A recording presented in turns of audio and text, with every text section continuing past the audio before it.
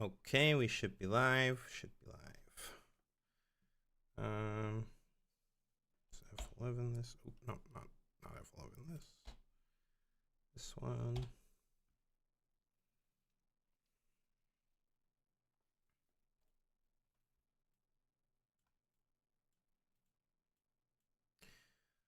What's up, guys? I think we're live. Let's see. Hopefully. Let me see on my YouTube. Yep, I'm seeing us. Okay, and on Twitch. We're also live on Twitch. What up, everybody? Daniel is joining me for our first round. Hopefully, we can, get that started at a reasonable pace or hour or whatever. I would like to be off of this before midnight. With some of these events, it's kind of questionable the play speed in some of these earlier rounds is particularly bad. So we'll hope for the best. Sure. Hopefully the audio sounds better too. Let us know, guys, in the chat if the audio. I think I got an audio fix because I know yesterday some people were saying some stuff. Daniel's showing a lot louder on my OBS, but yeah, again, let me know if anyone else who joins in is really low, and I will try to see if what I can do on the back end. Yeah, 1 2 3 1 2 3. Hopefully, I'm not blowing anybody's eardrums out right now, and they can let me know if it needs to be adjusted. Yep.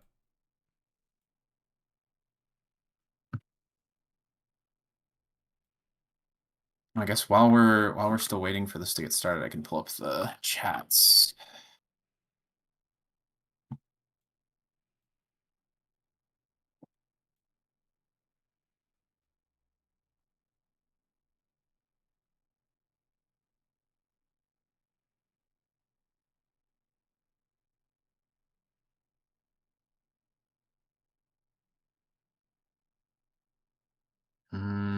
Okay, I think that should be the best setup for both the chats. Let me just move this a little closer.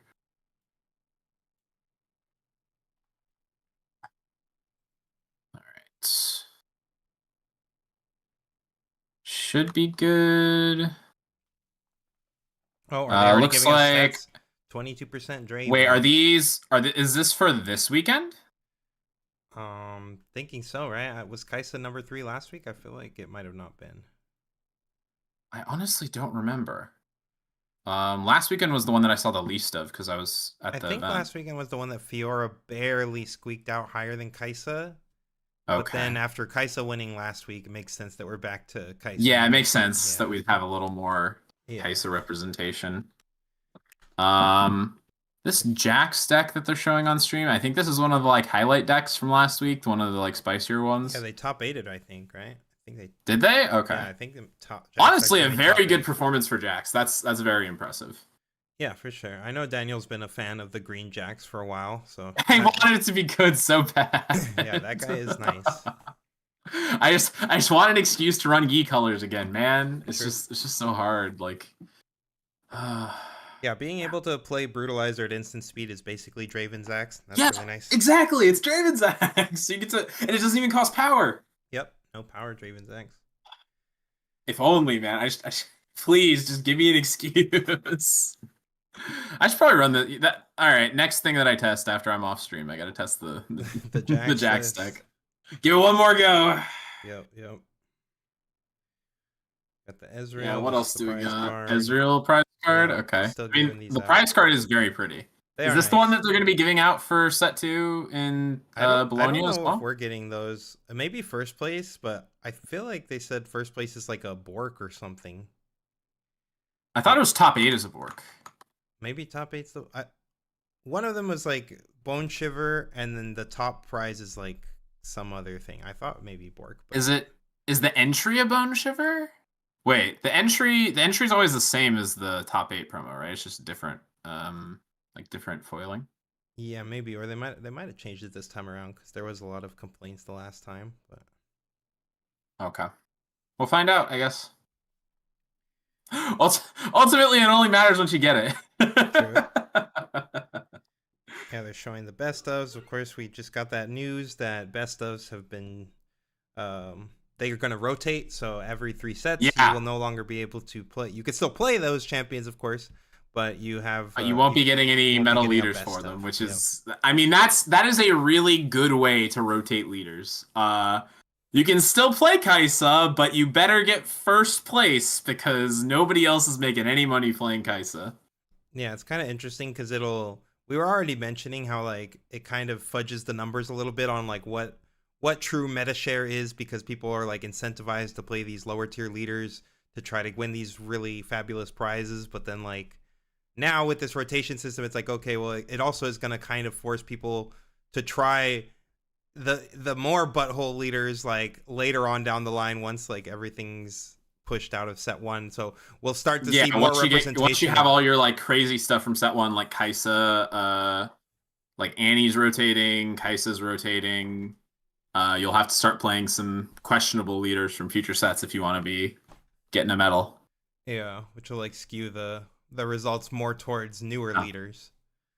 Definitely will skew towards, well, it'll skew towards leaders that are in rotation. Right. It won't necessarily like the difference between a set two leader and a set one leader is like the set one leaders have 9 total medal cards, the set two have 10, and I Yep. think set three is also going to be 10. Um, Although we haven't really figured that out yet. So it'll once we go through like the first 5 sets, it'll skew heavily towards decks that are not from set one. Right. Honestly, it's a very unique way to have like a soft rotation. They said that everything rotates after 2 years, right? For a set. Yeah. So you get like your first 3 sets Well, I think they where set one's gonna go ahead. rotate in a year, right? Because it technically dropped in Yeah, 2025. So like I believe that's it's correct. 2 calendar years, not like like 24 months or whatever. Yeah, I believe that's correct. I think Colin knows more about this than I do, but that Yeah. sounds right. So you've got like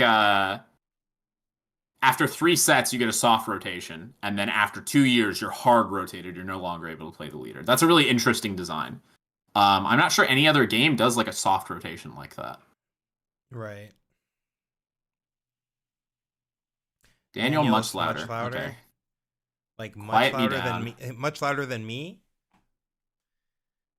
Okay, well, so at least it's the opposite problem because before it was everyone else. I was the only like loud one. Now it's Daniel's too loud, so that's better than what we were at yesterday, I guess.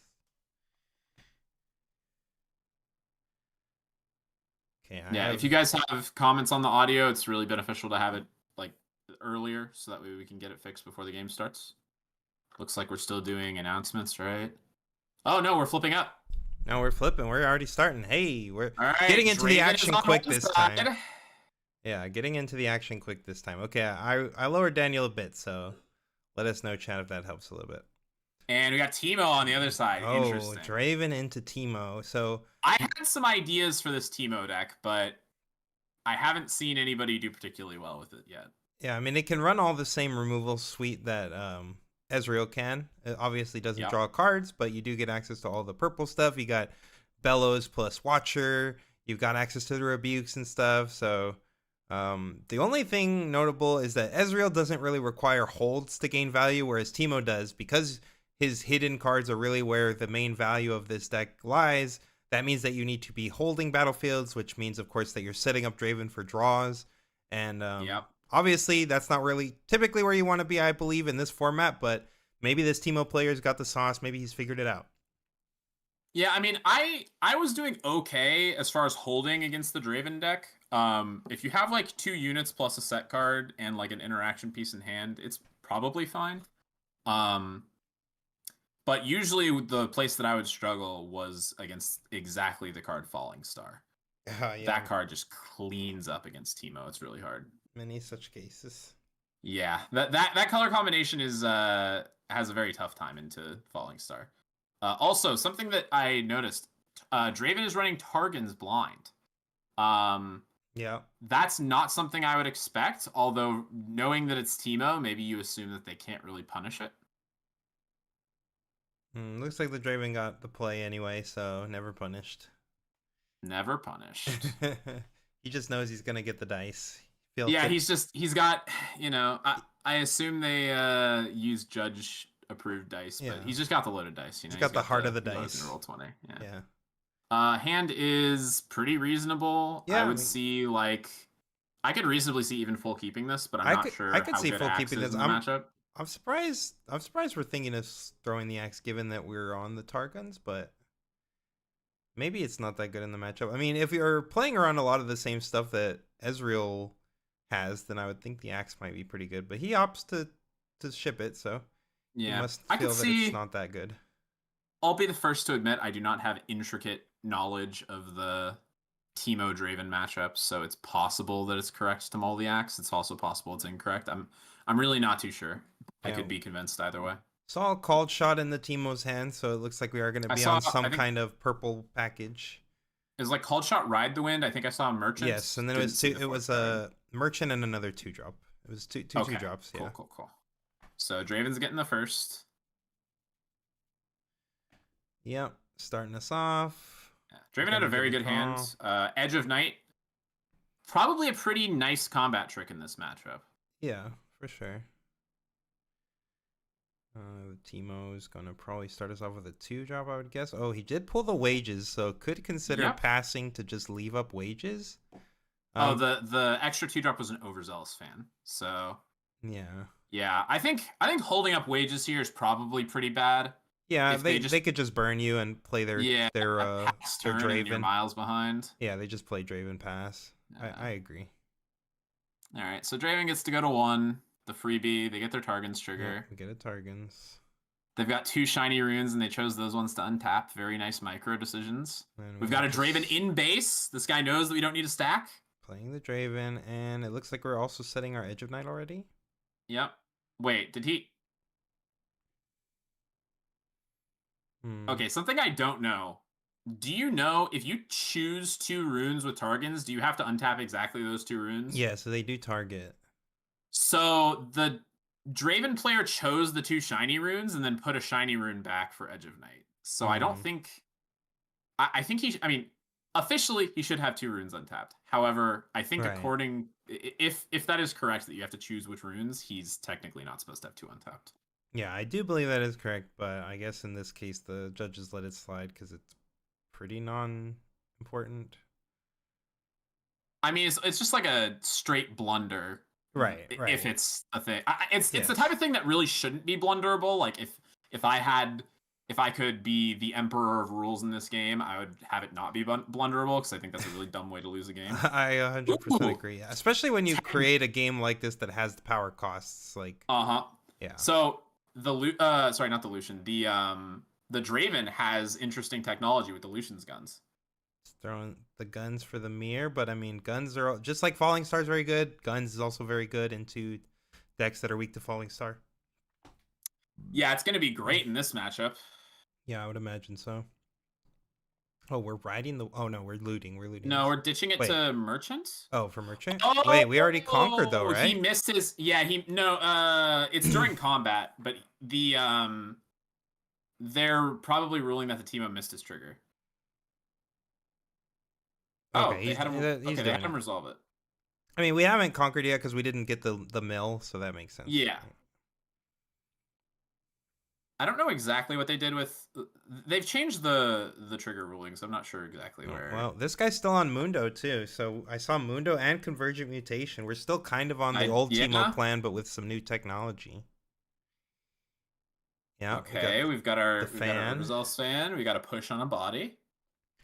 Unfortunately, nothing to set, but maybe we play. No, he's got a Wages of Pain. He could set that if oh, he wants yes, yes, we could set a wages. True. I don't think it's very good here, and it's going to get absolutely destroyed by Lucian's guns, but... Yeah, you just lose both of your twos and your wages for literally just 2 mana. Pretty rough. If he runs out the other 2 drop in base, I think he's just going to lose the game, unfortunately, like on the spot. Yeah. So Draven gets the free hold to 2.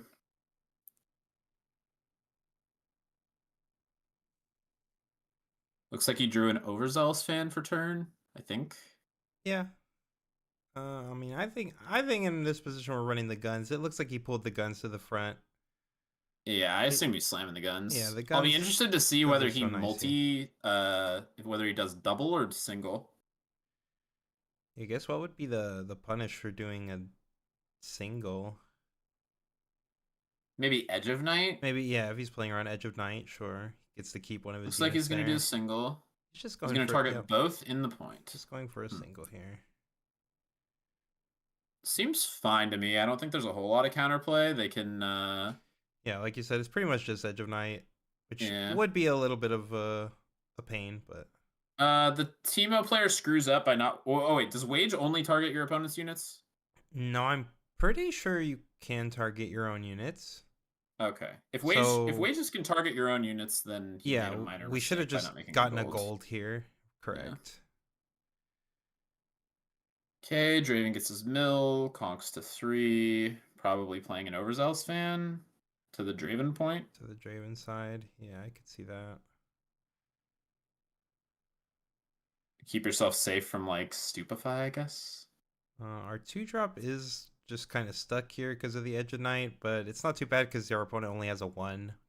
So Yeah, it's honestly, it's. I think it's totally fine. I think the Draven's in the very commanding spot, and I think yeah. the Teemo's already like.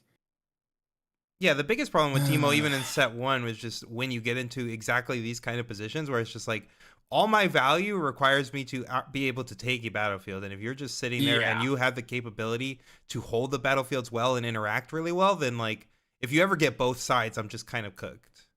that was the like when we were testing the Turbo Teemo list, and we were like really excited about it. One of the adaptations that we made on the Kaisa deck was just like, okay, what if we never leave a point? If we just sit there, does the Teemo deck ever get to function? And the answer was usually no.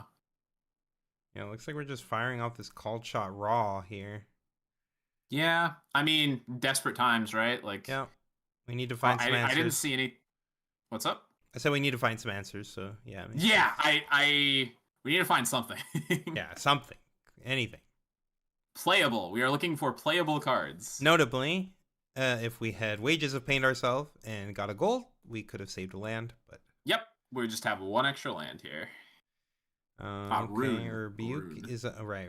Runes in this game. Rebuke. Yes. Probably gonna be the pick here. I don't know that we need a Tide Turner, but Yeah, I'm not seeing the. Oh man, his hand is so rough. He's got a Frigid Touch and a Mundo. yeah, I mean his hand's Like, disgustingly I sad. believe he took not the rebuke. He took the 2-drop. Needs to take the 2-drop. Okay. Looks like Yeah, I guess another take the Tide Mundo Turner. or a Convergent Mutation. I do not think those cards are going to be particularly helpful. Neither of those help us here, but I'm guessing you're taking the mutation. Yeah, there's no need to have a second Mundo for sure. We're already probably not casting this Mundo like ever this game. Now Yeah, that I don't know when the Mundo's coming we into just play. played this called shot on 7, so that means we're next turn gonna go up to 7. So we Yeah. won't have see no potential Mundo until like 2 turns from now when our opponent's already at 7. So yeah. Yeah, and then we won't even be able to mutation it until the turn after. Chat is saying the stream feels so wholesome without Alex. True. Ah, come on. Don't be mean to Alex. I mean, Alex didn't do nothing. wholesome is true though. Yeah, Alex is a bit of a D. We're all degens though, Chad. Just so you know, We like are very. I put on a very wholesome face, but I'm just as degenerate. yeah. All right, we're playing our Teemo in base, and we're contemplating our life choices. Just let them put some 2-3 Lee Sins on stream, and you guys will see the rage come out again. You guys don't remember when I was screaming because some idiot. Oh god. Oh my god. I have trauma from some of these Chinese streams. True. Oh, paying another power here. God, this is so brutal. We're just nuking everything because we have nothing else to do. Mutation Treasure Hunter, sure. More laid back for sure. Alex has a sharp tongue. Oh, don't worry. Give it a bit. Yeah, no, that's fair, chat. That's fair. So we made this a 4, nuking another ruin, which is not great, but I mean this is pretty much the only thing we get a gold this time. We do get a gold. So it's all worth. They do have an Edge of Night here that we know of, so they could take a trade, Yeah, it looks like it's just which gonna would be a be trade. great. Take a trade. We both lose a guy, but then well, I guess we could Frigid Touch here if we really, really don't want to lose a guy. I assume we're firing off the frigid touch. Yeah, that Like, still feels so bad though. Like what? We're down to yeah, a single card now. We just have. Oh no, we have Mundo plus we have the Tide Turner, right? plus We took what? a Tide Oh yeah, Turner, that's high I think. turner still. Yeah, Sure. Okay. Yeah. So like, yep, we won the fight, but at what cost? yeah, Like, we for got a sure. point, and we're gonna untap two, and we have a Mundo that's never gonna get cast, and we've got a Tide Turner which doesn't do anything. Yeah, I mean, we could just set the Tide Turner for one if we wanted, just to hold up three, which is not very good. But Pick up Timo, the he's just gonna use Teemo. Timo to Okay. pick it up. Did he Okay. pay? Did he pay a rune for this? Okay, he's paying a rune for this. Cool. Yeah. All right. Picking up Timo. I guess we could. Ugh. That feels even worse. Nuking another Yeah. rune. Like, this Mundo is literally never seen the light of day. Like, never. Nah, Come yeah, on, we can't. Anson. We You don't can't do want that. to. We You don't can't want do to set that. a Teemo. You don't want. Oh, he No. also didn't untap two for Targons. Yeah. He also misses Targon's triggers. So, Miss trigger. oh boy. Yeah, I mean, Not that he had yeah, anything to it's rough. play anyway. Like, but Yeah, but even he can just at the least threaten. represent Yes, even just something. representing a fight or flight or something would be much better than just being tapped out here. So, Here's and here comes Kaisa. Take a Kaisa. point. Yeah. Draw two cards. Yeah, and this would have definitely been rough for him if he had. This would be basically the only thing he's playing around if he sets the Teemo. But even then, Kaisa plus the Edge of Night runs over Teemo plus his one, so Yeah. he couldn't even set the Teemo if he wanted to play around The this. only way you get value here is if you somehow you bait them, you set a card to bait them into sending the Kaisa in with an Edge of Night on, and then you flip up a switcheroo. But it looks like the Draven player already had a switcheroo in hand, so even that wouldn't have worked. Yeah, the Draven player's got it all here. Like, Yeah. we're I mean, we saw super Draven far like ahead. Draven got to Teemo's down do to two basically everything he cards. wanted. Yeah. Yeah. The Teemo player got to do almost none of what he wanted. Like he set up a hold and immediately got blown out by Lucian's guns. Yeah. Teemo, notably, again, Uh, another deck that really feels bad going second because, again, you don't get to get value out of your Teemo because you need to take, like, one of these sides, and, yeah, he just doesn't get a lot I of think value. so. My one reasonable like idea for Teemo is of how we fix the first second problem is going second. You play 3 sneaky deckhand and 3 of the sprite call, and you just steal going first by getting the first conquer. Yeah. That's my big brain way to steal going first. I don't think it's good enough, but You just drew an Ezreal here. You probably need to fire this off because our hand is so bad. Just discard this Mundo because he's never coming out. yeah, I am definitely jamming the Ezreal here. I mean, literally, what else are you gonna do, bud? Like, okay, he does We have a don't have, gold too, so yeah, he doesn't we have to could pay still power for it. potentially keep the Mundo then. Ditch this Tide Turner. Okay, he's ditching the Teemo. No, the Teemo. Okay, sure. I saw a called shot. Looks like a Oh, ride the wind. yeah. I mean, there's some crazy world where we could. Well, we already know that our Draven player is sitting on the switcheroo, which perfectly answers the Mundo. So even if he Yeah. gets to live the dream and drop this ginormous Mundo, it's just going to get switcherooed. So. I think we're just gonna die before Mundo even No, comes yeah, and I out. think Like, he thinks so too, which is why he's paying a power yeah. here. He's like, ah, I'm not gonna try to slam this Mundo next turn. My opponent's gonna be at 7. I'm cooked. Like, Also, it looks like he's only got 9 cards in drop. Like the Mundo is only a 15. I'm pretty sure most Draven hands can out 15 power. sure. Is that a consult the past? Looks like a consult and a fight or flight. Fight or Probably have to flight. take the fight or flight. Yeah, you need some interaction here.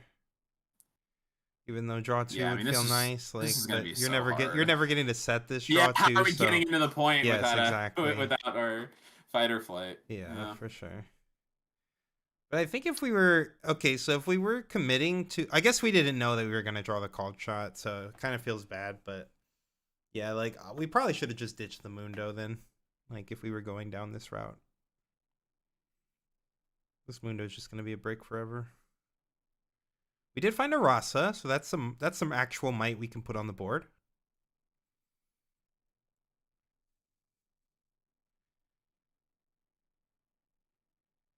Of course, that will also cost us another power. Yep, and it looks like he's tucking that for a Rasa.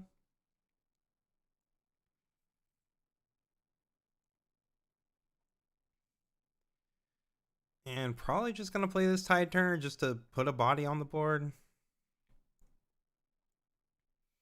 We just need dudes. Yep, we just need dudes.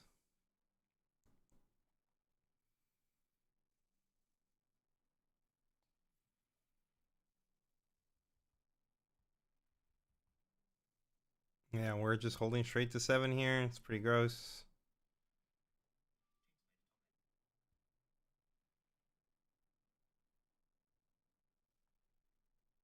Yeah, this is looking pretty over.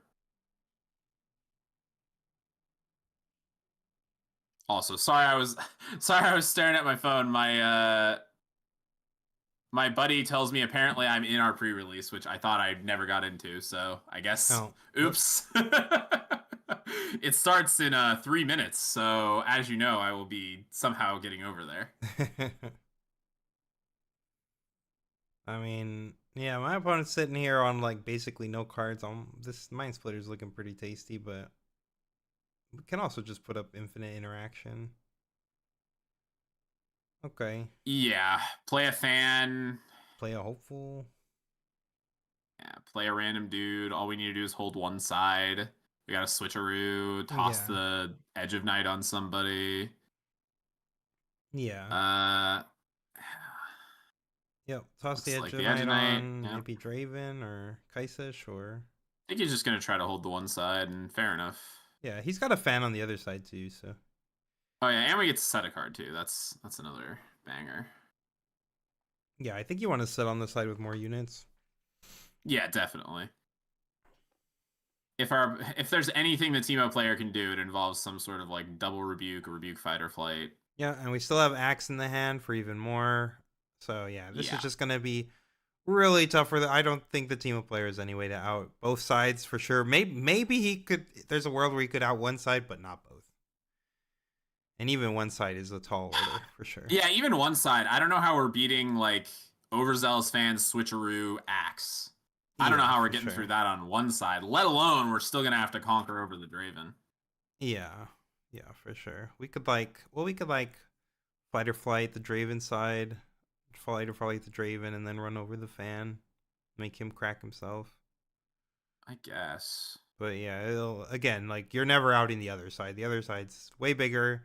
They've also got a set, and we know there's an axe. So yeah, Yeah. actual no way to do this.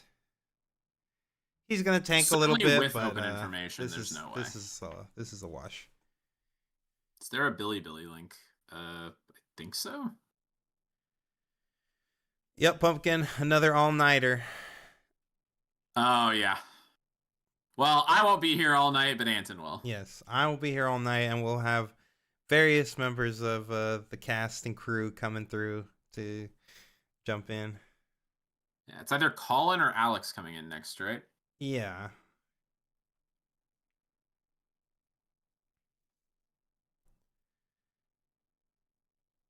Yes, tank fingers, finger motion, tank concede question mark Concede, tank. tank. Yes, agreed. All right, we have decided our plan involves a fight or flight. Yes. Tell me Yes. more. Kaiso will be pushed out. All right. Okay. That's a start. Sure. Sounds good. We have outed Uh, one of the like five, one, two, three, four, five, six. We have outed one of the seven things. I forgot there's a second fan. Seven things involved. We have outed one of them. yep. I think you probably have to send just this tide turner into that side if that's the side you're trying to break. That is my assumption. I assume we are sending Tide Turner in Yep. to the fan. Offer it either trades with the fan, which gets rid of the push, or they just push it back, which gets rid of the fan either way. I think from the Draven player's perspective, we just let them trade.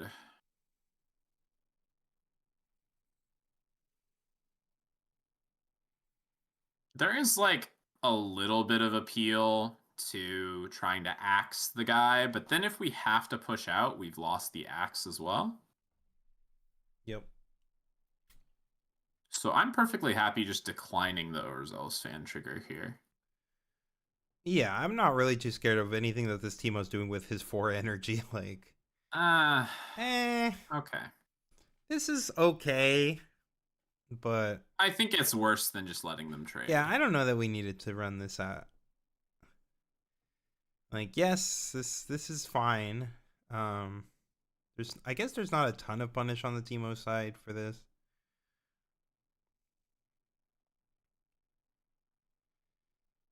I mean, he has 4 mana up. There's no punish for any of this. It's just like take Yes. actions at random and let the game resolve. All right. So now he gets to keep his push on that side. Now there's for sure no way that this Wait, is it a push? I thought it's a set switcheroo.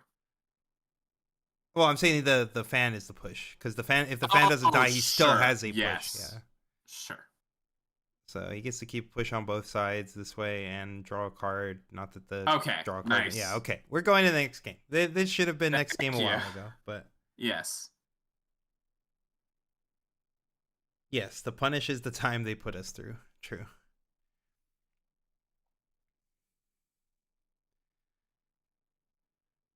Oh, look at this nice Riftbound deck box. I want one of those. This like blue one with the Riftbound symbol on it. That's nice.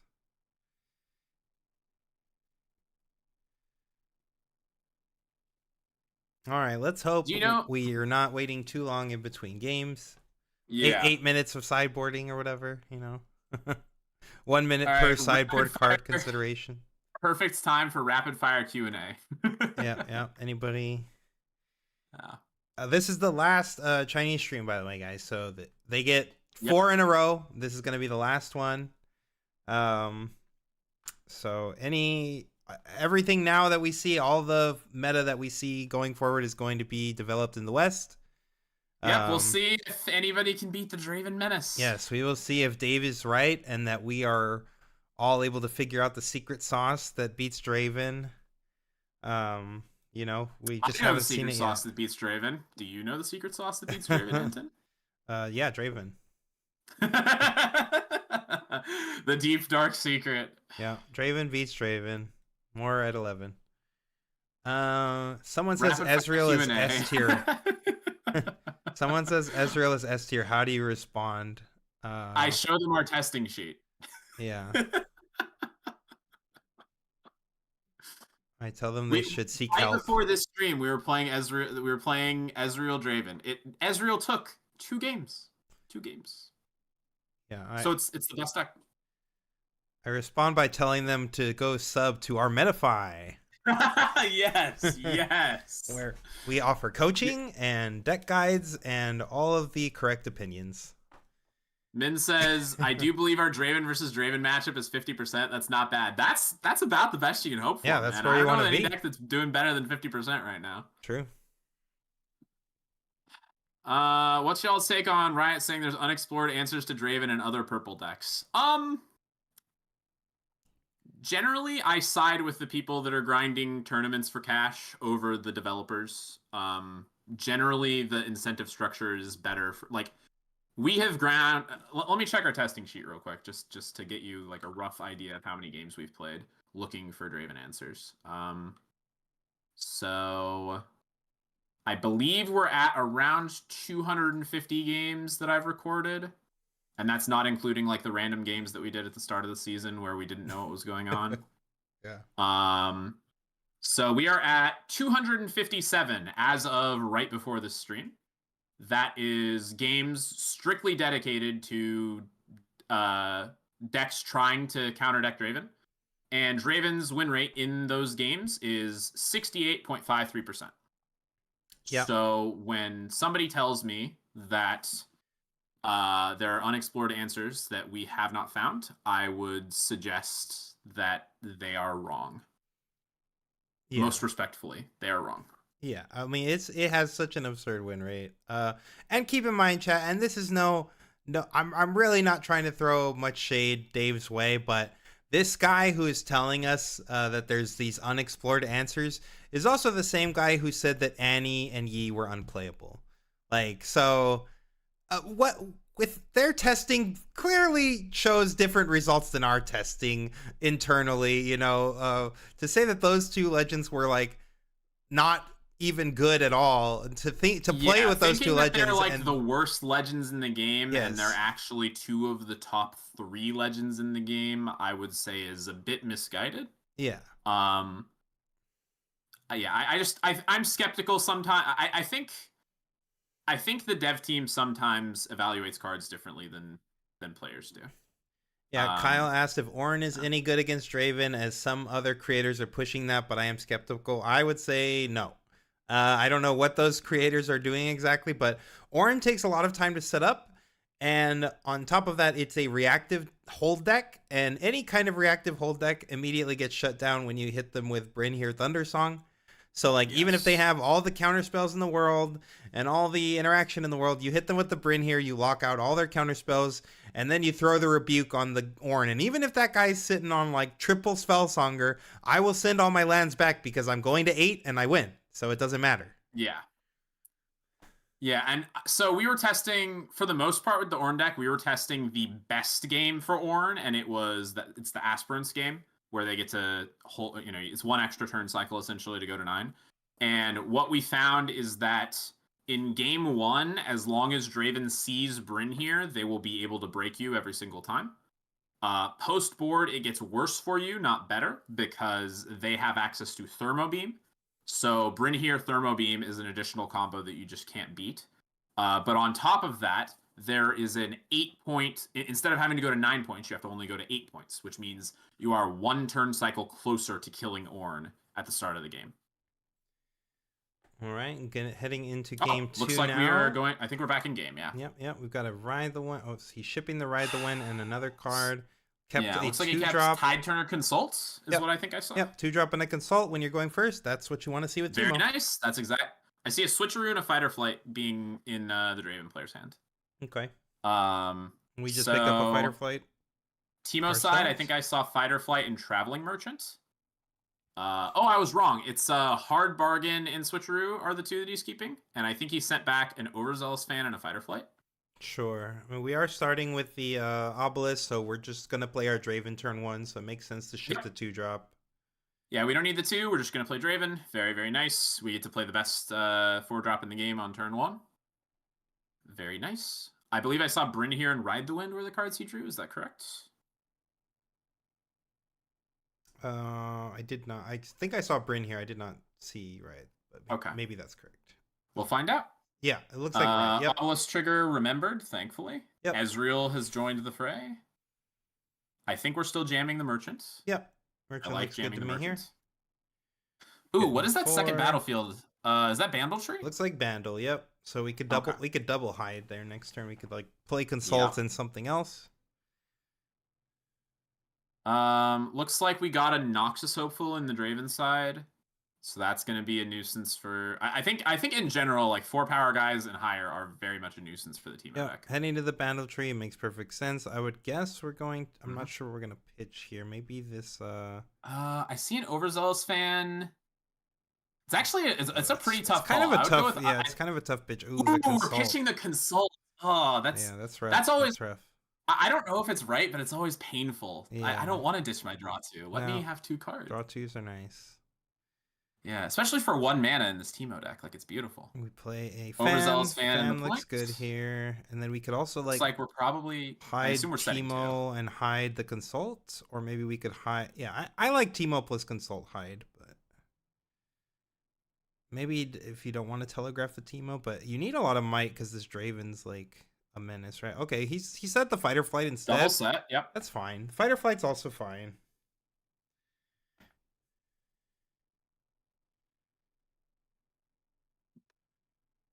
All right, so we're up to 6 mana on the Draven side. I didn't see what was the card that he picked up. I wonder See a since we Tide did, I Turner? guess he maybe wants to represent Stupefy, but I wonder if there is also some consideration, even if we're not setting the Teemo here, to just pick it up from the champ zone with our last energy. So that we could have just. I do think that's reasonable. Yeah. I think that makes sense.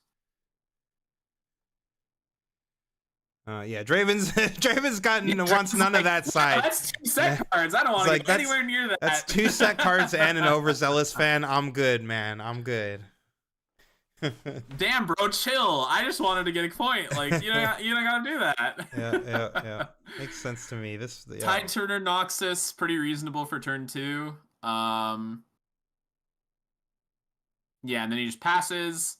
The Teemo player wanted to flip his consult, but he couldn't. But it Yeah, it really doesn't doesn't really matter because he matter. can just flip Yeah, it you can flip it immediately. now this turn Yeah. and you're fine. Like it literally does not matter. Yeah. So we're holding the 2. Pretty much all you could ask for from the. Oh, I think I saw an Ember Monk. That's a very good draw. It actually is a little bit better here to flip it here too, because his opponent was sitting on a hard bargain, so he could have actually hard bargained it if he wanted to for 2 and burned your draw 2. I wasn't thinking about that. You're right. Yeah. Yeah. So I think our hand is it's Monk, Called Shot, and Ezreal, which is, I mean, it's certainly a handful draw, and a Monk is very nice. Yeah, Monk is a great card for us. I'm pretty sure we should fire off this draw 2 before we make any play decisions. You always want to draw your cards first, chat, to know like what. Yeah, see, I disagree with this. You always want to draw first, chat. There's an age old meme in card games of draw last, lol, and like yeah, you don't draw last. Like this is a guaranteed draw 2. What picking between seeing what your 5 cards are and then deciding your best line of play is a much better route than committing to a play that uses half of your energy and then drawing 2. Maybe he just wants to leave the draw 2 there to threaten or something, but that doesn't even make much sense. That is what I'm assuming, but I'm not sure how much sense that makes because we're not getting any value out of it, right? So yeah, I agree. Like, what if we find a better set card? Wouldn't we just want so now he's picking up the Teemo for 1 energy. I think he should have just done this last turn. But even then, we could have drawn 2 here and then set the Teemo, which I think would have been even better. Like, I think this is a little sus, especially when his opponent has 2 Formite units in the back. Like, this Consult is not doing anything for us defensively. Oh, this Bryn here is actually going to be insane, isn't it? Oh my god. Oh yeah, he's just gonna plop down a mid game Bryn here. And this is it. This is a now you're done. Now you're done. Yes, now you can. So yeah, you could have used it on your turn too, bud. Right? Yeah. And then we still have a reaction window before the trigger resolves. That's a Singu. I don't know. That Singu would have been kind of nice last turn. Maybe we should have drawn 2. You know, just maybe. And then we could have played that instead of play these 4 mana. Yeah. I'm not gonna lie. I'm almost positive that it is incorrect to do what. Also, he discarded a Teemo instead of a Mundo. I don't know if we're ever playing this Mundo. Like, yeah, I agree. I feel like there's a lot of questionable plays being here. Keep in mind, chat, you guys can see their ranks underneath here. This is a Platinum versus a Bronze. So our Teemo player is Bronze rank. That doesn't necessarily mean he's like, really bad at the game or anything, but he is inexperienced, right? He doesn't have much of a rank yet, which means he hasn't played a lot of these events. Yeah, I'll give him some credit for not, if you haven't played a lot of events, you're allowed to misplay and it's okay. But I try to be as objective as possible as far as like what plays are correct versus incorrect, and usually I'm almost 100% certain that we are always supposed to flip up the draw 2 on that Bandle tree. Oh, for sure, undoubtedly. Like we would be just if we drew 2, like you said, we would have found the Singu, and then we could have Singu'd both of his 4s. And then he has no board. He has no board to threaten us with this Bryn here. Like, there's so many different things we could find where it immediately changes. Like, if we find the Singu, all of a sudden we get to do another hold on that side. Like, if we find some sort of hidden card, that's going to be something we want to interact with. Like, if we find something to like develop, then we can like pull back or something like that. Like, we have a lot of options. Does the US have a ranking system or China only? China only, as far as I'm aware. Yeah, so far China only. I know that like we added the win-loss records in like the UVS system, but we don't have like an actual rank leaderboard type deal. That hopefully that's brought to us eventually, because that would be pretty cool. But I would love to have that. Yeah. All right, so we're setting a card on the Bandle tree as Draven. I don't know what the set is. Did you happen to see it? I did not. Okay. So, our hand as Teemo seems like pretty solid. It seems like a lot of cards that we want in the matchup. It's just like a real shame that we like got blown out by Bryn here last turn.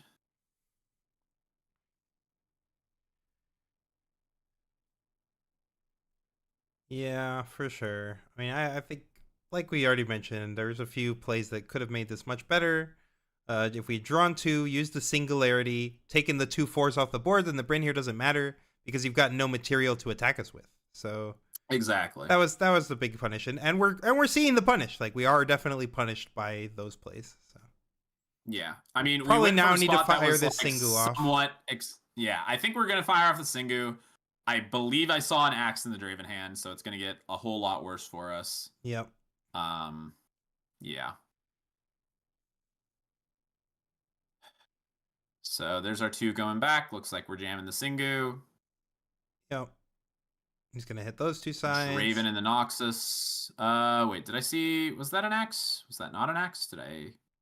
There's an axe. Okay. Yeah, there is an axe. So we could save one of these. Depending on what this hidden is, we might need to save the hopeful. I am accepting of saving the hopeful if our hidden card is anything good. The only one I probably wouldn't save is like exactly switcheroo. Yeah, that makes sense.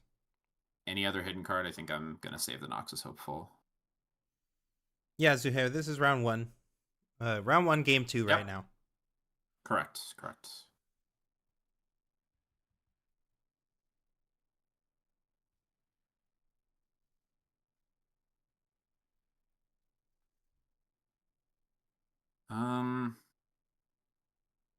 I'm not sure exactly what the Draven player's thinking about. Oh, I haven't actually thought about that. Does Ember Monk say all hiddens or just your hiddens? I think it's just yours. Oh yeah, it was switcheroo. So he He decided. He actually decided he to lose declines both. to Yeah, he didn't. save. He didn't want to save at all. Um, That's a little weird. Not gonna that lie, chat. That's a does little weird. seem odd to me. Uh, Maybe he wanted to. I mean, maybe he's very much respecting Stupefy. yeah. I mean, I guess so, but still feel like that's kind of bad. Yeah. Maybe he just feels like he's so far ahead he can win anyway. Like, he is as long as he doesn't burn the axe. Yep. Maybe. Yeah. That one's a little questionable. Not gonna lie, chat. I'm not sure. Not sure Yeah, exactly what I don't he's know if that's the thinking right here, line. but sending the monk on this side makes sense to me. We could also double set. We could set like Tide Turner and the wages if we wanted to. We could also fire, maybe consider firing off this called shot. My assumption would be, okay, we're setting the wages, sure. What do we have up? Oh, we have a Tide Turner. Yeah. Oh, maybe called shot for some better hiddens is a line here. Could also wait till next turn. Yeah. I think we have to wait until next turn.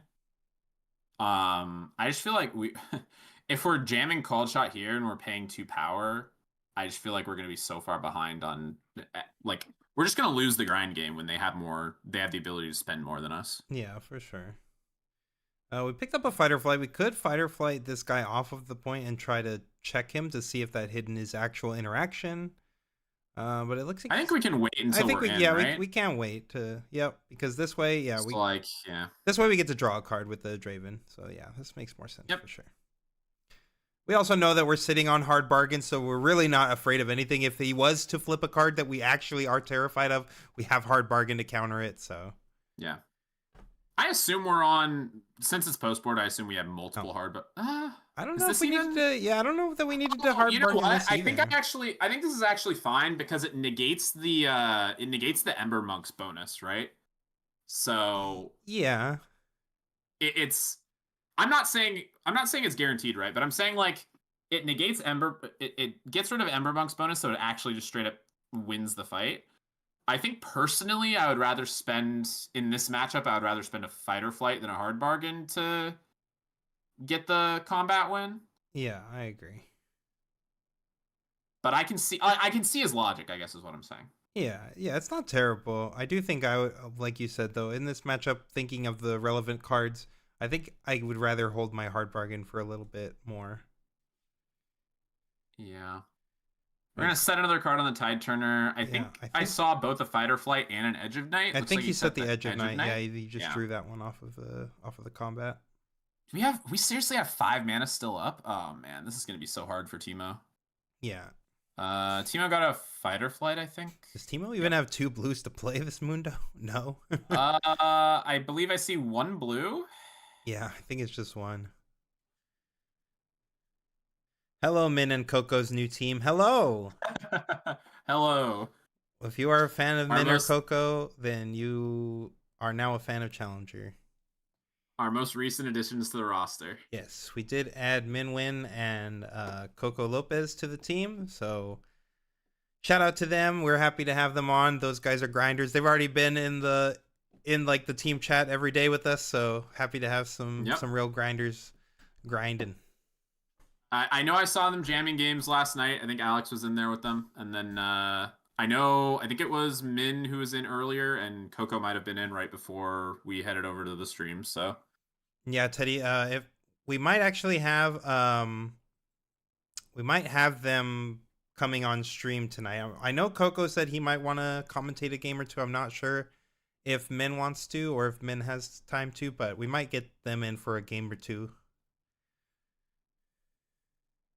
I saw a called shot on this side. I think we took. I'm not sure exactly what we took on the second one.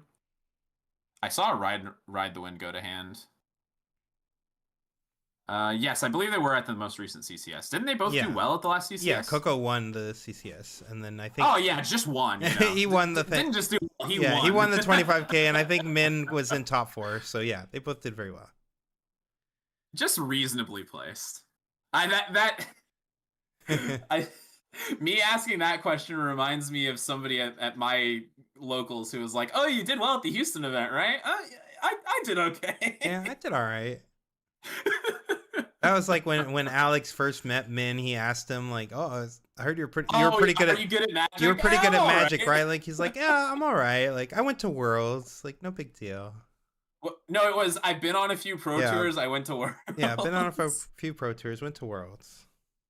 When you are asked the question, "Are you good at magic?" the answer is yes.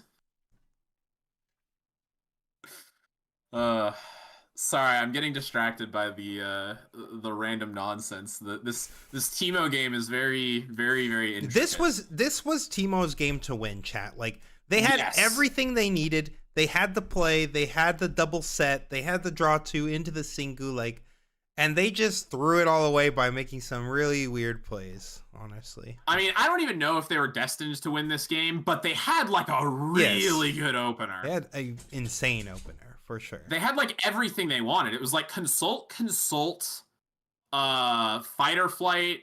They had the merchant on turn 1. They had an overzealous fan. Like they had everything you could possibly ask for on turn 2, and they threw it all away. Yep. Okay, we're sending the Bryn here out. I don't know if that does anything for us, but I guess it's what we got to do to score a point. Sure. Merchant coming in. We're ditching. Trigger.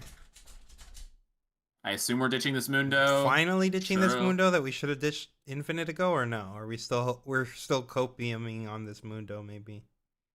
Maybe? I don't think we're ever going to have time to play this. Okay, it's gone. The Mundo is gone. Yep. Hooray. Yep.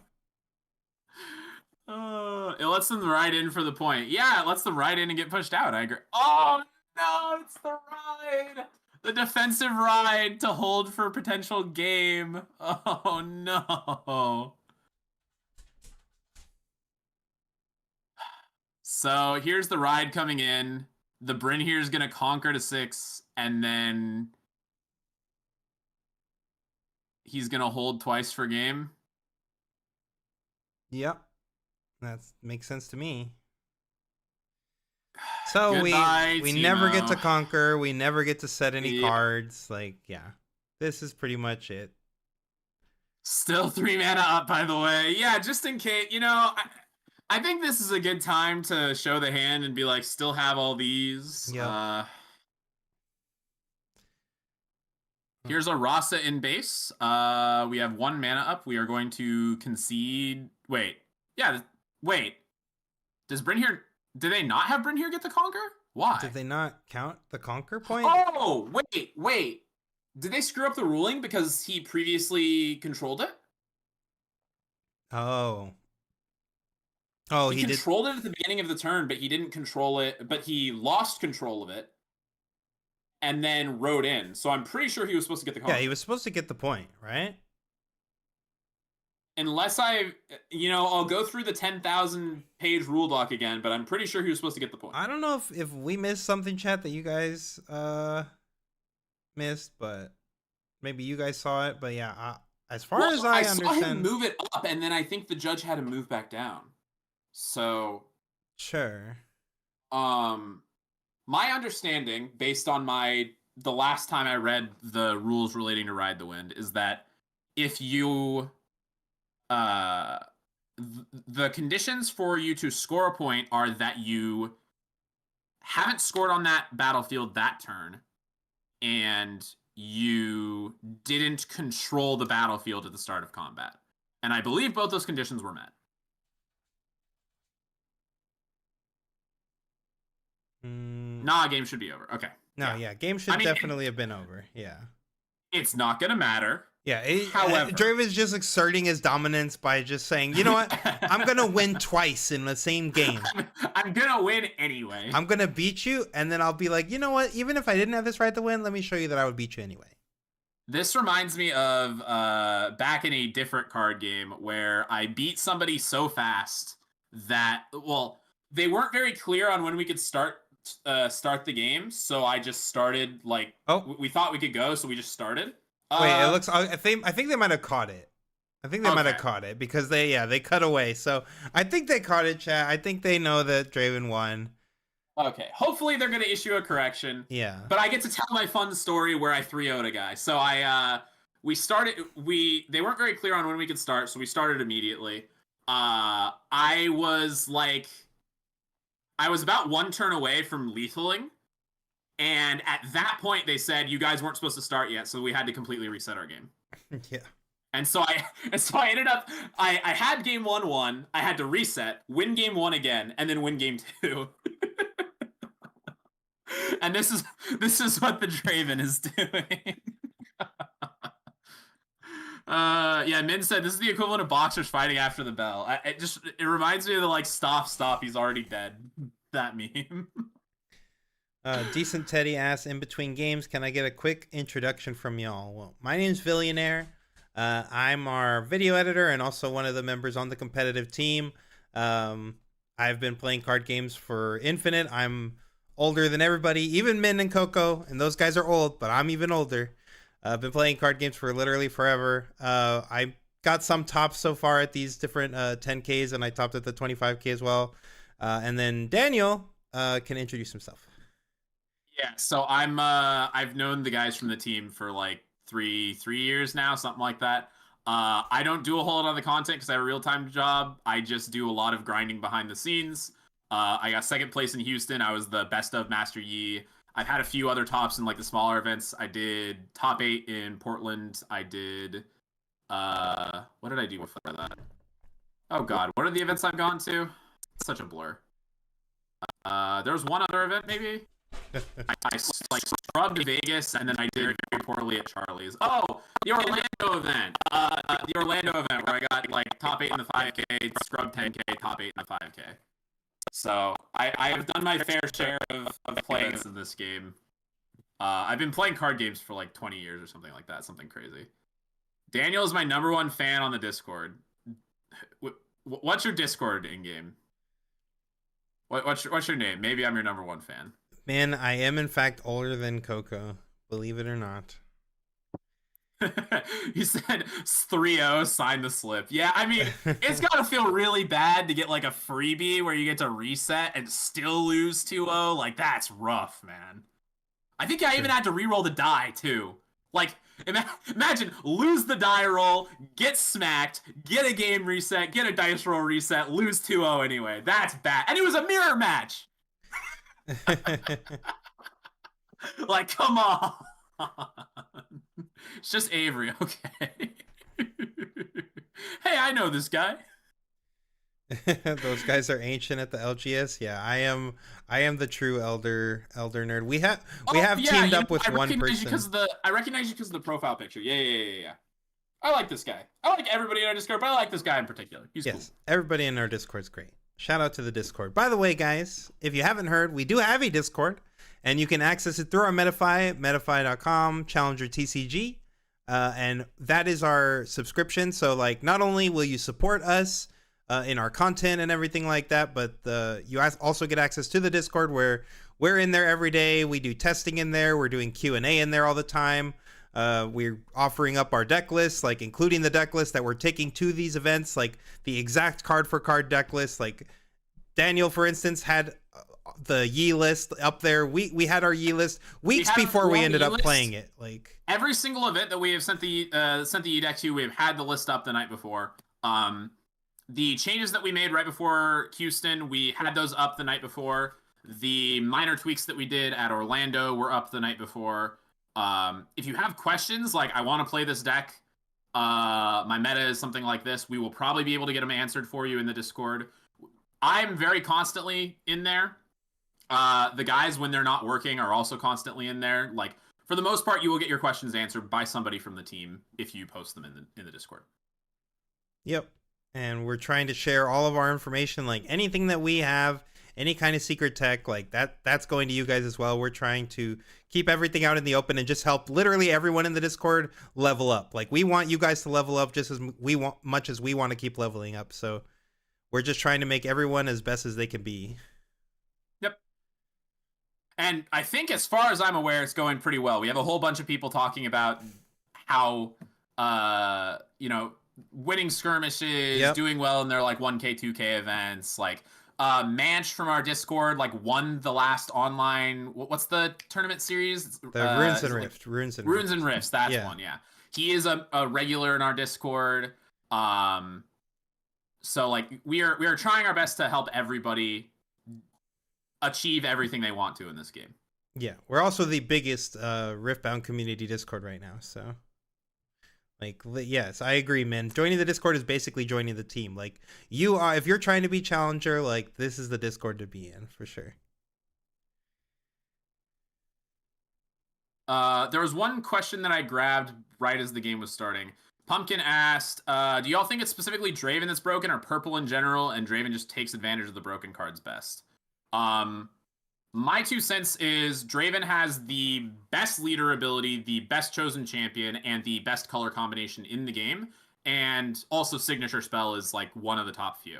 So it has the best of every category in that, like, it's not just purple that's broken. Purple is broken, but Draven has the best in everything. It's like, imagine if you essentially have no reason to, if you're playing a cash tournament, you have no reason to pick a different deck. It's just best color, like best cards, best leader ability, best chosen champion, best sig spell, or like one of the best sig spells. You can't pick any category where Draven's like losing. I think Draven does the purple thing the best. That's why you see like the best miracle deck is also Draven. But you don't even need to be playing the miracle deck in order to do well with Draven. You could just be playing the mid-range cards, and it turns out the red mid-range cards and the purple interaction spells are really good. Like they synergize so well. Yeah, for sure. I do think that it would still be. I think there would still be a purple problem even without Draven. I think Annie is still an issue. I think Aurelia is also a very oppressive deck. Like I think Aurelia is kind of kept in check right now because of like some of the other decks that are insanely popular that are also purple. But I think Aurelia is also a pretty absurd deck that invalidates a lot of other decks. Yeah. I think Aurelia could definitely be a problem if the red purple combo like got pushed out of the format somehow. Yeah, for sure. Did you already answer Teddy's question? What was the question? This seems to be the general consensus. So is there a chance we get an anti-Draven deck for those of us that hate 15 rounds of mirrors? So I also hate 15 rounds of mirrors, and I have been trying very hard to find something that feels like... So, like, the reason why I played Aurora Yi at Houston, right, is because I thought that the most popular deck was going to be Kai'Sa, and I felt like Aurora Yi was really, really good into Kai'Sa. I have yet to find a deck that feels the same, like, the same style of counter deck. to the point where I'm having a hard time choosing decks that aren't Draven.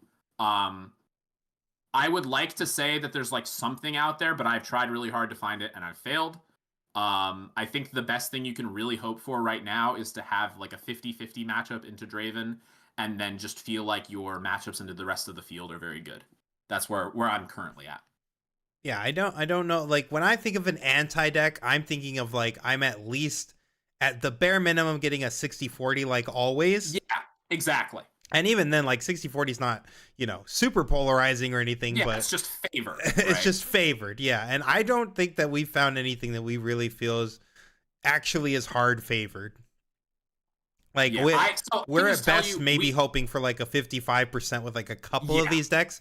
And keep in mind that again, we're still running into this issue of okay, well we get this 55% into Draven, but then those decks are usually like we're auto losing to Aurelia or something else, like which is also a very popular deck. So you don't really want like, oh well, I'm hard teching just for this one deck, just for a 55 percenter, and then I'm also losing to like the second, third most popular meta yeah. decks. Like That's the so Teddy said I just want to play Ezreal. I don't think Ezreal is like I think Ezreal is in the top 5 decks for what to choose. I just think that it's like it's not going to counter Draven. It's going to be like you hope to 50-50 Draven. That is your like what you have to hope for with any of these decks. An example is we recently cooked up an MF Aurora deck that, in theory, should have about a 60% win rate into standard mid range Draven.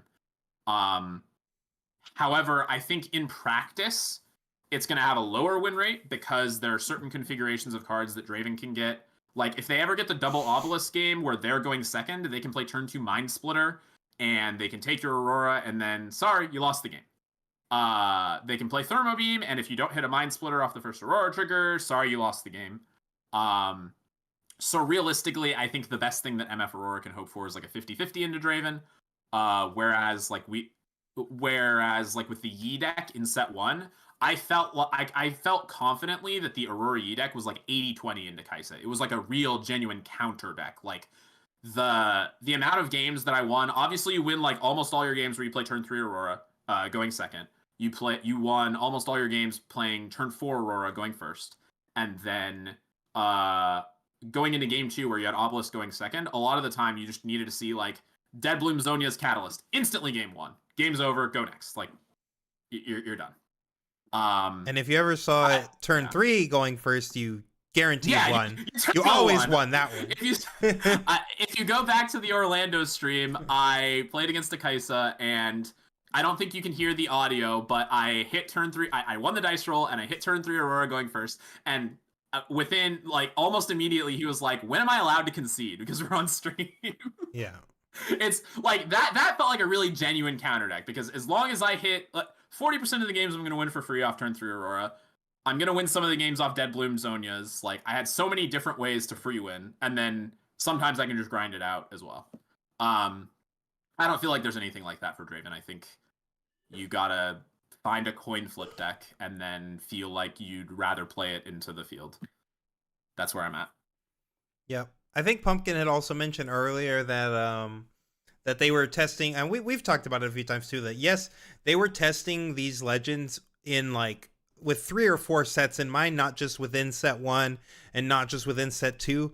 But I still struggle to imagine you playing with like sets 3 and 4 and still not being like, man, this Annie card is crazy, man, this like to think that they are literally so bad that they're just unplayable. Like proving grounds champions were, or proving grounds legends were actually, or all the proving grounds cards supposedly were bad enough that they were meant to be unplayable. Like they didn't print a lot of this set because they're like, oh, it's fine, these legends Yeah, are actually like non-competitive. that part was very funny to me. The part where they're like, "Yeah, Annie, the leader that gives you Targon's Peak on your champion ability, that one's not going to be playable. Yeah. Yi, the one that's just like a free 2-drop on all of your creatures, that one's not going to be playable. But you know what's going to be playable? There's this really cool leader. I don't know if you've played him. He's very very bad. His name's Lee Sin. Notably, the least played like good color combination deck in set one at Houston.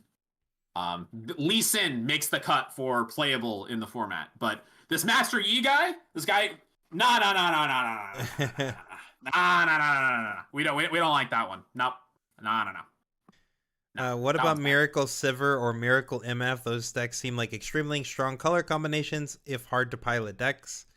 Yeah, I mean, Randy had some success with Miracle Sivir. I think that when we've tested it, which we had tested Miracle Sivir before, we tested pretty much every deck with the purple engine you could think of, and they're just so much weaker than what Draven is doing.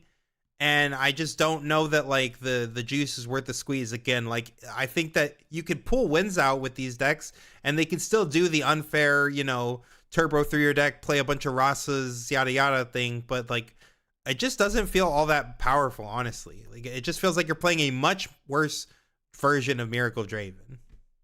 Yeah, I would say the appeal to me for the Sivir deck is that so there's like a lot of different miracle style decks, right? You've got the purple blue ones, which are like Ezreal and Teemo.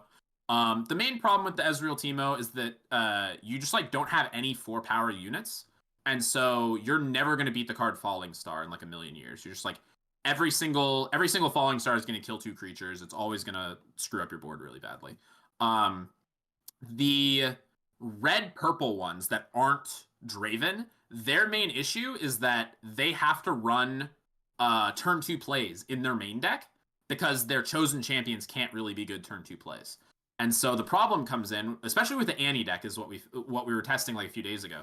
Is we were playing this Annie deck, and you really want to see Kai'Sa on turn 2 because that's like your best turn 2 play by far, right? But if you don't see Kai'Sa on turn 2, she is now a dead draw every single time you play like a called shot or a stack deck in the mid game. So like I was playing these like I was going off on my miracle turn and I'm drawing my cards and one of my called shots is like, oh, 2 Kaisas. Wow, neither of these cards are ever going to be played over the course of this game. I don't have the time.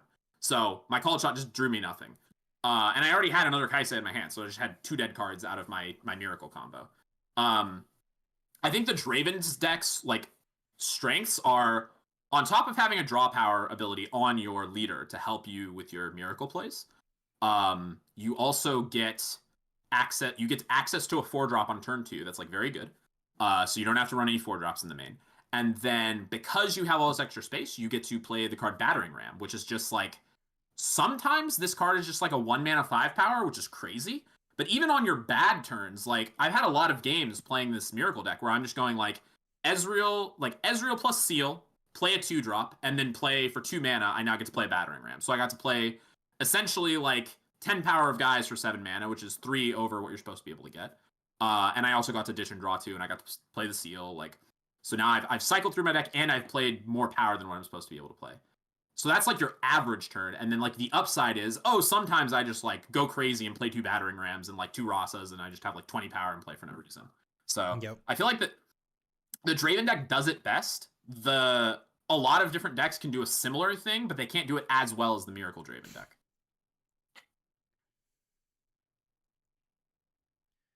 Basically, Miracle Draven doesn't have much of a drawback for playing unlike the other decks. So like going back to red and purple being the best color combination. So you're in the best color combination.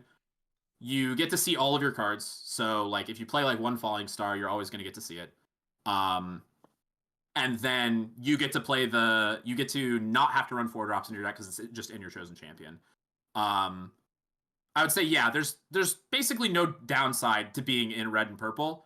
The downside of playing Miracle Draven is that you're not playing mid-range Draven, which is like, basically it's like, the downside to playing this broken deck is that I don't get to play this other broken deck. It's like, that's the only downside you experience. Because purple and red, in theory, have answer to like every combination of cards in the game.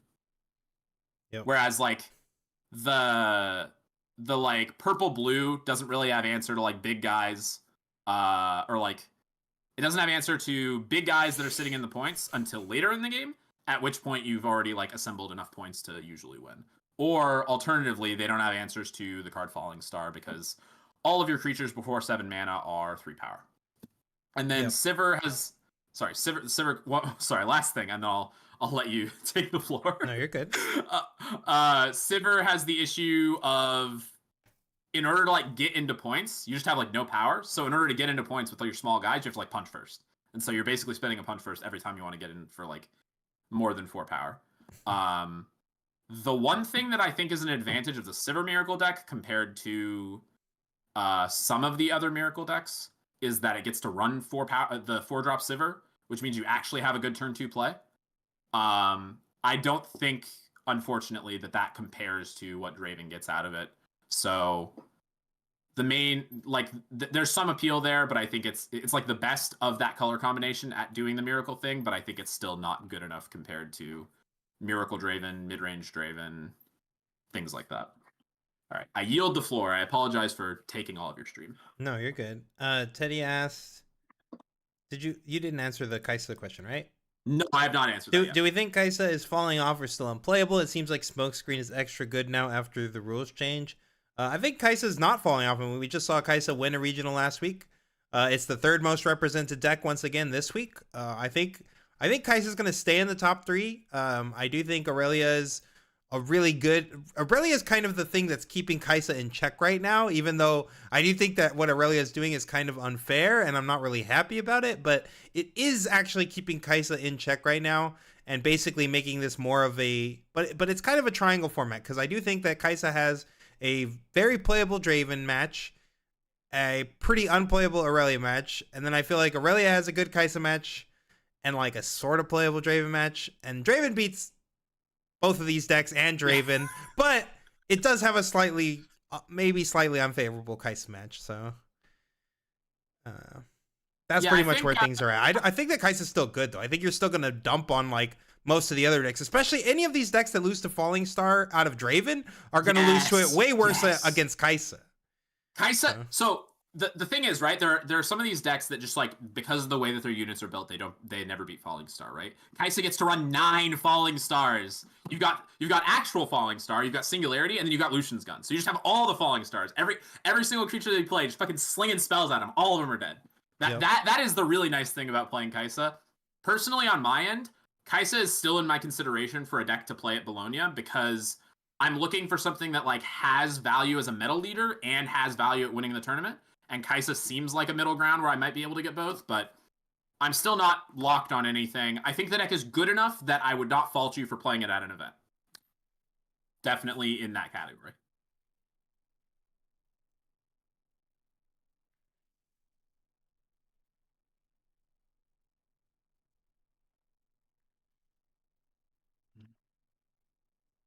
Yeah, Bryn here just cooks this Teemo deck, so that was just so rough, man. The Bryn really rough. the mid game Bryn here just like, oops, sorry, buddy. Yeah, literally so miserable.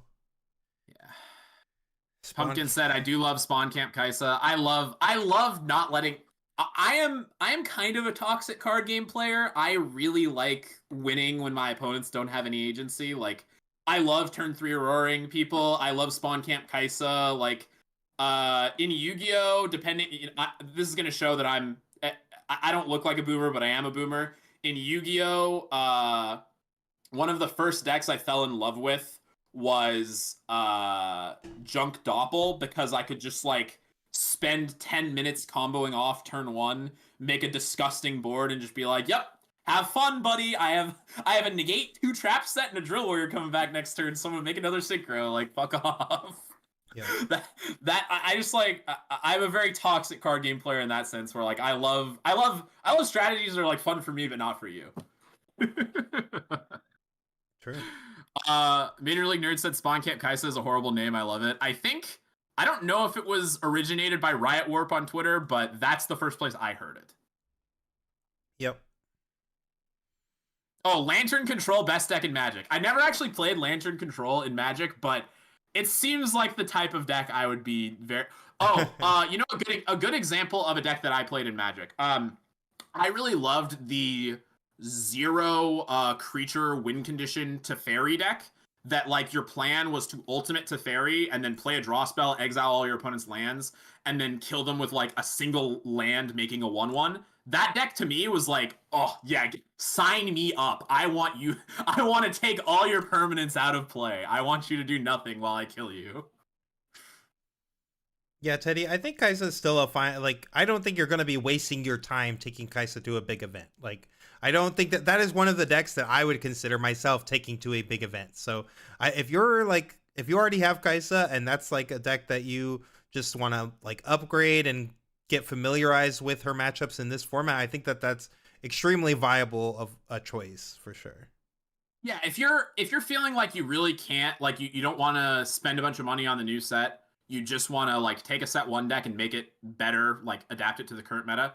Kaisa is one of those decks. That deck is really good. It has a lot of matchups where it's like super favored. It's just going to be like versus Draven, you have to play really really tight. You might have to gamble a little bit, especially going second. And then you're gonna have to figure out your Aurelia matchup. That's gonna be the very hard one for you. It's sort of like Aurora Yi was in set one, but I would not fault you at all for playing Kaisa. Kaisa is a very good deck. Yeah, and you do have lines, especially because you're in red. You have Bring Here Thundersong. Like you can beat it. Aurelia is not unbeatable or anything for Kaisa. Like it is very hard, but it's not like unwinnable. I believe Daniel was testing somewhat recently, right? You were testing that matchup, Kaisa into Aurelia, and you were getting some Yeah, wins. so the last time I played Kaisa Aurelia, I went 4-1 going first. Now, going first Yes, turns out going first is good. yes, I have not yet gotten to play the going second side. It might be a lot worse. But I would, from my experience with the current list that I'm playing, um, I don't think it's like unsalvageable. I think it's probably like a coin flip game one, and then post board it probably gets a bit harder for because they get to side in like hard bargains. So your time warps aren't as good. They get to side in the sneakies, which are like the sneakies are okay against you. The sneakies are mainly going to be a problem going first because they're going to run you have to run obelisk going second. They get to play sneaky turn one, and it's like it's not great for you. right. Um, but mainly it's the hard bargains because one of the ways that you're typically going to win is with time warp. Whoa, is that Faker? No, I don't think it's Faker. Who are they? Who are they thinking is Faker? I don't know. One of them. Faker's pretty icon.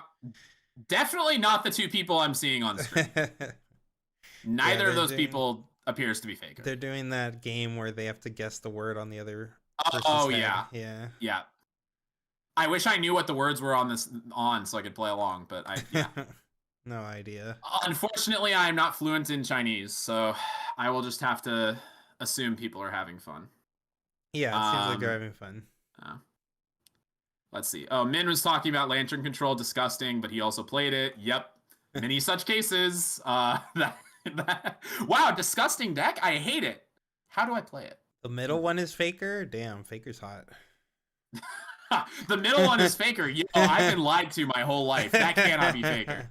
Impossible. Um, Major League Nerd said, I prefer control decks in Magic. What might be a good competitive control deck for set two? So, I'm not sure there's anything that plays quite like control in Magic that's really good. Um, there are a few decks you might want to look into. One is the spell control Victor deck. There's also a Renata and a Lux version, but that color combination with like mono spells, that's going to be, if you're looking for like, I want to remove every creature my opponent plays, that's going to be the archetype that you're looking for. If you're looking for like the best spell, like the best deck where you can play a lot of removal spells, I would suggest Kaisa. That deck plays a little bit more like Delver than it does like a full-on control deck. Um, and then the third option doesn't really play any removal spells, but it is the like hardest control deck in the game. That's going to be MF Aurora. You're essentially just ramping up to your win condition on turn 3, hopefully. You're going to plop out creatures that look at your opponent's hand and discard cards, and then you're going to, the turn before your opponent tries to kill you, you're going to shove all of your guys into one battlefield and say, you're not going to kill me. And then from there, you'll try and take over the game. So those would be like the 3 decks, the 3 archetypes I would be looking into, depending on which part of the control experience you're trying to go for. Do you have any additional ideas, Anton? Mm, no, I think that I think those are pretty much everything that I would consider that like is somewhat considered control in this game. Like, yeah, it is as Daniel mentioned. Like, it's just there's not really a way to just run your opponent out of resources. Like, you can run them out of resources, but like that doesn't ensure that you win the game. Like, just trading one for one card is like not going to win you the game if you don't have ways to score points. And currently, we don't have any cards in the game that just score points. So. Just went 2-1 in pre-release pool, Draven, Legend, and Champ. Well, yeah, that's crazy. Draven, Legend plus Champ is crazy. Like, uh, Wait, is this person in our Discord? I feel like I saw that. what did you lose to? What did you lose to with that setup? Or was maybe your pool just wasn't that good? But Draven plus Champ seems so busted. Um. Okay, let me try and go rapid fire these real quick. Would you guys want this heads up guessing to be common in the Western regionals? I mean, we're usually competing, so like we're not on the sidelines watching in the stage. Like we're in the competition, so I mean, it doesn't really affect me one way or another. If they want to go have some fun mini games on the side, I don't care. Yeah, I don't really care for the mini game. Like, I'm not going to be participating in the mini games, I assume. So I just, as long as the competitive experience stays like a nice like reward for the grind, I'm pretty happy with it. I don't have a whole lot of uh evaluation one way or the other. Jax Okay, it looks thwonked like me and equipment throw weapons for 9 might. Oh yeah. no Double thwonk and a bunch of weapons. Do it. sadness. They should do heads up to determine first turn on day 2. That's crazy. Wait, where are you seeing these? Is my this like is chat this is on blowing up? YouTube chat. I'm not sure. I think my chat exploded. I'll have to refresh. Aurelia feels like auto win. What does Aurelia feel like auto win into?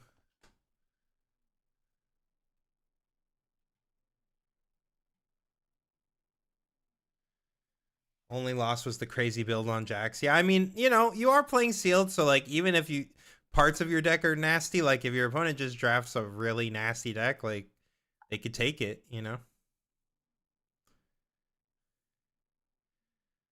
Pre-release, I don't know if it really feels like auto win in pre-release. It just really depends on how many ways to target that you get. Like her pack doesn't actually really come with a ton of ways to target your own units. But I do agree that legend's very strong, really strong. Huh. My YouTube has decided it doesn't want me to read the chat. That's interesting. No, weird. There must be secrets in there I don't get to see. Well, hopefully it fixes.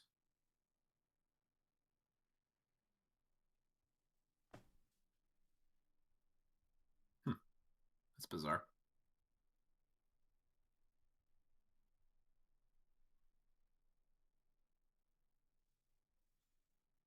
Were you gonna stay on for another round, Daniel, or what Yeah, was your give plan? me one more. Okay, we'll do one more. That was a quick 2-0. So Yeah, I don't want to leave on the Teemo game. I want to get something nice, you know? yeah, yeah, for sure, Give me for sure. some like Jax. Jax would be interesting. Give me I like to see Leona. That was the deck that like I wanted to test, and I just like, nah, it's not. Leona, give me some hope. Some hopium. Yeah, we would need a new signature spell, a new. I mean, maybe Wait, wait. The Sig isn't her sig is that actually bad. pretty good. No, it is right. It's ride the wind with a stun. Like it's not that bad. It's really not. It's also 3 mana. That's the import. Like 3 mana, 2 power is a lot more than 2 mana, 1 power. Yeah, for sure. But yeah, her legend sucks and her champion sucks. So I mean, I guess the Yeah, forecast champion is like acceptable, maybe barely. her forecast champion is acceptable, maybe. Your forecast champ should have not costed a power. Maybe stun for no power would have been too good, but like Kaisa draws a card. Like Draven has multiple lines of text. Like I don't know. Apparently they did a raffle for gold tokens at my local shop, and you know who won? Me. I'm Oh, not there. crazy. That's crazy. Damn. Oh my god. That's crazy, bro. I feel kind of bad. Hopefully they just redid the raffle. I don't even remember signing up for it. I thought I got locked out. Like I assumed I wasn't going to be able to attend. So Sure. um I don't know. I guess whatever. Hopefully I'm not ruining anybody's experience by being here. It was too quick. Now we'll be waiting the next round for like an hour. Yeah, most of the time. That's okay. We get time to like shoot the shit with chat. You guys get Q&A section. We can see if there's anything on stream that's interesting. They're showing the very pretty Master Yi right now, it looks like. You're doing a pre-release tomorrow and Sunday. You're excited? Yeah, I thought I was doing one today and I was super stoked, and then like I don't know what happened with the UVS site, but like I swear I looked yesterday and then um hey, I'm Min's sweet sweet lover. I hope you know we come as a pair. You're his sweet sweet lover Coco? Or Yeah, what? I was like, wait, is Like this Coco? I thought Coco and him were the lovers. I didn't know Min swings like that. Is Draven easier to master or the Control Kaisa variant? Coco's a Ooh, side hoe? Damn. Savage. damn, Savage. brutal. I didn't know Uh, Min's game was like that, but yeah, Min's bringing the whole bringing a whole roster to the team. yeah, yeah. uh, is Control Kaisa or Draven easier to master? I hmm. That's a tough one. My assumption would be that the Control Kaisa deck is easier to master. It's got a more like linear game plan compared to Draven. You get to like Draven is like the classic mid-range deck from Magic, where like most of your cards draw a card. And depending on the matchup, you might be the aggro player, you might be the control player. I feel like you have to like pick your spots a lot on like who's the beatdown with the mid-range Draven deck. The Control Kaisa deck I feel like is very much it's like control in almost every matchup except like Aurelia, I think. Yeah. Or like MF Aurora, I guess. Um Announcers are so back. I'm not sure if that means we're getting around. Sometimes they just come back real quick and then they say a few things and then it goes back to the waiting screen. So not sure, chat. But Min says he has no lovers. He claims no lovers. He's free as the wind. Um, let's see. Video games. I'm playing in the Top Deck event tomorrow, but if I lose out fast enough, I'll be able to hit a pre-release. Cool. Hopefully you don't lose, but pre-release would be fun. Yeah, I should have enough time to play one tomorrow. I'm gonna be doing the stream all night, and then I'm gonna try to like swing like 5 hours of sleep and then run to a pre-release. So we'll see how that goes for me, chat. I will not be playing in tomorrow's 1K because I need to get some amount of sleep, but the rest of the team should all be playing in the 1K.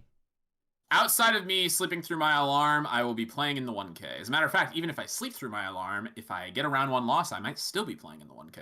So. Do we prefer the Get Excited variant from Top 32 2 weeks ago or the one that won the regional? I'm more of a fan of the Get Excited variant.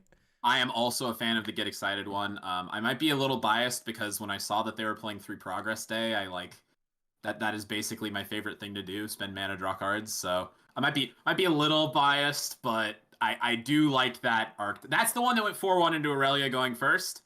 Not saying it's correct, just saying hypothetically, maybe people should be experimenting with it. Yeah, I think did the Get Excited make a big deal in that matchup? Like, did you cast Get Excited? Yes. So when you target Aurelia for Get Excited, you do not need to discard the card. Yes. So they have to play a little gambling game where if they want to be out of Time Warp range, they have to play 2 to 3 buff spells. So that is extremely relevant because you can just be like, okay, my Get Excited, they went up to 11. My Get Excited didn't work. I'll discard like a 2-drop. And so it does nothing. But if they decline to go up huge, then you can just be like, okay, discard Time Warp, kill your Aurelia. You don't have a reaction window. It just immediately pops. Wait, is this a new? That was quite impactful. Oh, is this Omega Zero back on? This is National Champion. This is National Champion Omega Zero. What's he playing in set 2, guys? That's hype. This is actually hype. Give me something that isn't Draven so I could be excited about it.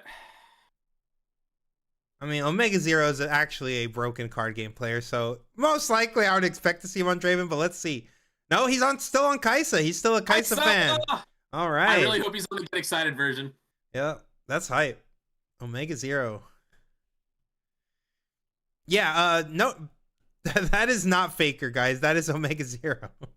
And we Everybody's got Faker. No, we got it's MF into MF! Kaisa. Oh no. No! This is not the matchup he wanted to queue, I would assume. Ah. Yeah, if you For, guys aren't for, aware, though, Omega Zero was our first national champion in China. He won a 2,000 man event, which is even whatever you want to say about China, winning a 2,000 man event is a grind. And this man's yes. also won like well over 6 figures in Hearthstone. He's played in Worlds in Hearthstone. Like this guy is an actual duelist for sure. I know a lot about this guy. I am excited to see him play. I'm hoping for like the first no mistakes on stream from China. That'd be really cool. Um, prepping for my pre-release tomorrow with yesterday's VOD while doing my taxes. Dang, this man's triple multitasking? Triple tasking, yeah, for sure. Jesus, man. Do you have like one headphone from this stream and one headphone in with the with the thing or with the sealed thing? All right, looks like we That's got crazy. Void Gate coming out from Kaisa as our blind, and of course, Aspirants, the classic. Aspirant's Climb. So if anyone was thinking this might be Misfortune Miracle, that is not going to be the case.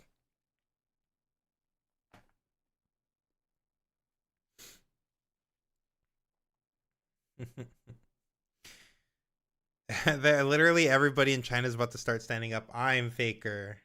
I'm Faker. We are all Faker. All yeah. Faker? This is V from Vendetta. We are all Faker. All right. Well, Faker looks like our Maker, opener yep. has no units whatsoever. It's fine. We're Kaisa. We don't need units. Yeah, we definitely don't need a Hextech Ray versus MF Aurora. Yes. So the Void also going out. Agreed. Yeah. I like the keeps. I think both of those keeps make sense for sure. Yep. On board so far. Is Sivir Aurora better than MF Aurora? I think MF Aurora is better currently. Yeah, MF, yeah. The ganking from MF is still too good, and also your signature spell in MF is infinitely better. Even your champion is probably a little bit better too. They're about the same, But the appeal of the Sivir signature spell is essentially doing what the MF leader ability does. So that's like you have to see the Sig spell just to get the same ability as your MF leader ability. MF being able to provide ganking along with being able to ready your leader so you can like triple gank in a turn. Very strong. Bullet Time is an amazing card. Overall, I will say MF is better until I see a reason to play Sivir. Unfortunately, our hero, Omega Zero, did not see a turn 1 play. His hand is not at all equipped for the MF deck, which is that's unfortunate. Getting the dice is where you want to be, but no turn 1 play is rough, so... But he's just passing to the opponent. Let's see what the opponent got. Didn't get a chance to see his hand. I did not get to see I saw you mobilize. Yeah, mobilize. Looks like he just pulled a mobilize to the front. Gets a channel and a pass. I'll see if I can take a look at his hand when I get the chance. Kaisa is probably going to develop his Kaisa on turn 2. We're probably just playing Kaisa here. All right, going to 6 now. Oh, Catalyst! I think that might have been right off the top. No. But yeah, that's not what we want to see. Oh, and I see a called shot in the hand too. No. Oh yeah. If this was set 1, I'd be rooting for the MF player, but it's set 2. So now I'm rooting for Kaisa. Yep. Well, this is gonna be. I mean, yeah, this is just gonna be a rough one for Kaisa, I think. Yeah. Uphill battle, unfortunately. Well, we do have a few bodies finally now, so we could like take a side with Kaisa, drop a couple bodies, and we hold up our retreat, draw a card. Yeah, I mean, this is what you have to expect if you're happening to play this matchup as the Kaisa player. Like, assuming they hit Aurora, which it seems like the MF player is going to hit Aurora, it's going to be an uphill battle. Post board, though, it gets a little bit better because we've got access to like 5 ways to pop a gear. But you do have to win. Like if you're scooping game 1 and you're gonna try and win the back 2, it's gonna be an uphill battle. Especially considering Kaisa is running Obelisk as they're going second battlefield now. Yeah. Oh, got Okay, another so we get to make body. a really good turn. We Yeah. get to go triple 2-drop. Triple guy is really strong, throwing 10 might on the board. Yep. Yeah, we're going here. I think that the 8 there is Yep. correct, just to play around some dead I also bloom. think it's correct. Yep. Uh, This is a play that comes up a lot in set one, where you want to deny your opponent the ability to just eat a free guy with Dead Bloom. oh, and he already just had He just the has the Aurora, Aurora, so but he had it all. He no! literally had it all. Doesn't even need a called shot for it, so Called shot yeah. unnecessary. We already have the turn. Wait. All right. I thought somebody in chat said that the Aurora was off the top. No. No, no, I think I saw him pull it from like the bottom of the stack. He is going through quite a few cards, so Yeah, that's I mean interesting. a lot of these decks are only running like 5 or 6 creatures now. Yep. So I believe I saw I think 2 called shots, 2 fighter flights. I'm Is a like moving my challenge. head trying to read the cards better. The Yeah, there's a challenge went, the challenge. gust went. There was like some pack, like a pack of wonders and some other junk like that. Catalyst. Oh, there's a pack? I didn't see the pack. Yeah, I did see a pack of wonders.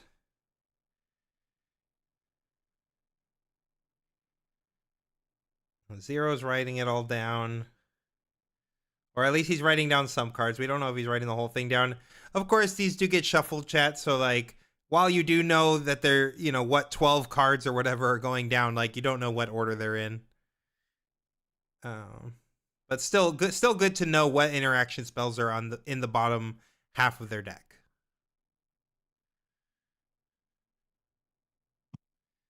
All right, what do we got? Also, I will say this I'm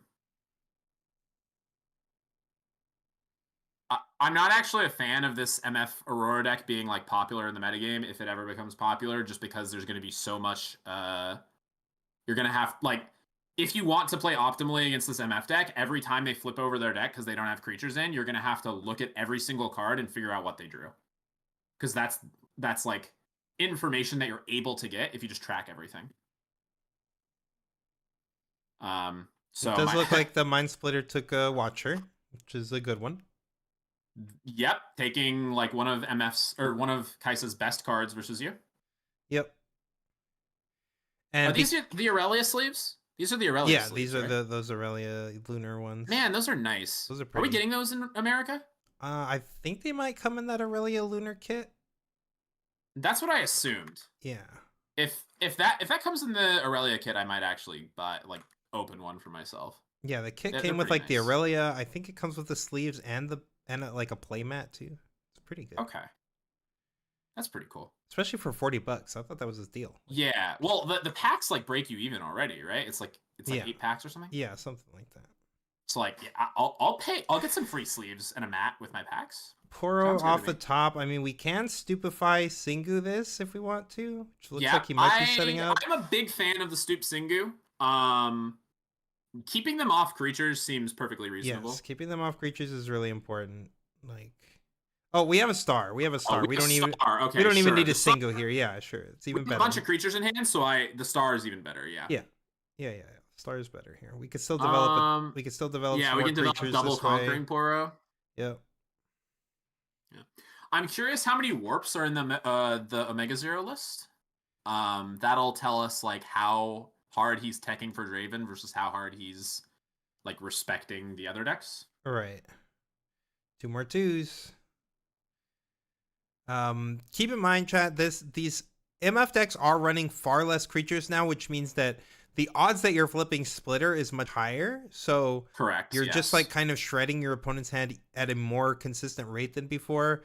Omega Zero is actually just down to 2 cards now. So while he does have a lot of bodies, which is what you need, and getting rid of these bodies is strong, like the MF still can come back. We still have quite a bit of game here, only being at 3 points out of 9. Yeah, that's the important part to think about when it comes to the MF deck. A lot of Oh, people misunderstand how the matchup goes. The point score isn't really what's mattering. It's the cards in hand and the cards on board versus MF's ability to like rip them away, right? So if if you're seeing the Kaisa like still have playable cards in their hand, the Dead Bloom the Dead that was a Bloom. Dead Bloom cast from hand, right? Yeah, that was straight from the hand. Okay. Retreating the Poro, that's fine. Probably Yeah, just that's trying fine. to get to time warp To mana here. 10, right? Yeah. Yeah. This puts us at 8, which lets us untap to 10 next Mm-hmm. turn. And we would have to rip it off the top, but that's like sort of, if we did get to rip it off the top, that would be very good. This is a called shot for Called 1. shot for That's 1 very is interesting. kind of interesting for I sure. believe that's a dead bloom and immobilized, so we're just putting the mobilize in hand, and yeah. Yeah. Yeah, I don't know that Um, I feel like we need to rip this called shot here, but I don't either. Like, especially for 1. yeah, especially for 1. Like usually you want to play this card to gain card advantage. Yeah, like effectively, what we just did is do nothing for 2 mana. We Right. played a called shot that got us immobilized, that refunded us for the called shot. Right. That we basically did nothing. Yes. Yeah. Okay, there's another dead bloom. So this guy is on 3 dead bloom, which I think means he's on at least 6 creatures. Um, the list that we're currently playing does not have 6, so I'm interested to see what other things he's doing. I guess he's got the packs as well, so Yeah. If you're going that's triple like, triple dead bloom, triple splitter, that's probably fine. I mean, yeah. I'm not. I don't think it's wrong. yeah. Um,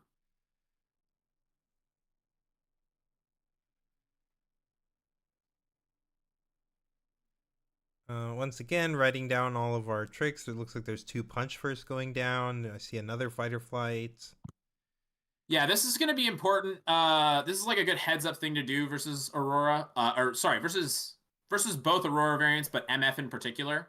Because this version goes through its entire deck over the course of like 2 or 3 Aurora triggers, you can actually figure out exactly what interaction pieces can be in their hand.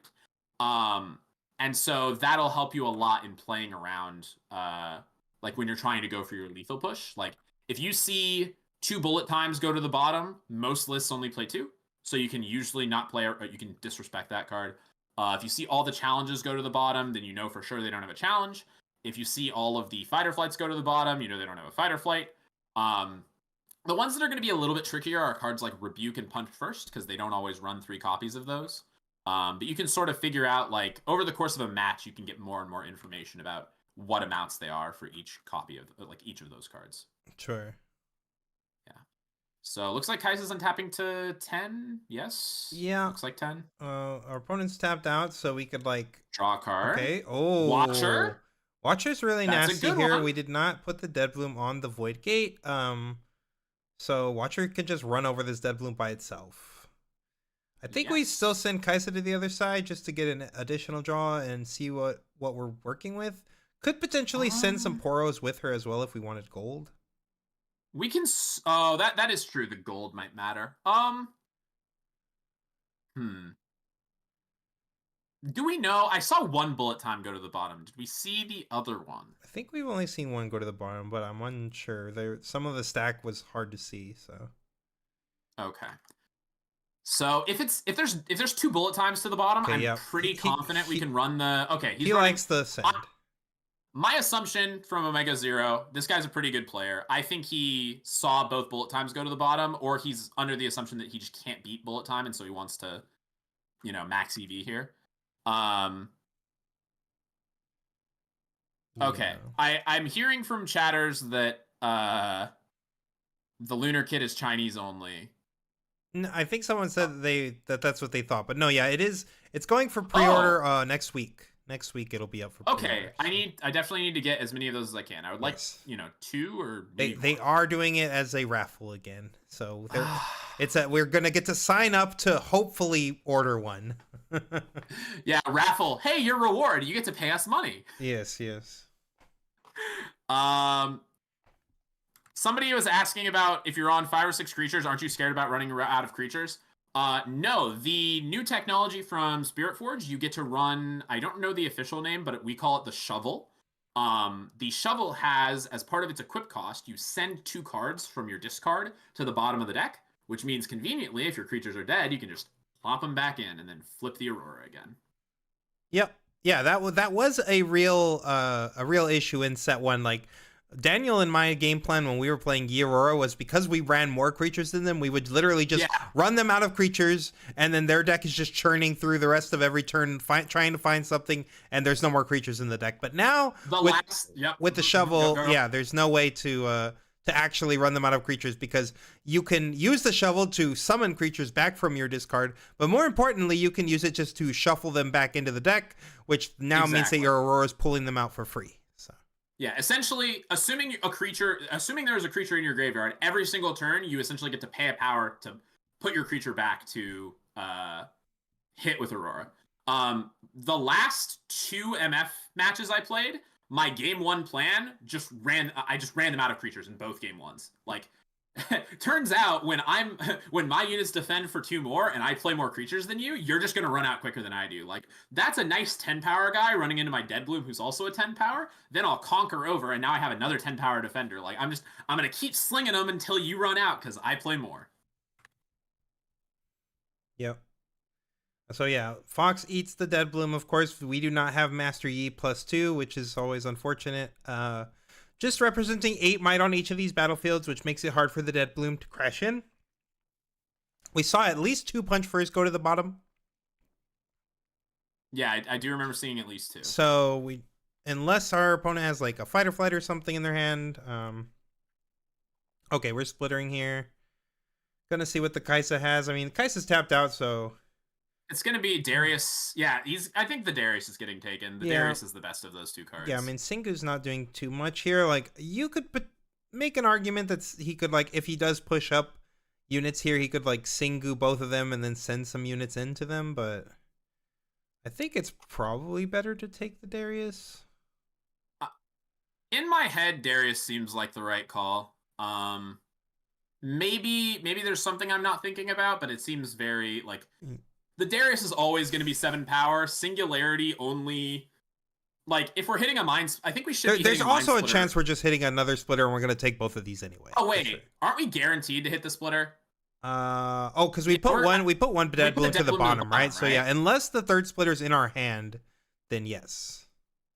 Oh, or he could run more than 6 Are we using the shovel? Right? Oh, he's using the shovel, we are actually. using the shovel, okay. So he wants to put the Dead Bloom into the... Oh, no, he wants to put the splitter in and a Cult Shot. Okay, well, we had a guaranteed splitter anyway, so I'm not sure that we needed to do this, but this does put the Dead Bloom up to 10, which is important here. So Kaisa's tapped out here. I have a bold question. Is it possible that this is the only Aurora player to ever run less than 3 splitter? I guess it's possible. Yeah. Going here, going here. I mean, we put another splitter in anyway. I don't think you should ever play less than a 3 splitter, but I would personally never play less than 3 because I think Mind Splitter is the best possible hit. Oh, okay. Well, I mean, we just board wipe Omega Zero, which is pretty nasty. Okay, I'm not 100% certain. I'm not gonna make I'm not gonna say that I'm confident on this. We might only be on 2 splitters. I think he's only on 2 splitters. Yeah, I think that's a little sussy. Because that Dead Bloom, if I remember correctly, went onto the bottom with a called shot, which means he's been through his entire deck already. Right. Which I think... Oh, I guess there's one other possibility. The other possibility is that the Mind Splitter's in his hand. Yeah, he could just have drawn the other 2. Yes. That is the one possibility I wasn't thinking about just now, but that is... Okay. Let me see if I can... I keep leaning over trying to see his hand, but that's not how the screen works. That's... Yeah, the shovel here was just so gross, though. Not only putting the Mind Splitter back in, but allowing us to just board wipe both sides. Like, now Omega Zero's in a terrible position. He only has 2 Hopefuls and a Poro now that he just top decked, and a Deal 6. So, yeah, not really the spot he wants to be in. I mean, he could fire off the Singu into like Splitter and this Dead Bloom, and then like trade Hopeful off for the Dead Bloom, but it still feels just awful. Yeah, I'm not sure. The problem is, like, what are we achieving out of that? Because he can just start going in again, right? Yeah, I mean, he could just attach the shovel to the Splitter, put 2 Dead Blooms back in. Like, it's not achieving a ton, honestly. I'm not sure. I think our win condition involves top decking, so I think I'm on board with your plan of just like kill the Dead Bloom and put nothing in the point for the opponent to kill. Sure. And then we can top deck like Time Warp into Watcher for game. Yeah, maybe. Notice how I'm saying maybe. I don't know. I don't Yeah. know if this requires a lot of luck, but it's possible. And he's in He's challenger Challenger in League. league. No, he's challenger in Riftbound actually. Oh, is that? Oh, that makes Yes, this sense. If guy's you surely if you win an yes. event, you get to He Challenger, is a right? he is a national champion. He is for sure. He's challenger in Riftbound. Um, do you guys think? I don't think that that MF has a mid-range Aurora hybrid. No, I think the deck is either. I think the deck is all in on Aurora. Yeah, yeah. You don't really want to play mid range units in your Aurora deck. Yeah. Not top level, but playable. Yeah, the rank under their name is Riftbound rank. So in China, only in China, they do have an app that tracks like MMR, and so they do actually. Yeah, it looks like he did have a splitter in the Okay. hand. Yeah, Yeah, he got a so splitter in that hand. makes Okay. sense. Yeah, I there's no was way you're I not was playing getting way three too deep splitters. in the deep fry. I was like, wait, is he on two splitters? This is crazy. So I think we should be getting a. I think we're getting a splitter off of The final this. splitter should be coming out of here. Yeah. Yeah. Omega Zero is reading these cards. I don't know if Omega Zero tested much. That he's reading all these last rites. He's like, what does this do? This card's kind of broken. It is. Yeah. Yeah, this is a pretty doomed spot for Omega here now. Like Yeah. we've I got mean, this is not the matchup that Omega Zero was no for playing sure. the deck for. It looks like he just got a All smoke right. screen. That is not doing much That for is us not here. going to achieve anything here. Nope. Can't even smoke screen on either side. We can't even like we could at best trade our whole board for like one of these units. So Yeah. yeah, I think this is over. Yeah, I think this is going to be. I mean, so the thing is, right? I actually. Wait, did he miss? One, two, three. He could have Oh, you know, he didn't resummoned have this enough. Dead He didn't have Bloom. enough to play. He didn't have enough to play the Dead Bloom from Trash, so. Oh sure, because it's Yeah. before channel, right? Yeah, it's before channel. Yeah, yeah, yeah. You get your hold triggers before the channel, so you only had 7. They should call people bronzies. Don't be bronzy. Is MF Don't call people Aurora bronzy. better than Miracle MF? Oh yeah, for sure. Yeah, definitely. I would be very surprised if Miracle I think MF it's the only playable Aurora deck in set 2. Yes, like agreed actually on like that front. tournament viable. Like not saying you couldn't still Aurora and cheese people in your locals with Volibear or something, but like yeah, it's insane. He's just showing his whole Yeah. deck for fun, sure. Required to, you Yes, know. yep. So Yeah, okay, here's a shuffle. Shuffle it up, buddy. Omega's still gonna look through his whole deck. yeah, he's gonna take notes on every single card that's in there, and then draw his card, look at it for a bit, and then probably concede. Yeah, he needs to concede this next turn. Like, Oh, we're already 20 minutes in. Yeah, he should really be conceding pretty soon. yeah. He can rip. Is there anything in the game that he can rip? Does Watcher do anything? No. Does Time Warp do anything? Also no. Unchecked Power does not do anything. I'm having a hard time coming up with ideas for. Yeah, I don't really think he has an out chat, honestly. Like, I do think he should probably be conceding here. Like, one more draw and then a concession. Anything past that, I think, is a mistake. Yeah. I'm not sure. Omega Zero won the Nationals, so I assume he's pretty decent at playing with the time rules, right? Like he's not. Although he is taking quite a long time to look at his opponent's deck. Like, I mean, at this point, also, you could consider that he is literally just, before concession, he wants to know his opponent's entire no, deck. You're so right. Yes. That's actually very reasonable. I wasn't thinking about it like that, but it makes perfect sense. Yes, he's comparing his notes. Now he's looking at the full pile, and he's just filling in the blanks so that he gets perfect deck list information. Yes, he is. He is going to make it so that it is open deck list but one-sided. Yes. So I think that is stack his opponent's deck and call judge here. That's the play. I agree. That's the only way we're winning a game. Yeah, I think he just wants to know exactly what interaction. Obviously, we are going into game 2, so he doesn't know what's in his opponent's sideboard. He doesn't know how the configuration will change, but he just wants to know what is your 40. Like,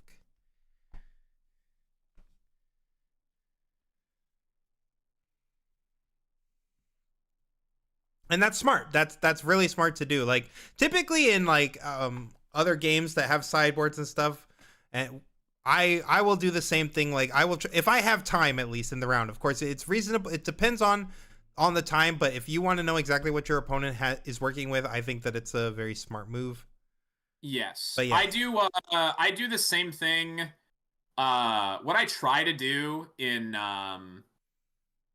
open deck list is I will try to memorize the yeah. configurations of. So he took his draw and he went to Yeah. the next game. Yeah. Okay, yeah. So I like his decision. He wanted perfect information and he got perfect information. And then he drew and conceded, which is I'm on board with this plan. Yeah. I did see a question that came through, and since we're about to go into mid game, I do think it's a good idea to answer it. What is MF Aurora's advantage over Sivir Aurora? So there are a few things. One is the leader ability of MF, which lets you get ganking. That makes it a lot harder or a lot easier for you to just shove everything onto one point, and then whenever you need to take the other point, you just gank over a unit. The second advantage that you get is the MF champion, which is an accelerate unit, which is good, but the Sivir deck also has that. But it's an accelerate ganking unit that refunds you a mana when it comes in, and most importantly, can ready your leader. So you can do something like gank over a guy, play the accelerated MF, swing the MF in, untap your leader, which can then gank over a second guy. So if you ever need to gank over multiple units, she is really good at that. And then the third advantage that she gets is bullet time. Bullet time is a crazy card. Not having to pay until resolution means that you're guaranteed to extract whatever value you're trying to get. Your opponent has to make all the decisions before you resolve bullet time. If they put you in a situation where bullet time doesn't do anything, that's fine. Send back nothing. And then on top of that, bullet time invalidates the idea where you just go, okay, I can't beat Aurora on one side, but I'm gonna dump all my units into the other side, and then my opponent can't come into me. Bullet time just says no to that. So those are the advantages that I think MF Aurora has over the Sivir version. Yeah, I don't really think Sivir has any like major positives either. Like you every once in a while you refund half like a power sort of. Um but it's really like it's not really making that big of a deal the getting back a gold every time you spend a little bit of power. I honestly don't think that that is that big of a deal for what Aurora is trying to do anyway. So, the ganking is the hugest part. Like it's just so crazy. Like if we could have had even just a spell or something in Yi that could have given us like ganking regularly, that would have made that deck so much better. Like the main way that you were losing as Aurora, especially when your opponent gets a really strong tempo lead, was that your opponent just sends everything to one side and you have no way to get over. And MF just never has to worry about that. Sivir still has to worry about that. Like, yeah, she does have her signature spell, so theoretically you could do the whole like retreat my whole squad, play the spell, Slide ready my to the whole left. thing, and send it over. But like, yeah, We're gonna slide to the left and we're gonna slide to the right. Yeah, I mean the Sig spell is good. Don't get me wrong. I just think like we have the Sig spell tacked onto our leader ability usually, so that's why I like the. I mean, the MF version just gets to do it all.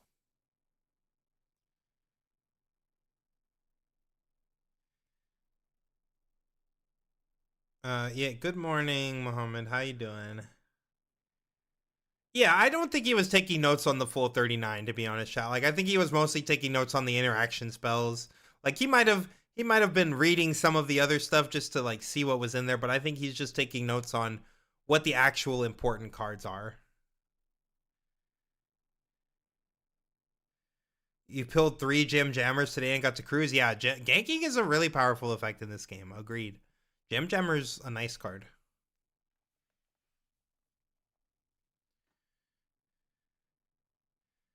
Yeah, I do think that the fact that it's legal for someone to spend 5+ minutes taking notes is can be jarring for some players who are not used to Yeah, games where there is notes. Um, I personally am a fan of people taking notes. I think that not everybody's brains work the same, and some people have a much better memory than others. And I don't think that like, I'm not saying that there isn't some level of like, there is skill obviously, but like at the same time, just people's brains work differently, and I don't think that like having a photographic memory is like that's not inherently part of the game. That's just an advantage that you naturally have. So I think people being able to take notes is fine in my mind. But I do agree that I there should personally be. prefer the note taking. Yeah. Yeah, I do agree that there should probably be limitations though. Like your opponent should only have a certain amount of time to take notes. Yeah, I mean, not so I don't know exactly what the rules are as far as slow play. I think that you should be able to figure it out pretty quickly. Like I never needed to spend more than a minute going. My opponent would flip over their entire Aurora pile. I didn't need to spend more than a minute. I would just like go through like it would take like 3 or 4 times, just like count out all the relevant interaction. It's like, okay, how many fighter flights do you have? How many rebukes do you have? How many possessions do you have? In set two, it gets a little more complicated because it's like punch first, so like maybe there's a few extra cards you have to check for, but I think overall you should be able to do it within a minute or two, and then you should scoop up to make the time more acceptable. Oh, are we already in game two? Looks like we're already in game Yeah, two. looks like we're in game two. We got the Rockets. There was a question that I think I wanted to grab like right before. Is the shovel version of MF something that you were testing to beat Draven or not? I think this deck can at least coin flip Miracle Draven. That's my extremely short answer. It can at least 50-50 it. Anything more than that, I can't be certain. And it was something that we were testing recently. Yeah, we were testing it into standard Draven though for sure, and having good results. Like, Yeah. yeah, Misfortune with the shovel has done well into Draven. That's actually the guide that I've been writing. So we should before release date for sure, or shortly after release date. I'm trying my hardest to get it out before release date, but we should have a shovel Misfortune guide coming pretty soon here too. Yeah, it looks like the Misfortune player opted for the Obelisk going second. No, it's Obelisk. Oh, wait. Yeah, it is Obelisk going second. I'm dumb. Okay, so turn one Catalyst. This Turn man's one hitting Catalyst is crazy. nice. Yep. That's a Thermo Beam. So okay, so even if we hit a splitter, yeah. then off of this, if we hit the Aurora and we hit a splitter, we're gonna have to choose between Thermo Beam and Rocket. So we're losing the Aurora no matter what. Yep. Unless we hit Sabotage plus Aurora, then our opponent is sure. sick. We could have the Sabo Aurora, which we are currently slated to go to 10, so could have it. Revan, just real quick, the shovel is Last Rites. It's the equipment that MF uses to shuffle their creatures back in. Yeah, that's the card that came out that we really feel pushed the deck over the top. Like the MF deck was already very good, but I do think that it was a combination of things like Called Shot and Last Rites that really pushed this deck over the top. Like the main way we would beat MF in set one was running them out of guys, and you can't do that anymore because of Last Rites. So. Yep. MF will win the grind game eventually because it just never runs out of creatures. No, not really like Miracle. You're not playing Seals or any of this other discard package. You're literally just playing Last Rites and Called Shots. So something that's interesting is going on is we're not running out Aurora as MF here. We are jamming a Mind Splitter on turn 2. Yep. So it looks like he's gonna try and run him out of removal for my Aurora before I jam the Aurora, which, considering how fast Kaisa is going, Kaisa accelerated Kaisa on turn 2, so we're already up to 2 points. We're gonna go up to 4 points, retreat our guys, go up to 6 points before the MF player gets to resolve a single Aurora trigger. So I think MF is in a dicey spot, is what I'm trying to say. Yeah, for sure. Someone asked how many shovels. You could play 2 or 3. I don't think that 3. We've been testing both, so I think minimum 2 though. You need at least 2. I think the version that we have in the gold deck list right now is currently running 3. All right, are they going to let him get his Starfield trigger or no? Okay, sure. Yep. I think it seems like they're being a bit more lenient on the triggers this time around, which I'm grateful for. Yeah, it seems like they're trying to change that to become more player friendly. I think that the way that they were doing it before was extremely toxic. Like the way that most people resolve the Obelisk trigger is to bring out 3 runes at once, like if they're going first. And according to the old rules, doing that just means that you miss the trigger. So I think that the way that they're doing it now, where it's like, yes, you get your entire turn to get the Obelisk trigger, I think that makes it a lot better. Yeah, this accelerated Kaisa made such a huge difference for Omega Zero. Like we're sitting here, At 4, we know our opponent can't Aurora us next turn. Like, we're feeling pretty good here. Yeah, I've been on both sides of this matchup, and I will say I will take the in this spot. I will take the Kai'Sa side every time. I'm gonna get 6 points before my opponent gets to resolve a single Aurora trigger. Like we are so thrilled.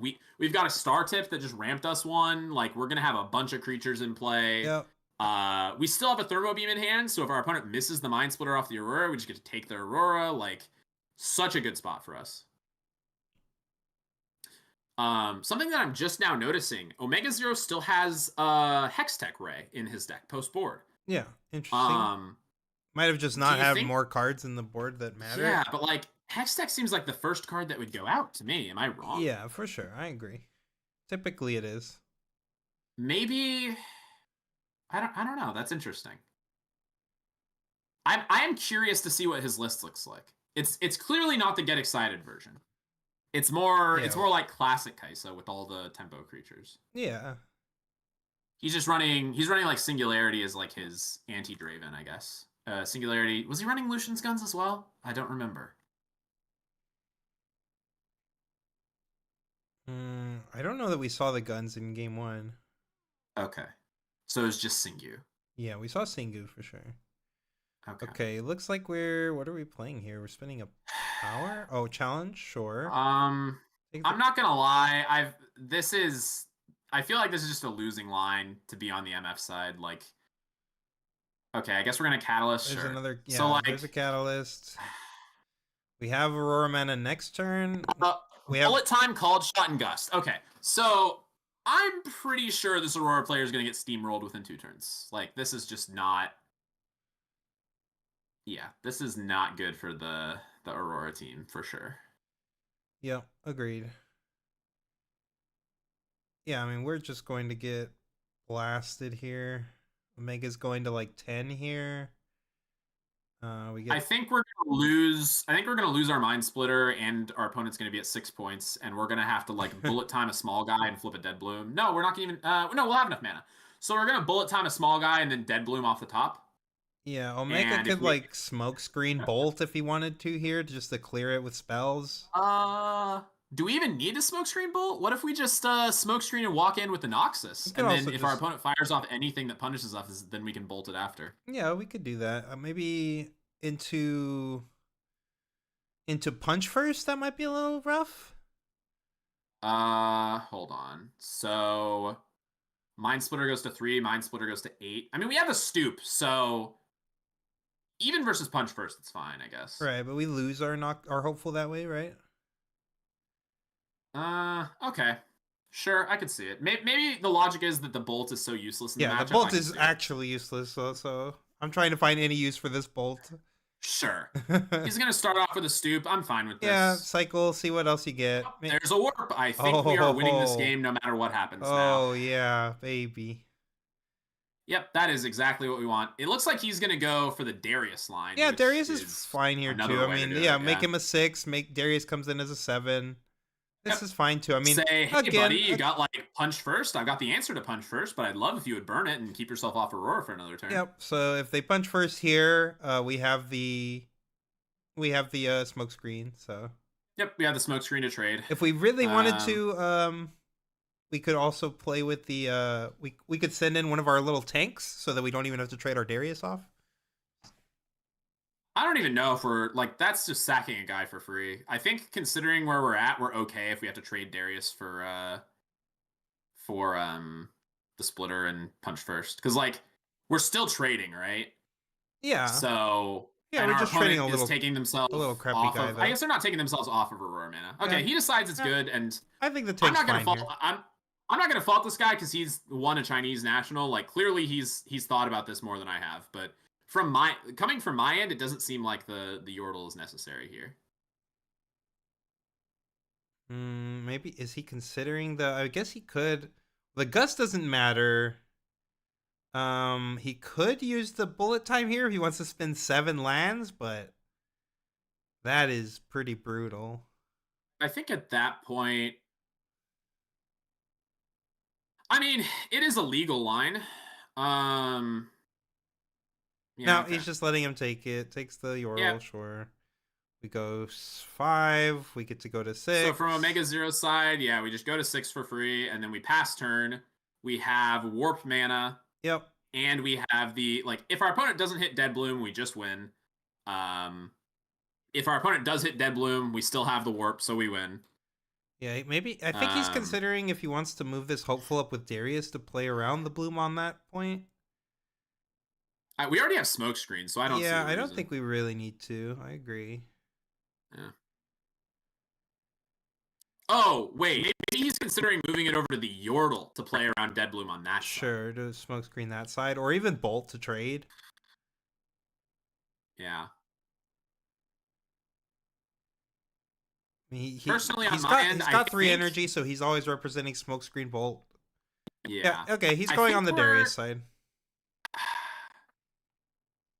So, is there a world? Let me think here. 6, 7, 8, 9, 10, 11. So, technically, now, Aurora could hit exactly Dead Bloom off of Aurora and then bullet time the Darius side. Yeah. Uh, Nope, that's not what we have though. wait, is he just playing MF and base? is Uh, is he not accelerating her? He's he's gonna not lose accelerating? otherwise, right? He literally loses if he doesn't clear a side here. Why didn't we just Uh, call shot first? I wonder. I am very lost, man. Like he's gonna use this call shot now after committing.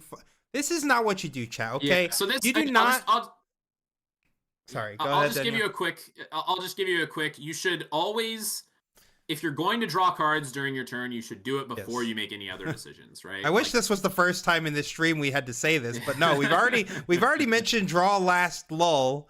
yeah. But yeah, I sometimes do it in testing as well, draw last lull. Like, yeah. it does happen even to the best of us, but it's just a rule of thumb. If you know you're going to be drawing, like as soon as you start your turn, you should map out what you think you're going to be doing for the turn.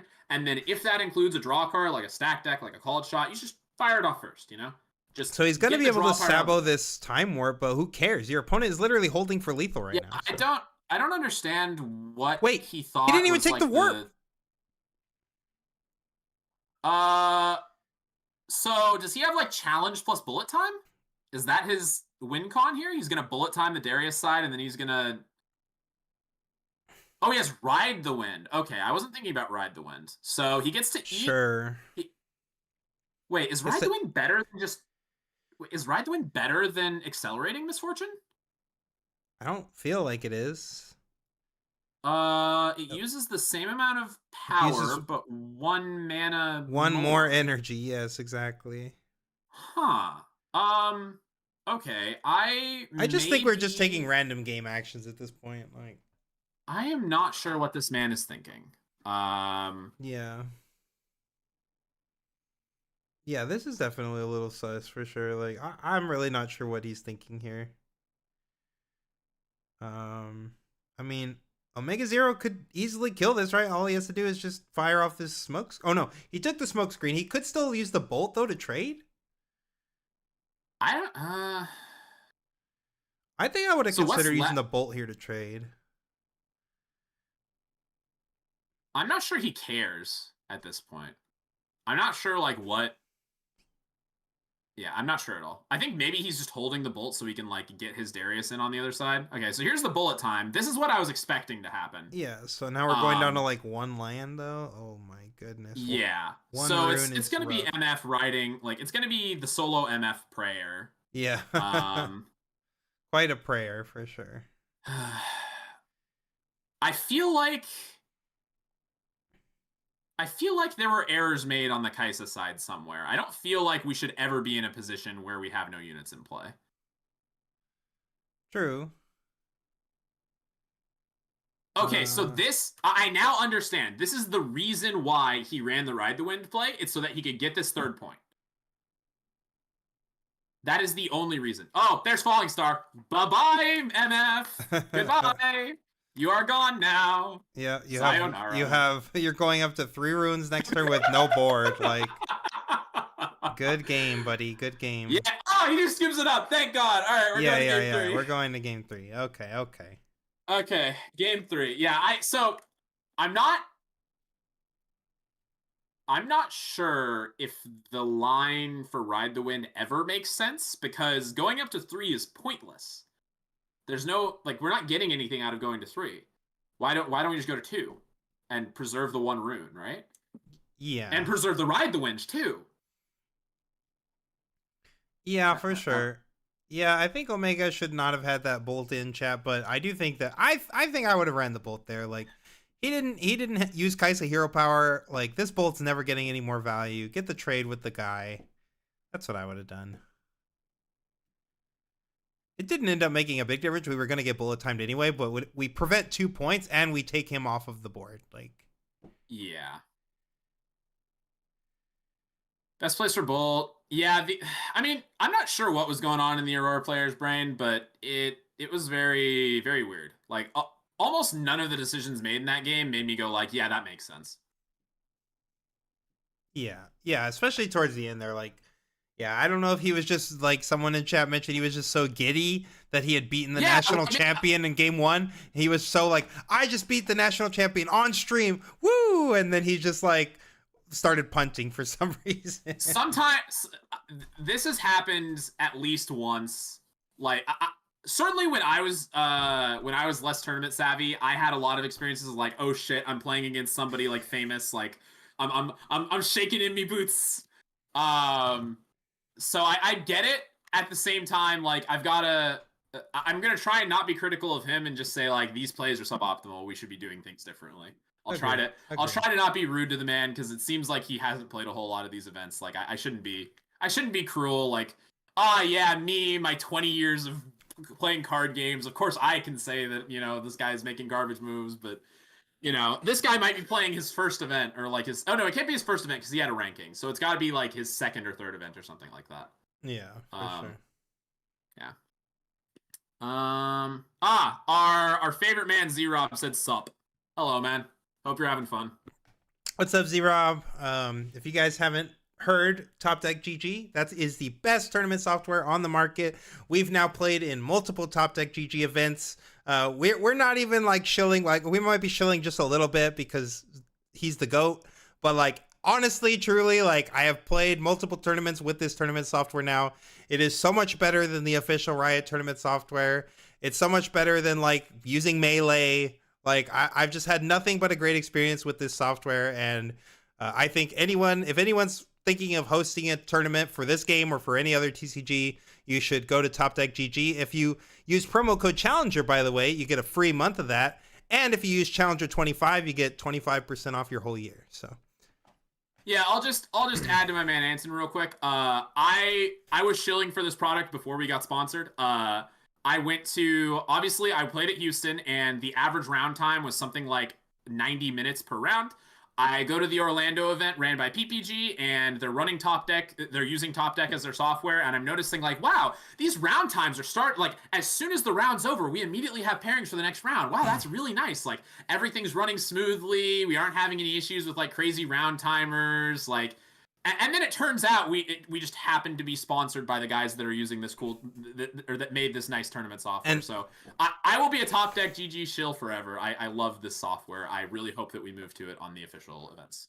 just so you all know, this is one of the things we've been talking about as to why we feel that MF Aurora is actually an even better play this format, is because literally everybody right now is playing Obelisk of Power. The Kaisers are playing Obelisk of Power, the Dravens are playing Obelisk of Power, and look, lo and behold, here's Omega Zero with an Obelisk of Power. Now MF Aurora gets to just get a free Obelisk game. They got to play Obelisk twice now. And yeah, we're playing Sigil, but who cares? We got an Obelisk and a Sigil. So Yep. we're So cooking. this is agreed that the very big appeal to this MF deck is that every deck in the game, like the of the top 4 most common decks, Draven, Kaisa, Aurelia, and Ezreal, right? Those are the 4 most popular. 3 out of those 4 are running Obelisk as they're going second game, so you're guaranteed to get at least you'll get to steal one of your opponent's battlefields because Obelisk is always going to be better for you than your opponent. So I think if you're considering MF Aurora as a viable pick, you should really be thinking about I get to run 2 obelisks essentially because my opponent's going to run one for me. Okay, so we're starting Stack Deck Mobilize. And looks like we got Something awkward both here. We've pack got combo. both pieces of the pack combo in Yeah. the top three. And then there's also a Dead Bloom. Yeah, I think we're not taking the Dead Bloom. I assume we're taking one piece of the pack combo. Yeah, I would think so. If we have neither, my assumption would be that we take the Trove. The Trove is better on its own than the pack. Yeah. Okay, so we've got Kaisa. Already has a Warp in hand. Has a Rocket Barrage. We've got we've got 3 cards that can cost 2. So that's very nice for. Yeah, I think we are just trying to drop double guy this turn so that we can maximum threaten points. Yeah, we're just trying to go 2, 4, 6, 8. Yeah. Just a nice clean 4-turn game or 5-turn game. Next turn, if we wanted to, we could play Kaisa 4 plus a Hopeful, like curving pretty nice overall. Zerob says, "I love Dreaming Tree Guy." Colin isn't even here, man. Why?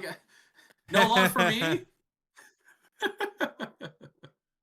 Dreaming Tree Guy and Alex isn't here. True. Oh, now I understand. Yeah.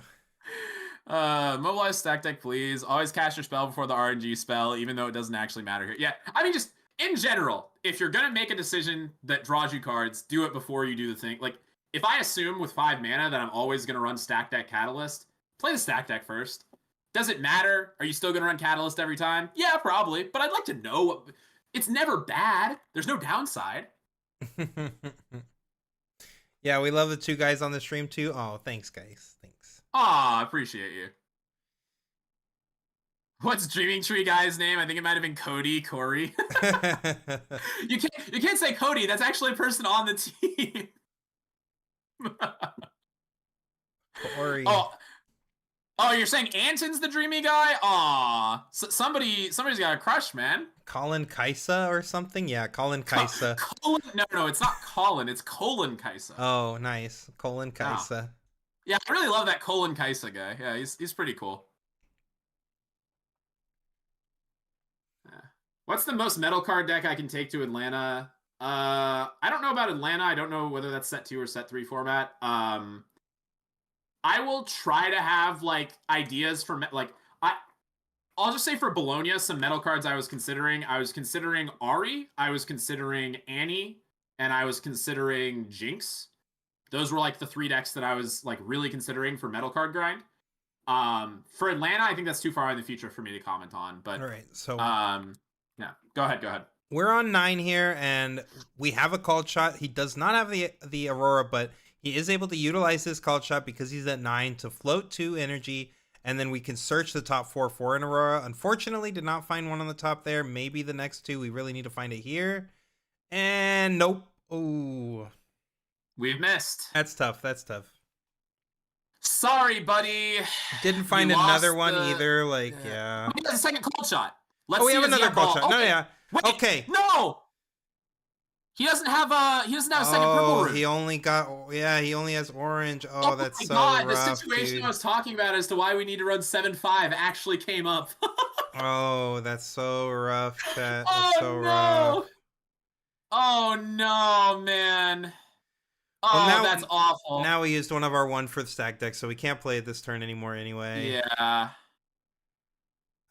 What are we? Oh no! Now we're gonna play a Dead Bloom here. Oh, I don't know about this. And we're just never gonna play Aurora. I think this is a wrap, man. Yeah, I don't know about this one, chat.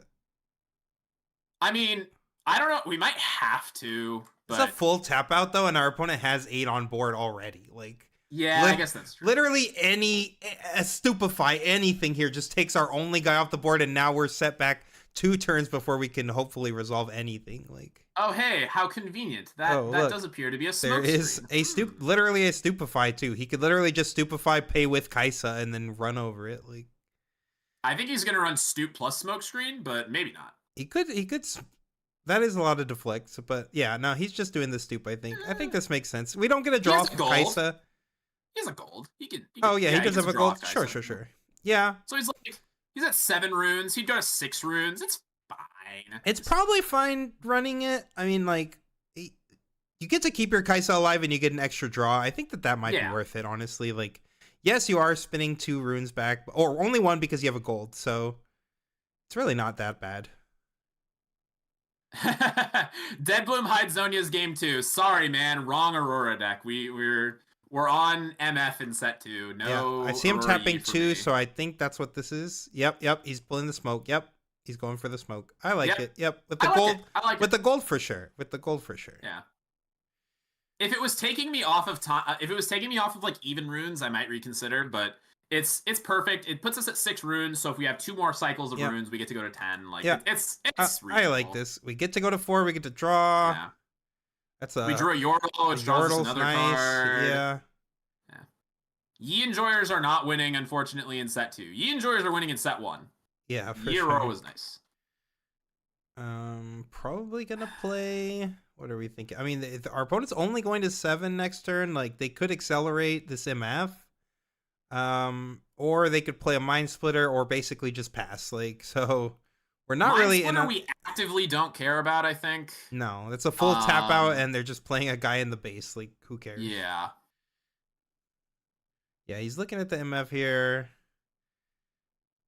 I mean, yeah, that could just eat our Kaisa for free if we don't do anything about it. So maybe we want to play something to the Kaisa side, whether it be the Yordle for tank or something. I think we could justify playing the Yordle for tank. That doesn't beat Gust. Maybe we should... We've already played a card. Maybe we should play the Noxious Hopeful there. If they bullet time to kill that side, we just say, okay, cool, the game's over. Like, you have no runes. I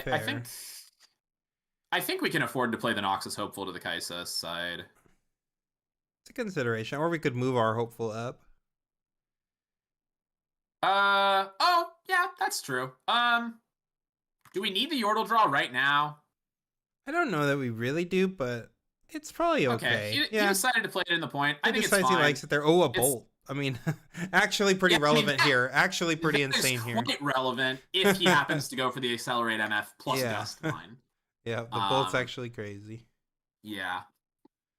Now he's determining if he wants to dedicate this Hopeful anywhere. I don't really think we need to. I don't think we need to play into bullet time that crazy. Especially since we have the bolt. Yeah, I mean... how many runes are we at? We're still at 6. Yeah, we're still at 6. Yeah, we're at 6 this turn. Okay, I'm not sure we need to do this. I feel like the only way we lose the game like starts with this. Yeah, like if our opponent just gets to 3-for-1 us with 1 card. Well, like, so my thought is if he accelerates the MF, goes in to take the Watchful side, and then bullets the whole entire other side. Yeah, bullets the other side. That's like leaves us with no board whatsoever. Yeah. Yeah. Of the ways we can lose, like, I don't think we're losing this game ever, but if there's a world, it probably starts with that. Okay, there is a Mind Splitter here, but... Yeah. Okay, Warp is a option, but he's tapped out here, so his opponent could just double rocket him next turn, take his only guy again. Yeah, if he doesn't take the rocket barrage to take the rocket here, and then he has to do something about the warp, like, next turn exactly. Yeah, pretty much. Yeah, he's taking the bolt. I do not think you want to take the bolt here. That is not the card for sure. That is, of all the cards, I don't think that was the card. But yeah, we're going to 6. I don't know about that one, man. I don't know about that one either. Very good. Yeah, I think we're just gonna get double rocketed this turn.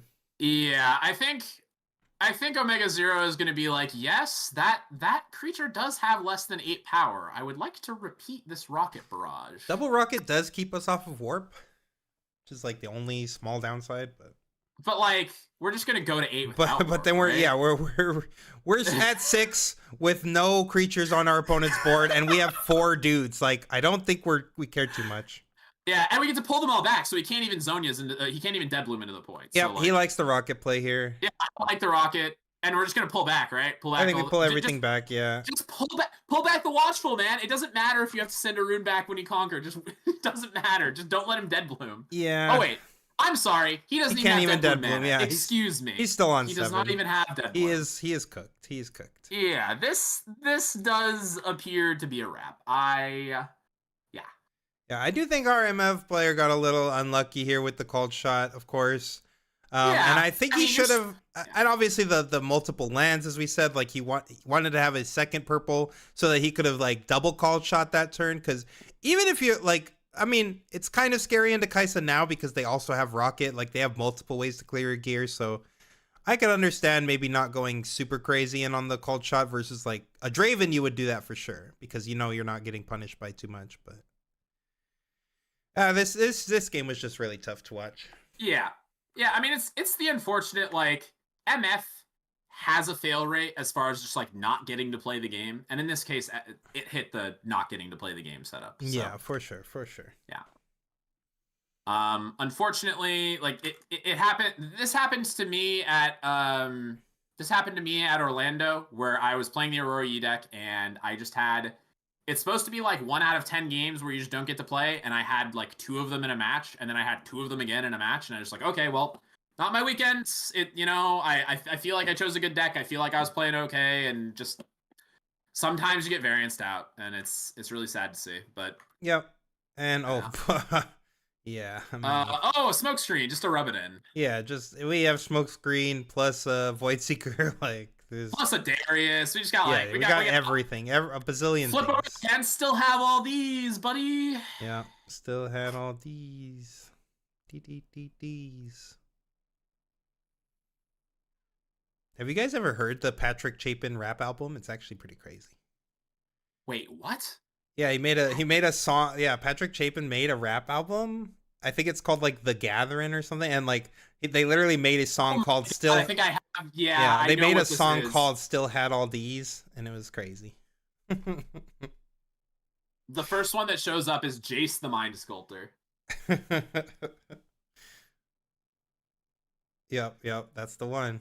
Still had all these. These. This reminds me of I think it's Bad Administrator is the way it's pronounced. The League of Legends guy who did a rap song for like every champ. Yep. Yeah, Bad Administrator. GG's. Yeah, that's a rap. I mean, Yeah, Omega Zero honestly, played it well. Like, you gotta feel bad for the guy in game 3, but also like you play Aurora, this is sort of what you signed up for. Sometimes you just don't get to play. true. I'm gonna run through the chat real quick and then probably Okay, while you're doing that, my cats need to get put out, so I'm going to step out real quick. Chat. Daniel's gonna entertain.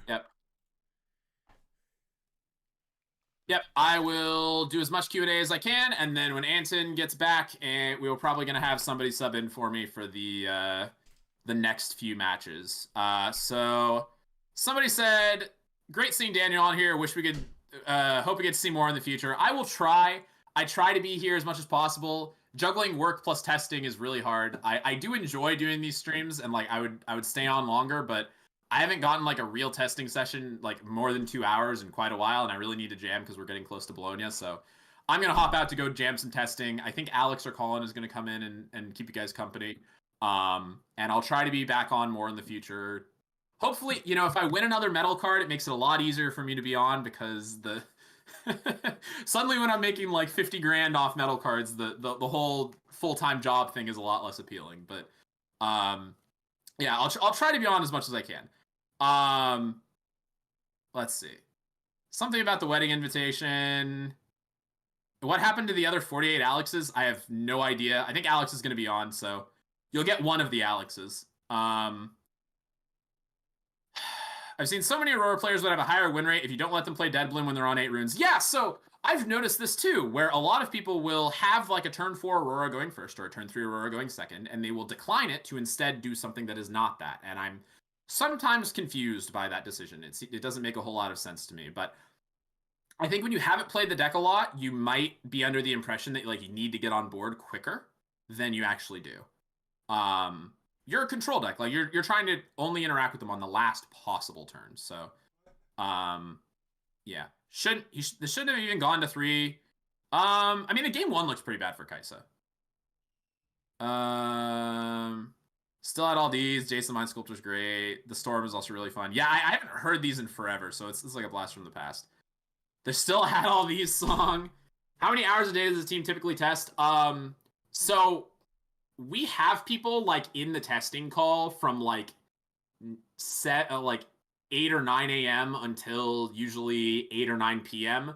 But it's not everybody in there all at once. It's usually like somebody has a few hours in the morning and they jam, and then when they're done, somebody else wants to jam, and then when they're done, somebody else wants to jam, and then when they're done, somebody else wants to jam. So it's like a continuous cycle through the day.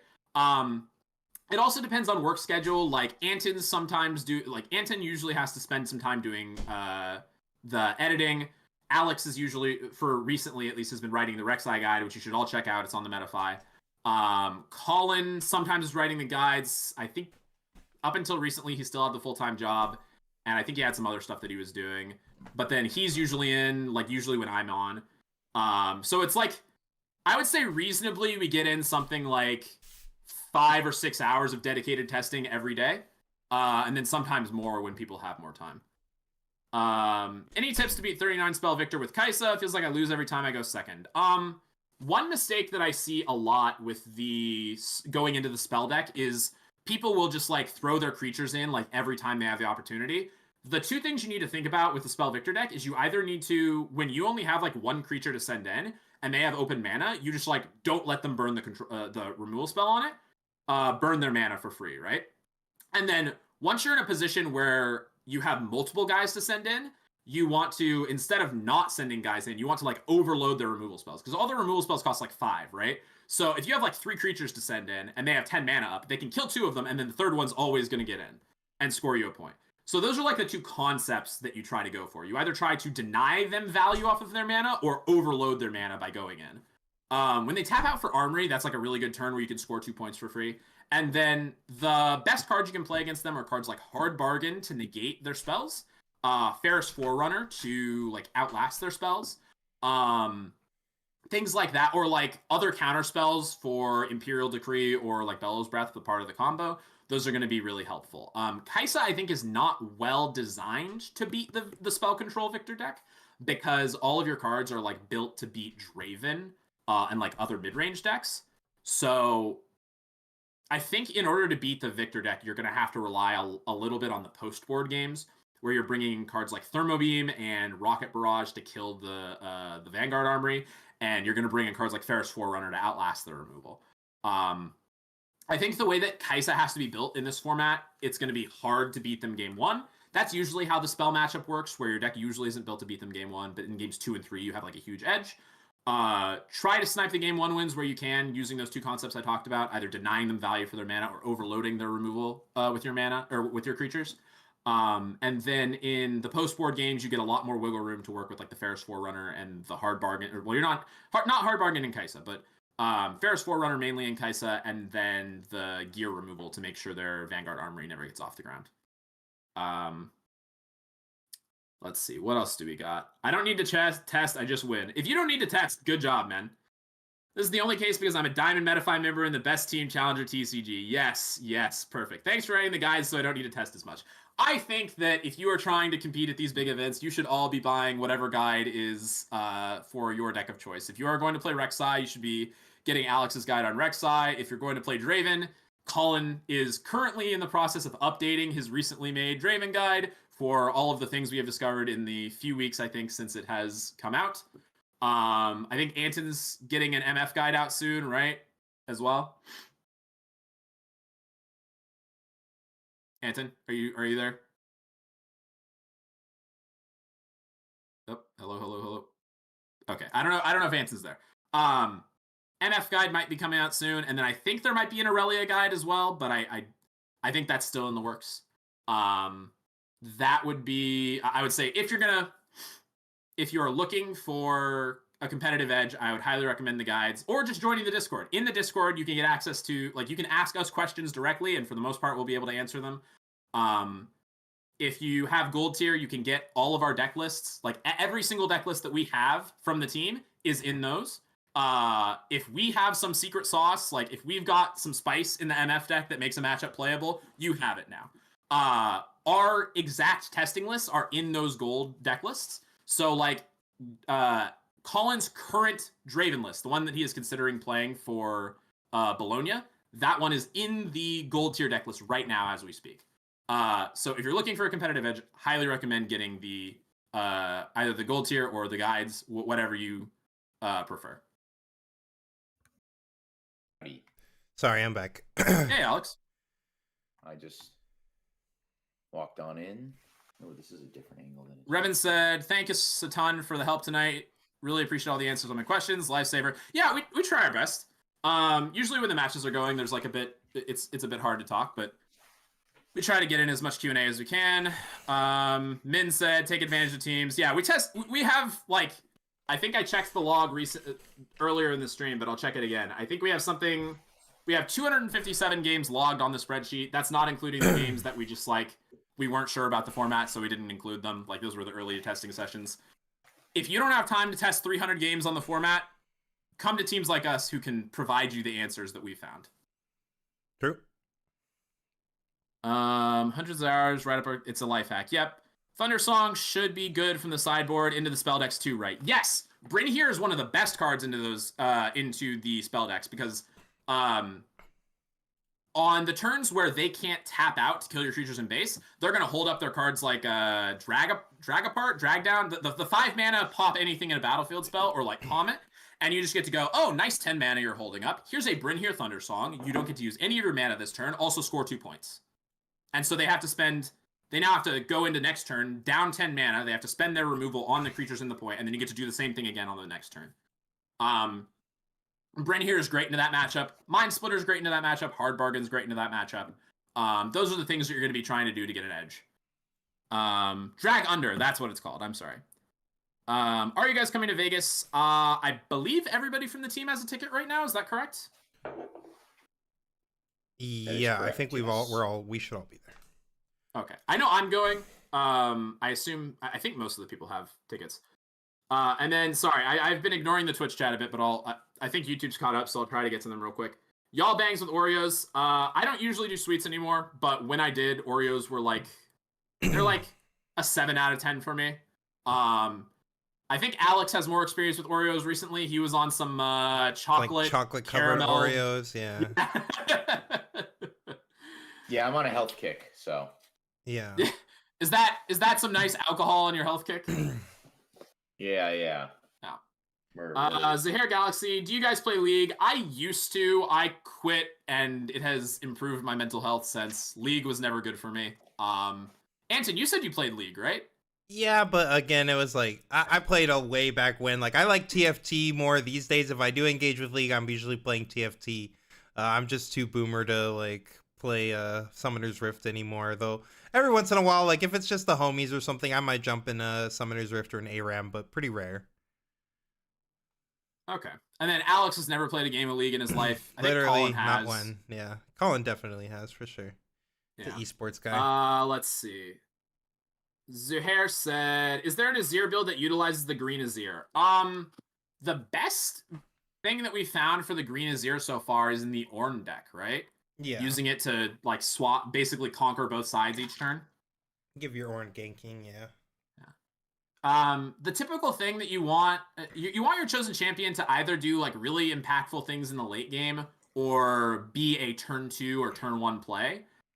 In the Azir deck, I tend to lean towards the 4-drop Azir. Because if you have nothing to do on turn 2, it's just a turn 2 4 mana, 4 power for 4 might for 4 mana, which is like basically the standard for a turn 2 play. So, I think if you're looking specifically to use the green Azir, I would recommend it in the Ornn deck. Yeah. Alex has started getting his drink on already. Yep, I've got a nice doesn't even know cocktail. Mudslide and Sun Cruiser. There you go. Two very contradicting taste-wise, but Riftbound has me playing League again. It's not good. Yeah. Sounds like you got a problem, buddy. Hello, Alex, says Zuhair. Hello, friend. Oh yeah, somebody was talking shit on you earlier, Alex, saying that I'm the better co-streamer. Oh, shame. They said that really? that it was more wholesome without you. That's what they said. Yeah, he doesn't do wholesome. No. Gunny said Riftbound actually got me to stop playing League. What a great that is the biggest advertisement for the game. My pre-riff box got an error pack. 2 common foils plus epic. Oh no. Wait, is that better or worse than That's worse, right? Yeah, because it's supposed to. You're supposed to get double rare, and then the epic should take place of one of your rares, but the foil common should not take place of your second rare. So yeah, that's rough. That sucks to hear that it's still like that. I know in set 1 that was pretty common. There was a lot of single rare packs, and they did this whole they tried to fix it. Yeah, they did the email thing. I even heard people saying that they were finally getting those like, oh, here are your replacement cards, but then looks like for set 2 we're back at it again. I'm gonna be very drunk. I'm not gonna lie to you. Okay. Okay, perfect. On that note, I am going to take my leave. I have Colin waiting for me to jam some games before. I think Colin might be joining the stream later. We'll see. But I'm going to go get some very badly needed testing before Bologna. So thank you guys for having me. It's been a blast. Maybe you'll see me hop in later, but I doubt it. I think I'll probably be knocked out. See you guys later. Bye, Daniel. All right, now the cameras are all wonky again. Hold up. Yep. All right. Alex is here to watch some round 3 gameplay. Oh, baby. Did you catch any of the rounds earlier? Did you catch anything yet? I caught the very end where our opponent has double called shot and ups to just try to not play Aurora, I guess. I caught the end of that. That was about it. Well, he only had one purple, so like he could have only single called shot for the second double, for the double one anyway, but maybe he should have still ran it. Run it. Yeah, I mean, yeah, he was in such a bad spot. And then we had round 1 was pretty bad. It was like a platinum guy into a bronze guy. What was it? It was Draven into guy, I can't even remember now. God, that's so bad. How do I not remember round 1? Draven squashed. That's all. Oh, was it? It was Teemo. It was Draven into Teemo, and Teemo got 2-0'd. Yeah. Someone said I got Spirit Blossom set though. Yeah, that's pretty hype. I opened an Aurelia Fervent signature and Ovian Ezreal Legend. Oh, overnumbered signature Aurelia and an overnumbered Ezreal. That's crazy. Aurelia Fervent signature is probably going to be pretty crazy because that card's staple for that deck, obviously. They sent you an alt art Kaisa Survivor as one of your replacement rares? That's crazy. That's a broken replacement. What? That's like it was in the pack though, right? They didn't just send you that raw, right? Yeah, how did the replacement cards come? Were they like in a booster or were they just like... Yeah, they're boosters. Oh, okay. It just like is a booster that's... But it's not a standard booster, right? No, it just says like enjoy your... It says it's a pack of 3 cards. That's what they said. So yeah, so in a pack of 3, you pulled the alt art Kaisa Survivor. That's a nice one.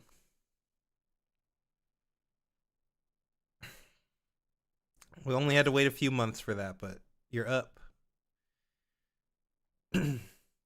Alternate art red Rek'Sai at the pre-rift. That's a sick one. It's a 1-card pack? Oh, so it was literally just the Kaisa Survivor in there. Huh. So one person's saying it's a 1-card pack, one person's saying it's a 3-card pack. I wonder...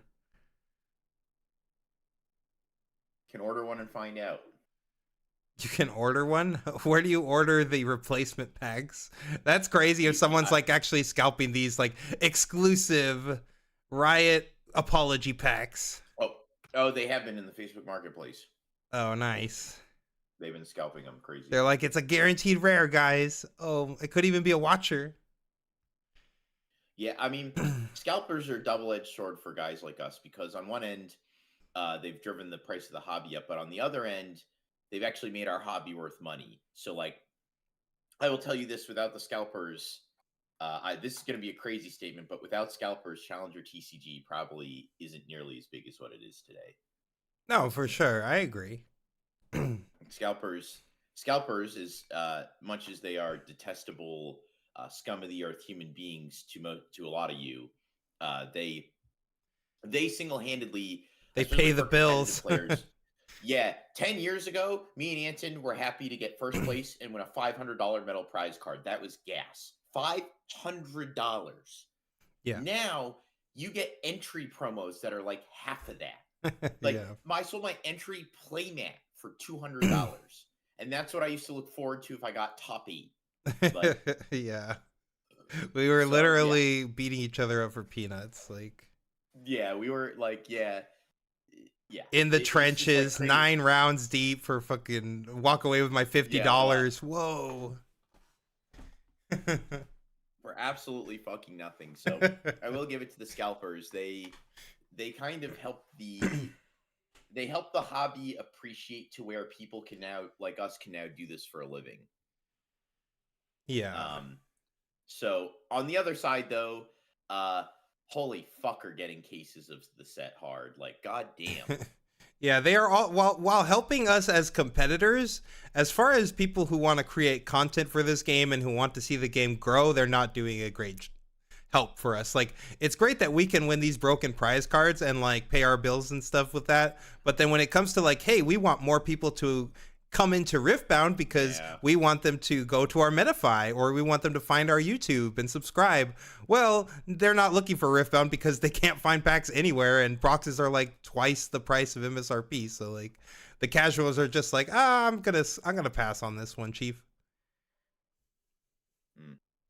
And you tell them we're streaming, we're playing in a tournament tomorrow. We're going to be streaming that. Yeah, I did let them know. Alex will actually be streaming his POV. So all of us are playing. I think we mentioned the playing, but I don't think we mentioned that. Yeah, Alex will actually be streaming that as well. So when this tournament's done, and I pass the baton off to Alex in the morning and try to get some sleep before I go force myself to wake up with this alarm and go play a pre-rift event before tomorrow's night stream. Alex will be here doing a 1K event for Top Deck GG, and he'll be streaming his whole perspective. And then, assuming that he stays in that long enough and doesn't scrub out, then actually, even if he does scrub out, he'll probably still stick around and show you guys either Daniel or Colin's perspective. But then he'll be passing the baton back to me for us to do Top Cut tomorrow night for China. Chat asks, what deck are you on, Alex? What are you playing in tomorrow's stream? Rek'Sai. We're gonna find out if I'm just committing to the bit. I'm committing to the Rek'Sai bit for Bologna. If I do well tomorrow, I'll probably commit to Rek'Sai. If I like 1-2 drop or whatever, then I'll probably not play Rek'Sai. It's gonna be the litmus test tomorrow to find out if it's viable. So.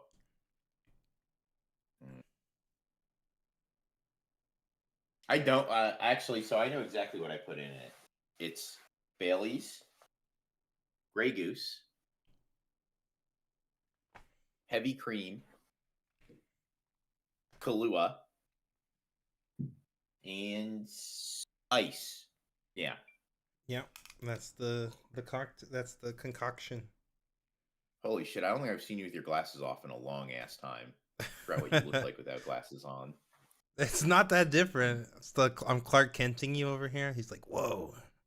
Yeah, I was like, whoa. Yeah, I mostly just take them off before bed, or like if I'm watching a YouTube video like on my phone or something. I am one of the rare breed of people who does not require glasses. Are they that rare? Feels like they are now. I feel like everybody got glasses. Like, I don't know. Yeah, I mean, they'll give these to anyone. They'll be like, Nope, not me. I go there. They're like, yeah, we couldn't pretend you needed glasses if we tried, bro. You should probably go on a fucking diet, but like, yeah, you don't need glasses at least. Yeah, well, at least you can see. Yeah. They're like, yeah, you'll probably die of coronary heart disease, but you won't die with glasses on. That's kind of cool. Watch. Nice. Demented Alex is going to be the first one to go blind. There's what I like that joke. It's from what is it, Beer Fest, I think is the name of the movie. At the end of the movie, there's like a joke and the guy goes it's a father and a son talking, and he goes, son, you got to stop masturbating or you'll go blind. And he goes, Dad, I'm over here. That's funny. That's a good one. It's a great one. Yeah, for sure. Someone asks, is Alex pulling an all-nighter? No, chat. I don't think he's doing an all-nighter, but he will hang out with us for a while. I'll be around. Yeah, trust me. If I was pulling an all-nighter, I wouldn't be fucking drinking booze like it was water. Oh, hey, what's up? I love bait. J-Bun. Yeah, we're going to be lucky if we make it through 2 rounds at this point. I'm about to reload this bitch. I got my handy-dandy shaker. Bought this for $10 like a decade ago. It's never left my side.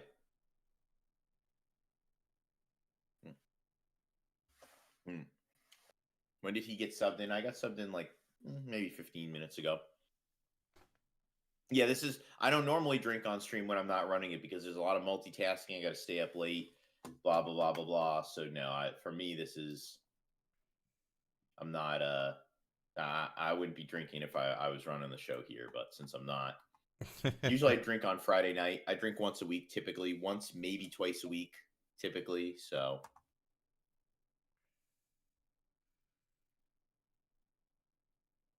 So he says, chat. He used to be one cigar after like an event. Now he's been getting in trouble for smoking in the house like every week. I am a 1 cigar a week man, and that's like a rule I hold very. I feel like the frequency used to be less than that though. No, it's increased. It used to be like once every 2 weeks. Sure. Was usually depend. It varied, but yeah, I usually smoke a cigar a week, and I haven't upped it. It's been like that for like the last 2 years about. Yeah, I smoked my first cigar with Alex. Actually, he put me on. I never had one of those before. It was pretty good though. Yeah, I enjoy me some tobacco every now and then. In Bologna, I'll probably try to pick up some Cubans because they're legal there. So sure. We'll see though. See what it's up. I got myself a cigar advisor now.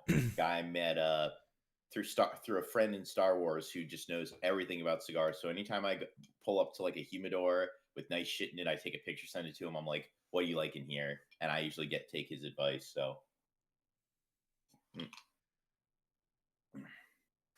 They're showing off this Aurelia pack that they'll be raffling off next week. So if you guys want this hot Aurelia card and some packs, and I think you get a playmat and some sleeves, like it's actually quite a bit for $40.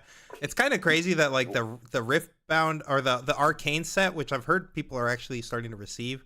But anyway, I heard the Arcane set was like 6 promos for like $80 or something, and this is like $40 for like sleeves, a playmat promo. Shipping? I saw some people actually posting pictures of the English ones. They got them in. So I think they're starting to ship this month. That's my understanding. Yeah, see this sick ass playmat? It's nice. You get these little Poro coins too. You're either getting a silver one or there's going to be like a super exclusive golden one.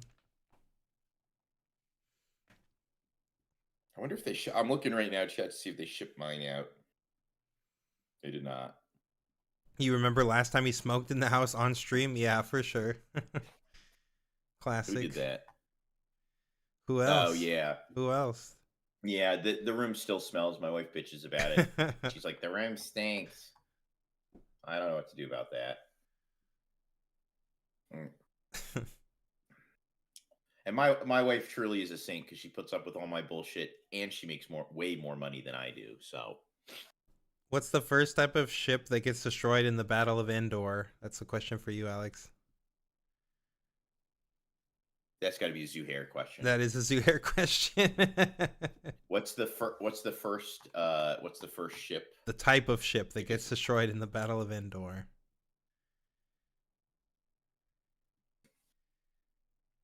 Is it an X-wing? Oh God. Is it still available? So the ones that have been sold so far have only been in China, but the Lunar New Year box for us is next week. Next week, you'll be able to pre-register for a raffle, and then they'll let us know, they'll send out emails saying, okay, you can go order yours now. It was an A-wing. A-Wing. Damn. It was an A-Wing. Okay. It was not net. Yeah. Oh, well. You smoke in your house every day, just not cigars? Same. Me too, Ezo. Me too. I remember, Ezo, you were the one that caught me. I think it was like the first stream. I like had my camera turned off. I thought my mic was muted, and then he's like, "Did I just hear a bong rip?" I was like, "Oh, whoops." He's like, I know that sound really well." I was like, "I bet you do, Ezo." A-Wing, goddamn, yeah. I love A-Wing. That's a 1-3 with Raid 2. That's the second best ship in the galaxy. Second to only what's the best ship in the galaxy? Zuhair, you know it. Star Wars Unlimited. What's the best ship in the game? Is it the Millennium Falcon?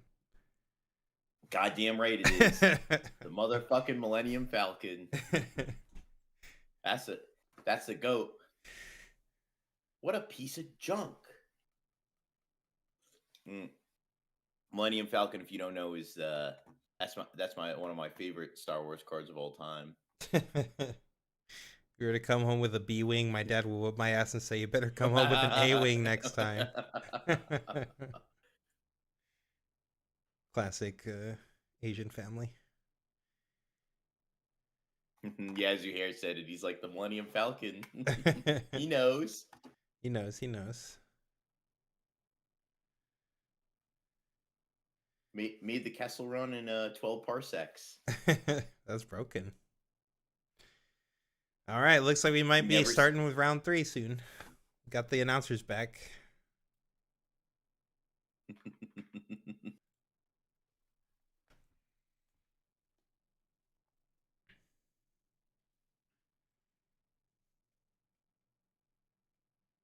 You were supposed to finish the quote, Zuhair. Oh, he did. Okay, less than. Or no, I think she says 14 and he says 12. I've read the exact quote. I don't watch the sequels too much, but the mat is beautiful. I agree, Chad. That would be a mat I would use for sure. Not even for waifu or anything. Like, I just think that a mat's really nice to look at.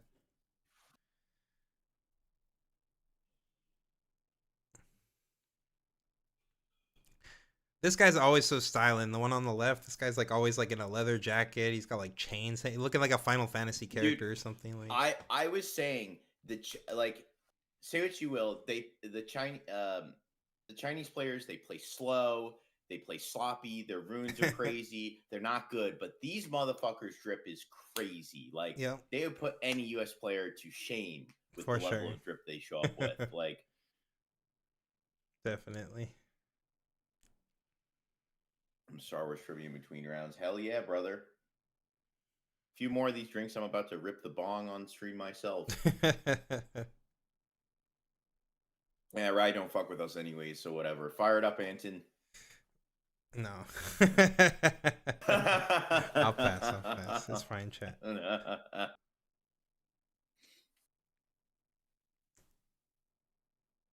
The Billy chat is really funny. It's all just thirsting over the casters. Oh, are they thirsting over the male casters?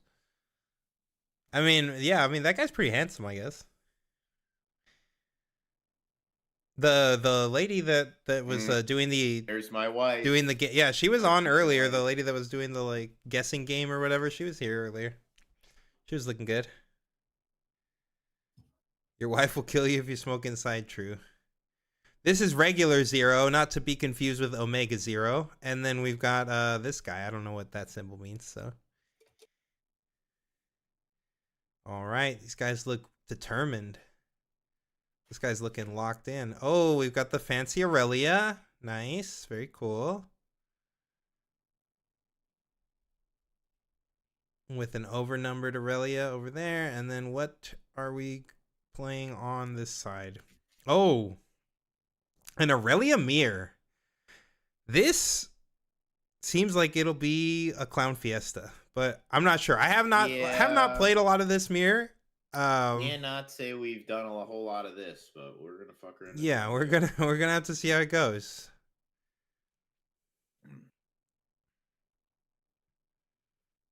Real quick, Zuhair Galaxy asks, "What's Queen Amidala's starship?" Isn't that just like a Naboo royal fighter or whatever it is?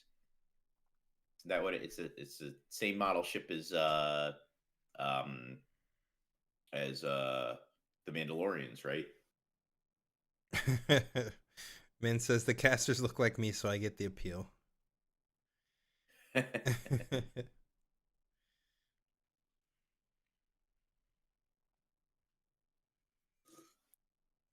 J-type Nubian star. Oh, get the fuck whatever. I played Nubian Starship in my Han deck. Whatever. I knew that. I had the picture of it in my head. Close enough.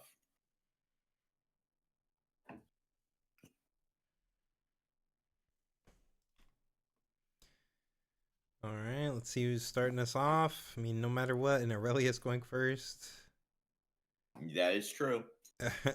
Interesting that they both ran different blinds. So one of them chose to play the Dreaming Tree, the other one said Obelisk. Obelisk blind's kind of crazy. They have to choose the battlefields before choosing first or second, so it's kind of a guess too. Yeah, that's what I'm saying. Obelisk blind seems a little crazy. Holding a Ride the Wind and a Rebuke. Oh, this is a 2-drop version. We just found two 2-drops. Curious if they're both on a tempo like 2-drop version, or I don't see 2-drops in this one's hand. I just see the Herder. Yeah, so was that a Heart of Dark Ice? Now is I love that card. I think Heart of Dark Ice is juice, actually. Yeah. I like actually think more decks should play that card. I love Heart of Dark Ice. I do think that's a pretty good card. To cleave every turn is pretty nice. Like Heart of Dark, I think its only downside for most people is that I think the only downside for most people is that it costs a power, so that's why they don't like it. But I think Heart of Dark Ice is crazy. I've been noticing there's a lot more Sneaky Deckhand went from not being played to being in every sideboard till we saw some in main decks last week of some of the top decks. Yep. Which I think is kind of interesting. Oh, we're just going straight into a Stellarcorn Herder. Turn 1. Oh, baby. That's what I was thinking of, Zuhair, and one. Yeah, you're right. You're right. I got it wrong.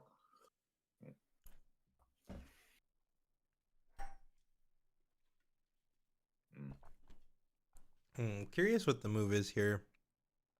This Herder's gonna get like so much value. Herder goes hard.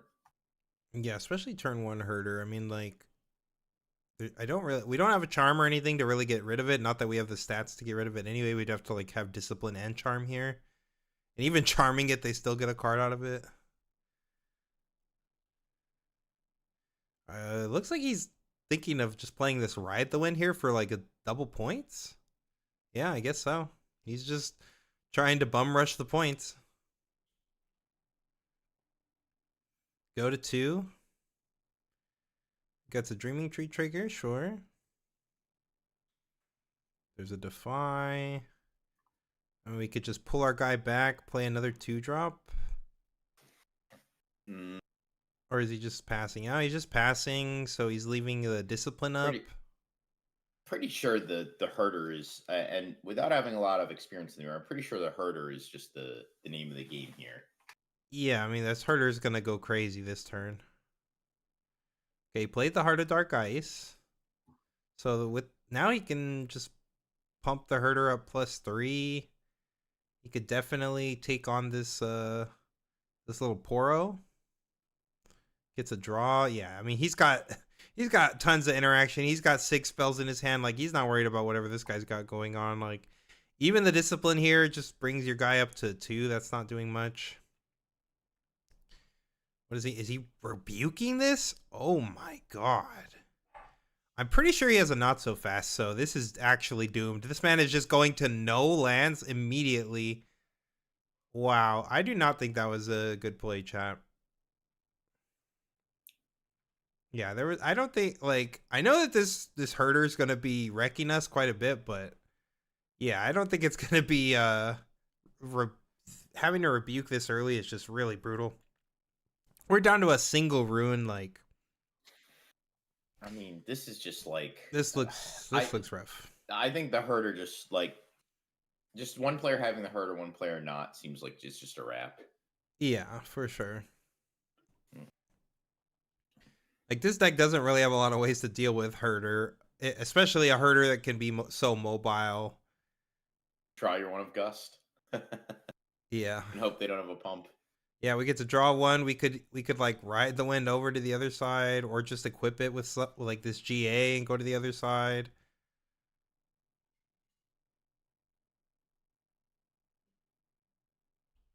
Oh, we could even just use Heart of Dark Ice, right? Just to ready it if we want to. Yeah, I mean, we ain't even got to do all that. We're in such a commanding position. Our opponent has no runes. You have to like tap out to develop Aurelia next turn. We don't really have to like. Granted, we don't have like some massive point lead, but like we don't have to do a whole lot here except kind of just like play the slow game, keep drawing cards, and just like Yeah. set up, set up, set up. Yeah, I mean he's big chilling here. Even putting this like going to 3 here is pretty irrelevant as far as the point tempo, but getting an extra draw with your herder, and then like he's just He's sitting here triple with six spell in hand. triple 6 spell in the hand Yeah, with a he's got herder on triple the six. dreaming tree. Like yeah, like So he doesn't strap up here because he's going to use this to do the movement dance next turn. right. Actually, he already has Heart of Dark Ice, so he doesn't even need to save it. I guess he's feeling kind of cocky. Like, I get it. You're feeling nice. You have 3 Sig spell. You understand there's no way this guy dies. Right. I might still strap up the Guardian Angel here unless we're saving it for our Aurelia. It's a consideration. Yeah. Yeah, I mean this herder is just going to literally run away with the game though. This guy's drawn like 4 cards I think already, at least 3 if not 4 cards already with this herder.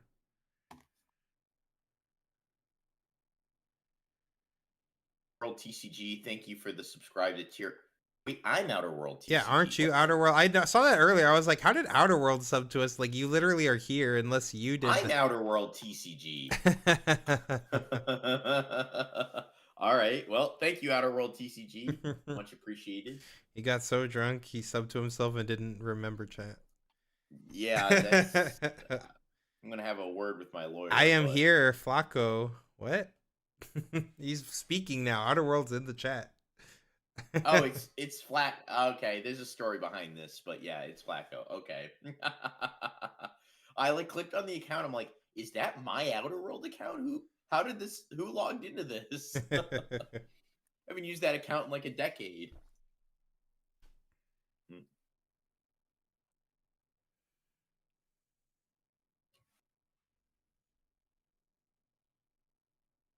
All right, playing the big queen. Just too slow. Like, I mean, he has kept point tempo though, so there is something for that. Yeah, the 2 drops did help the point tempo a bit. We're gonna have to confront this Tide Turner now, though. Like, is that a block? Holy, a block. Oh yeah, the one of block. We saw that in one of the top cut lists last week. I think was a one of block. And this Heart of Dark Ice is putting in so much work though. The free +3 every turn is actually brutal. Like, I fuck with Heart of Dark Ice. I do too. That's just crazy.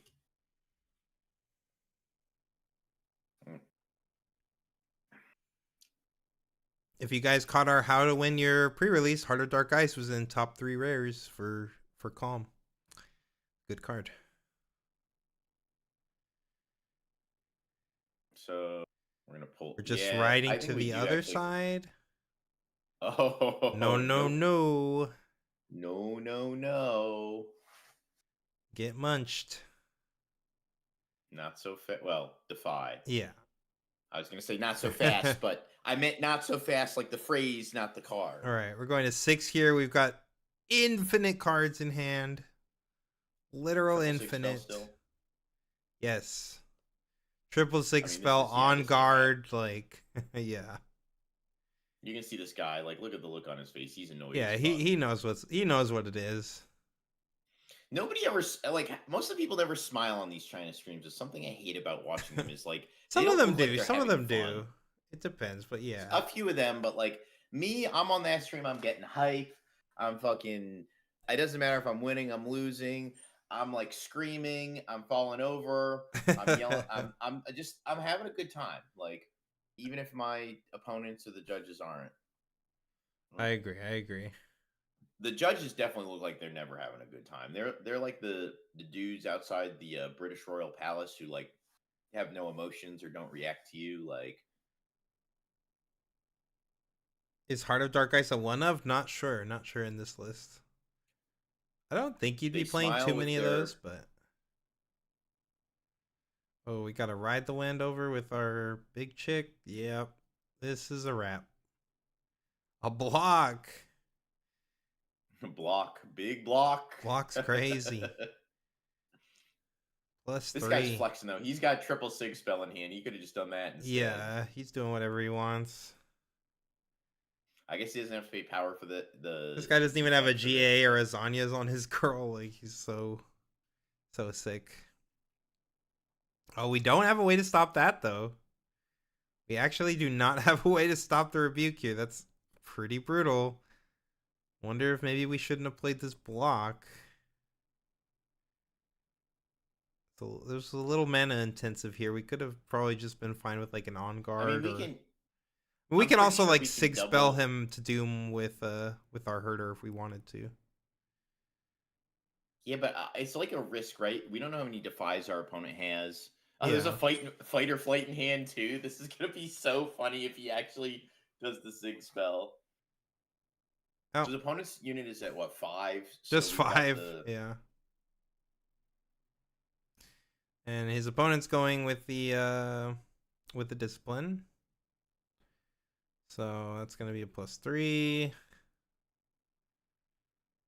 Yeah, now we're definitely wishing we had not spent 2 mana on a block, I think.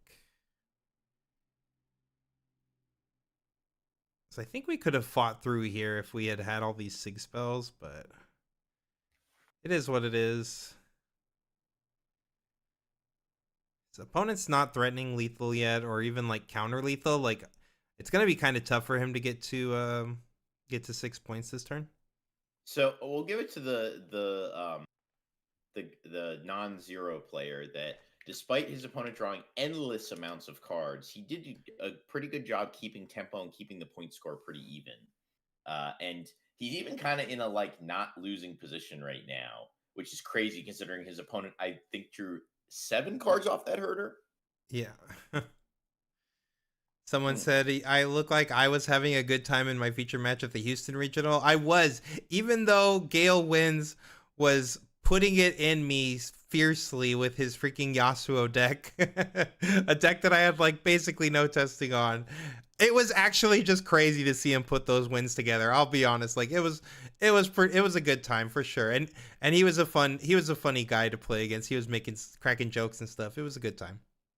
I love playing card games, chat. I don't care if I'm winning or losing. I'm having a good time. Obviously, I take my losses pretty hard because I try to do my best, and sometimes I beat myself up, especially if I make mistakes. But yeah, I just love playing cards. I'm trying for both of us to have fun if we're playing a game.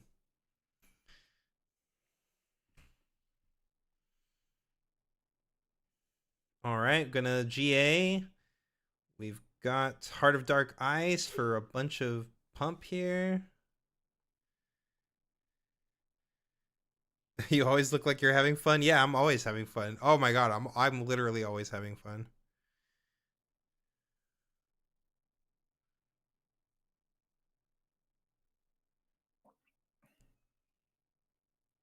I'll be honest with you, Chad. If I get falling starred 3 times in the same game, I'm not having fun. That's where I draw the line. The third falling star. But it's so ridiculous that they had it even. It's worth a laugh sometimes. I'm not laughing from the X3 bracket. No. No, for sure. It's like, whoa, Yogg Saren, this is fun. No, it's not. I'm not having fun.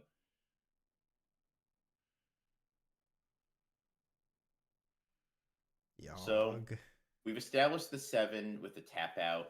I don't even think we needed to do all this. Like, getting the 7 doesn't do, like, I guess because we don't have any movement tech here, but we're tapped out now, so we're just like, it is a little rough. Like, we moved to a battlefield, so second rebuke just claps our shit egregiously. We are going to try to force a hold, which we're not going to get because our opponent's just going to put all his resources into just pushing us out. We saw fight or flight too, so like I don't know why we needed to move to 7 here. I think we could have just stayed in the back and like built up and tried to win. Yeah, probably.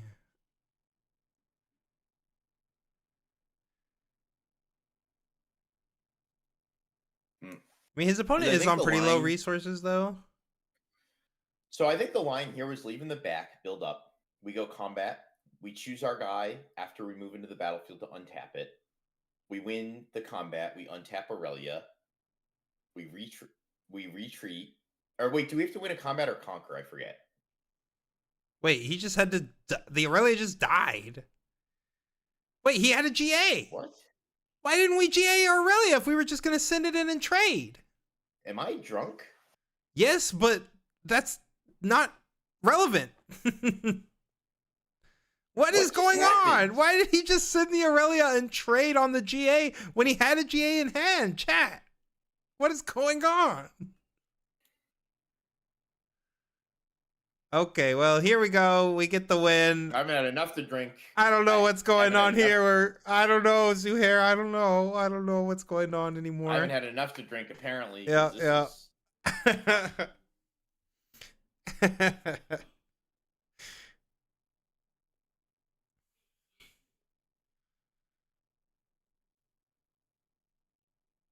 I think he accidentally passed. Yeah, he was just like, prio, no prio. Okay, crack.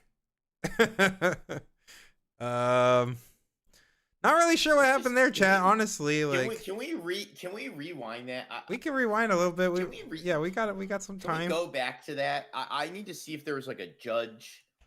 I feel like I'm like I'm Wait, seeing myself commenting in the Twitch channels. Is there a way for me to rewind? And Billy, there should be. I don't think so. Billy, is there not? Maybe not during lives. No, rewind. I don't think we can rewind till after it's maybe it's premium or something. But that's crazy. Can we rewind on YouTube? I don't have the YouTube stream. I mean, I can rewind on you can rewind on the stream yourself. I got it on my phone. Okay, I'm gonna look at this real quick. We're gonna review Something the went tapes, horribly chat. wrong here. Yeah, I don't.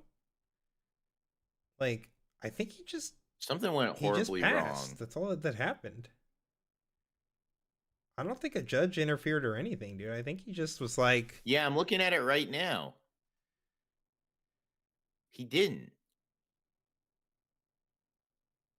This is crazy. He even had discipline in hand. I can see a discipline in his hand.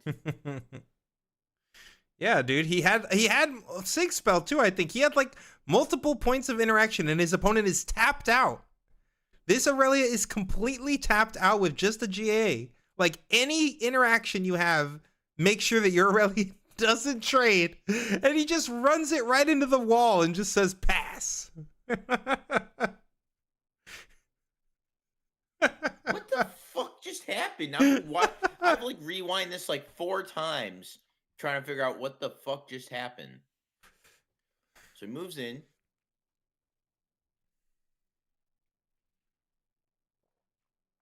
Do you think the Aurelia player is drunk? Yeah, possibly.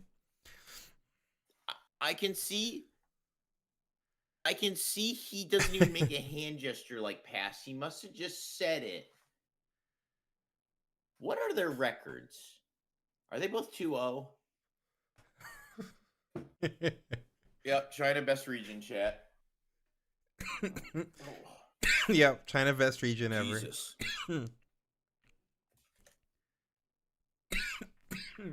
Oh my goodness. This is fucking crazy. I'm like watching this. I've watched this like 4 times over. I'm like, yeah, I can see him shaking a little bit, but like,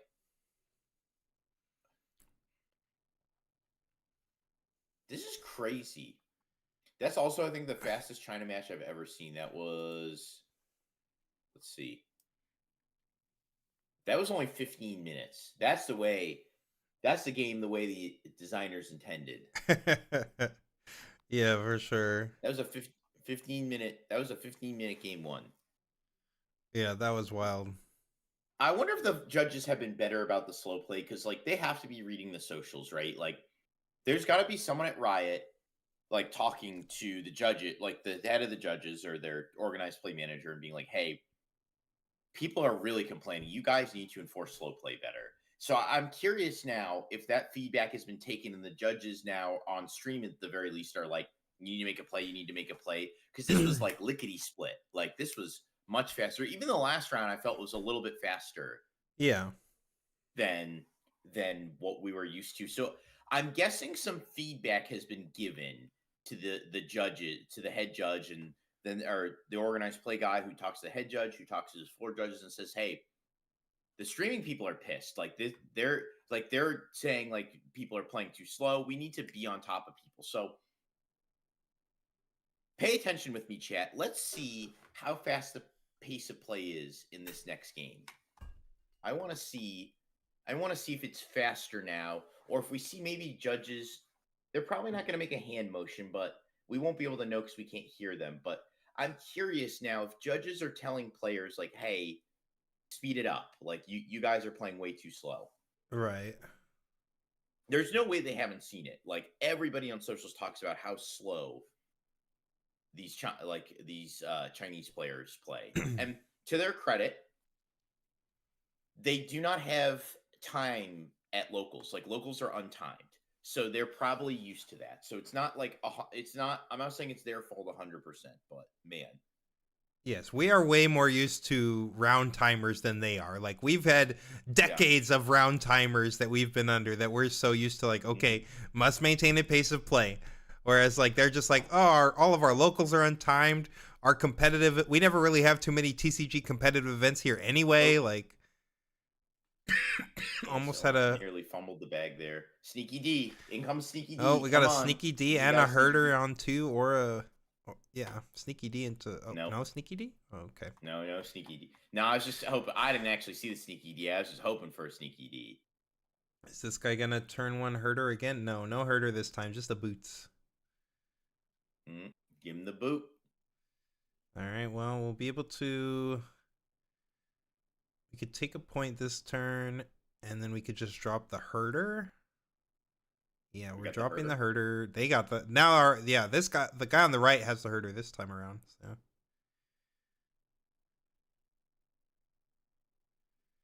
Just taking a point. Sure. 1 point.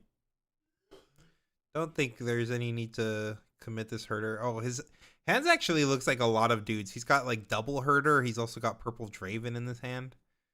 Mostly just dudes in this opener. All dudes in here. It's all dudes in here. Yeah. That was crazy. Same time. You see that synced up? Yeah, that was crazy. Check. Clip that. We are in sync.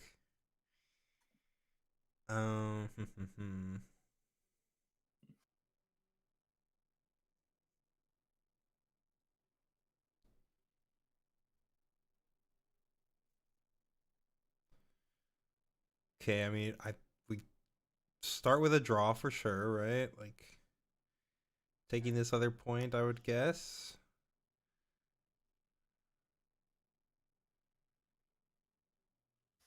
And then we could just use Aurelia to pull the herder back and draw another card. Don't know how many ways we have in hand to target though. I guess we only really have like the Guardian Angel. Oh, they have a charm in the hand. I wonder if they're trying to see if there's a way they can pull off a charm to just eat this Aurelia. I mean, the opponent is representing Defy though, so probably don't want to go too ham on that play.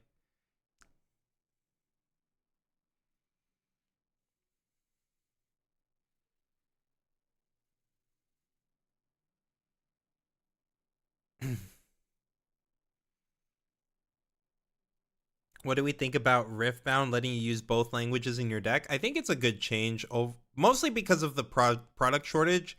I think that like there's just so much more accessibility.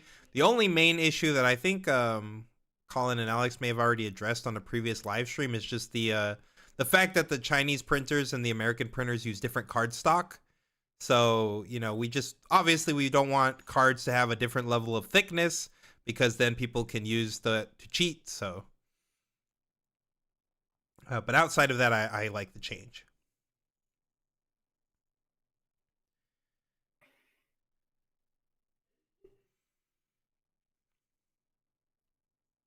All right, this Aurelia is +1 right now. Our man's on the left. His hands are shaking, man. Yep, he's sweating this game. He is not happy that his opponent started herder. Yeah, He's yeah. I was like, about he to say had the it's herder. definitely. He's the herder now. Like, oh no. So it looks like we got a flash here, which would be a ton of cards if we were able to pull it off. But he's aiming at this rebuke. If his opponent has We like have a a not so defy. fast, that's quite a bit of We have a runes. defy in our hand, so if we're Oh, gonna using the slash, I'm defying every time. yeah, but we What's did not have happening? the not so fast. So, We're getting rebuked. Okay, so but we could just come back down again. You literally just come right back down, equip the boots, and get right back in the business. yeah, I think this was a little. I mean, rebuke's fine though. You had a lot of resources, so Yeah, but he had to lose 3 of them for this rebuke though, because of the deflect. Like, still going to 6 next turn. It's not that bad, but like, yeah, I agree well, that like I'm going after the herder now. This man's only down to 3 ruins. Like, I think I want to take this herder. Like, why am I so obsessed with taking this 2-drop off the board? This herder because the is going to boots draw way more he's cards. gonna. Although I do agree we should start with Herder and then go to the other side. I'm guessing it's because he's going to choose it with a spell, so he Sure, wants to so he draw the wants to get one an here. extra card off of the tree. Yeah, he wants his Sure, extra card. I don't sure, hate that. sure. Now we Flash. defy. So This now is we like have to defy. Yep. easiest defy. Yeah, easiest defy of my life. Yep. This is Make our guaranteeing opponent that defy if he unless has our it. opponent has a defy, nope. So Nope. that means that this is getting eaten for free, and the herder is also going to get eaten. We just need to find a way to untap our Aurelia. We see I that mean, this our is a blowout. yeah, If this is we can't a stop this. quite the blow. That's what I was saying. The rebuke just didn't really feel that good there. Like, Yeah, but our yeah, I mean, I agree, but like we don't have much other lines here. yep, okay, we're readying. Now we're defiant dancing. Yeah, and that's a this is a wrap right here. I'm gonna call the game right now. Like this is a wrap. Like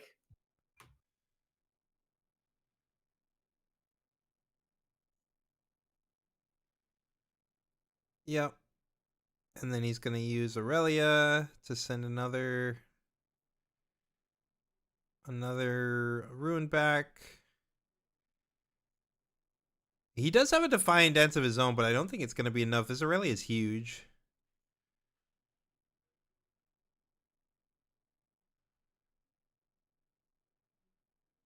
Oh, shaky is are they going to crazy. get him Like the for battle whiffing has the to be trigger shaky. here? Are they going to say he's whiffing the trigger for Aurelia? Okay, they're letting him rewind. Okay. That was going to be rough time. If he missed the trigger there because he was like sequencing so fast and being all shaky, that would have been crazy. You just won your pre-release with Renata 3-0. That's wild. That must have been a nice pull. I do think yellow order is very good in this set for limited. What are we doing? I mean, we're Setting down to one, going down to like whoa. no lands, bud. Holy moly! Why do we need to? I don't, wait, whoa. This is where I'm confused because we have boots on our mans here. Why do we need to set? What is attacking us next turn that we need to set this? This is crazy to me. Like, I'm there's guessing that no he's reason to thinking do the this. Aurelia in the champ zone. Yeah, but isn't he bigger? The Aurelia gets even if the Aurelia gets chosen by the GA. Oh, sure. And I then it guess it's equal. untaps. No.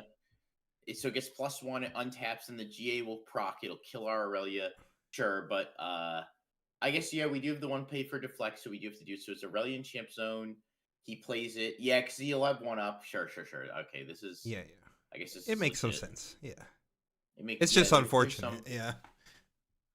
Like, it's so expensive, but yeah, I think we had to do it this way. So yeah, Where's the falling star at? this is Where's the what falling star, dog? yeah, this is what we like to see though. Like, I mean, now Aurelia's kind of pigeonholed on this side though. It sucks that we're just gonna like lose this for free. Like, yes, we get a +1. That doesn't matter at all. We had ganking boots, so like we were gonna be able to take this side anyway without having to do this. Now we just burned a card, but we did have to do it so that we just didn't lose our only real unit. Now we're gonna GA. Our We man's could pull our girl back if we want. No, we don't need to pull her back. We could just leave her probably. Oh, and sets the block. I didn't even know block had hidden. That's crazy. Yeah, block has hidden +3.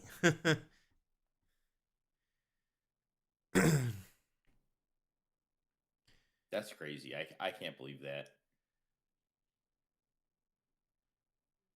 I'll get back to that question, Pumpkin, after this game. I'll go into that a little bit.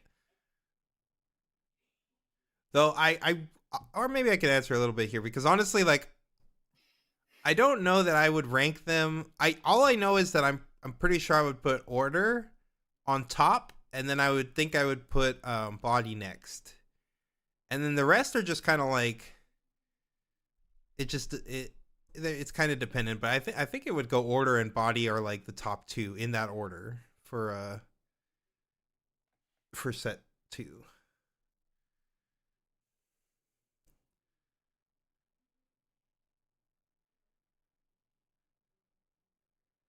I think that Vanguard Armory is a crazy card in limited. I think Drag Under is a crazy card in limited. Those are both in uncommon. You also just have a ton of really good commons in that color too.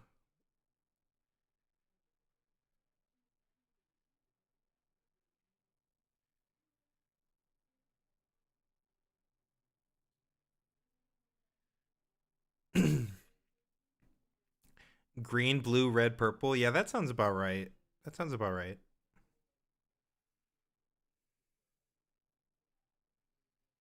Here's our. Yeah, I mean, we've got the herder. Our herder's about to get smacked right in the face. Yep.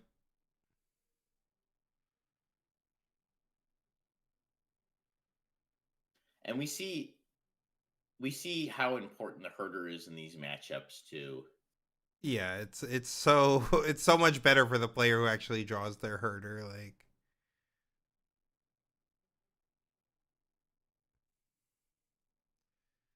okay, we're readying here. This thing's got a GA, so it's not really in any threat of dying. This block can give it shield 3, and then it gets +1 for being targeted. If he really wanted to, he could even. Does block do something else? It just gives a unit +3. I think that's it.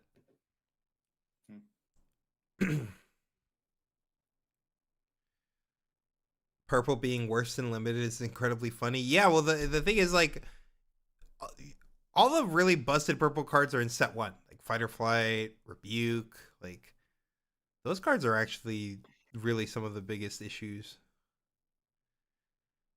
And all right, so we're getting off our sig spell here. Yep. Infinite stats. Block for a +1. Or +3, +4. Yep. And we get a draw as well with the Dreaming Tree. That's a Heart of Dark Ice.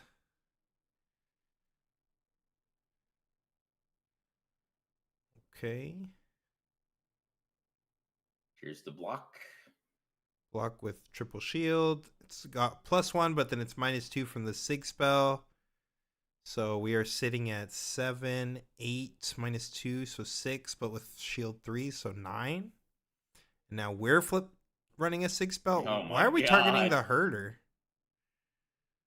Oh, I guess for the deflect. He doesn't. Yeah, he literally can't. He can't. Sure, yeah, because of the deflect. Oh, that's so bad. God, this is desperate. Are we about to ride to the other side? That would be insane. If he rides the herder in, does that give us enough? No, he's got Fight or Flight. Oh no, because the herder got -2. Yeah, he's got Fight or Flight, Charm. I mean, he could just Fight or Flight, but Fight or Flight's so bad here. What he really is trying to do here is he wants this Charm to go off, right? So he can finish it. Which is why he doesn't want to Fight or Flight or ride the right. He doesn't have a choice here. He doesn't really have. Yeah, he doesn't have any way. This guy's shaking crazy. Like, both of them have been pretty shaky.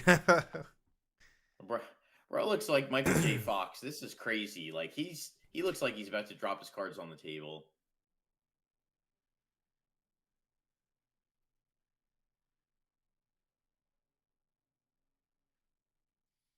This is Dude, you're shaking. This is crazy. I get it. I've shook probably like this before at some point in my career, in my TCG career. So we're gonna just hide over at the other. Oh, we're pulling back. Just riding So we're back to gonna get try back in again. the business. Yeah, So we get a little bit he's of, we coming. get a target, we get a ready. So we're We're coming plus back in 2 now. again. Yep. And we're still not going to be able to So kill this though, right? So we have no way to so charm we're it. plus So 7. We're plus 7 versus plus 4. I mean, yeah, we don't have a way to kill it, but we can crack it here. we could just crack the GA. Yeah. All things considered, I mean that was a little slow, but like they've actually the pace has been decent. Yeah, and the exchange was good. Like they both played to their outs and played good cards. So Someone's saying, Pumpkin saying in chat, maybe they're nervous because the judges are screaming at them. That'd be pretty. I mean, good. Whip them boys into shape. Let them know what's good. I'd be All letting right. them know. So I respect that. At least the judges are kind of doing their job on this one. Like as much shit as I give them, like I'd be letting them know, like we ain't letting you slow play no more. Like So it looks like speed up, speed it it was up. a Like trade between the Aurelias. So it left the Poro to take the other side, but I mean, we you're both lost our just sleeping. GAs here. So We got the boots, so you're just clapped if there's any target spell, which there is now. So we go over the Dreaming Tree because we're tapped out. Do we have a way to? Ooh, so here's the scary part, though. We could very easily lose our Aurelia here. In fact, we will lose our Aurelia here almost certainly. yeah, we definitely need to get this herder off the board. So I actually think we almost can't. So we've got Dark Ice, we've got a Discipline, we've got an Augur. We can't move to the Yeah, other he side because we realizes need it to too. He hold our. passed. Yeah, we need to hold these buffs up to keep ourselves alive. And our opponent's got a massive mana advantage. Sorry, rune advantage. It looks like there's another 6 spell. Pardon my French. We've got 6 spell, Charm, Draven, and Discipline. So we've got a lot of buffs. We've got infinite buffs. This Aurelia is dead if we want it to be, right? Because we've only got On Guard. Dude, these guys are both. I mean, the guy on the right's worse, but like, man, these guys are both shaking like crazy. Stressful game.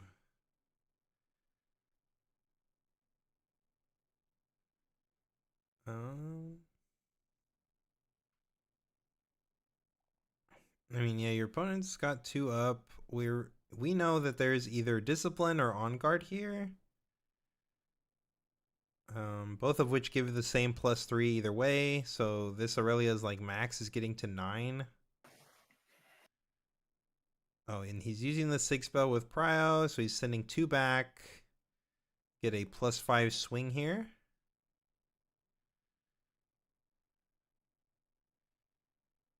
So that's going to bring him to +3. We'll make him an 8, and then we will -2, making this Aurelia a 4. So that means that Discipline, yeah, we don't have enough to beat the 6 spell. Discipline would give us +3, and so would On Guard. We could, if we ready with Aurelia, we get +4.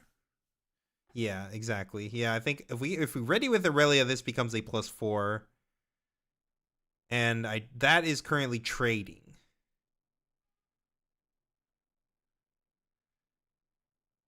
So if the right player does not have another pump spell, then this is actually a trade. We'll both lose our Aurelias. Obviously, that's a much worse position for Zero because he has literally no runes and no board at all, whereas at least the other guy has still more runes and he has a Poro. So, but I mean, the trade is still okay. I don't know. Whoa, what the fuck? I feel like I would have probably just taken this trade. What the shit? But I guess, yeah, this is fine too. So he's going to send it home so that he can target it, get +1, and then he gets to untap it, gets plus another 1. Oh, wait. Sure, I guess he's going to come back again. Sure. Are we? What's happening? I can't tell because he keeps fumbling around. Okay, so we're untapping. Oh, I think they did not let. Oh, okay, no, they're letting him get both of his triggers. Okay, okay. There was just some issue with the way he was sequencing and like not declaring triggers. But yeah, this is brutal. Yeah, the fight or flight here Yep, was this actually is pretty good. This is brutal. a wrap. He's lost his whole Yep, board. it's His over. opponent's at 6. He's at 3 lands. Like, there's nothing. Just pick it up. Pick it up. It's weird because you look at the expression on his face and you're like, this guy's cool as a cucumber, but then you see his hands and you're like, Yeah, for sure. so. What round is this? This is round 3. And do you think there will be anything besides Aurelia and Draven in Vegas? Yeah, for sure. There will be other decks. I hope there's only Aurelia.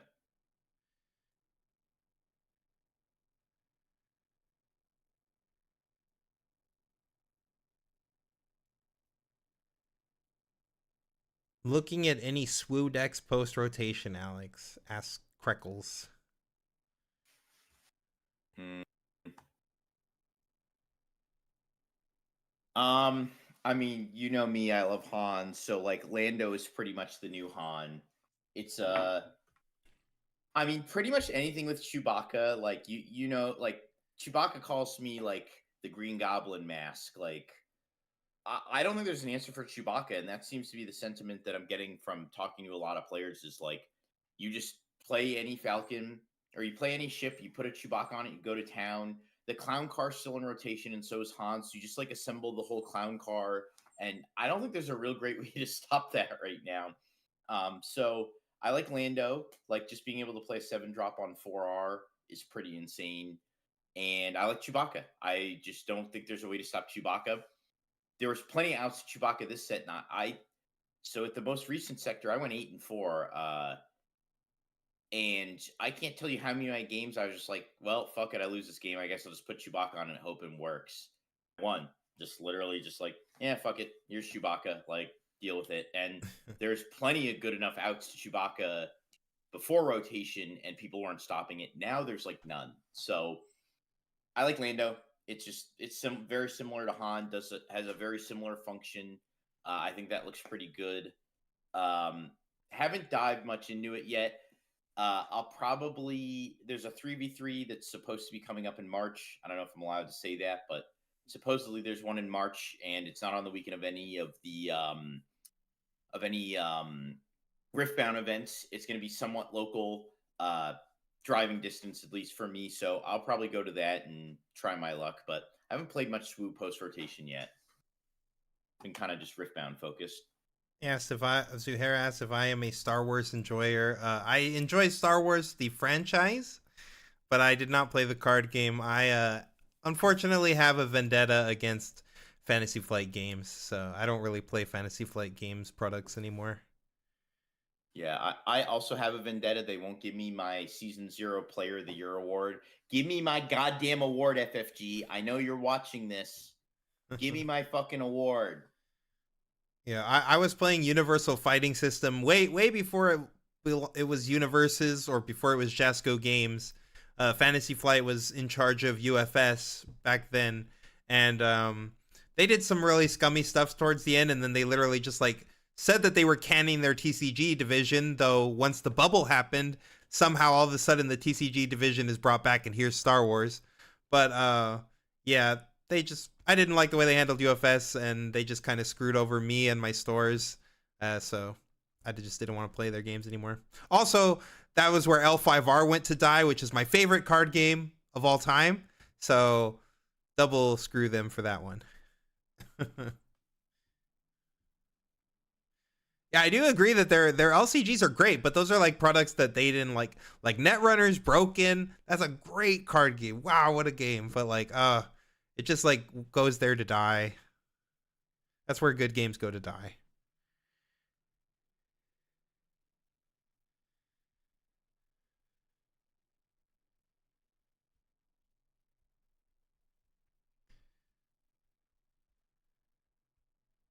FFG needs to steal promo and alt art ideas from Rift. I think Riftbound needs to steal promo and alt art ideas from One Piece. Like Riftbound needs way better promos. The skirmish promos were absolute, but like we needed. They have infinite skins that they could have given to Blitzcrank and Tryndamere to make those cards actually A, worth something, and B, desirable. But like, yeah.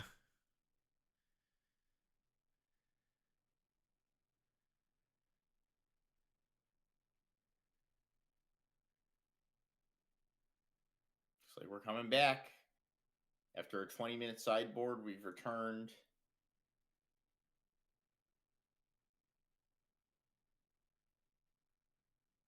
Yes, they definitely bundled the or fumbled the skirmish promos. We're hoping this time around we will see better. Holy Hopefully for the shit. is your what? What happened? What the fuck? That was crazy. What just happened? My on my shaker, the top just exploded off, and I haven't touched it in like 30 minutes, and it just popped right off and just blew off. Holy fuck, that was crazy. Anyways, continue. Yeah. Okay, looks like we're in game 3. Both players are playing it's a double sunken temple game. Looks like our first player just passed, but he's got the herder on too. That's what you need. Oh, that was a turn 1 sneaky? I didn't even see the turn 1 sneaky. I was looking at the other guy's board. I didn't even notice this man dropped a sneaky. That was really sneaky. That was sneaky. Freaky deckhand.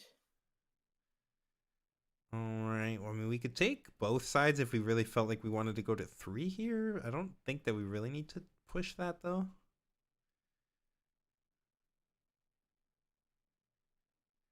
But we could, like, drop this, we could drop the tide turner, pull the sneaky back, untap the sneaky, and go to 3.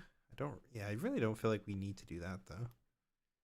I mean, we're out the gate fast, but our opponent does have the herder, so that's a big part. Yeah, they are going to start running away with it. Okay, leaving this up's kind of crazy. Leaving the sneaky right there, like... So, okay, the merit here is that our opponent can't use Aurelia if they have to react to our defense spells. So, like, I understand that part of it. It's like, okay, I'm going to play something. He's going to be forced to play something now. He can't develop Aurelia. I think that's the thinking here, at least. Sure. Is that we're going to force him, unless he has exactly Sig spell, we're going to put him in a position where he can't develop Aurelia. Well, Sig spell's going to get counterspelled. Well, we're definitely not Yeah, developing an Aurelia now. Well, this is fucking mega overkill. Holy shit. How bad is our hand that we had to do that? So we've got a rebuke, another herder. We got double herder. We got to ride the wind. I mean, this was... So if I'm probably riding here now. I'm just saying fuck it. Like, if that's a ride in hand, it looks... I can't tell if it's a ride or... We have a ride. We have a tide turner at the very least. So I might pull my man's back with the tide turner here. Ugh. I don't know. I think we should have, like... I can't tell if that... I think it's a rebuke. Okay, so that's a rebuke. Looks like we got a tide turner, though. I might have ejected here with the tide turner. Get our draw. Just leave it 2 in the battlefield. I hate that they do these hand cams and they move away from the hand cam before we actually get to see the hand. Yep.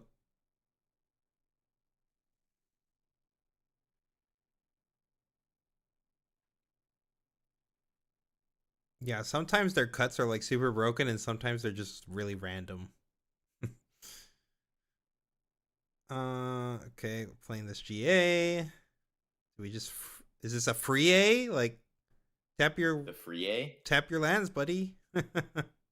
There you go. Okay.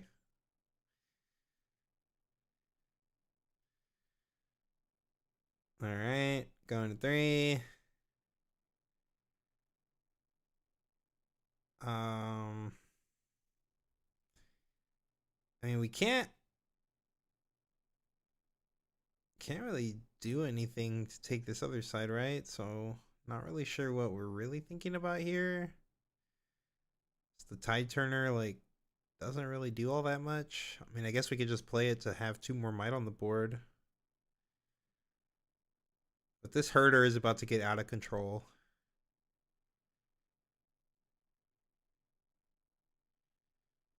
Oh, he's rebuking the herder? He's That's crazy. Yeah, I mean, I guess he fears the herder. He's like, this thing is about to get out of control, but having to rebuke the herder for just basically no value other than just like you're also like time walking yourself in rune development, like that's pretty miserable. Yeah, I'm not sure I buy this one, Chief. This feels like Is he a gonna untap bit of with a the stretch. Aurelia? Probably you're Yeah, I committed to mean the you're aggro bit yeah, now, now right? you're committed to the Mm. aggro bit for sure. Like untap this guy, go to 4, hope for the best. Oh wait, the judges are saying wait.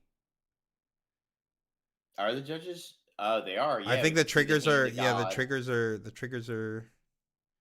Oh, are they making him? You have to use GA then? Oh, that sucks, dude. He missed his trigger. He's already missed multiple triggers though this game chat. Like this guy has been because of the shakiness and the quick sequencing, like he's been doing this a few times now. The way We don't know what the judges are saying though. Like but the we way don't know if they're like play faster, like, and this guy's just inting but now. the thing is that the way that it works is when you play the Tide Turner, you target the Poro, and then you have to use Aurelia on target. And instead, he already switched them both, meaning the effect's already fully resolved. So your targeting window has passed. So it makes sense that the judges are calling him out on this because he's done this multiple times. So now he's getting punished. Now he has to use the GA to untap it. He could have it would have been untapped there when he targeted it. It would untap at the temple and then it would get sent back home. Then he could just go straight up. But he missequenced again and he got punished for it. Oh my god, 8 runes. This is the most runes I've ever seen an Aurelia player have. We're gonna have to be aggressive now. We can't let our mans hold the 6 here, so we're gonna. Whoa. We have to attack something here. Like we cannot let this go on. The treasure hoarder, the treasure hunter is crazy. This is not. I don't think this is it. Yes, chat, correct. Because he had to use this GA to untap the Poro, he doesn't get the Lonely Poro draw when it dies. Like I said, this was not what he wanted to do. He had to do this because he messed up his trigger timing. This is still crazy to me. Like, why are we? Why do I guess so? We're gonna like untap and gank. I mean, to be fair, his opponent's position's pretty bad too, right? Like, he can't play Aurelia next turn. He's literally sitting on a single card, a Lonely Poro with a GA that it should never have. Like, right, which is why I want to take the more aggressive approach here, where I just delete the whole board. Sure, he's gonna trade. we're 3 to a 3. This seems Unless we're gonna use oh, like I an mean, on he guard used or a a sig sig spell or something. Okay, sure. I mean, they're checking this guy's rune deck to make sure he didn't cheat. Like, just pay attention, judges. Like, come on, it's not that hard. Like Okay. another gold. I mean, this guy's never And, paying. Yeah, I mean, he's never gonna have to pay power for the rest of the game. yeah, for the rest of the much. game, Like, for yeah. sure. So the Poro's gonna GA trip, but we're gonna pops. get our GA back. Guy goes home, makes another problem is- gold. The problem is we're like tapped out now. So like our opponent with a pair of boots, if he was so lucky to have it, could actually just get to 6 here and then just like take it a little slow, because the problem is Zero's only at 3 here, so his clock is not 2. Yeah, but it's 3. instead his hand is not so fast defy. So Lonely Poro was just a not so fast and a defy. That's a pretty miserable hand. That is a very miserable hand. Just a pass here. We literally And just naturally walk over this Poro too. And if I'm Zero, I'm licking my chops right now. I'm ready. Like I'm ready to just go right in, fist his shit. Yep. Actually, let me rephrase that. I'm ready to just attack him. No, you can use a fisting. It's fine. Yep. Take. You heard it here, chat. Alex fists Poros.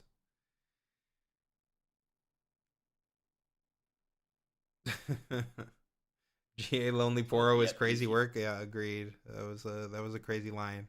And he's just gonna straight 9 hammer this fucking Poro off the stage.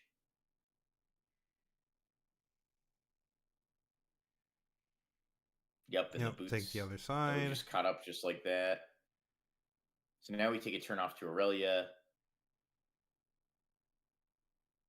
drawing a card for for the sunken temple. Yeah, I because mean yeah, we're this is oh my god, look at all this gold. bro looks like Ebenezer Scrooge. This is Yep, crazy. He's it's like just Scrooge McDuck here with swimming all in the swimming gold. in the gold. Yep.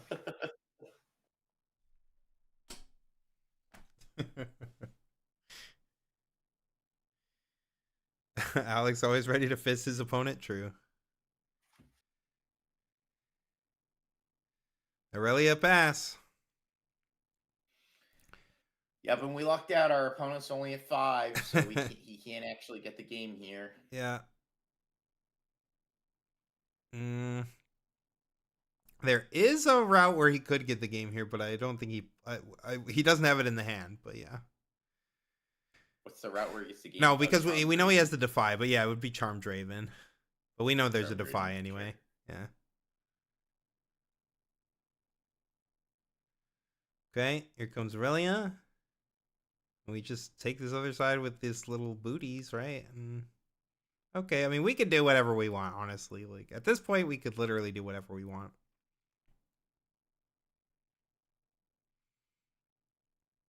Wait, why didn't we go to 7? I guess it doesn't matter.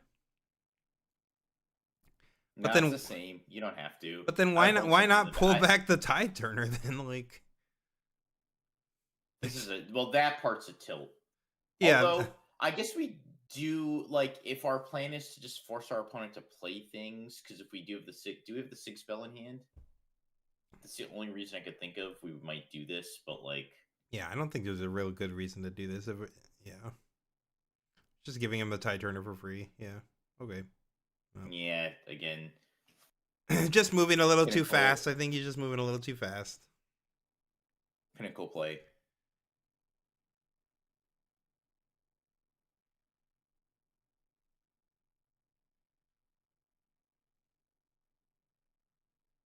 Well, I mean, wake up for this tournament tomorrow. I'm going to be very drunk. Better wake up, buddy.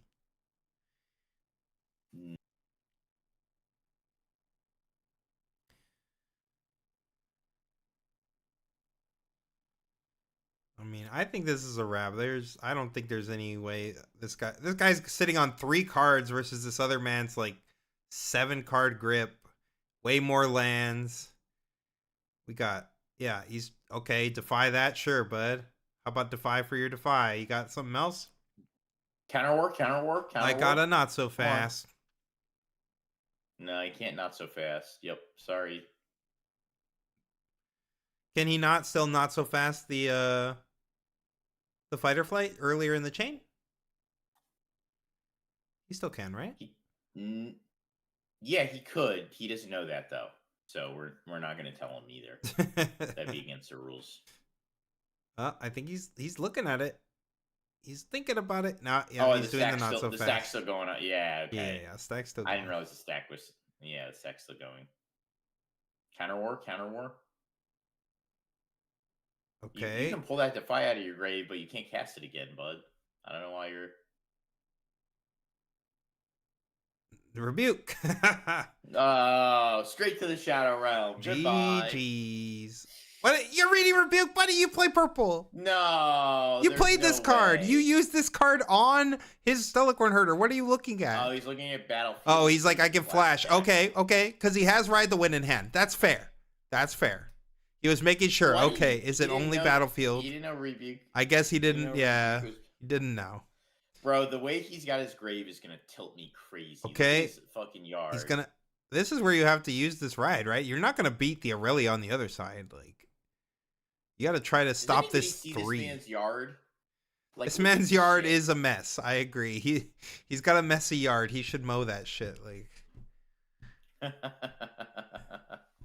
Okay, the judges fixed it just for you, Alex. The judges even were like, "What is this? What do you got going on over here?" Okay, come on, bud. Like, you only have 1 move. Where are you using this ride? You're not using it on that you got side? 2 minutes on the clock. Okay, well then, if you're not using it on that side, you're just dead, because you're never stopping this Aurelia. This Aurelia is like a bazillion. Yeah. You needed to ride over to the 3. I don't know why we ever rode over to the other one. Like, I mean, his opponent has a 6 spell, so at at the end yes, of the we day, know it I doesn't guess matter. We know his opponent had all the embarrassment of riches, but his only way to actually stay in this game was to ride over the 3. Stop the 7th I've point, never heard ride over the 3. I've never heard the phrase "embarrassment of riches" before. I've literally never heard. Is that sounds like a magic card or something? Embarrassment of riches. That's like a Yu-Gi-Oh card or something. I don't know if it's a card name. That's it's You like never heard the that turn of DJ phrase? Khaled suffer. Yeah, no, I've never heard that. It's like suffering. Is that like suffering from success? Yeah, I think That's it's the Zoomer pretty similar. version? Yeah. Yeah. I've never heard. That's crazy. I'm gonna add that to my. To the repertoire. I'm gonna add that to the. Yeah, I'm gonna add that to my Infinity Gauntlet.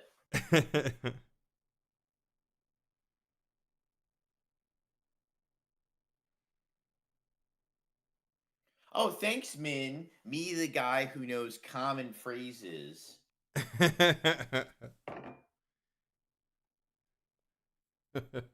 Like I went to school for common phrases.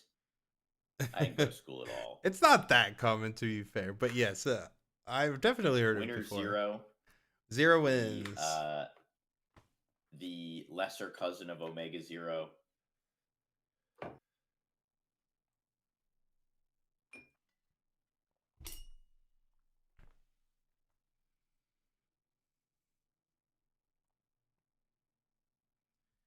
Yeah, no, I agree. It's pretty common, chat. I'm just trying to save him some face. It's fine. It's fine. I am Middle Eastern. Thank you. We're all identifying our race as well. You're Middle Eastern and you've heard it.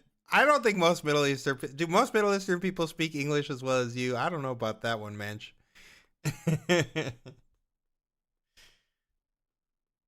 I speak. What am I? I'm white, and I don't really know my origins, so it's fine. He's some kind of Euro trash. Yeah, some kind of Euro trash. Your name is Jewish, Victor. Oh my. My name is Victor.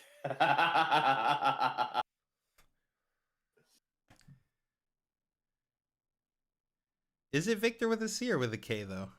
Victor. I don't know. That's a great question. All right, let me go get some more booze, take a piss. I'll be right back, chat. Okay, let's see. Let's see if I missed any. We're trying to lock in for the gameplay, so sorry if I missed any of these questions. I'm going to go look through real quick. Yeah, Vanguard Armory is crazy. If you see that in your sealed pool, just know that that is a crazy card. Netrunner is my playgroup's favorite game, but I can't get into it. Oh, I think that game's excellent. But I do agree. Someone said earlier that the LCGs are just like, yeah, the problem with LCGs, and I think this is awesome as a person who really loves card games, but like, yeah, there's no secondary market really for LCGs. So without the speculators, like, your cards are pretty worthless. Like, you're still playing a great game. I think Fantasy Flight makes excellent games in LCG form, but yeah, you're just like, those cards are never worth anything because everybody has access to them, which I like because that means that like lots of people can play the game. But yeah, lots of people don't want to play the game unless they're making money off of it, I guess. And I understand. I mean, you know, these days for sure, that's how I got to pay my bills too.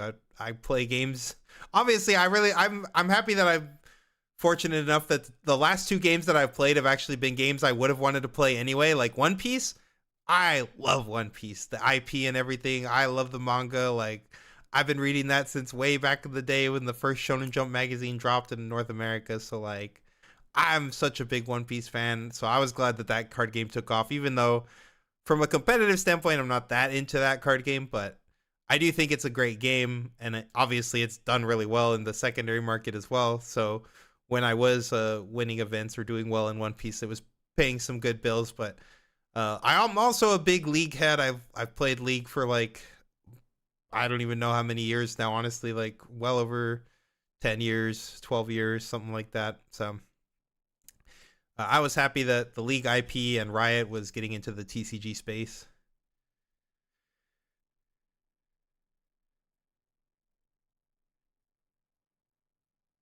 Yeah, I mean they're more competitive. It just depends, right? Like, so when I was playing any card game I was playing, at least back when I was still living in Texas with my boys, like my card game group was all we were all sweats. So like whether we were playing an LCG or we were playing a TCG or just even a board game like Settlers of Catan or anything like that table is sweaty as fuck. We're not kitchen tabling it up. No, we are trying to optimize like we're playing sweaty. So when you have that group, like those games are awesome.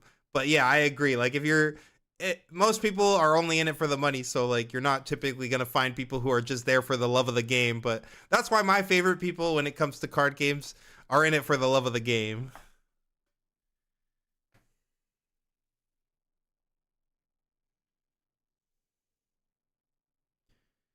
Is the One Piece game actually good competitively? No. No, it's not. That's why I got out of One Piece. It's best of one, which I really don't like. There's no sideboards, like not even Fab style where like you could pre-board or something. There's no sideboards at all, which I also don't really like. Mostly, I don't mind that so much. Like I think if your game is designed for best of one, it can be fine without sideboards. But if you actually know the game of One Piece, like some of these matchups are just like insanely polarizing to the point where it's just really bad. Um, and then on top of that, it's also just like there's not really a lot of deck building decisions in One Piece. Like the decks are kind of just like force fed to you through Bandai. So like, for instance, they'll print a leader, right? With and like you have same as Riftbound, like you have to use just that color. And in One Piece, there's even single color leaders where like you just can only maybe one day Riftbound might have that too. That would be kind of crazy if they give you like a more OP hero power, but like you're only locked to one color. But like on top of color locking you, they also like they'll print a bunch of support cards for this new leader, and it'll say like, oh well, if your leader has X keyword. So basically, just imagine if like almost every deck in the game you're just playing tribal. That's like literally every game is tribal. So like the decks just build themselves because you're color locked and you're tribal locked in every single deck almost. So that were some of the things I didn't like. Also, there's life triggers. So like you have to take life cards of damage, and then if certain cards are in the life, they flip over and say like you've got a unit in there that costs like 4 or 5, you could just like summon that guy for free. And that shit's just heinous, obviously, especially in best of one. Like there's just too much RNG for me to travel around. I just feel like I'm rolling dice more than I actually feel like I'm playing cards. So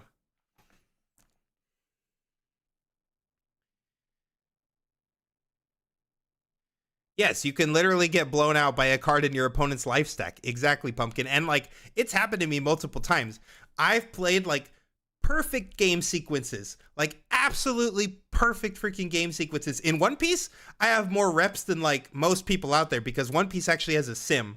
And anyone that knows me knows that I can just like straight grind. I could play like 24 hours straight, chat. If I have nothing else to do, I can literally just sit there and grind literal infinite games. And so in One Piece, I was able to just grind infinite. And like I was playing just I've played like so many games where I just play perfectly and it doesn't matter because their last life trigger was like a oh whoops, I get to kill one of your guys, or oh whoops, I get to like negate an attack this turn. And it doesn't matter that the last 7 or 8 or 10 turns of the game I played absolutely perfect because that was their last card in life, and I perfectly played this game to sequence everything so that I would have perfect lethal on this turn, and then they just happened to have that in their last life cards. And the only way to win in that game is to deal with their life. So there's no avoiding it. You can't just like if they're about to kill you next turn, like you played perfectly to and traded resources perfectly to get to this point, and it's just like whoop, they flipped that out the last life. I guess I would just lose like this $10,000 promo because like I just they had this card in their life, and none of my decisions mattered this game. It was just not where I wanted to be in a competitive scene.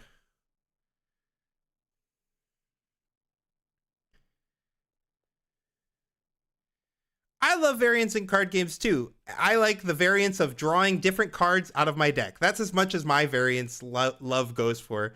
Anything else beyond that, to get that out of my game.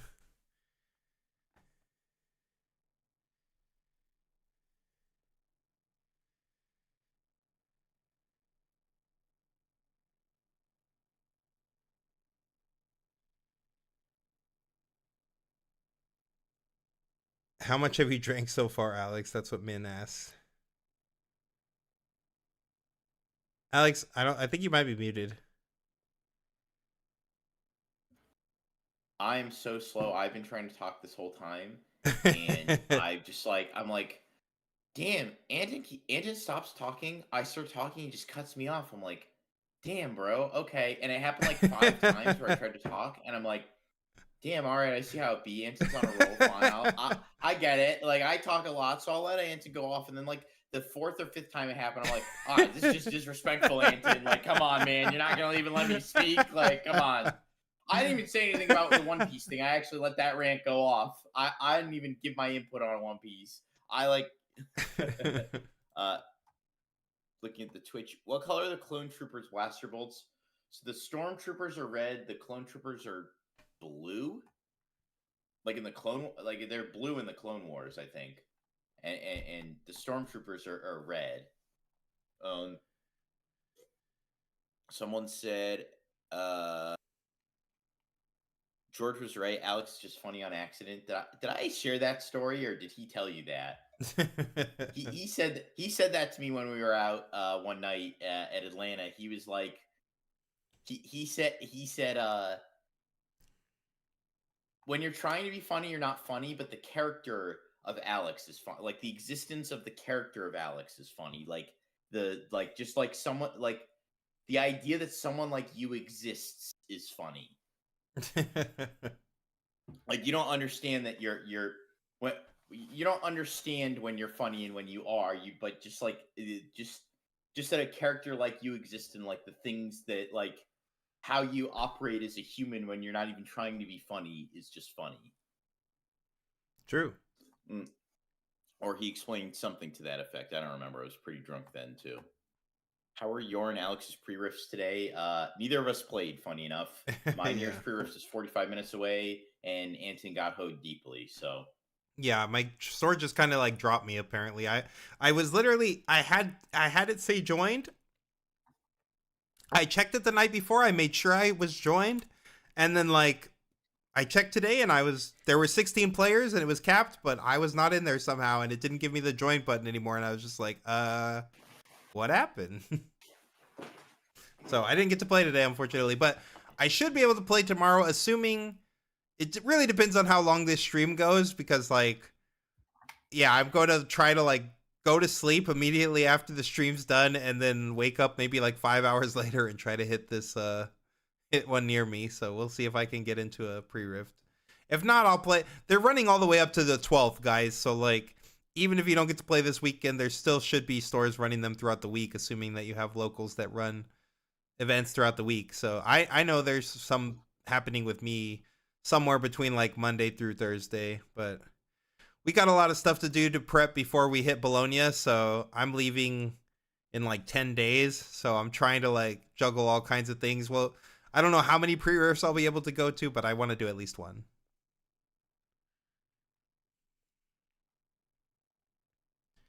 What species is Sebulba? I know this one. Shit. I fucking know this one, bro. Fuck. I literally know this. This is crazy that I can't think of this. He's Googling chat. I'm not Google. I don't even have my hands on the goddamn keyboard. Like I saw the light on your face. I saw the screen light up. the screen is lighting up, but I don't have my hands. My hand is on my mouse. Like hands up. I would have to navigate. I would have to navigate to this without using. What is fucking Sebulba like? My I have a hand on the mouse. That's it. I swear.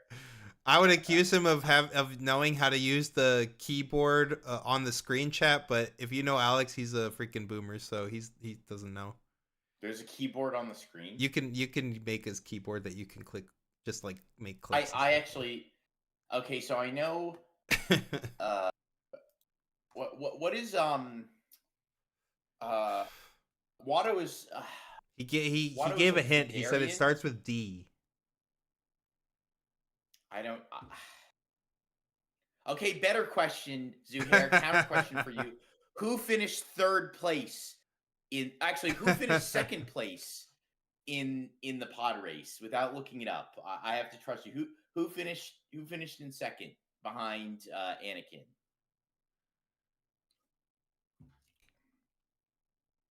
I know this is an easy one. This is an easy one. I actually know this. Gasgano, he Who played finished pod it? race, he said. All right, fine. Who finished third? Ayers This is asks also an easy one. how has testing been? Testing's been pretty good. We're pretty much narrowed down to mostly play Draven or play metal card. So yeah, that's basically where testing is at. You either play Draven or you play for a medal.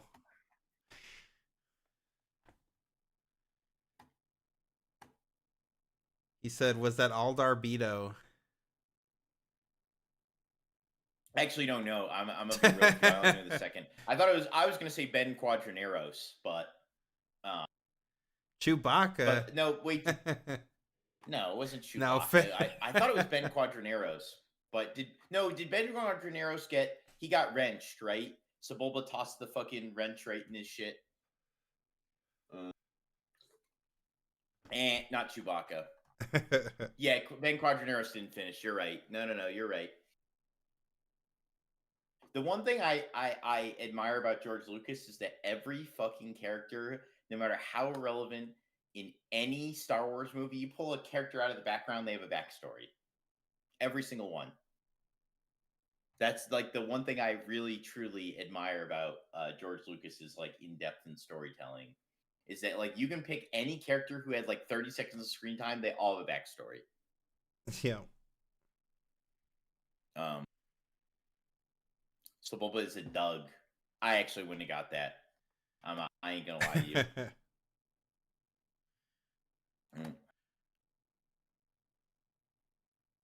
Yeah, Ben Quadraneros didn't finish. You're right. Your opponent snuck in 4 colors in his deck, and the store wouldn't DQ him. What? That's crazy. You're just playing 4 colors sealed. Next level. Feeling myself now, chat. We're like 3. This is Sun Cruiser number 3, maybe number 4. Doesn't matter. It's some number of Sun Cruisers, and then we had 2 pretty solid mudslides, and we're feeling ourselves. I think I'm about to call up my wife, ask her what she's doing right now. Oh, holy shit, she's awake. Wait, you're awake? Any plans on uploading testing VODs for the Discord members before the event? Yeah, for sure. Right. We do lots of testing VODs. We have lately. We've honestly been slacking a little bit on that. I'll be real with you, chat. We do need to put more testing VODs up. But yeah, we're definitely gonna go really hard on testing before Bologna. Like the next 2 weeks are just gonna be really hard. So we'll try to record and maybe go live in the Discord as well. I'll be right back. I gotta go do something real quick. Yep.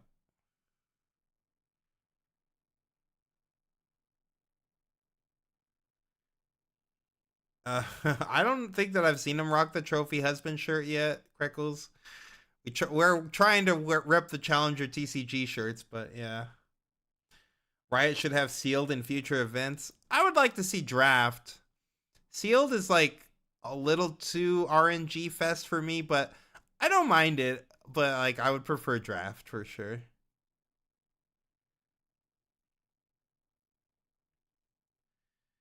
We know what he's gonna go do. He's gonna probably go get yelled at, honestly. Not sure you can make draft work. I think you can make it work. They made draft rules recently, so. Yeah, we gotta stay on brand. We gotta like make sure that we're repping, make sure people know. Like a lot of the times people do recognize us, I'd say. Like we've had a pretty good response. People will come up and be like, "Oh, hey, like you're the YouTube guys, like you do that stuff." And we're like, "Yeah." So far we've had pretty good recognition, but like sometimes people don't know. And yeah, when we're in like Top Cut or if we're on a stream match, repping the Challenger TCG. Oh, what's that? By the way, if you guys don't know what Challenger TCG is, we're not just a YouTube. We're also a Metafy. We have a Metafy where we offer coaching, where we offer deck lists. We offer our personal deck lists, like the list that we're going to take to the regionals. They're in there. We're doing Q&A like pretty much 24/7. We've got, depending on what tier you're in, we do additional like personal streams. We do VOD reviews. We do all kinds of stuff in there. We're the biggest Discord community right now in Riftbound, so private Discord community. So if you guys are interested in a Discord with a lot of value and a pretty good player base that's all trying to level up, and we're all doing our best to make sure that everyone levels up with us, like that is check out our Metafy Challenger TCG.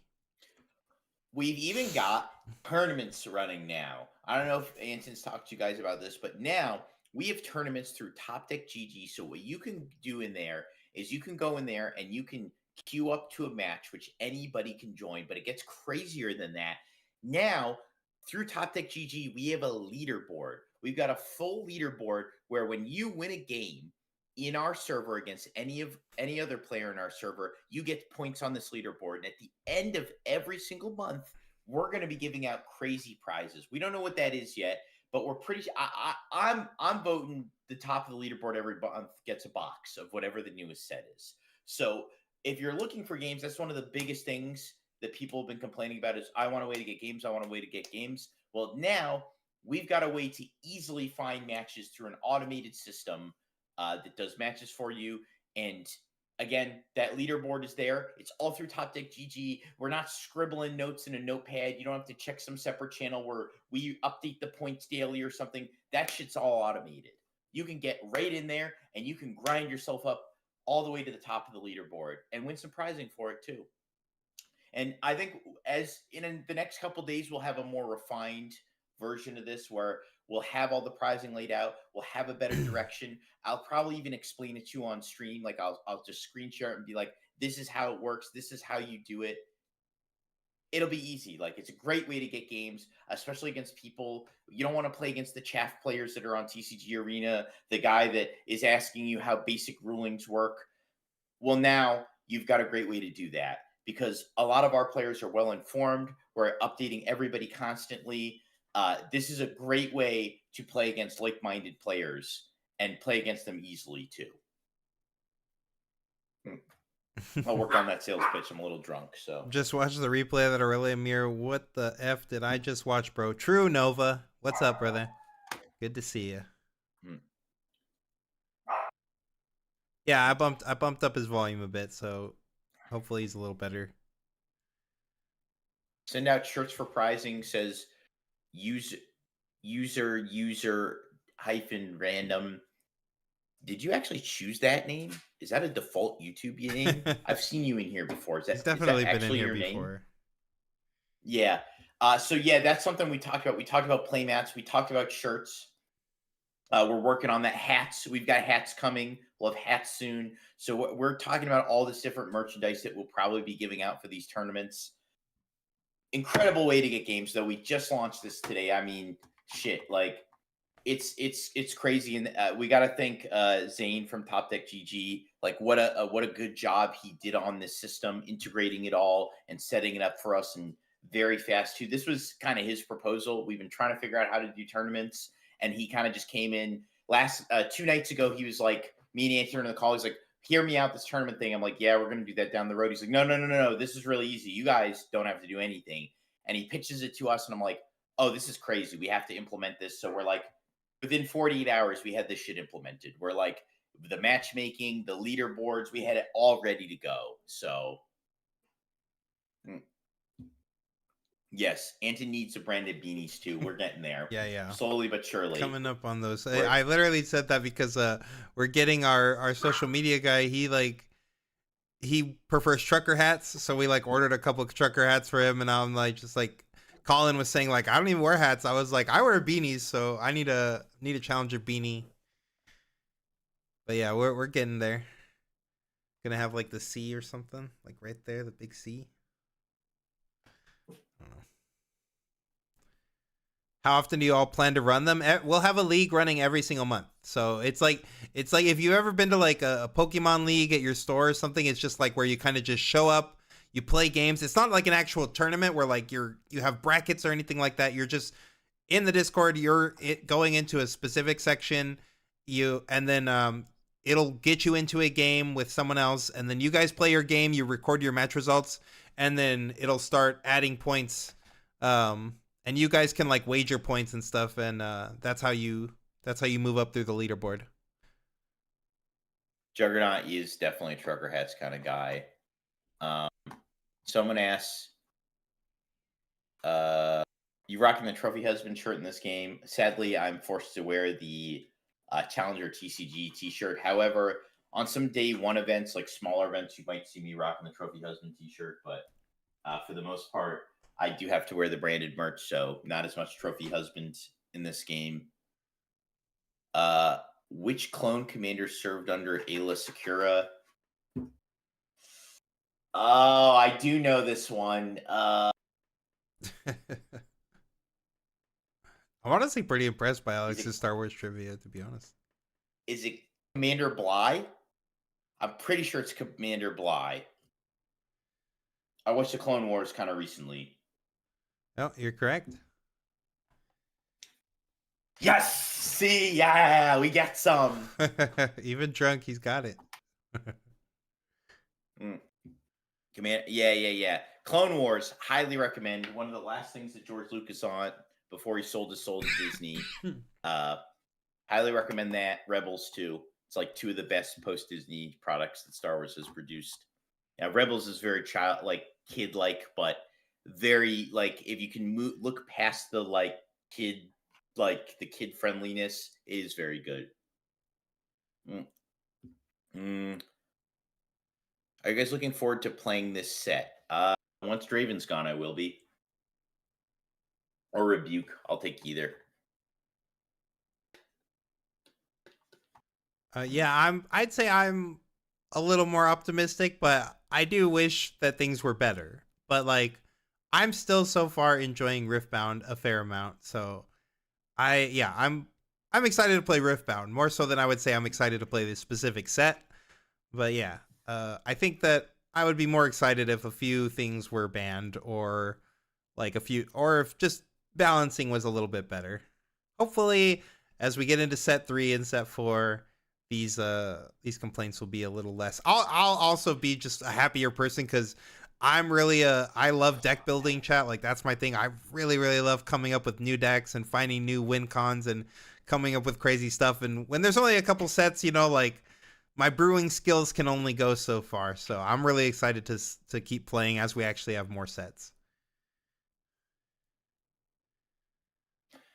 Someone asked what my favorite Lego Star Wars set was, and it was one I never owned.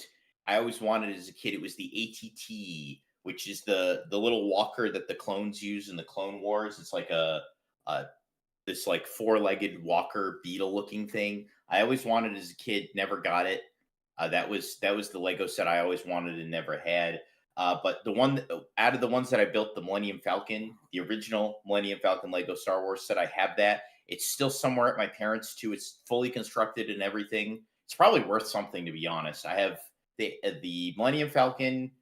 I have the very first Vader's TIE Bomber that has if you press on his head, the lightsaber lights up. It's actually, that figure itself is worth money. It's in my basement somewhere. Yeah, it's funny you very say big that. into Legos as a child. Funny you say that, Match, because I literally did already pitched that deck to or mostly pitched it to Alex like one night while I was getting really high, the Promising Future Time Warp Ezreal deck. But we tried. Yeah, it's just like I started thinking more and more. I was like, okay, what happens when I cast this Promising Future and then my opponent just hits me with an Acathian Rain or something? I what am I taking points with? I don't know. Obviously, I'm not saying there's going to be a lot of Acathian Rain once we are in set 2 format because there's not so fast and stuff, but it just seems like you said, how am I getting there? I'm not really too sure. Maybe sneaky deck hands or something. I'm not sure.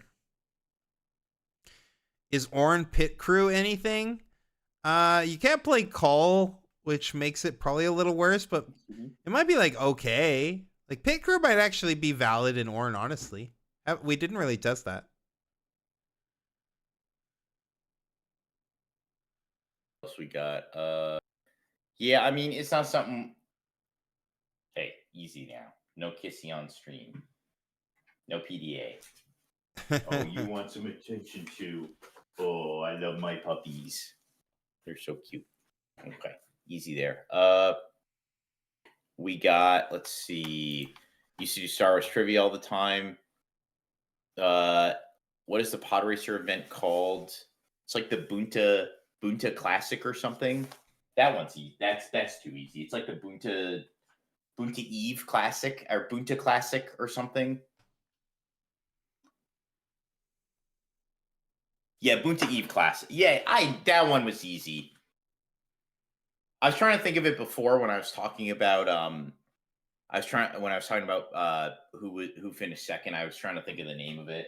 Like I'm pretty sure it's the Bunta Classic, but I don't want to stumble. Yeah. Bunta Eve Classic. Was Colin still gonna commentate at all today, or was he not going to do that after all? I mean, we're cooked on that. It's 2 a.m. now. I'm going to guess that it's okay. I thought he said he was coming in later. Oh, we got Omega Zero on stream again. They're like just put this guy on so he makes us look good. Like that's the best player we got. No, it's Apatow. I'm a big Apatow fan. I tell you, he's the best player. You think Apatow versus Omega Zero, he's gonna wreck? Omega Zero is crazy though, too. Yeah, but Omega Zero is crazy at Hearthstone, bro. Oh, they put him against Darius. Come on. It's like shooting, just like clubbing baby seals. Yeah, like, Darius versus Kaisa. LOL. Let me tell you how this one goes, chat. It doesn't go well for Darius. Especially post board. Now that they got the Rocket, like the Rocket wrecks this deck. Wrecks your hook, kill your other thing too. Like, yeah. Colin jammed 3 games and then passed out. Well, there we go. That's okay. Alex is here for as long as we have him, and then you guys got me into the night. And I mean, good looking up, chat. I'm pretty drunk, but I have not pulled my penis out yet, which is a common association when I get drunk. So we're doing well so far. Good thing he's not getting our YouTube ban, chat. That's great. He's doing a good job. I've got a very hairy asshole too, so we're maintaining here. Good to know. Good to know. Yep. It's going to be rough waking up tomorrow for that Top Deck GG tournament featuring Nova Riftbound. Nova, if you're watching right now, can you tell me what the rules? Because I'm going to stream that. What's the rules on streaming it? Because like I know there's like a gray area with like my chat's going to interact with me, but trust me, I'm not going to listen to them. I'm just going to ignore them. However, am I allowed to stream the tournament without using a delay, or do I need to use a delay? How's that work? Tabletop Island. Is Zero a popular player in something else? Not sure if I'm missing something. No, he's just popular in this. He won a regional already. He won one of the China regionals already. No, he's just a popular player in this. No, Omega Zero. Good at this guy right here, Omega Zero. Yeah. I'm saying Omega Zero is the national champion in China, but yeah, so Omega Zero was insane at Hearthstone. Omega Zero went to Worlds for Hearthstone, and he made over 6 figures playing that game. He's broken. Oh yeah, that's right. He was good at Hearthstone. I forgot about that. He was a Worlds competitor at Hearthstone. Yeah. Omega Zero is pretty goated. There was a Worlds competitor for Hearthstone that played Star Wars Unlimited. Most people don't know this, but there was a Worlds competitor in Star Wars Unlimited. His name was Philip Samuelson. What was his Hearthstone name? Some of you might know him. Number Guy. Oh, okay. Yeah. Yeah, I've told you. You did tell me. Yep. Now he is now he's a PhD in mathematics, and he's much better off than playing Hearthstone. But at the time, he was a high school dropout that went to Hearthstone Worlds, and then he said, "Fuck it, I'm gonna go get a PhD in mathematics." He's the guy I call up whenever I need any sort of obscure math done. that I can't solve with a hypogeometric calculator. So I mean, this is not the matchup for Darius. I don't know exactly Omega Zero's list. Like, we can kind of figure it out from what we saw the last time he was on stream, but Falling Star damn, in the he got hand, oh blessed. baby. That's what you want. Getting blessed by this. Getting blessed by this turn one. Let's see if we open the. Did we open the combo? Combo for reference, chat, is the Vanguard Commander plus the seal. Well, with this setup, because we have the obelisk, we could literally play any 2-drop plus commander too. Ooh, okay, that's a nice counter to the Falling Star. Yep. Wait, we have to pay one. Oh no, we Darius. Sure, we left one up. Yeah, sure, this is not the Falling Star you want either way. Like, oh, ripped a second star. Oh my god. I mean, he can't double star here, so it's No, fine, but it's still just that card having multiple against Darius is like brutal, man. Read the FAQ, but TLDR, don't show your hand and delay the stream during games. You can turn off delay in between game. Don't show your hand and delay the stream. No, I don't care if people stream snipe me. If they want to cheat me, that's fine. I don't care about that. I only care. I don't want people accusing me of cheating because I'm interacting with my chat. Like, if my chat suggests a play, I don't want them to be like, he got advice from his chat. I don't give a fuck. These motherfuckers can stream snipe me. They ain't beating me. Like, they probably are. I'm playing Rek'Sai, but like, I don't care if they stream snipe me. That's whatever. I'd rather be entertaining and interact with my chat than I ever care about stream sniping. I just need to know if somebody on Twitter is going to be like, he talked to his chat, his cat told him how to play. That's what I'm interested in. Other than that, I couldn't give a fuck less. Looks like the Darius player also has a Falling Star he could play. He could clear 2 of these units. Yep. I think that's what we're going to do here. Ding, ding. Goodbye. Straight to the Shadow Realm. Both of the gold producers. Which makes sense. I don't think he's too worried about the tank value with the current board state. So, do we have something else to play though? I hope we have something else to play. I mean, theoretically, he could play as Darius because he's got the +1 energy. Yeah, play the Darius. Yep. And that looks like that's what he's reaching for. Yep. Use our free energy, maximum efficiency. Yes, we burned a lot of power this turn, but that's okay. We have a really nice I hate position. the way Omega Zero untaps. The way he keeps his runes too is like, what a fucking mess. Like, it's not even that big of a deal, but come on, man. Just like organize them a little better. Double Falling Star, Noxus Hopeful. Like, God, what a hand. Yeah, I think he's also got a Forerunner. Yep, we got a Forerunner. I mean, I'm thinking we probably Falling Star this Darius at the very least. Then we can like play a Hopeful and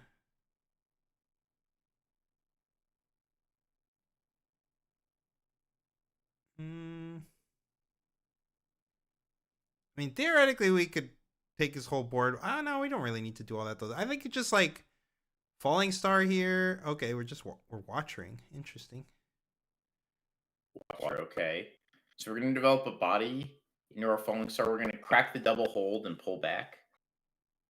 Oh, no. Okay, sure. Because we're going to crack the guy. Sure. This is like fine. This is fine. I don't know that I feel like we needed to put this body on the board, but rather than like kill Darius, but it's probably fine.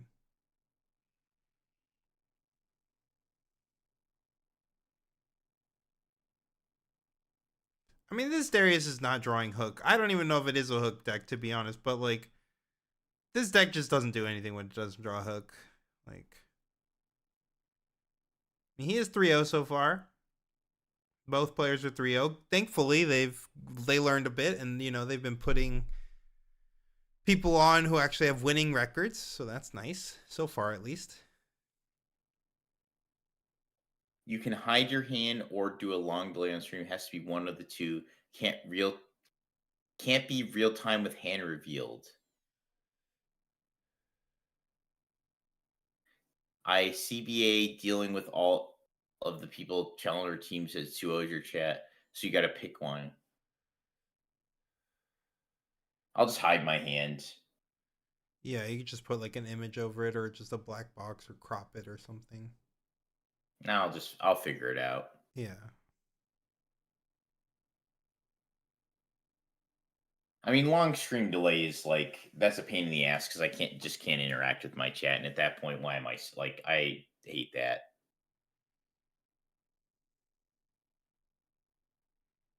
Yeah, I'm just gonna hide my hand. Although they could still tell me interactions based on what's on board, but like, we're just reaching at that point, I think.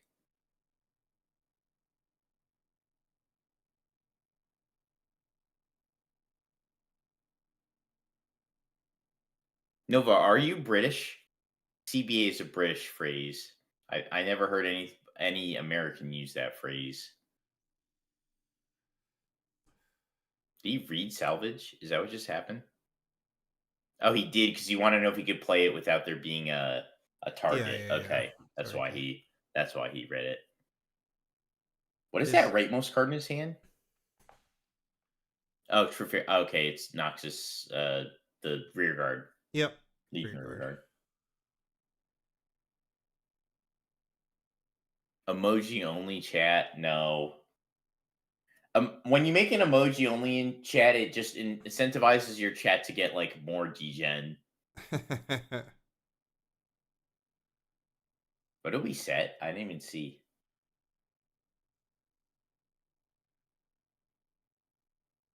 So why did our Darius move in here? I feel like this is a poor use of our Darius.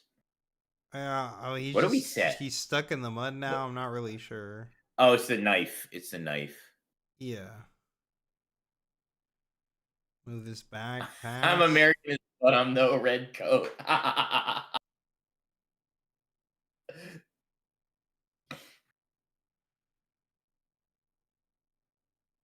Sure, I'll have some sort of delay on. You're gonna show me how to do a delay anting because I don't actually know how to do that. Someone will show you because I'll be sleeping after this stream. Fair enough. Fair enough.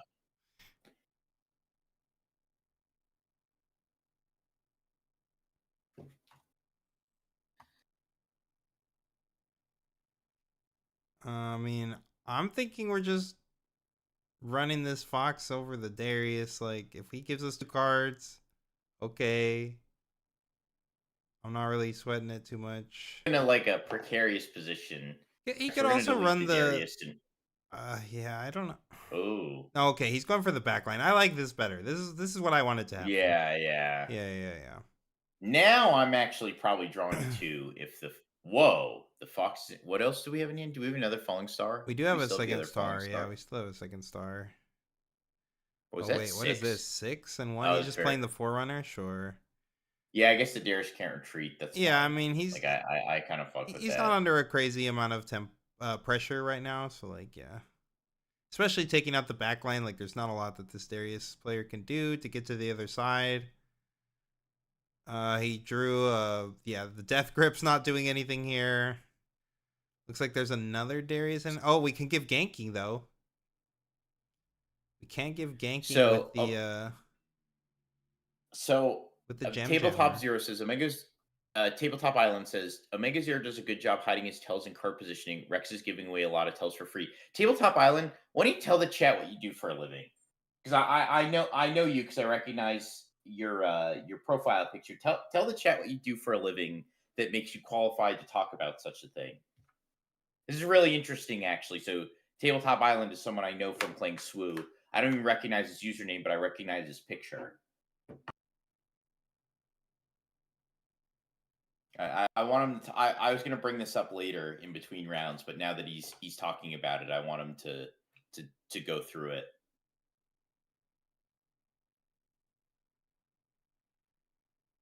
Okay, so we're gonna. Yep, we need to draw 2. No, he doesn't play poker. It's much crazier than that. Actually, well, I think he does. He might play poker, but it's crazier than that. If he wants to disclose it, maybe he doesn't want to bring it up on stream, but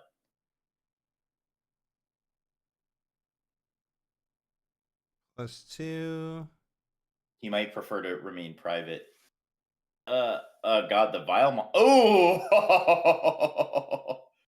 this is all right. Do we have a buff here? We have the death claw, right? We have the claw, yeah. Oh, this is crazy. Although the problem is the Fierce Forerunner is going to run us over. I mean, it's literally still running us over for free, but this was like he had to do this. I mean, to take like the board, but yeah, it's. I mean, he's very ahead in points. He's very like he's way ahead in points, but this is where Kaisa's going to start to turn the corner. Yeah, I mean, we're going to crack this Darius, and now we're. Yeah, our opponent has no board. We could even accelerate Kaisa if we want to the other side and like draw a card. But then she's stuck on the mud, so maybe that's not what we're doing. I mean, it still might be what we're doing. Our hand's kind of mid. Do this for sure every time. This is free. Yep. Kaisa not accelerated.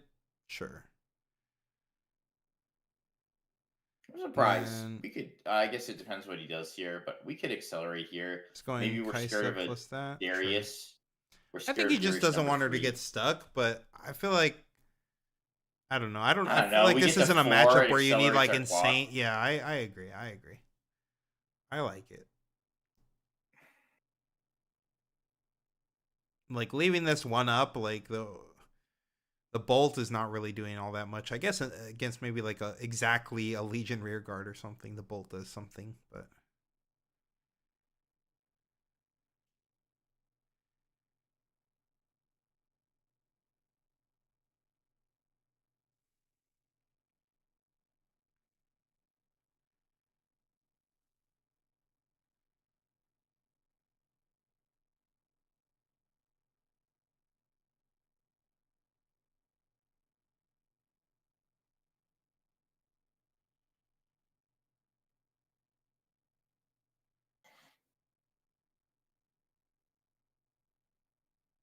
Hmm. I mean, smokescreen, like, I'm not scared of anything if I got a smokescreen sitting in my hand. Like, this is looking nasty. I mean, you're sitting high and dry now. I mean, we I already do kind of really, knew what he yeah. was, but I really do think we double should have falling been at star. 6 points here, though. Like, being at 6 points and, like, having a watcher, like, ugh, we'd just be in such a nice spot.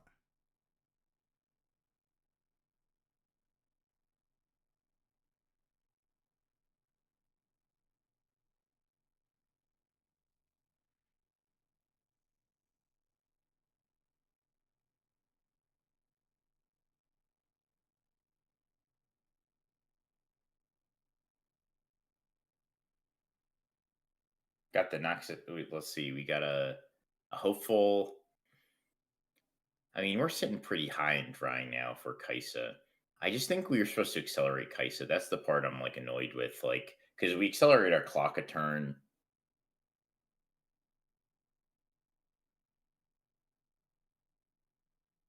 Yeah, I mean, tabletop, if you wanted to, like, I don't know what that would look like for you or anything, but if you wanted to do ever like a collab where you came on and like taught a lesson and we like reviewed some footage, that'd be interesting. That'd be some cool Yeah, content. I would love that. Yeah. I and I can reach out to you. I have you on Discord still, so I can reach out and stuff and just be like, if you wanted to come on, I would love to see talk about that stuff. If you could find like a video that's really good, that would be awesome.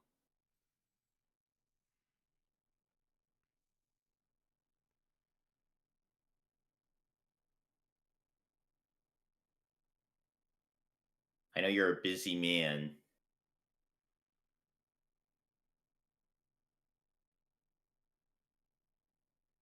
You know the Force of Will player who I think had the best, like, as far as it went to like table game and tells, who do you think I think is the best Force of Will player for that? Who would you say, I guess? Robbie Boysian. You think Robbie? I would say Robbie. Of the people I played against, it'd be Robbie Boysian or Like you mean like who is very good at maintaining a good table presence? Yeah, like no, like they're not giving away tells. Like they got the poker face on. Like Okay, let me go through. Robbie Boyjan is one of them. okay, Uh,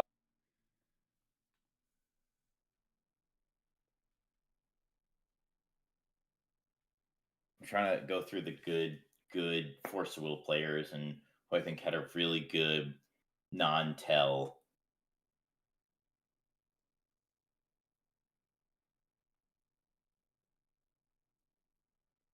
Aaron Miles was all right. Um, he always just looked like he was upset, so it was perfect. um, God,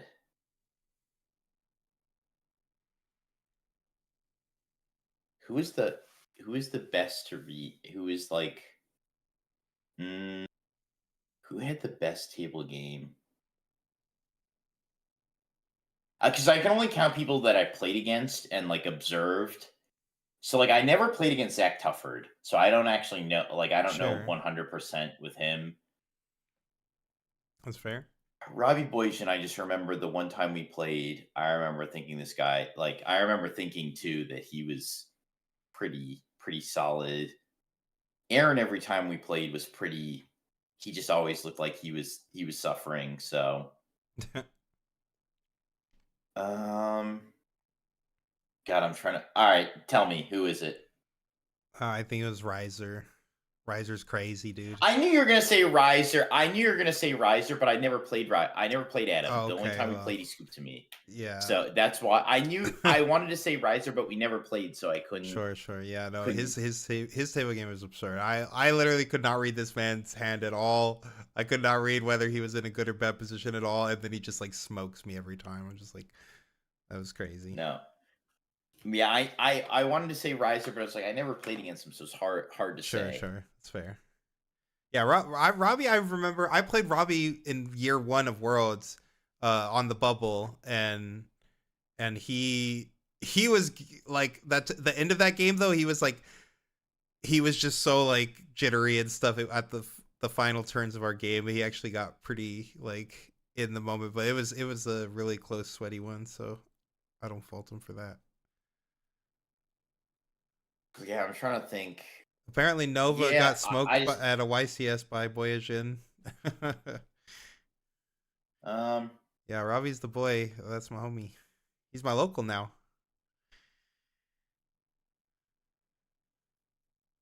trying to think.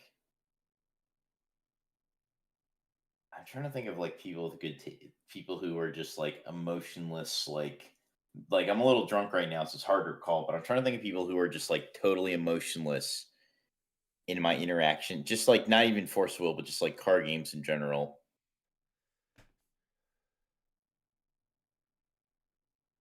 God, who is the most like emotionless player? I'm sure there's like one that comes to, like I know there's one where I played a guy that was just like stone cold, but I just can't think of who it was. Like, God,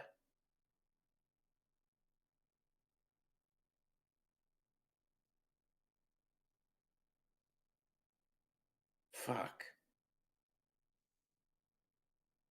I'm sure it'll come to me, but I know I've played people who were just like absolutely stone cold.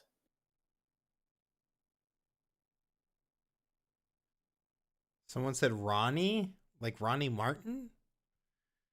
No, That's what Outer World TCG said. It has to be Ronnie. no. You disagree?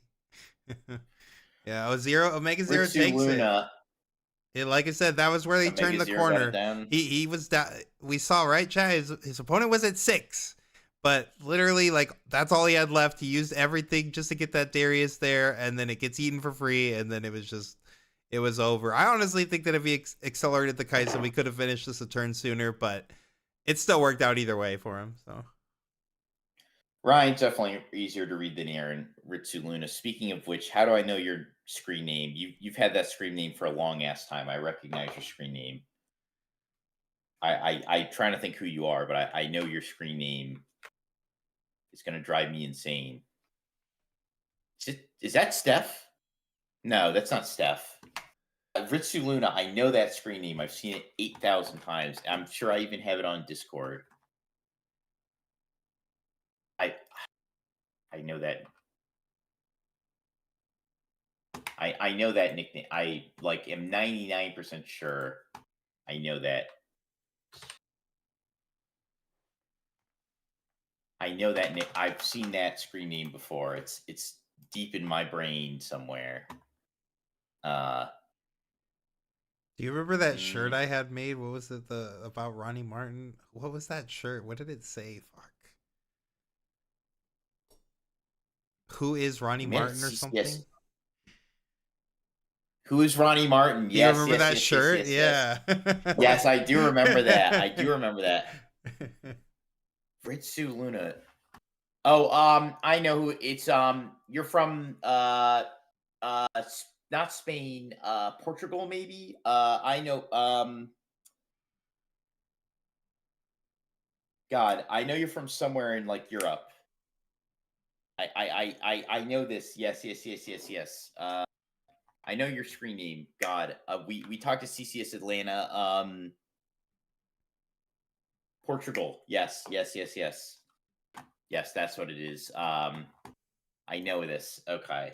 I love these guessing games. They're my favorite. I have you on Facebook. So we spoke on Discord too. So, oh, my door just mysteriously closed.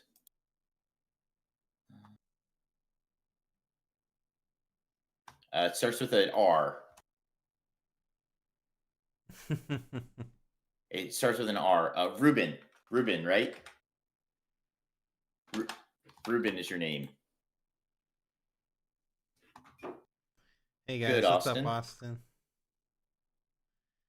Maybe one day I'll show you footage where I read people in real time before I'm telling them what I'm going to do. Much harder.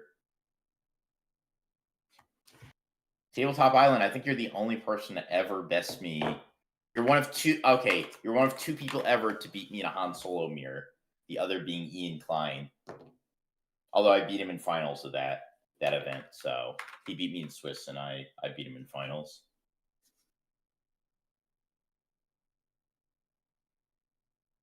I think you might be the only other person besides Ian to ever beat me in a Han mirror. I'm running through my Rolodex of matchups, and I don't think I've ever lost a Han mirror.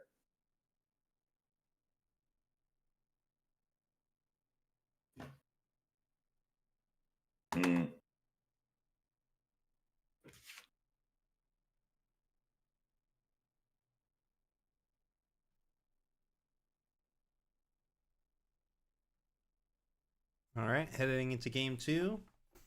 Omega Zero took that pretty clean. And that's usually what happens in this matchup. I mean, especially when you draw double Falling Star. But like, yeah, the Darius like deck just kind of can run out of steam if you can run them out of guys, and especially if we have like a lot of base removal. It's just really tough. Like even with him having such a good start, having the deflect Poro, which is like not what Kaisa wants to see, and a hopeful, which means like the 2/4 means that you can't Falling Star to break my board. Like he had a great start against Kaisa, and it just wasn't enough. You know, Alex is a boomer because his main source of communication is Facebook. Yeah, I don't use anything else like that. Like, yeah, I tried Instagram, I tried Twitter, just couldn't get into it. He uses Discord too, right? He uses Discord. I use Discord. That's true. I probably use Discord more than I use Facebook now, at least. Yeah. That's how you know I'm a real one. Starting with a gold dude. Honest Broker. That's the one. And we're just starting with Poro. Go. Pretty classic. Don't know what's in the Darius player's hand. I don't know if maybe they showed it. I just wasn't looking. Oh, I see double Falling Star.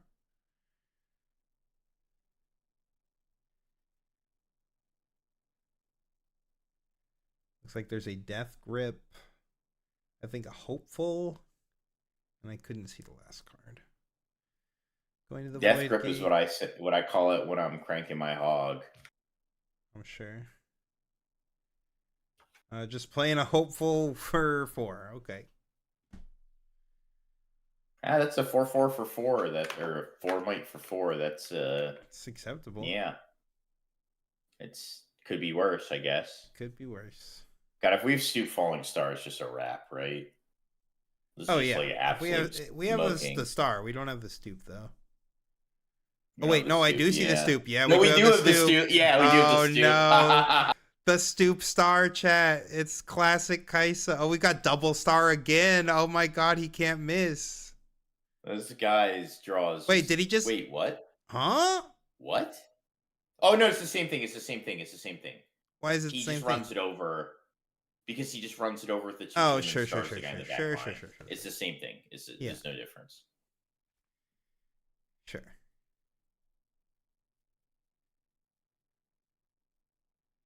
Yep.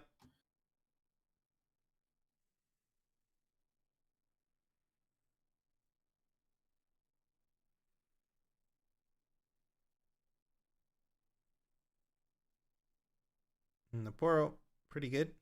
Good turn. All right, going to 6 now. Darius is live, so we could like see Darius plus some sort of development. Falling Star would be pretty solid too. Even just Falling Star plus developing dudes. Yeah, Falling Star plus developed dudes. He could Falling Star and then play Darius and get to 2.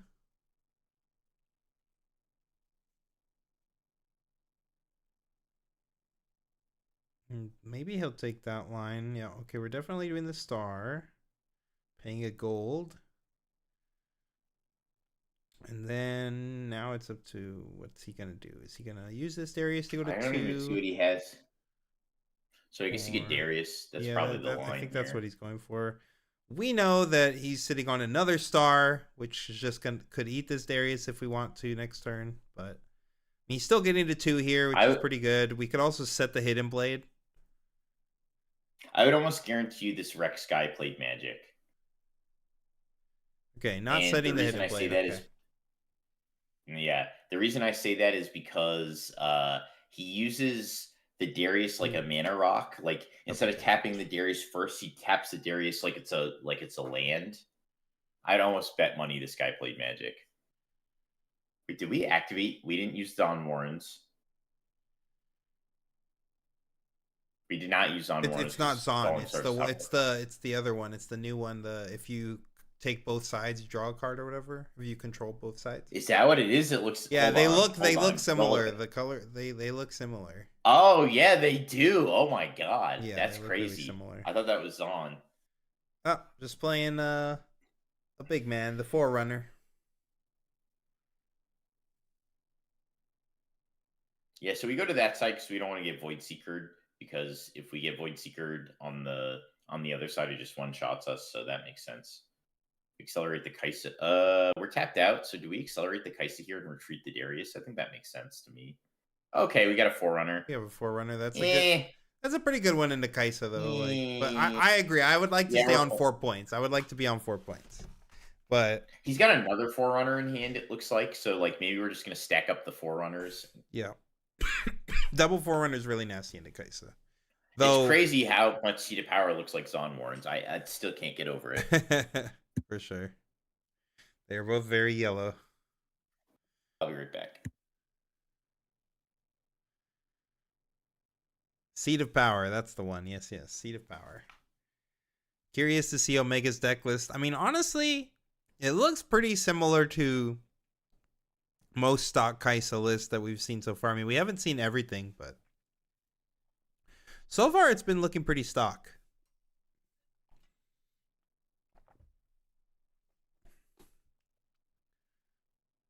We've seen Void Seekers, we've seen Smoke Screens, so like just kind of classic set 1 Kaisa.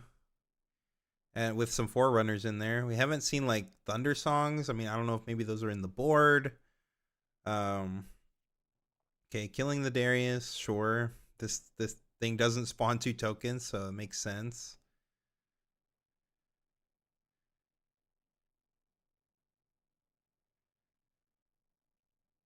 We haven't seen like the progress days or any get exciteds or anything too spicy like that, like from some of the other Kaisas.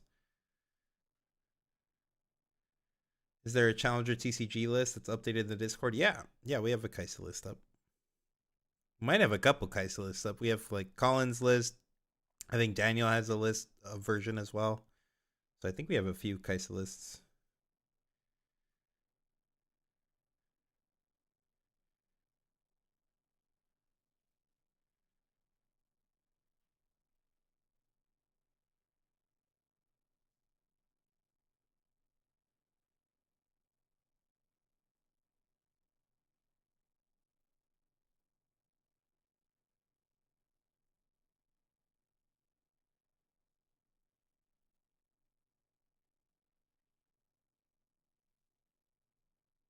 Alex, are you back? Are you muted? Are you here? Now I'm not. Okay, Sorry. he's back. It was just a little too quiet. I was like, he's already back, but I haven't heard a single peep from him. It's been too long. Yeah. Who's the Who best Kaisa player in Challenge? best Kaisa No, player? none of us actually. I Probably think got I to think be Anson, me. right? Low key, I think me, Chad. Yeah, I don't. I never even played Kaisa set one. Neither did Colin. Neither did Daniel. Actually, I think you're the only Well, one who we actually all played played her Kaisa. on when like someone had to be the Kaisa, but Sure. But like, it's probably Anton, right? yeah, I definitely put a lot of reps on that girl. I almost played that at Houston, Jao. Almost did. I was so close to playing Kaisa. I like the night before I like beat Colin in a match on Kaisa. I was like feeling good, and then I was like, nah, I'll just go. I'll still go with Aurora Yi. And I mean, I still made top cut with that deck too. I love that deck mostly because that was like my specific brew that, I was attached to it. I wanted to play it again. Low key, it's probably Coco. Oh well, now that we've added Coco, I would probably say it's Coco for sure. Yes, that is for sure. Definitely Coco. That is on me, chat. We just added Min and Coco, and to the team like literally like 2 days ago, and they're awesome. But yeah, I would say it's probably Coco for sure. Well, I will see. I've run a Kaisa Namir into Coco. Let me see what he's got. It's Coco. I forgot about Coco. It's definitely Coco now that we've picked them up.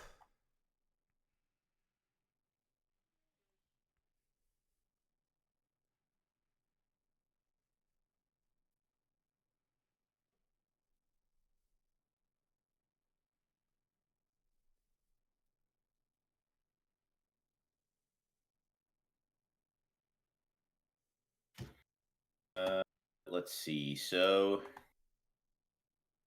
we're positioned pretty well. Like, man, this Ferris Forerunner is foul, and it looks like what's in our hand. So we've got two falling. Oh, that's a bin. Okay, I thought we were looking at hands for some losing it.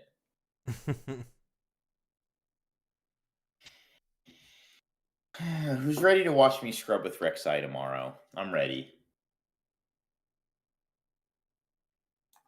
I'm ready for it. I'm gonna try some crazy shit that's not even in my guide. Just like switch up things at the last minute just to see what works. I might just try some wild shit just to see how well it goes. We're just cracking this Forerunner.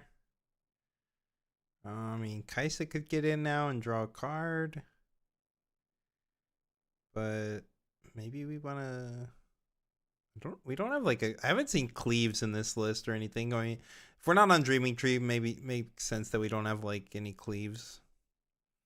But it's kind of making it currently awkward because we have no real way to kill this Kaisa. Darius is just like absolutely brutal. Oh, we're double hex tacking. Oh my god! Double bolting this Kaisa. All right. That's all we had to get rid of it. That's rough. But now we do get to draw an additional card because of the Seat of Power, which is nice. We get to double Kaisa draw. And we got just more dudes. Too. Big dudes.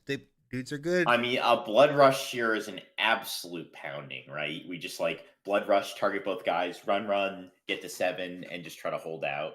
Yeah, it'd be gross for sure. I don't know if we play Blood Rush, but man, if we play Blood Rush, it's fucking cracked here. Yeah, that's a hand of chaff. Oh my god. That's a straight chaff hand. Yes, Rek'Sai, she's the homie. What tournament are you going to? We're playing an online tournament. It's the Top Deck GG / Nova Riftbound tournament tomorrow. Nova, you still there? I got a question for you. So here's another one. Do you need to be in the Discord with your opponent? Because when I inevitably go O2 drop, I'd like to be able to stream the teammates, Colin and Daniel, and a couple of, I think Trevor's playing too. I'd like to be able to stream them, but I don't know what the rules is with that, if you're still here. Okay, so we got a stack up here. Yeah, I like stacking on the guy's side. Yeah, it makes sense. You don't get blown out to the blood rush. Right, and you also want the other side to get traded on so that you can use it again next turn to draw a card. So. Yep. The Falling Star is crazy here, right? Oh yeah, the Falling Star goes super hard.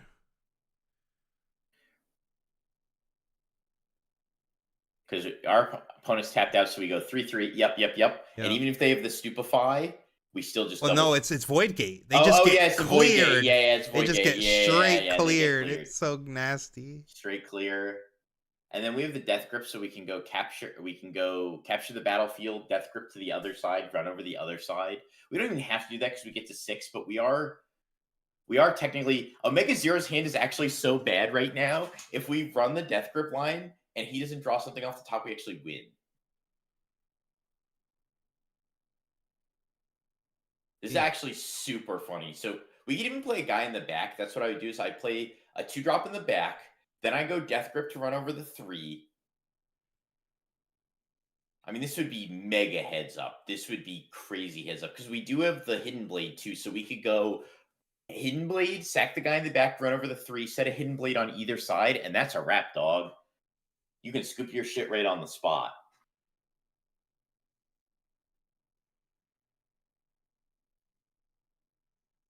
Alex, you mentioned Cody was all in on Rek'Sai as well. Yep, and we're going to do that script line. Yeah, of course we share ideas. We're on the same team. We've been testing together.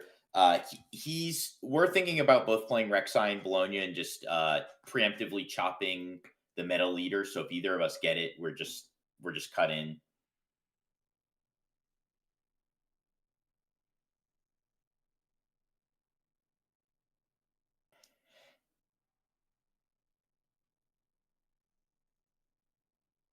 What are Rek'Sai's best and worst matchups? What are you really hoping to see in the tournament? I'll get to that in a sec. Let's see if this wraps up the game. This should. I don't know. We need a Falling Star here to get out of this. Falling Star would be nasty for sure. I think it's Falling Stars are. Nope, we're dead. GG. Yeah, that's freaking. Game. I mean, he could draw a card, right? He gets one draw. We get a draw. We get a draw. Oh, that's not enough. That would have been. That's what he needed this last draw. He needed this draw. Yep. No, it's not. That's still not enough because he's a knife set. So like one would go to one side, one would go to the other, and it just gets knifed. And that's because the Fox forces a tap out because he's exactly 8. Sure, but you just send the one on the knife side, right?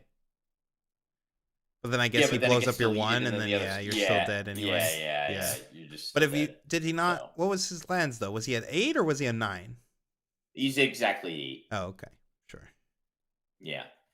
So to answer your question, what are Rek'Sai's best matchups? Aurelia's really good. Aurelia's probably the best because you have Bernier and Cole. Like you're in the only color combination that gives you access to Bernier and Cole a week. So Aurelia's probably your best. Victor Control's a really good one.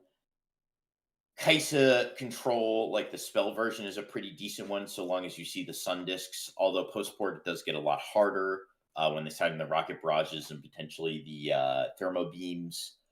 Let me think. What else is really good? And then the middling matchups is like Ezreal felt kind of middling. I haven't tested enough versus the rat version. Fiora, I need to test more against, but it felt all right. Fiora felt kind of favored. Miracle is certainly the hard. Miracle anything is certainly hard. Draven especially. Regular Draven is like somewhat hard. Like a lot of this is if you go first. I hate to say it, but like Rek'Sai is a deck that even more so than the other decks wants to go first, which is probably not great for me. for a guy who historically has been very negative on die roll wins. I think I have a sheet actually in my computer or in my phone where I've kept track of all the dice rolls I've won and lost, and I am currently sitting just below 13% die rolls won lost in all competitive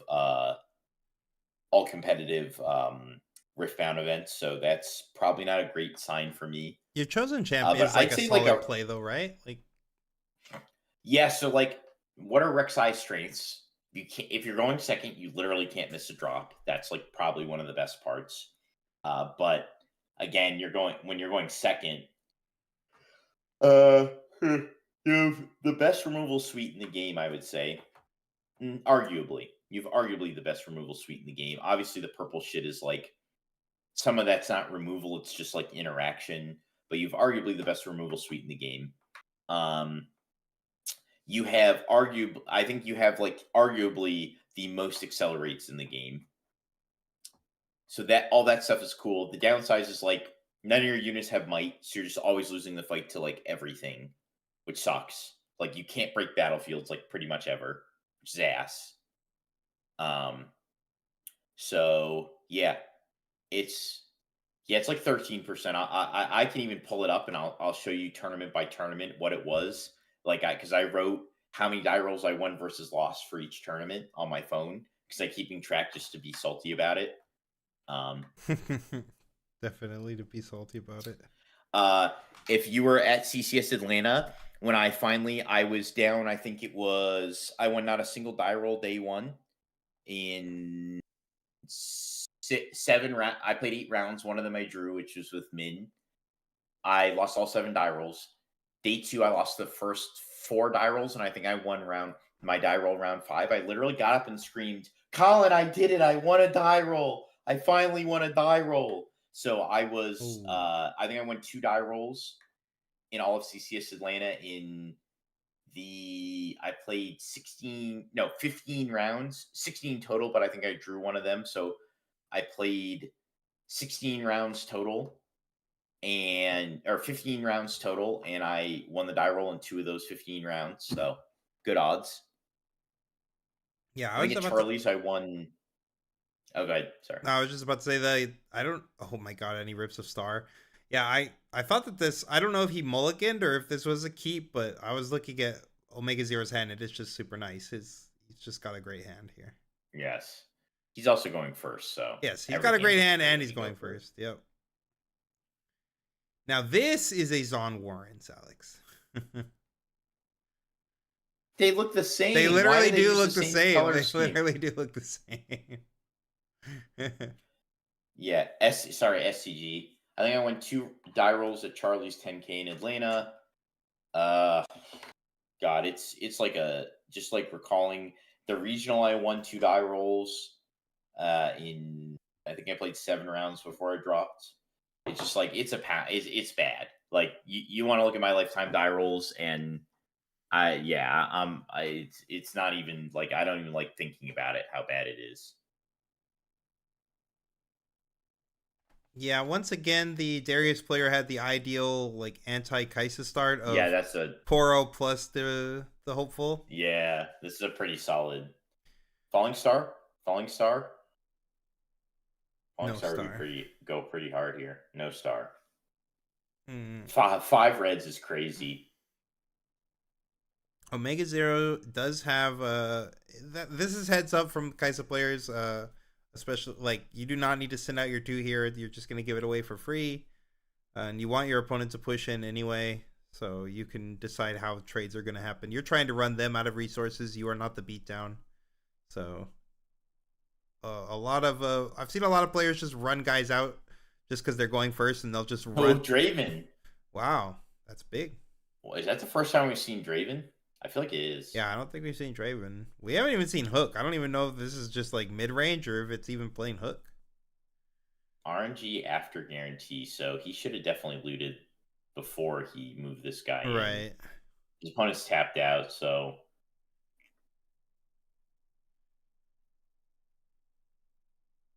getting rid of pitch a Darius. That's a crazy. Yeah, that's a crazy. And we're gonna make another. It's like one of your best sure, units. But like, this is yeah. That's a crazy one. I understand he wants to get the 2, but he has a death grip in hand. I would have thrown that death grip Yeah, I with the would have thrown. swiftness. Yeah, exactly. No shot. I'm keeping a death grip over a Darius. I think. Tabletop. So I'm the only one who lives close to. I live 4.5 hours from luxury game, or 5 hours from luxury games. But I've been to the first two 1Ks. If you know when the next one is, I'll be there probably, as long as it's not on the week of a major. Big supporter of luxury games. I like what they have to do. So I love their tournaments and stuff. And I've talked to one. I think he is the owner or one of the owners. I think his name's Nick. Great guy. So big fan of their events. So I'll be there. I mean, we have ways to clear this board here. We have like Falling Star. We've got like 2 bolts in hand. We have ways to get rid of stuff, but it will cost a lot of power.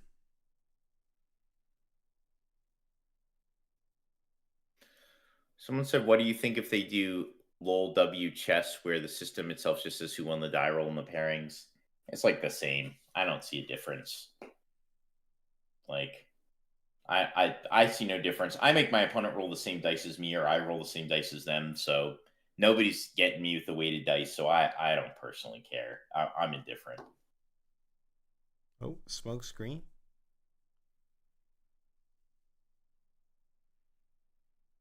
We can't smoke screen Star. We could smoke screen Bolt, but that would cost us two power. Oh no, 1 power because Kaisa. Not.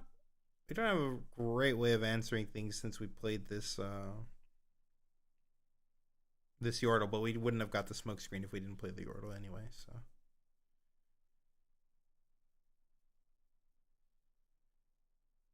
I don't think there's any shot we're actually able to take a second point here. So he's just basically considering if it's worth trying to remove some material from his opponent's board here.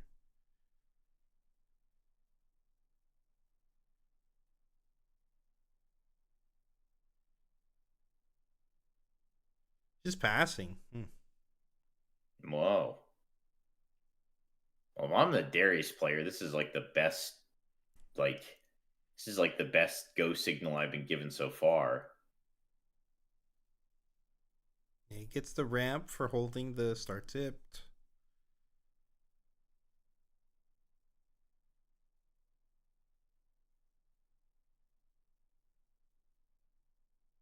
Just reduces variance. How does it reduce variance? I'm not familiar. I guess I thought it was just random, but is it some sort of like thing where if you go first, like in a tournament, the other person has gone first less than you get to go first, or they get to go first by default?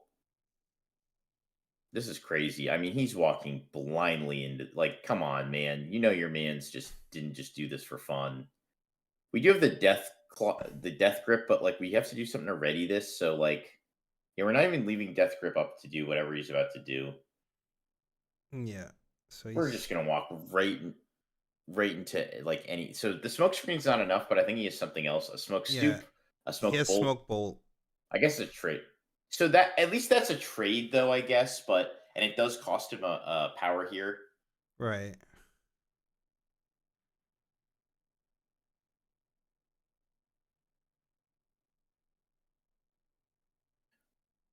One thing I do dislike about this game is I think that 1 cost cards are too broken, but I also think that like when your opponent has 1 up, there's like nothing to fear ever. Yeah, it's literally just a fire and that's it. Like it's only if you're playing against Calm.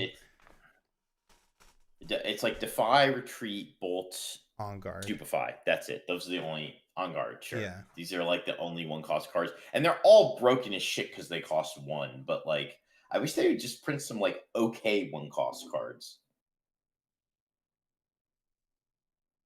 I think On Guard's almost in the okay range.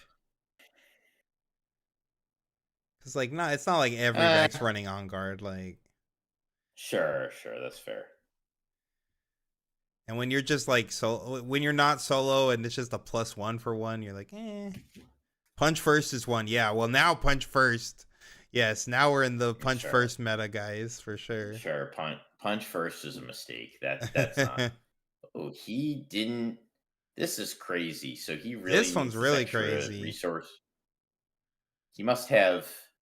My guess is that he has. Does he have the Watcher in hand? It's the only reason I could think you do this. You pull out. Yeah, if I see my opponent do this, I'm pulling out with the swiftness because I'm like, this motherfucker got Watcher in hand. Like, ain't no way I'm staying in. Yeah. Also Oh, a we took the set. knife too. This is actually looking pretty good for Darius Yeah, right the now. Darius has been cooking. He's been cooking these last 2 games.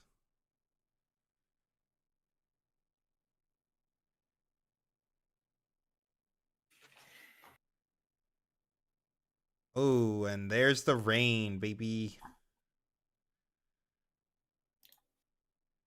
But I feel like if we were gonna play rain this turn, like, shouldn't we have just ran the trade so that we clear everything? 4-4-4. I mean, we are technically going to clear everything because it's 4-4-4. We're going to clear everything but the 2. We not have done 4-4-2 and 2 because Darius is 7 right now. 4-4. No, I guess we do have to do 4 on that. Yeah, I don't know Yeah. why Then we should we have didn't just just ran pay it the the other way, 1. right? Yeah. We're still. Yeah. Oh no, he's deleting. I guess he's deleting it like this. Sure. But now the sword goes back, so we still get to defeat. We do actually still get to run over a guy here. Yeah, that's what So I'm we're gonna saying. run the Like, I think knife. it should have been the other way. We're gonna get our gold. So we can't get to 5 here unless we have another Darius. How many resources do we have? We have 5. So if we get another Darius here, although we already pitched a Darius early game, which I thought was crazy. But if we see the third Darius here, we're actually cooking because we go 6, right? Yeah, for sure. We would literally be in the same position too. Like if we went down and then we went up to 7 What's the and card then we history? cast our thing, we would have been down at 5 anyway. So we ended the turn in the same position that we would have ended the turn if we had just done the trade with Darius, except our opponent would not have had materials. So I think this is a mistake from Omega. Do we have the third Darius? No. Okay. Maybe we do. I guess I don't know. I guess we could draw it. I can't see what he drew for turn. We're getting rid of the Blood Rush. Yeah, I wish don't know. Yeah, I guess you get rid of the blood. Yeah, I guess you get rid of the Blood Rush. That's fine.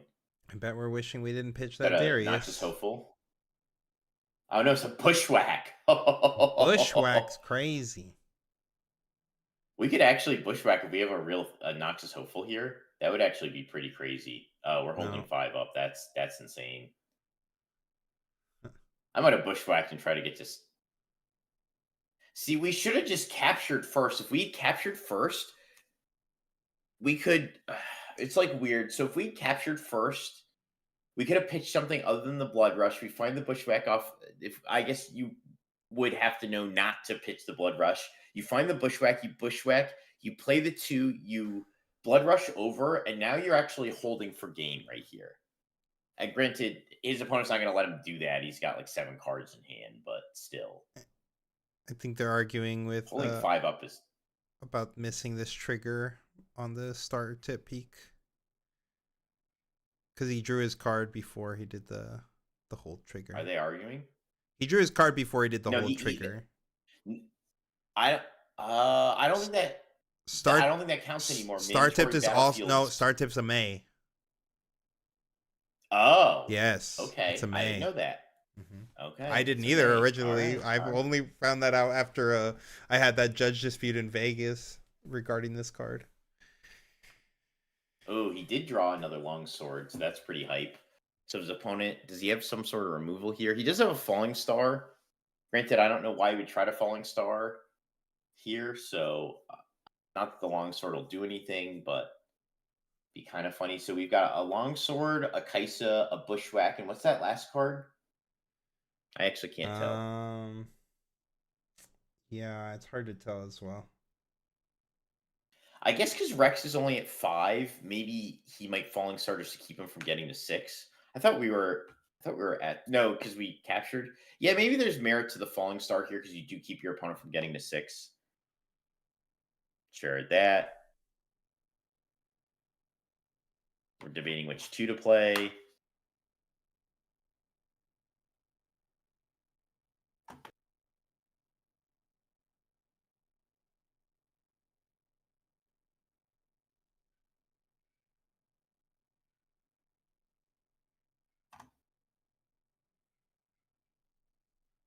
So we can actually run over. Oh, so we got the retreat. Yeah, we did the retreat. That was smart because we see the sword. We got a Poro. Yeah, we do have. So the first thing we're looking to do here is move in and then debate if we strap the sword on. We always move first here. Yep. Yeah. There's no debate about this. It's just RNGs before guarantees. Let's see what we get. I think he's looking We at do have a getting falling rid of star the in hand. longsword. We do have a falling star in hand. I don't think we get rid of the longsword. I think we might get rid of the Poro here. I know we already have we already have a longsword, so he wants to get rid of that. Sure. So we do this. Plays We do have a falling Poro. star. I think we're running that here and just deleting 2 guys. Do we have a star? No, we're definitely. We do have a star, I think. Looked like we had a star. Maybe I'm wrong, We have a but star.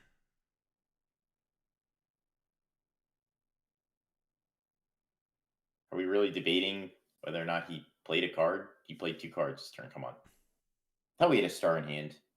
There's a card I can't Looks like tell it's a in rear hand. guard. I think it's the rear guard. Or did you see that one? No, I saw the rear guard because he drew that. We got a smoke screen. We've got a Poro. We've got another smoke screen. We've got a lot of chaff in hand. It's a We Bellows got, over there, right? Falling Star. We got a Bellows, Bellows a is Falling pretty Star, huge. and a Hex Tech. I mean, Bellows, he could Bellows, yeah. he could clear this board if he wants to. I think we were supposed to put. I think we messed up. We were supposed to put a longsword on this guy, so he at least had to use something here. This was. I think this actually might even be a mistake that will cost Rex here by not forcing his opponent to actually use. Yeah, something. without having the longsword, if he's like I said, he's able to literally Bellows irrelevant. here. Yeah. He's infinite power. He already has a gold. Yeah. I think this was. I a agree. Mistake. No, yeah. Now he's getting to clear. Yeah. Now he's getting cleared for free. Like. Yep. Yeah, he's paying a gold. Targeting everything twice. He does have to play double deflect. I like to use a mech token for his gold. I feel like these guys are debating so much. Like every time I feel like your opponent, like they're like arguing with what like their opponent. He used the gold. He used the Kaisa ability. 2 deflects for the Poro. No big deal. Now we can shrink the Kaisa and delete her. Yep. She's gone. Pays another power. Yep. And we're just. So we made a mistake. Like, granted, our opponent had the clear anyways, but we definitely should have put the longsword on, and now we're just dead. Now I think this is a wrap now. I think the Darius. I mean, and granted, he put the longsword on. His opponent just uses a Void Seeker and kills the guy, and it makes no difference. The game is over either way. But at least make our opponent work for it a little bit more. For if sure. we draw our 3rd Darius, I don't even think that's enough. But we. Yeah, I don't even think it's enough at this point now. We have Bushwhack. Bushwhack, Kaisa. What's the last card? It literally just showed, but I missed it. Bushwhack, sure. Draw 1. If we had 10 here. Oh, it's Vi. Oh, it's Vi! Oh, wait. Is this if we strap the sword on to this Kaisa, it's actually game, right? Oh no, he's smokescreen, right? No, he's another smoke. He has screen, another so smoke. Not enough. Yeah. Yeah, he does have another smoke. Strap the sword on, bud. Come. No. It's he's still lethal, right? Goes... Yeah, because he goes Kaisa over to the 1, right? Strap the sword on. Come on. You can do this. You got this, buddy. And he draws 1 too because he's gonna go over the Zon Warrens first, so he actually gets to see another card. He's putting everything back. 12, 13, 14, 15, 16. That is a massive Vi. I think Omega might have a Hex Tech and a smoke screen though. I believe he might. The Vi comes and hits the Zon Warrens first. Yep. We're getting a draw then, right? We're getting a draw. Yep, no hand, so we get a draw. What do we got? Guns? Oh, we got guns! Guns! Oh my god! Guns is crazy here. What the heck? Oh my god! Oh my god. Strap the sword so we don't die to the Void Seeker. Oh my god, he wins. I think he wins. Oh no, Smokescreen Bolt will do it. No, Smokescreen Bolt is enough, yep.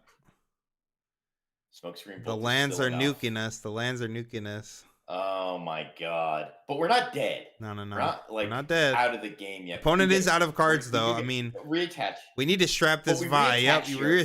strap her up. Yep. Like, Yep. Strap on. we All see a right, let's watcher, see what though, we right? We got. know there's a watcher here. Yeah, but it's not enough, right? It's enough to clear the Is it Vi, win us the right? game? It is. No, But it's not yeah, enough it's to not win gonna the win game. this game, but like, this is a really tough spot for Darius to come back from. Oh man, he did draw that smoke screen too, which is crazy. Yeah. He Wow, can what a also falling crazy, star what a here if he crazy. wants. This game actually ended up being kind of crazy. Yeah, and now it's so we need to draw a Kaisa. Yeah. Kaisa probably, well, we just lost one, but yeah, Kaisa probably gets us back into this. Okay, I mean, I think we developed the Watcher. we gotta slam this Fox. We're doing the Watcher. There's no way we're not slamming this Fox. Yeah, I think it's the Watcher, right? Because now we have another body to conquer. Because if we do the Falling Star, that's crazy. That's crazy that he top decked that smoke screen to stay alive. Because otherwise he was actually dead. His Yeah. opponent actually just drew the like perfect hand to just cook his shit. Yep. Did the Kaisa? Do we have a Kaisa? Oh no, the Kaisa didn't conquer. Yeah. Yeah, the Kaisa did not conquer. Yep, and here we go. Yep. So now we're It just gets cleared. So we need a Kaisa accelerate. Pitching I this guess. to draw a card. Okay. We drew a Oh, falling we got star. another falling star. Jesus. Oh my god. All right, let's see what we get. Kaisa off the top, Give me the baby. Top deck of the No one century. Yeah, expected it's the game Kaisa. this game to go this hard. True, Pumpkin. This game is going. Oh, wait! We got a falling star. That actually keeps us alive. Are we still That's alive? funny. Yeah, we are still alive, right? Yeah, because the Fox doesn't win the game. Yeah. Oh my god. I mean, we're not really alive. We're not really alive, but we're barely alive. Yeah. I mean, yeah. You played your outs. Fuck it. Yeah, fuck it. Take it. Better than scooping on the This spot. game is crazy. All right. Next one. Let's see. All right, let's see what we got. Accelerate. Off the top. Oh, come on. Come on. There's no way. Come on. Oh, shows it to him just like, Dude, come on. Oh, Keep it come going one more on. turn. No. Oh, that was good. That was good, though. That was Oh. good. That was pretty funny. I don't even know what he could draw there to even get out. I guess you could draw like a Hidden Blade. Maybe a Hidden Blade. I gotta get another drink. Yes, What time we chat. got? That was cinema chat for sure. Oh, Cinema. it's fucking 3 a.m. Okay, I can't. Maybe I shouldn't have another drink. That was crazy. He drew the second smoke screen to narrowly escape death. Oh my god, that was absurd, dude. That was crazy. Kaisa won again. Yep. I mean, yeah. I do think the smoke screen bolt play in game 2 was a little weird or whatever, but it was fine. Or no, was that this game? Yeah, I think the smoke screen bolt that when he didn't use it that one turn. Yeah, I think that was a little bit of a mistake. I don't think we should have been necessarily in the position we They were were in in anyway. time. But All right, chat. So they were in time. So we should be getting to the next round pretty soon, yeah. right? Yeah. Ideally. So you would think. All right, let me get some water because we switched from the drink alcohol phase to the drink water phase. Let me see if I can get any chats answered that we might have missed during the game. I was definitely into that game.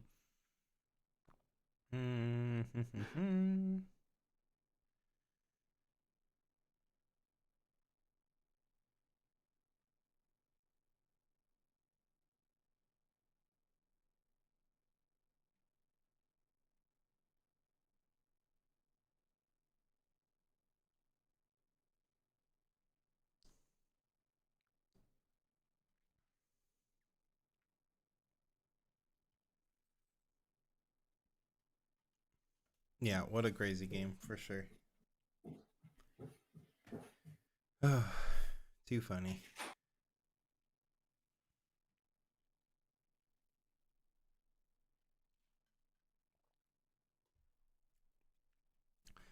I forgot what these stats are, chat. I think that one of them is like gold produced. One of them was like amount of Combats won. I think the top one is combats won. So like the percentages of combats that you won. And I don't remember what the other ones are. MVP the Watcher for sure, coming off the top for the W. But yeah, Watchers. I mean, this card's insane, right? We already know what it is. The Fox is crazy. Are these stream giveaways eligible? Let me ask Alex when he gets back. I wasn't doing any in my original stream, but let me see how he was doing it, and then maybe we could run some.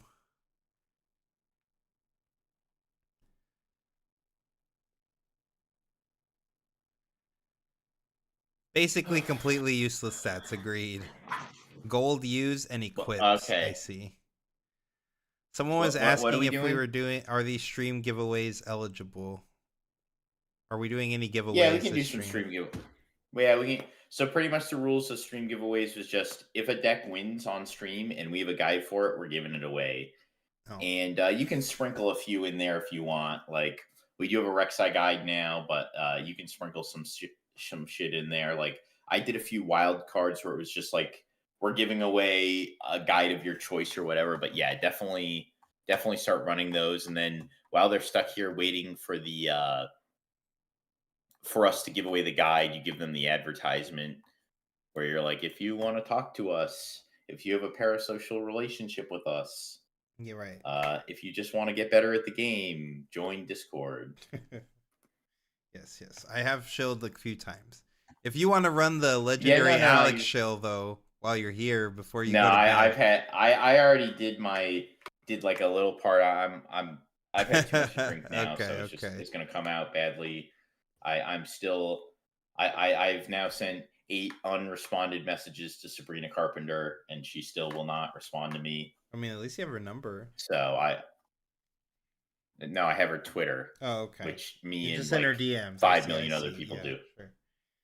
I had her number. That would be crazy. How did I get Sabrina Carpenter's number? I don't know, dude. You have connections. Yeah, I wish.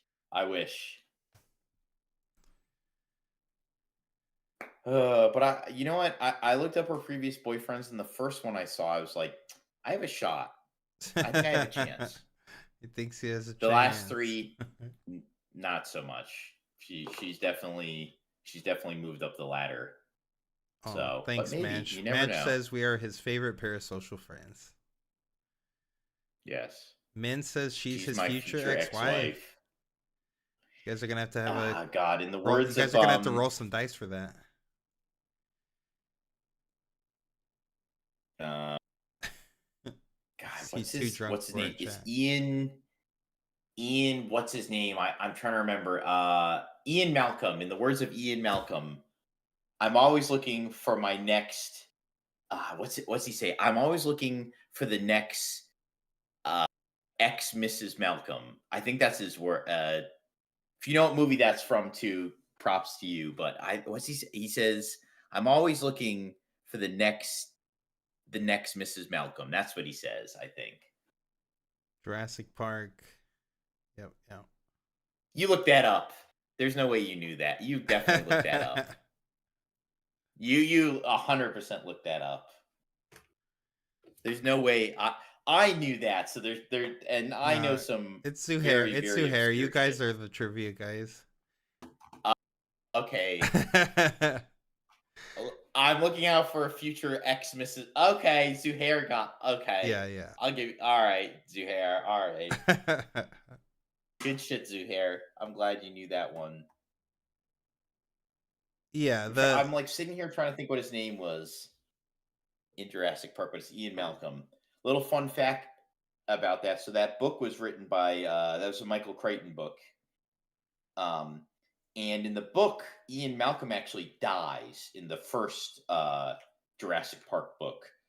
And his character was so popular in the movie that when the second movie, The Lost World, came out and Ian Malcolm didn't die, he actually wrote it in his second book because he wrote 2 books for that. He wrote it in his second book that Ian Malcolm actually survives because the character was so popular in the movie.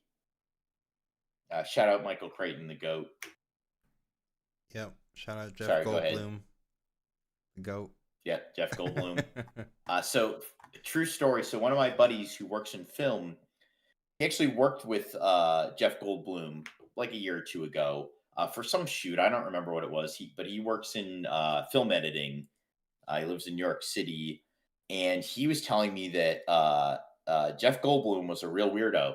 He said he worked with him, and he's a big Jeff Goldblum fan, but he said he was a real weirdo to work with. And I won't divulge details here because I don't know how much of this is confidential or not. But yeah, he said Jeff Goldblum was real weirdo. So,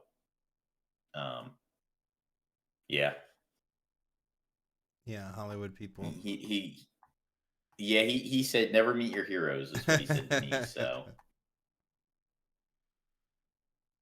Wow, spoilers, true. Jurassic Park spoilers. Alex Star Wars reads? I don't Jurassic think Park. so. I think Alex reads random trivia, but actual books, no. I used to read once upon a time. Did you read the Jurassic Park books? No. Oh, You okay. kidding me? No. What was the last book you read? Bruce Willis was a Before you were like, nope, no more reading. Mindhunter by John Douglas. Okay, I read The Witcher. I read some of the Witcher novels. sure. Mindhunter by Johnny Douglas was probably one of the last ones I read that I can think of. I read some of the Witcher novels. I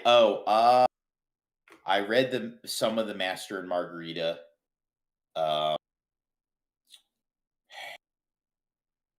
I attempted to read Infinite Jest. Do not recommend. I have not seen Marty Supreme yet, but I am intending on it. Yeah. I've seen both seasons of Mindhunter, one of my favorite TV shows of all time. I've seen both seasons. I wish they make a season 3. No I fiction. read 100 books in 2025. No fiction. Mindhunter is not fiction. Might even appeal to you. It's about a very famous FBI profiler, the god of profile, the king of FBI profiling. His name is John Douglas. Still alive, I think, too. Barely, but he's still alive. I also only mostly read Jeff nonfiction these days, though. The most recent fiction series I read was Dungeon Crawler Carl, if any of you have heard of such a thing. Jeff Goldblum, speaking on a weird guy, if anybody could tell me his very first role without looking it up, well, I don't think there's any way to believe you. But if I know what his very first role ever without looking it up is, it's a very good action film series I like.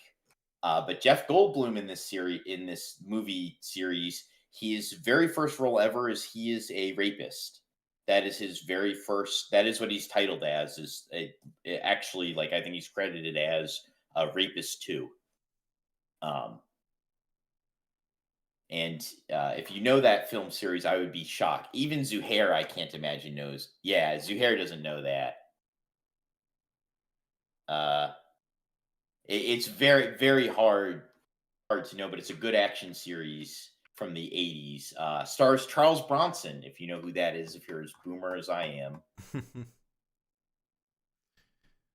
Yeah, Crackles, I'm Someone's glad gonna look this up. someone knows. Someone in the chat knew what Dungeon Crawler Carl was. Yeah, it is great. I binged like all 7 books like in a week or something. I was working in a warehouse at the time, and I was literally just I did the audiobook though. I think Pumpkin mentioned that listened to a lot of audiobooks. I did DCC and all audiobooks, and I thought that the audiobooks were insane. The Sound Booth Theater ones. I think there's 2 versions, but the Sound Booth Theater ones are broken. Would highly recommend.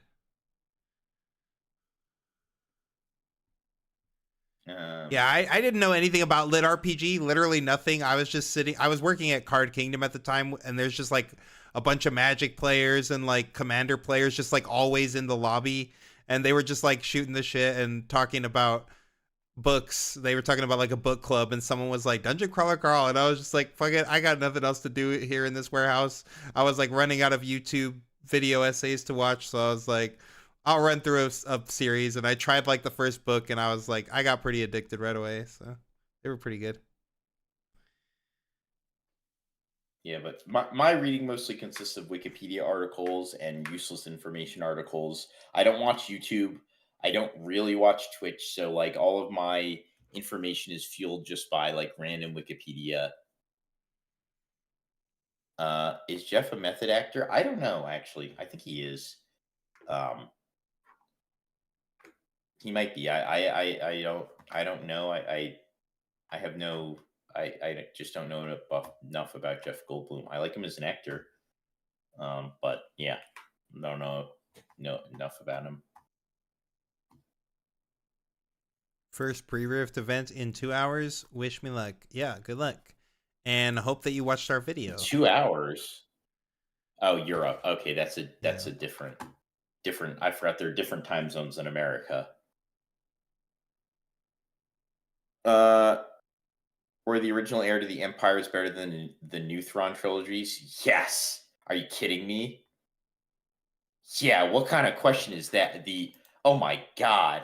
The original heir to the Empire is like the #1 Star Wars like novel of all time. Like that's largely considered the greatest Star Wars novel ever.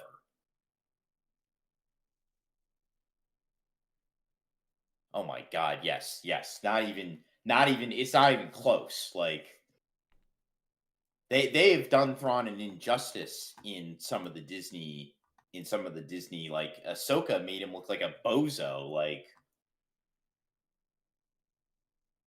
yeah. So yes, yeah. I recommend if you're a Star Wars fan, if you haven't read Heir to the Empire, you gotta read it.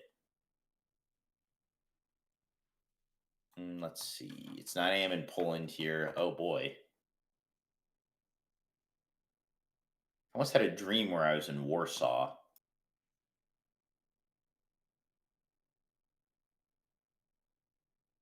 Nothing else on that subject. Just that I had a dream.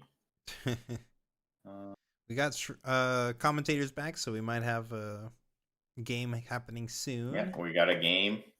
Digi said there was constructed Draven at my first pre-rift. Draven Legend, Purple Silver Chosen, Axe, Longsword, and 2 fans. Yeah, that sounds pretty nasty. Axe is just gonna go crazy in sealed for sure if you can play both of those colors.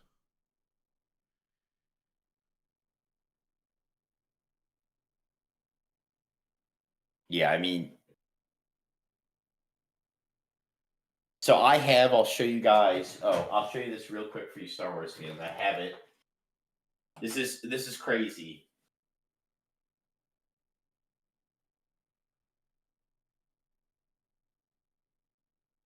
All right, later tabletop.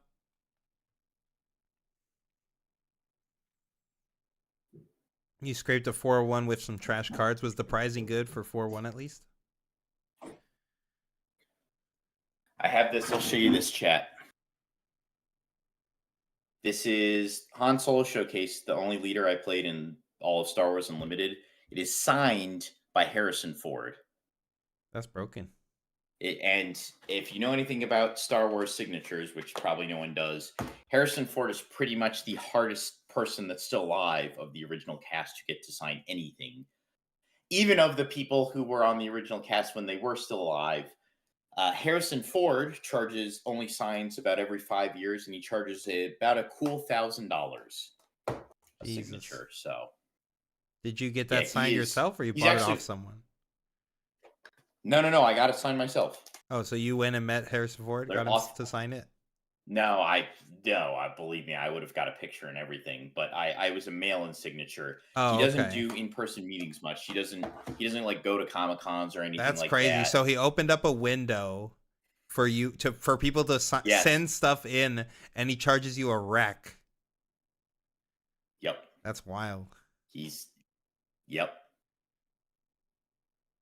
So, yeah, I mean, it's certainly a prized possession of mine. I want to have it mounted in a trophy because I can't play it anymore. So your bands got rotated? Yeah, he gets rotated in 1 month. Rek'Sai. We got Rek'Sai. Speaking of a Oh, Rek'Sai guide I was about to- giveaway, we're cheering for the Rek'Sai. If you guys want Oh a my Rek'Sai guide, God. here's your chance. Oh, I was about to go to bed too, but I gotta stick around for this. Okay. After this round, I'll go to bed. All right. Yeah, set one Han showcase is the best. I don't like set one Han regular, but the showcase art is definitely the best.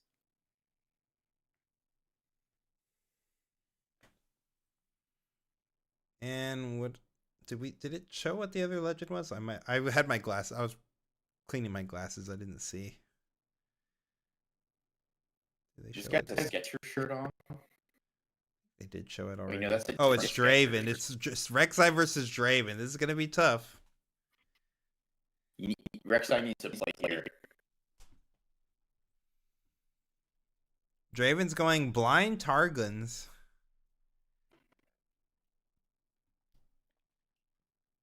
I guess it's not like Rek'Sai can take a lot of advantage of Targons, right? No, yeah, there's no way. Like Hidden Blade is typically some people will play like a Death Grip or two. Some people play like a Void Seeker, but it's pretty much really hard. Yeah. You don't have a whole lot of ways to take advantage of this. I don't know if the Draven player knows that, but If he Alright, so if he we've ran got it blind, I Bernier, would think so. Bernier, Mind Splitter, what's that? A hard bargain and a treasure hunter. I don't really know that we need Brinier, right, in this matchup. No, Brenier's a dud. Send it. I would be sending the Bryn here. Hard bargain does do something though. Yeah. Oh. Yep, I think he held the Bryn here. Yeah. Yeah, he should have sent it. Yeah, I would have sent it for sure. That card does nothing in this matchup. Literally nothing. It's a brick. Yes, I agree, Yeah, Digi. Brynier's Surely a mole. Bryn here is a mole. I don't know what this Draven player is thinking.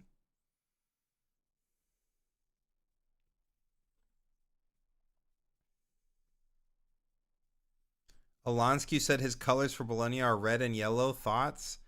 You think he's really playing Rek'Sai? Maybe. He said he was playing Ezreal like last week. That guy's just trolling.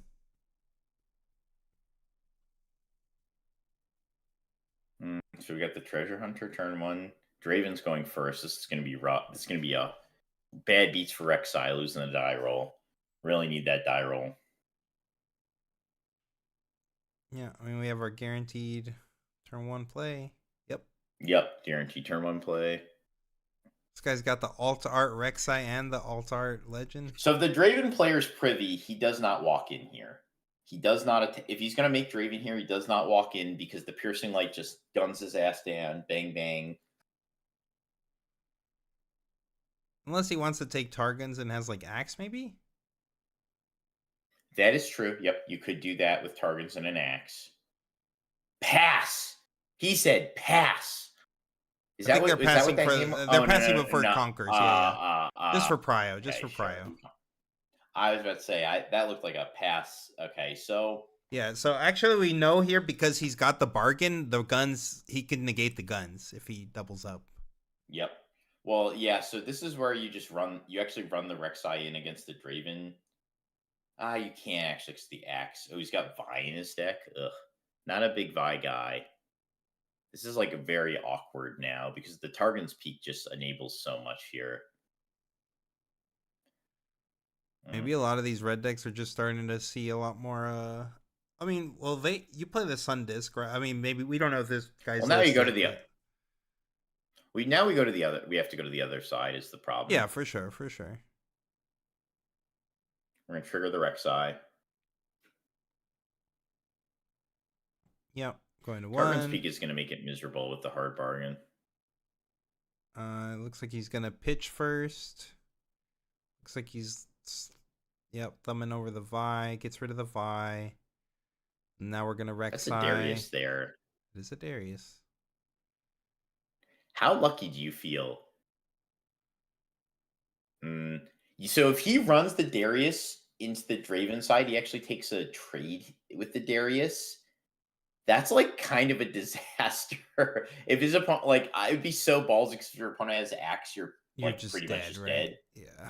Yeah, right. So like, but that would be pretty funny to watch him do it here. We're gonna play the knife. Playing This knifing. is so wait, This this is so aggressive. Oh my very god. aggressive.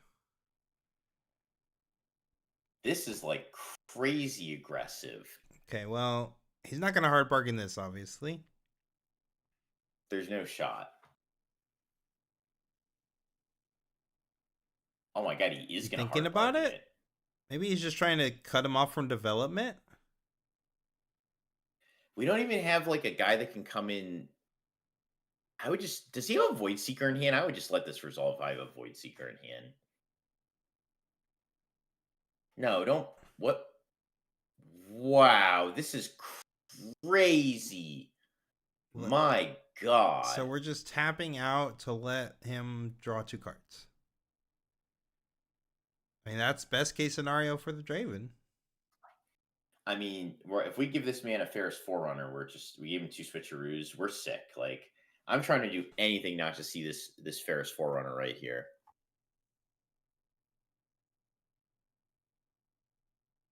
Played the seal, didn't use it. I mean, I guess you're pot committed, so the hard bargain does give you 1 card out of his hand. So, like, by committing to the knife. Okay, so we've got a Bernier. We've got, is that a Falling Star? It looks like a Sure. star, yeah. We're going to stack ED. Yep. Stack the D. Looking at 3. Camera didn't show us what they are. We have no idea. Looks like an axe. That was an axe. Axe. This was a crazy line. Is he grabbing his He just picked up his rune deck. Buddy. He just picked it. Wrong deck. Wrong He looked deck, at the bottom buddy. of yeah, wrong. You know. His hand and his rune deck are the same size, so sure, we'll make another gold. We're gonna back up. Ferris main? No we have reason no not idea, to. chat. We have no idea. I assume he's Ferris main as a Draven. He probably has at least one.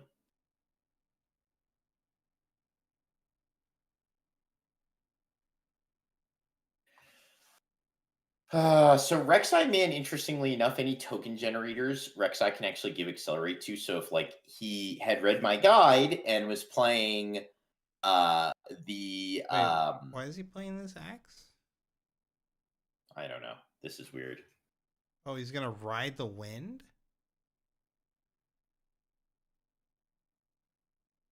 Sure, I guess. I guess this is not so bad. He does get gold. And he does draw a card. Maybe this is fine. I actually don't hate this. Yeah. As a Draven player, I'm like mildly inconvenienced, but I or not Draven, Rek'Sai player. Although I don't like his play to pay 2 with the hard bargain.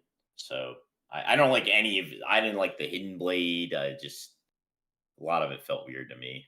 Yeah. Draw another card. We get a Zon. Draw another, yep. Pitching the switch, sir. Archie-Dev. Seems good. Yeah.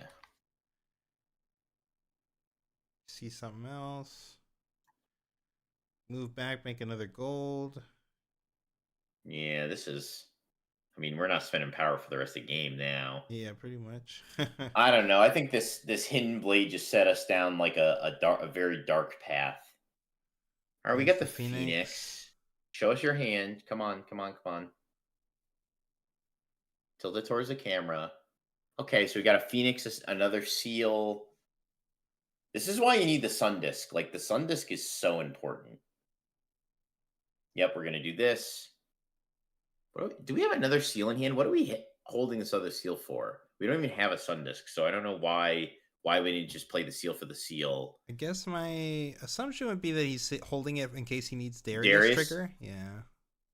Yeah, Darius trigger, sure, but like, yeah, I guess fine, Darius trigger, whatever. That's fair. He does have Darius in the main. Yeah, he's got it in the hand. He does have it in the hand? Okay. Yeah.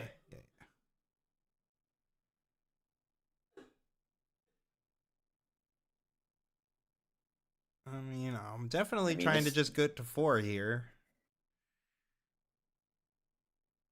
And then maybe play. Oh, we got the star. The Falling Star is absolutely blowout. Yeah, yeah. And we're not even paying power for it. Like, yeah. Brutal.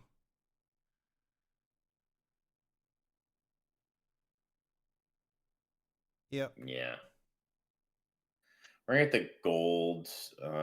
Yeah, this is pretty brutal. Like, this hidden blade just set us. I mean, but the Darius does get to just come in if we don't stack our mans here. We're getting a 4. We're gonna pitch the switch since we have Yeah. 2. He missed his gold trigger. He's got another Gold one. trigger, buddy. Gold trigger. Thank you. Just the judge gave it to him. I think he was about to miss it.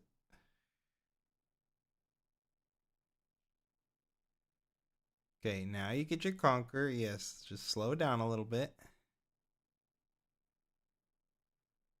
Got another spinning axe. Oh, And we've got the gosh. switcheroo too to defend against the Darius here. Gonna play a hopeful in the back. Oh, looks like we're Oh man, we're not even using the switcheroo. or This the Darius or the about to fan. come Yeah, over. this Darius about to munch. He's about to eat the axe for free. That's not great. I would have. Eat his I whole think I would axe. have played the fan in the point. I think that's what I would have done. So are we about to play the Void Rush to get some cards and trigger the Darius?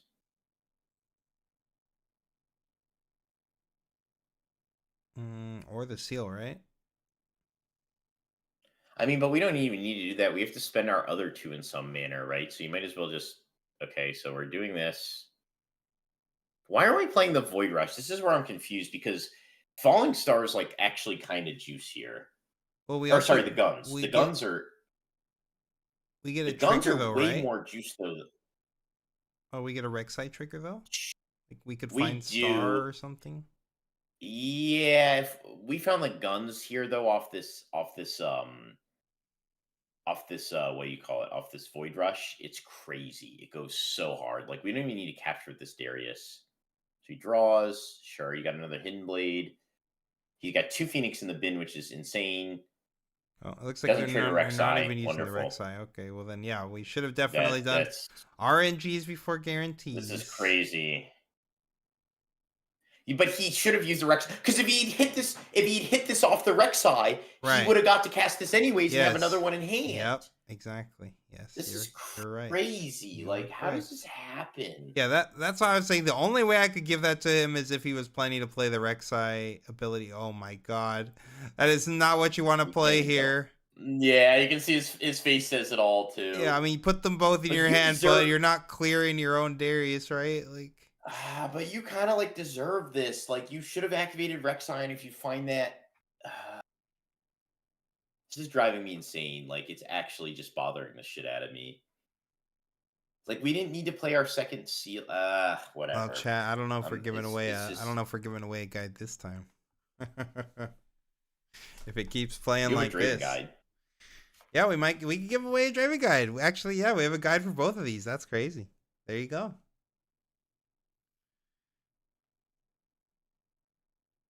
It's insane. I can't believe this. I'm like just so crazy bothered here. All right. Well, I mean, Draven is So we has have the plenty axe. of runes. Yeah, we can just so we're axe gonna over the strap Darius. the axe. Draw a Oh card. my god, this is driving me insane. We're getting a 6 here as the Draven. Like, we're on such a back foot. Like, and not that I think this Rek'Sai's minor error. Well, I think the Hidden Blade just that was the kicker.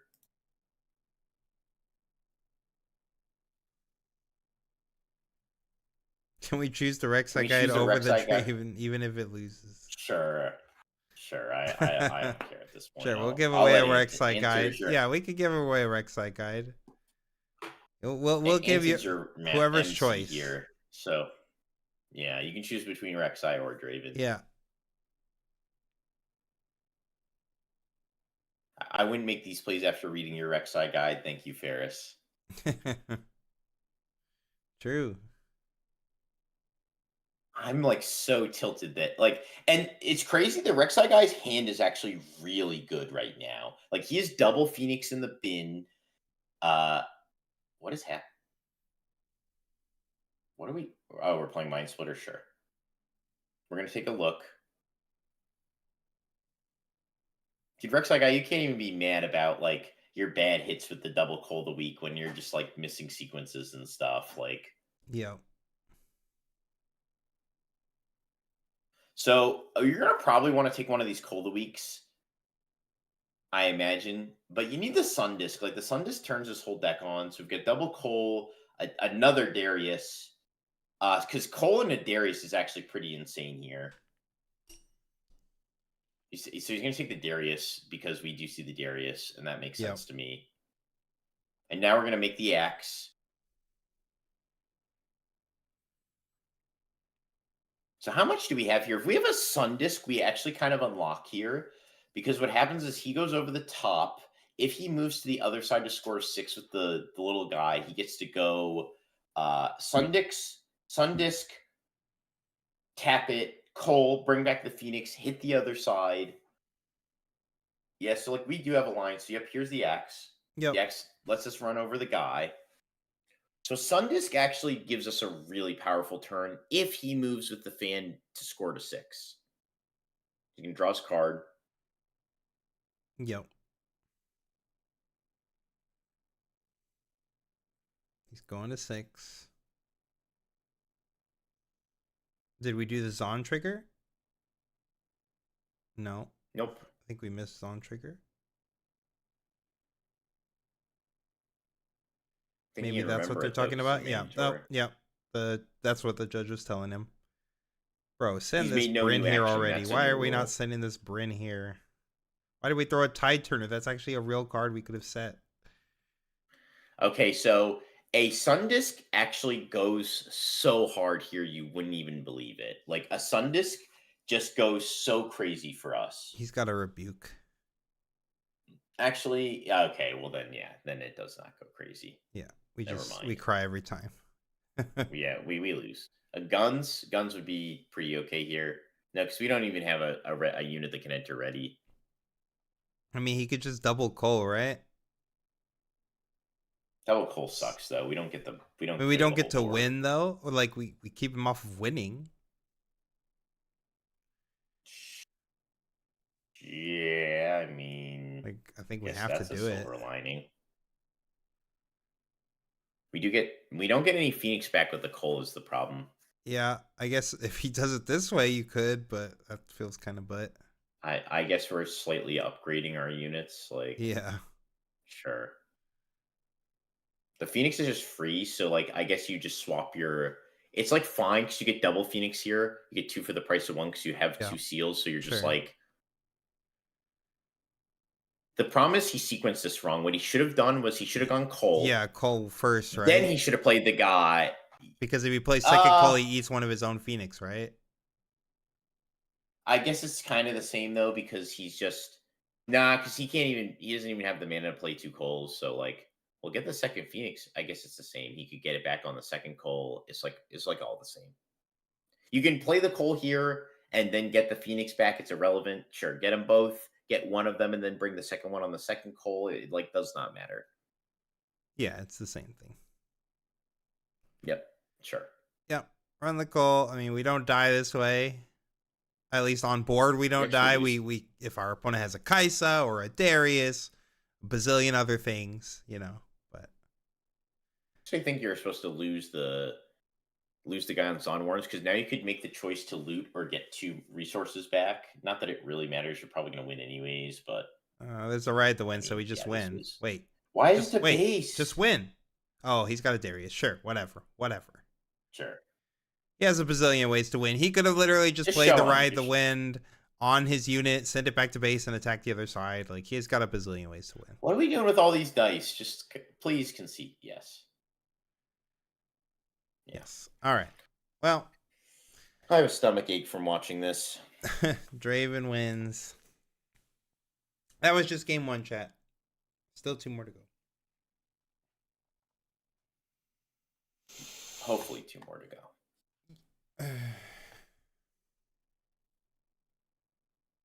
Yes, you could have just played Tide Hidden. I don't know why he pitched the Tide. And again, remember, chat, what did we say earlier at the very start of this game? This Bryn here does nothing. It's a literal brick. And guess what cards sat in his hand all game long? Bryn here. Literally. Did nothing. Why did he not mull it? Why did he not pitch it with Zahn any of those times? Who knows? Fuck, man. It's just like, ugh. It's so hard to watch my girl just get pounded over and over and over again on stream. Yep, Rek'Sai is now on the play, so we're going to get to see the power of the play. Watching Dravens play poorly and winning because it's Draven. Many such cases, chat. Many such cases. But Rek'Sai played even worse. True. Everybody's one player is playing bad, the other player is playing worse. So at least the person who's playing worse got punished worse.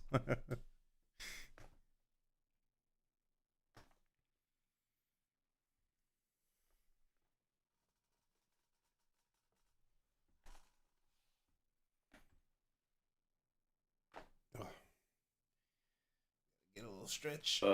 Sitting in this chair for so long. Ugh. I'm so annoyed. I'm gonna get some water. Justice, yes, there's some justice in this world, chat.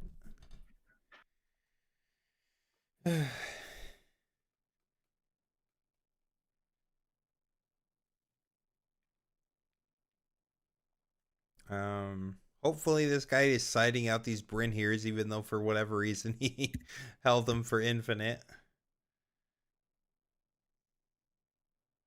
Did either of us play the pre-rift? No, Alex said his only pre-rift was like 45 minutes away. And I had one I thought today that I was actually going to be able to attend before I was streaming, but I didn't end up being able to go to it. They like booted me out or something. I saw that I was joined, but then when today I went and for some reason I couldn't find myself on the list and it wouldn't let me join. It said it was capped, so I'm not really sure what happened. Maybe the store kicked me out of this spot or something. I don't know. But I do have one tomorrow, so I'll be going to one tomorrow.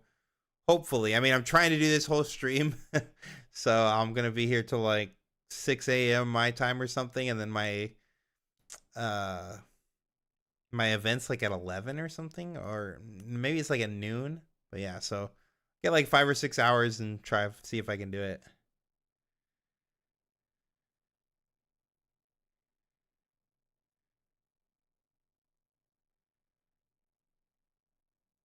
Open an over-numbered jacks. That's pretty sweet. The was it the champion, or you mean the actual like the Jax legend? There's a lot of pre-rifts within me too. Like there's one pretty much every day. If I want to, I can do a pre-rift. It's within like 30 minutes or so.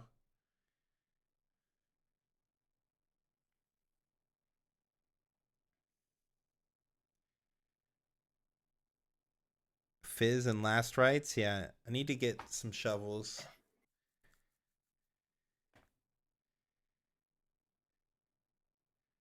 Rumble and Fiora alt. Alex, you doing okay, bud? Yeah, it just got a whole lot brighter in here. I think I may have had too much to drink. Just a little bit.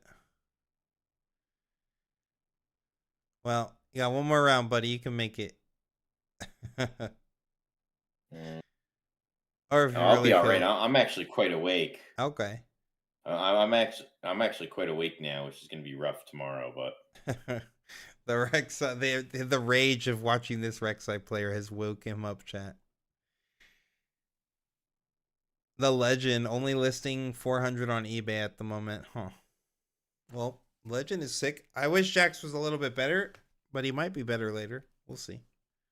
All right, getting back into game 2.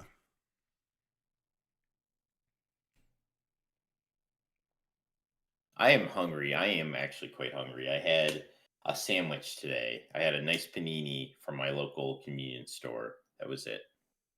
Dang. All right, so we're doing the Candlelit Sanctum game 2. Yeah. I think I prefer Arena's Greatest when we're going first, so I'm so annoyed. I'm pretty sure his shirts is Skechers, but that's not like the shoe brand Skechers because I think that has a T in it. Now, yeah. I'm gonna have to look this up, Net. No, this is for sure some kind of like bootleg. No, no, no, no, Like no. It is two the drop. correct. There's Why no are we mulling a TC. 2-drop? It is the correct schedule. Because is he going second? Are we going first? There's no way he opted to go. We just mulled our only 2-drop. Chat. Am I missing something? Did we opt to go second? There's no way. We saw the We fell for the bait. We definitely. Oh no, no, we have obelisk. Obelisk. Oh, That's it's why. an obelisk That's why we game. built the Okay, two. okay. Yeah, Sure. it's obelisk. Okay, Yeah, okay. That's what we're missing. obelisk. Yeah, that makes sense. I got it. All right. Yeah, so Draven tends to use Obelisk going second, so we know that we'll be able to play our Rek'Sai turn 1, which is nice. It's the Chinese bootleg, but they just call it bootleg there.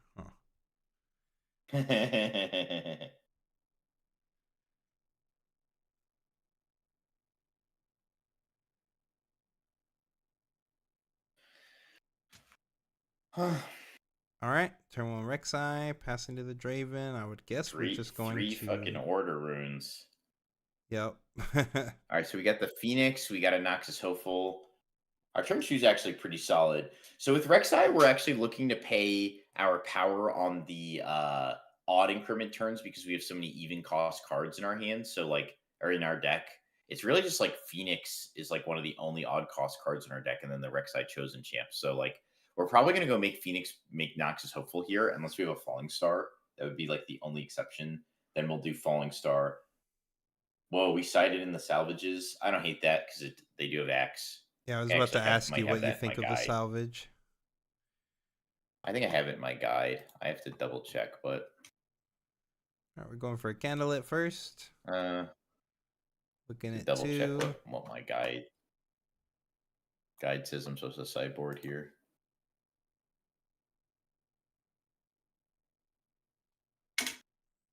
His second battlefield is Rockfall Path. Oh my god. Jeez. It's a hard one.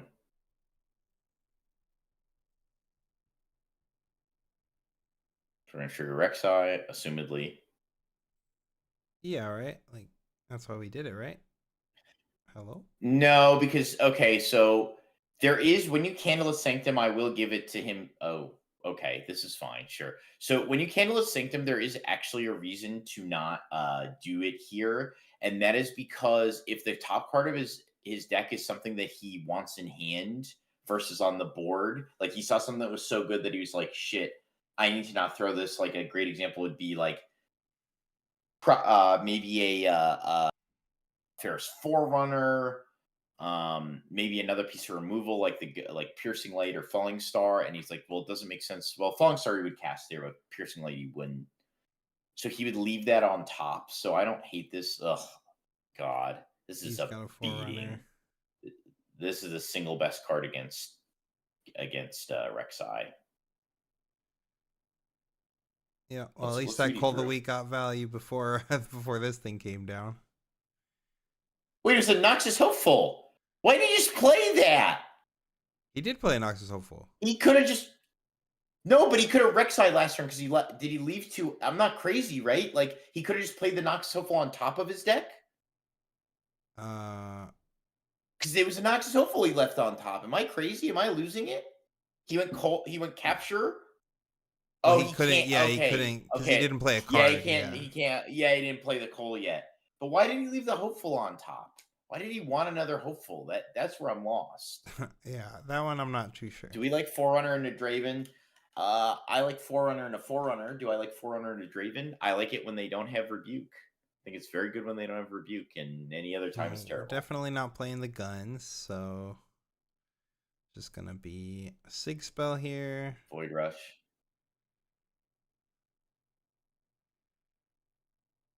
Now you read it. That's crazy. Top. Bryn here. Okay, we got the Bryn thing. Yeah, Bryn here makes sense here. Yeah. You do want that versus Draven, but I mean, it's like impossible to deal with these Ferris Forerunners. Yeah, this guy's going to be tough to deal with. I still think leaving I don't know that we needed this. Okay, so he just wanted double 2, sure. But like we're just leaving 2 up. This feels so bad. Yeah, we're definitely not having very mana efficient turns. And now the Forerunner's just going to crack our mans here. We actually... yeah, I mean, and this guy's hand is insane.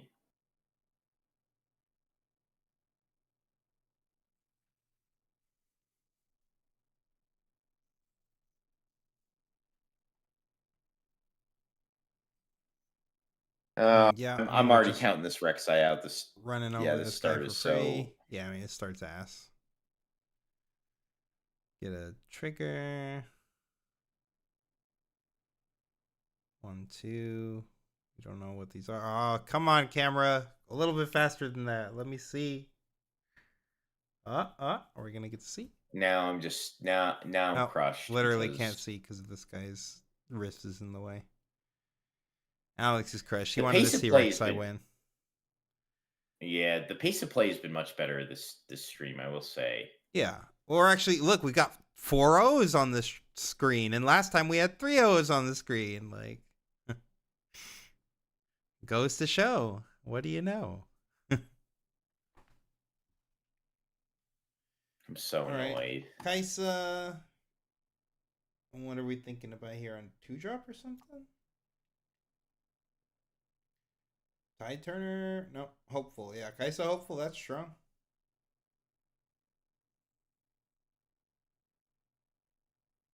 And we got the Forerunner, Alex's arch nemesis. My arch nemesis is just like poor Rek'Sai play. That's my true arch nemesis. Just playing multiple of the Rek'Sai Chosen Champ. Is that another one? That Does is have another in one. hand. Yeah. And that card's not bad. It's fine. I don't hate playing it in the main, but I just like, ugh, I'm so annoyed.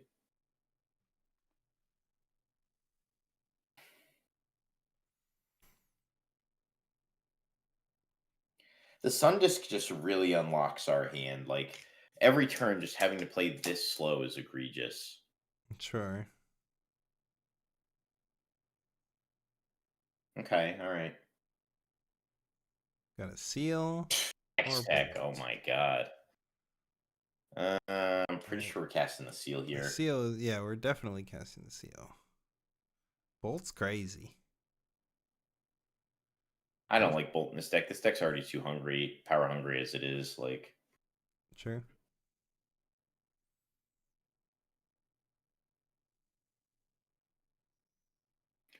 no more 1.5 hour horn matchups. Yeah. Yeah, the Orn versus Victor match. Oh my god, what a freaking slug fest. Oh, that's cool. They had an animation for the Phoenix. Can't believe they developed on the develop turn. Yep, true.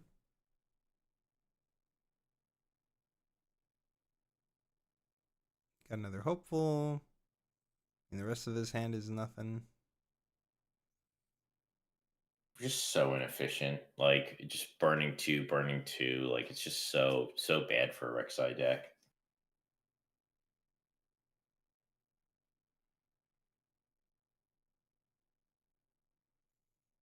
I mean, Kais is about to come get 2 cards for free.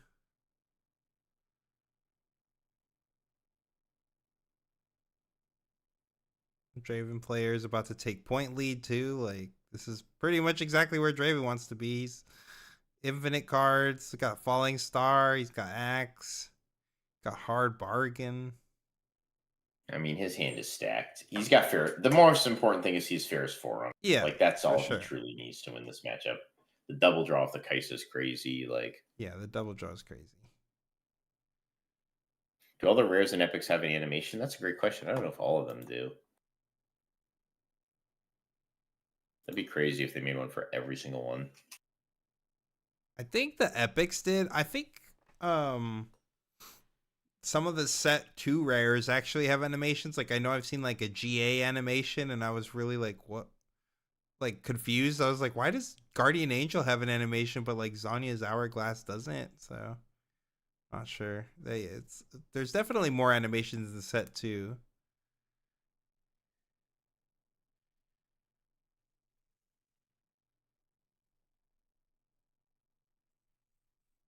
So we got a Rebuke. Yep. Rebuke is actually really bad versus Rek'Sai, except against the Ferris Forerunner. It's like one of the worst. Like that's one of the nice things about Rek'Sai is Rebuke doesn't have any good targets except the Ferris Forerunner. They're using AI for any card they want to. Yeah, I guess that makes sense. Sure.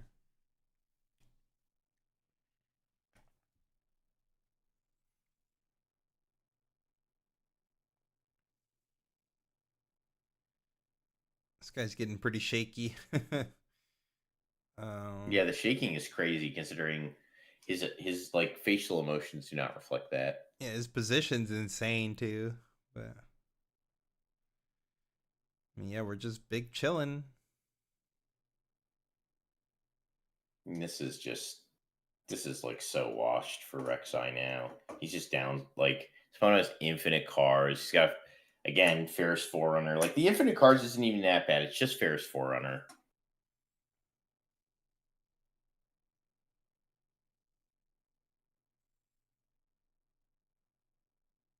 Are we dropping something else?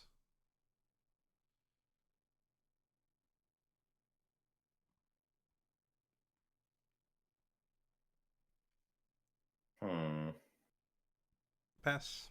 No, we just leave everything up, and this is exactly what I would do. Yeah. This is pretty cooked for Rek'Sai now. Looking really rough for him to get into either side.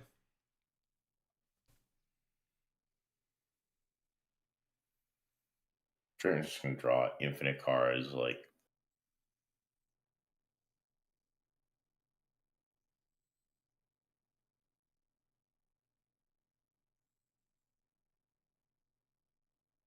So we have to send a 4 to start. Again, not having the Sun Disc just like gives us no way to get traction. If we just send 4, they can crack the guy, right? And just get a draw, which feels bad. But It is, but like you have to get rid of the guy somehow. You can't full shove because your opponent's holding 3 up. right. So he's gonna run the Bryn here. It looks like he's debating the Bryn here. I don't. I mean, I guess like you just have to even gain traction. Yeah, here. I mean it burns 6. That's pretty good, right? Obviously, he could drop an axe if he wanted to, but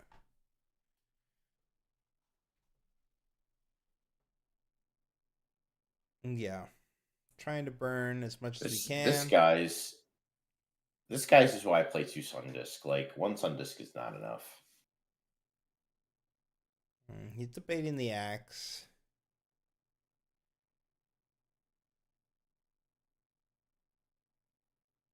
If you do throw the axe, I think you're throwing this on the Kaisa.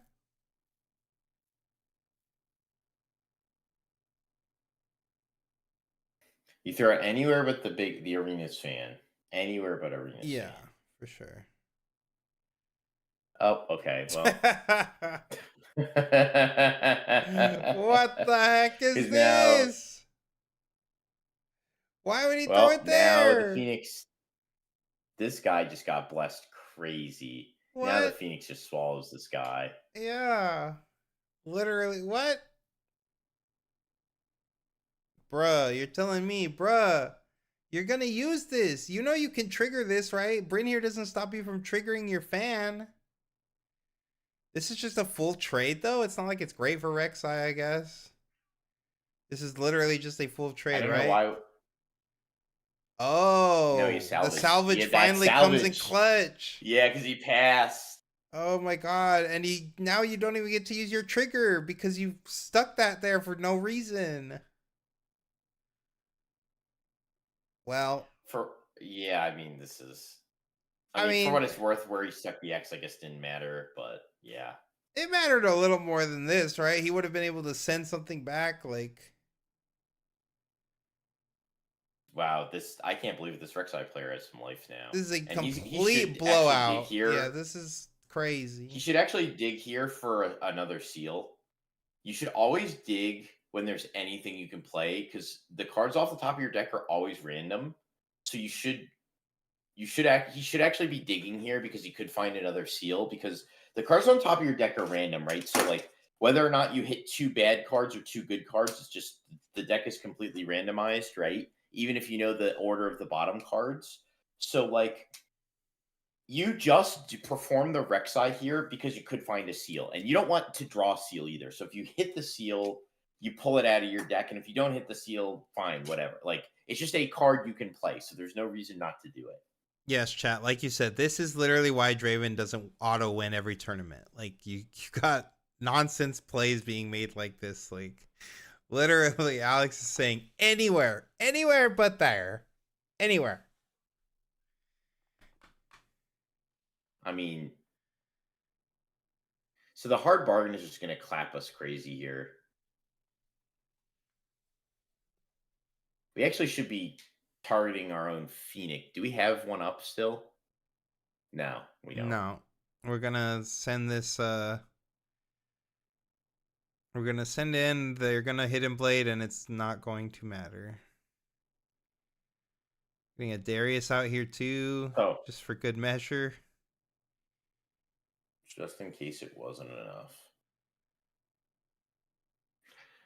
What are we? So now that we know, I actually think this is a debating mistake about? because you played Titan, you played Darius. Now you've given him the information that he should Hidden Blade himself. Okay, it doesn't matter. It still gets bargained. Yes. Yeah.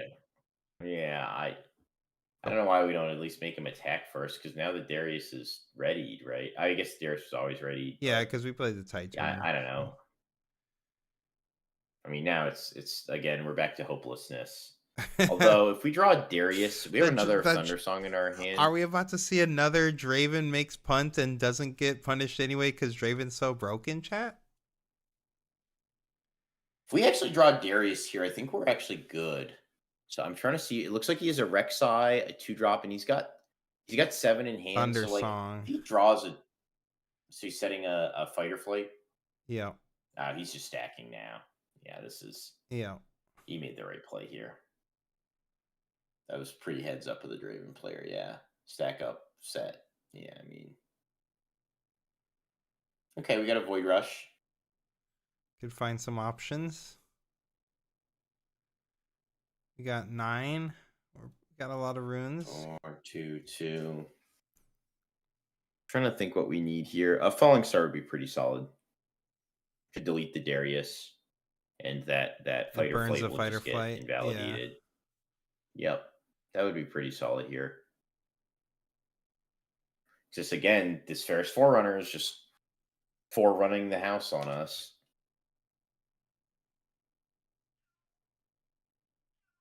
Okay, all right. See what we get. Okay, there's the star. Right. There's the star. All right, there's our star. Okay. We're playing the game now. Yep. Still got a game. So we delete this Draven. Yeah, we delete the Draven here. This is gonna go to hand. Yep. We're gonna delete Draven. Chat asked, why did they wait until hard bargain and give Darius +2? Because the Darius trigger was on the stack. And that's what he was responding to with the Hidden Blade.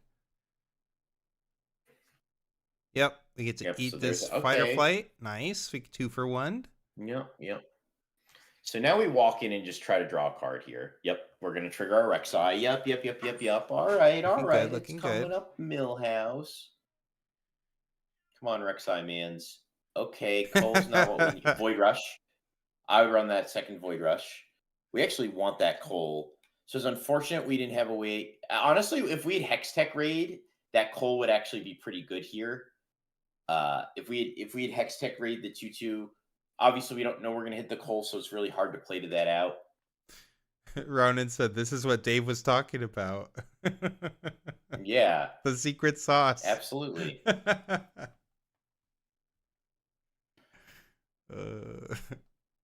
Too funny. Oh my god. Oh! This is actually kind of broken. Crazy one. So we could actually we can add these. So this is the line. We add these both in hand. Yep. We go bolt. Yep. We delete the whole board. Yep. We can actually delete the whole board here. So we go add these both in hands. Does he see it?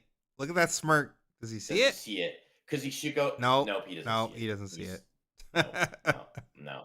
I thought that smirk was one chat where he was like, ah, I see the lines. Nope, nope. Nope. So he could have gone. It would cost him infinite power, but he could have gone add both the hand, Hextech, Toll,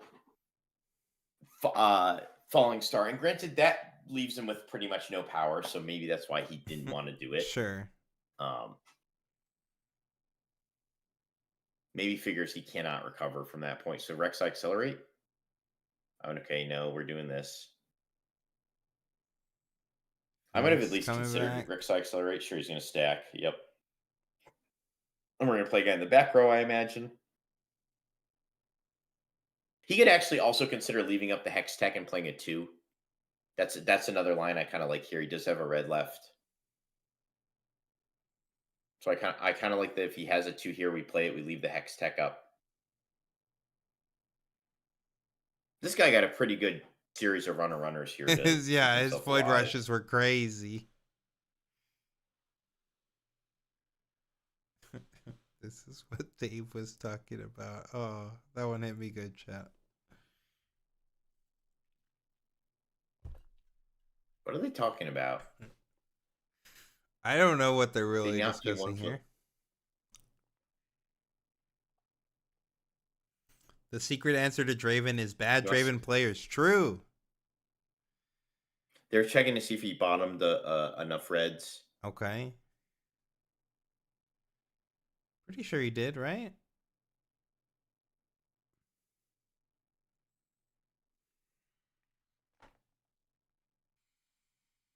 I don't know if he had 4, because it was 2 for the Falling Star, 1 for the Phoenix.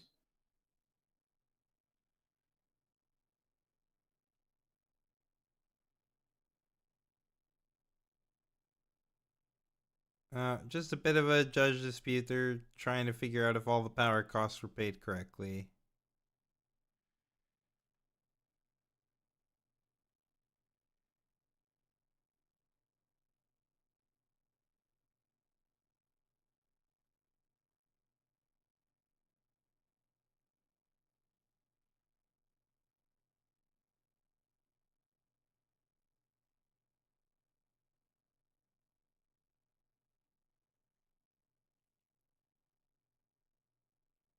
Was everything... Are we good? They usually do cutaways for this, so I'm pretty confused what they're exactly like arguing about. Maybe the thing is not. I think the judges, when they do the cutaways, the judges might mic to them and say, "Hey, this is going to be a long one." Sure. If it's a rewind, they cut away. Yeah. Man, if I was on stream, I'd be so animated. I'd be like, "Nah, I paid. You ain't gonna tell me I didn't pay."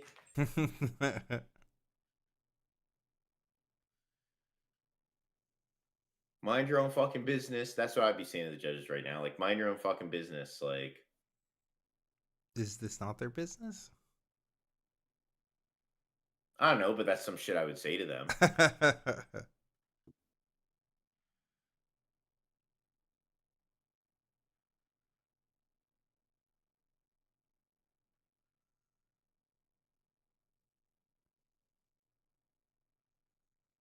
Yeah, this is just gonna be a long one, chat. I'm not really sure what they're debating over too much.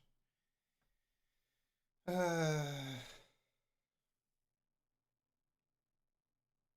got a flag on the play. This is a crazy flag. I think they're having a stream review right now. I guess that must be what it is, right? The IRS would like to audit if you paid. True.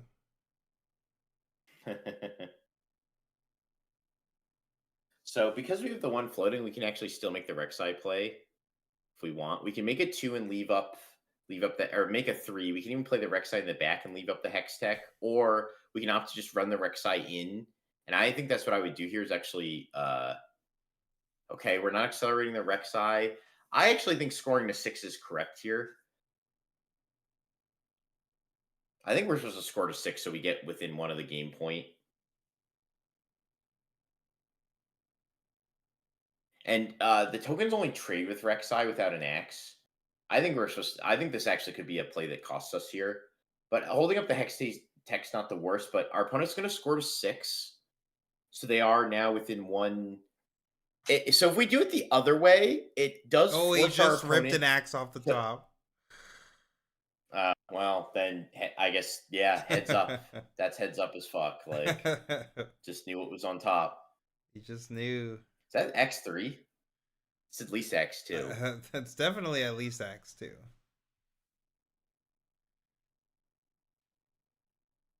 Yeah, I agree. It's their job, but that won't stop me from telling them to mind their own business. Yeah. See, this is why we should always just. Oh, falling star. This is brutal. Oh no. Yeah, this is why we should have just accelerated the Rek'Sai and got to 6. Because we hold the 7, and then we could just stack up on the other side and just hope. Yeah. Well, I guess we can't stack up because now our opponent's going going to break us. Yeah. Even if he We uses should have the bolt accelerated. here, who cares if we trade? Yeah, now it's a rat. He needs to draw exactly Falling Star off the top. It's the only, and he needs to see 2 red. I guess he could have the second. No, because 1 Coley he already put to the bottom. He already used 1, so it's like chalked now. So he needs to draw exactly Falling Star and two red power. I think it's squashed because I'm pretty sure I just saw another Forerunner in the Draven player's hand. Yep. There it be. Oh, yeah, that's a wrap. The Ferris Forerunner. Wait, why do we hold up the Hex Tech and not use the Hex Tech? I'm very confused. I don't know. Yeah, it's very hard to beat double Ferris Forerunner. Yeah. It's like almost impossible. I mean, I think he lost without the Ferris. I agree. Oh, the Under Titan. No. Well, chat. Draven wins. And you know what that means? It's time for a giveaway. Woo! So, bad Draven play into a worse Rek'Sai. We're going to let you guys pick whichever one you want, by the way. What's the what? Play poorly, get rewarded. I don't make the rules. Yeah. All right. So you got to put it's a keyword you type in chat. So have them put like some sort of keyword. I don't know. How do you collect this stuff? How to collect this? Yeah. How do you collect like? Oh, they message us on Metafy. No, but I'm saying like how do we know who won? Like I'm saying, like how do I be like, oh, okay, this person put the keyword, this person put the keyword. So I put the bot the thing in chat. You put it? No, I linked the thing the tool that you use in our content discussion. Oh, well, if I start clicking on other stuff, it's gonna take down cameras, right? Like. All right. Do I need to message you on? I can message it to you on Facebook, or I don't know how to. Yeah, let me see if I can do it on my phone. Yeah, just pull up your phone. Look at it on phone. Yeah. So it doesn't take anything down. Yeah. Chooser a person. I thought you were gonna link me. You didn't link me anything.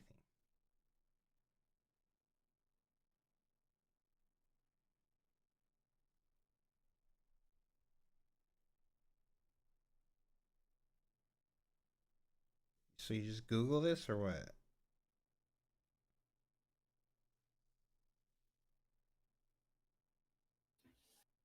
You still there, Alex? Hello? Hello? Can you hear me? Now? I can hear you now. This is what Chat GPT is sorry. for. We can use Nightbot. Nightbot can do it. If Nightbot knows how to do that, chat, I don't freaking know how to use Nightbot to do that, but that would be sweet. Anyways, I'm tired as fuck. I'm gonna go to bed. Thanks again, buddy. guys. I'm ready. I'm gonna get out of here. So, yep. See ya. Later.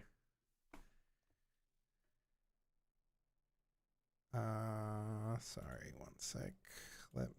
I will get a giveaway going in this downtime as soon as I figure out how the heck I'm supposed to do this. If I, for whatever reason, if I like get rid of exclamation point giveaway, is there just a way to do that though?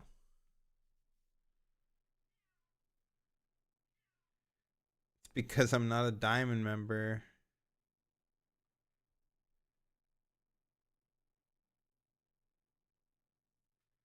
Hold on, let me see. Let me see.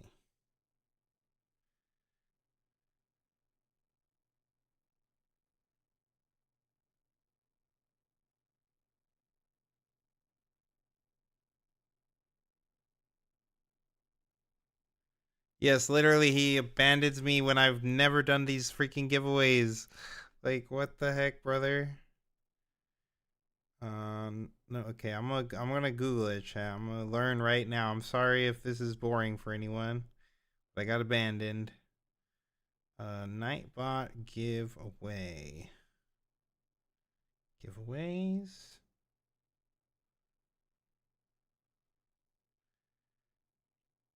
Maybe that's the Twitch side of stuff. We have a Nightbot in the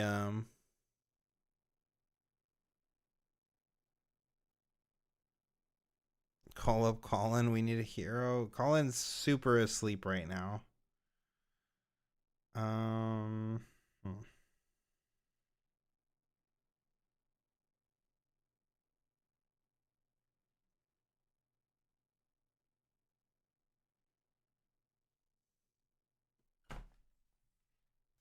Well, damn.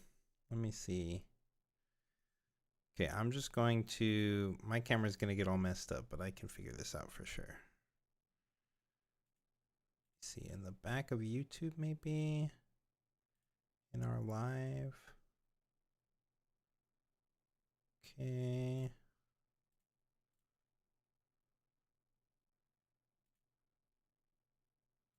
No, no, no. Stream.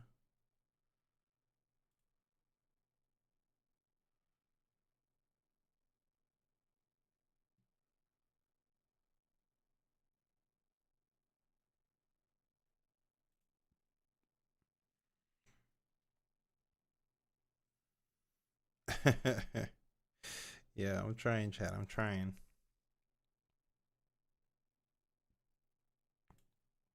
Darn it. Okay. Oh, let me let me set some Chinese audio or something for a little bit.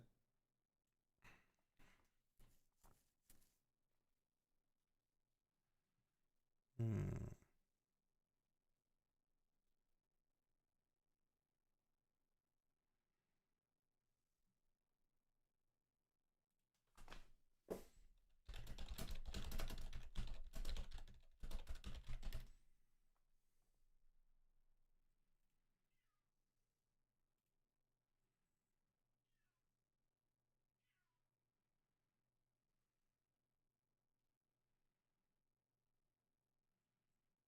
Yeah, I think that Nightbot option might only work with Twitch. But there should still be like another way to do it.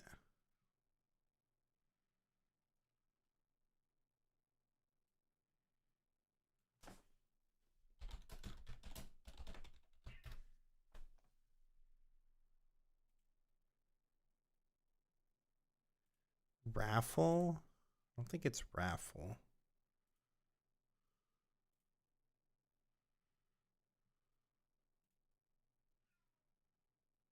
Just choose someone randomly? I mean, yes, I could literally just choose someone randomly, Alex.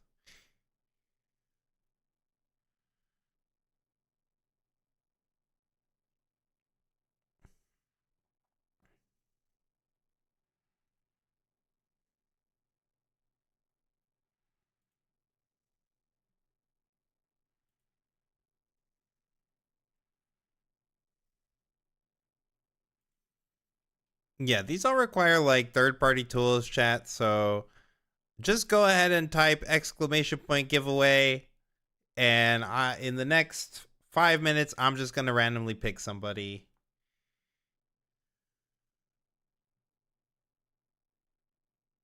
Cool background. Did it show my background?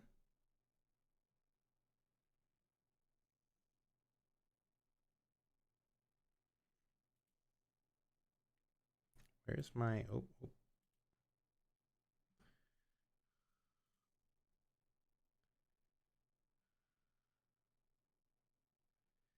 All right, I'm back.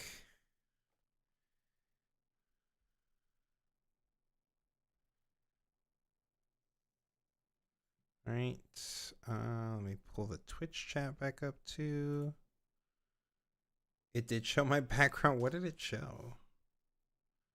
My like desktop background?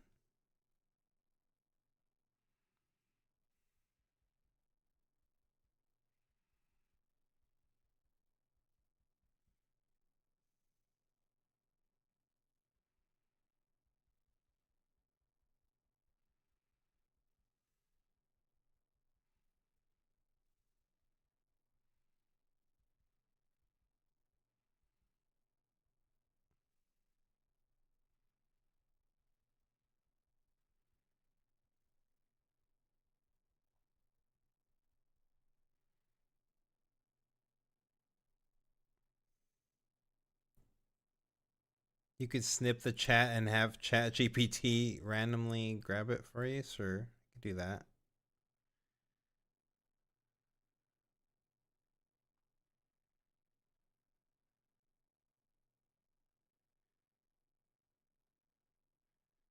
Look like a Garen. Oh yeah, that's that was Guts from Berserk.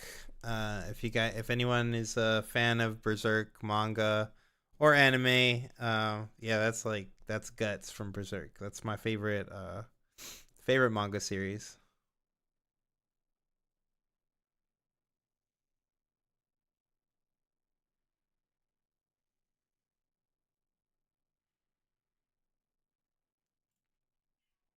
Okay, I'm not seeing any more giveaways coming in. About to just snip this piece of the chat. Yes, Berserk is goated indeed. R.I.P. my man Miura. I literally used to joke with my friends like way back in like high school, which for me chat was like a ways away, a long ways away now. 37 now. So, but back in high school, I used to tell my friends all the time like, man, Miura is good because he like this man like just put this series on hiatus, like infinite, and I was just like, this guy's gonna die before he finishes the series. And I would always say it jokingly, but it sucks that it actually did happen. So he didn't finish his masterpiece, but still a great series. Yeah, JoJo's is insane too. JoJo's is crazy. I'm gonna be honest with you, chat. I've I have not finished Steel Ball Run, and I've heard that that's like just the most peak of the peak. So like, I'm sure that that's probably gonna push JoJo's up for me. But yeah, I haven't finished Steel Ball Run, so. And JoJo's is still insane, by the way. Like, I freaking love JoJo's. I don't. Let me see if I can show you guys. I have these like oversleeves. Yeah, I have these oversleeves that I got in like Japan, Tokyo a while ago. And I use them for like any of my games that have like legends and stuff. And let's see if you can see it. Like they have like JoJo's text on them. Do you see? It's like, and I just use these on all of my like leader cards because like I just love the JoJo sound effect. It's pretty epic.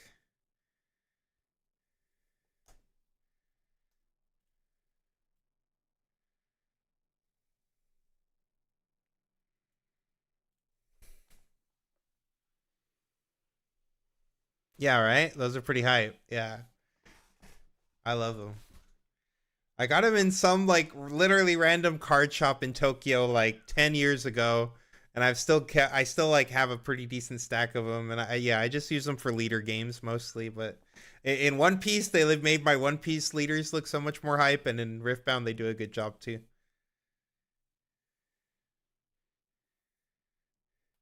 All right, I'm about to do this giveaway. Run it through ChatGPT.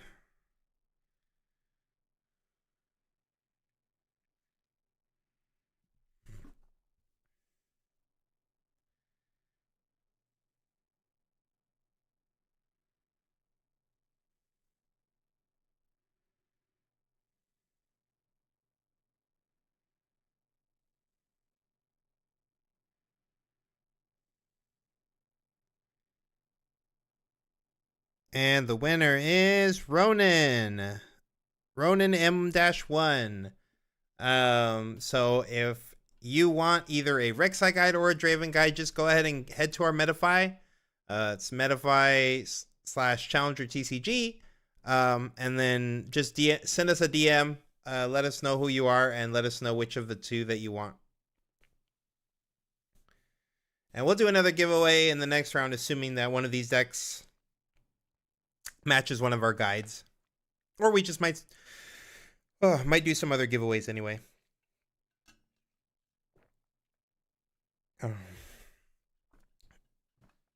Yeah, Hunter Hunter's broken for sure. I love Hunter Hunter. I don't think Hunter Hunter's in my top 3, but God, I love me some Hunter Hunter. I think Togashi's work, that's like one of his best works for sure. Speaking of another series that goes on hiatus, Infinite, it's Hunter Hunter, but like, yeah, I do love that series a lot.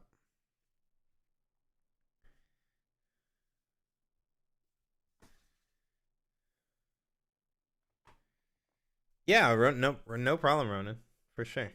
Just like I said, just send us a DM on there. Let us know who you are and which guide you want, and we'll get that taken care of. I might not send that right now because I'm still trying to keep this stream going by myself. But yeah, he's not gonna finish. Yeah, he might not finish that one, honestly. He actually gets like really sick too. Like Miura didn't really have any like known health issues, but Togashi gets sick hella. Yeah, not usually a fan of shonens. Yeah, same. I mean, I was definitely a fan of shonens in my like teenage years and stuff. Like I was just fiending to get my hands on anything like anime and manga back in those days. I actually got like the Berserk like DVD set when I was like 13 years old, and that was like I said, that was like 24 years ago now when I first like found the Berserk DVD set in Best Buy, and I scooped that up. But yeah, back in those days, I was definitely more into shonen. But yeah, Hunter was crazy. Mostly just Hunter and One Piece. Like those are like peak for me. JoJo is also, but like JoJo doesn't even feel really like shonen to me. Early JoJo did way more than later JoJo. Later JoJo is just like it's just its own thing. Like it transcends genre.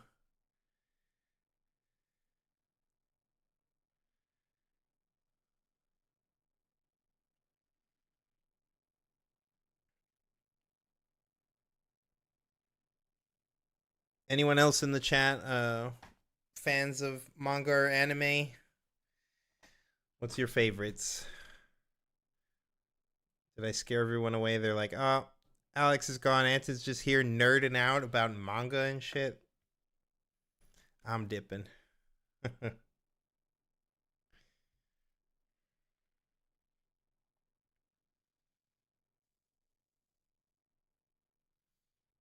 Fizz, I can randomly choose you. I'll allow it. That's funny. Yeah, I bet.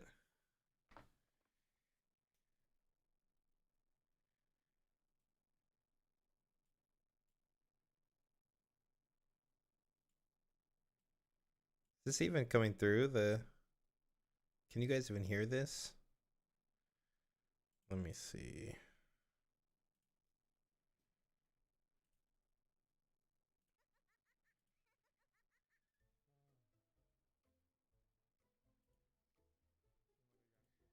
Food Wars. Yeah, Food Wars. I fuck with it.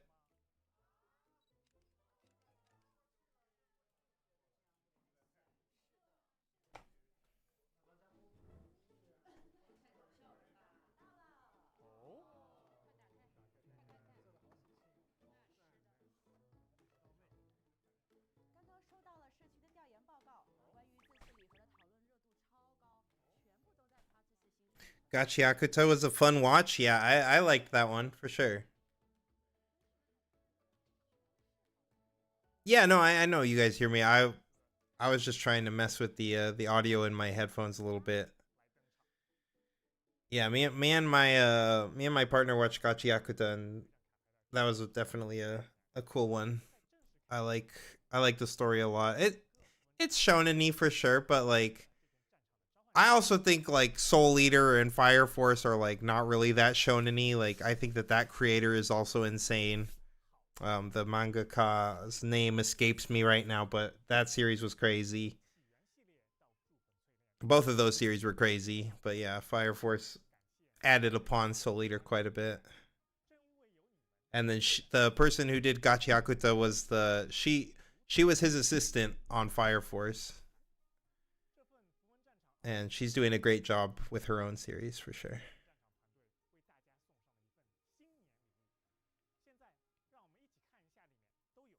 ReZero, man, I haven't seen ReZero in forever, but I remember watching the first 2 seasons, and I thought it was pretty good. I don't typically like isekai either. Like I stay away from isekai. That's like not my bag, but ReZero is actually pretty good. You would watch Fire Force more if it wasn't so fan servicey.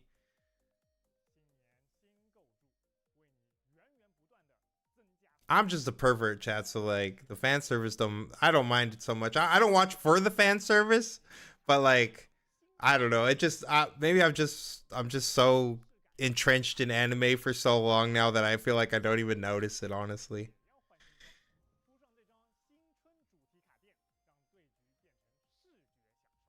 like unless it's like what was the one, the zombie one, like the zombie high school one where like just everything's jiggling and everybody's got ginormous boobs. What, High School of the Dead? High School of the Dead? I think that's what it was called. That one's crazy. That one was like too much for me when like there was like a scene where this girl has like it's doing like the Matrix slow-mo, but like it's her boobs and they're like flapping in the wind while like a sniper bullet crosses through them. I was like, that's it. I can't. It's too much. Kill la Kill. Kill la Kill's broken. That's Studio Trigger. That's the best anime studio in my opinion. Like my personal favorite. If I was asked what's the best, I would say Madhouse for sure. Studio Madhouse. Like everything they do is straight bangers. But holy moly, Kill la Kill and everything Studio Trigger does. Gurren Lagann, Kill la Kill. What did they just did that new anime too? Like Panty and Stocking with Garter Belt. Like all their animes are great.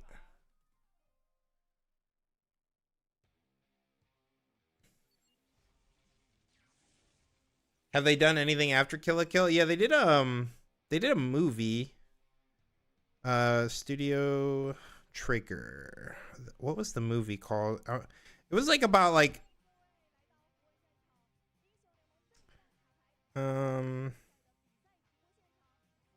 Promade, yeah. That was the one. In 2019 they did a movie and then they did Cyberpunk Edge Runners. Yeah, that's Cyberpunk Edge Runners. I actually haven't seen that one, but that one was doing pretty well on Netflix and stuff, right? I've seen like almost everything that they've done, so I should probably watch that one. Oh, dude, Gurren Lagann's crazy. Like, God, if any animes had like a profound impact on my life, it's definitely that one. OG Trigun, dude, I told you I'm a boomer, man. Like, yes, OG Trigun's insane. Bash the Stampede, that's my goat. You didn't care for Promade? Aw, I like that one a lot. It wasn't their peak or anything, but I thought it was still fun.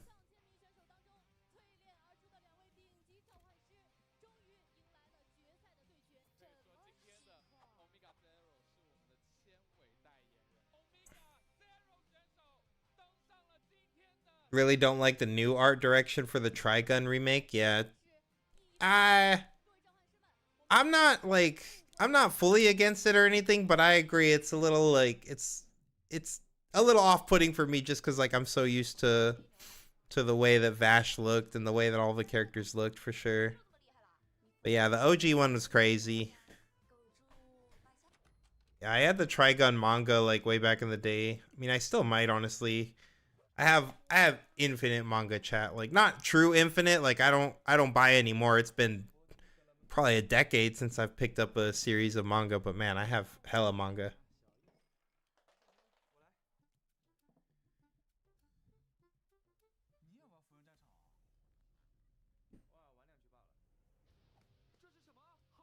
Oh, these crazy ass commercials. We'll never escape them.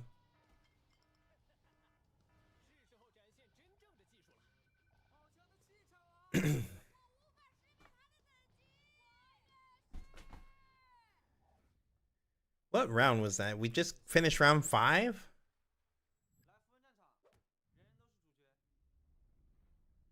I think we do what, 7 rounds?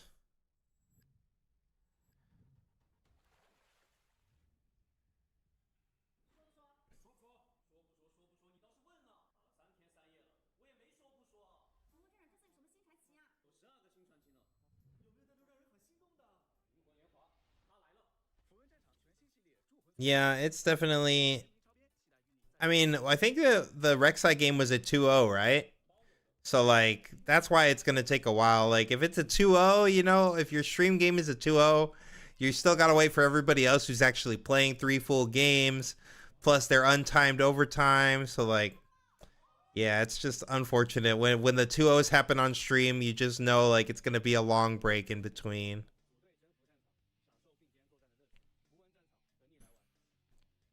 Wolfwood is my guy. Yeah, Wolfwood's sick too.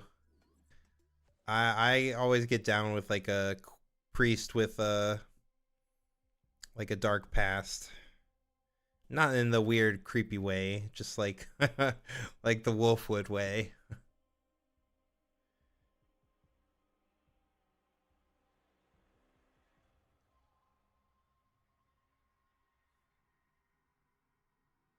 Did I do a pre-rift? No, I was supposed to do a pre-rift. I think I've already.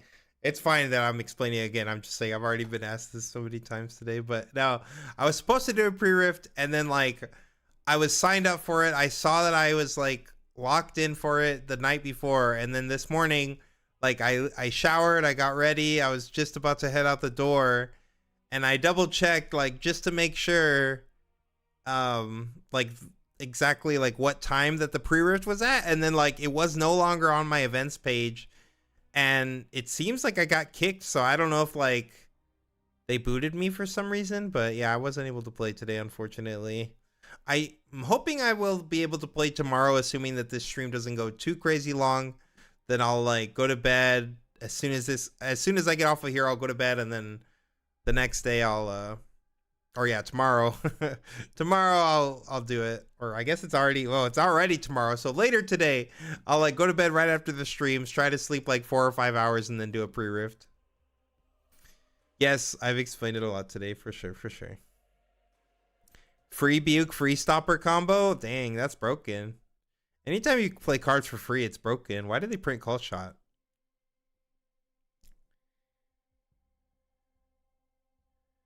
Bro, we got another 3 hours minimum. I know.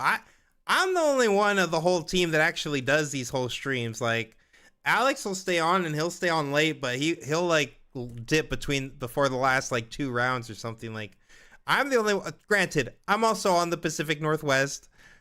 For me, when I'm getting off and it's like 5 or 6 in the morning, it's not nearly as bad as Alex having to like stay all the way up to like 8 or 9 in the morning. So I get it, and that's fine. But like, yeah, I know what I'm in for when I'm sitting in on one of these, for sure.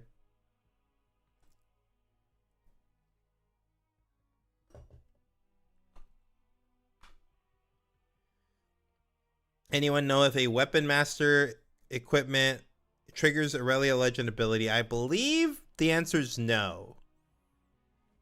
Yeah, I don't think that targets. If they're using weapon master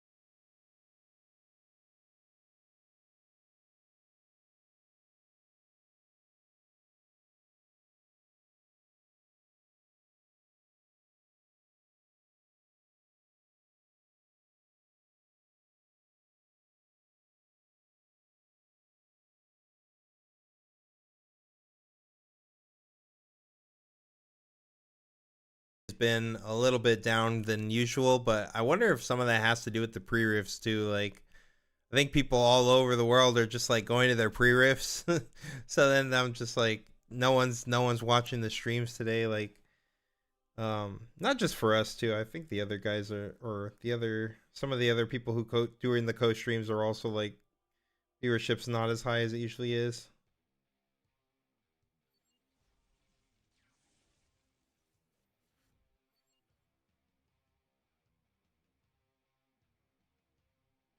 Or maybe nobody loves us anymore. Who knows?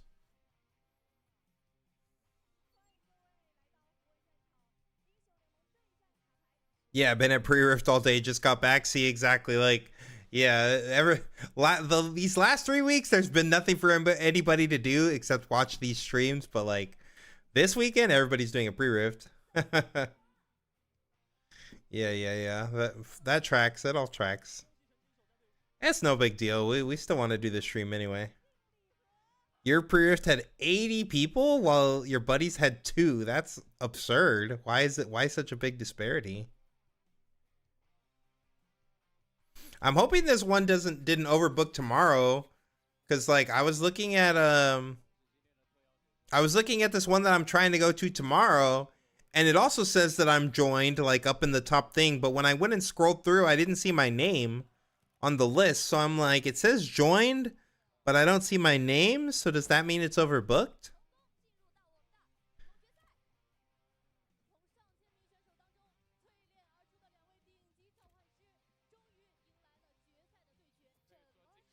I'm gonna get off work, take a nap, then go to my pre-rift. Still have time to finish y'all's pre-rift video. Great. If you guys don't know, we did put out a how to win your pre-rift video. We did a how to win your pre-release video last time that really popped off and helped a lot of people do really well in their pre-release.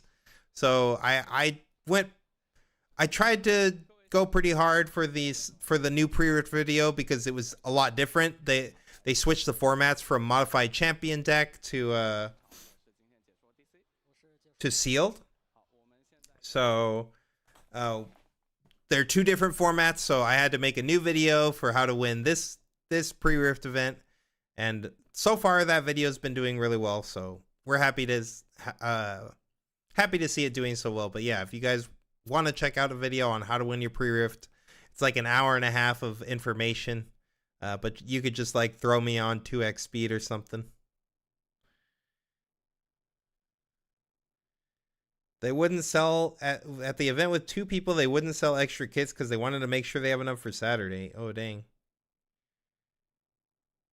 You joined and you don't see your name unless you search it. Oh, yeah. See, that's weird. Maybe I need to search my name. I don't even know if I tried searching it. So maybe I should try doing that. But yeah, I don't know if that means that I'm also like, if I'm also cooked, like if I'm gonna get the boot tomorrow or something. That would suck. Looks like we're getting on to the next round though, so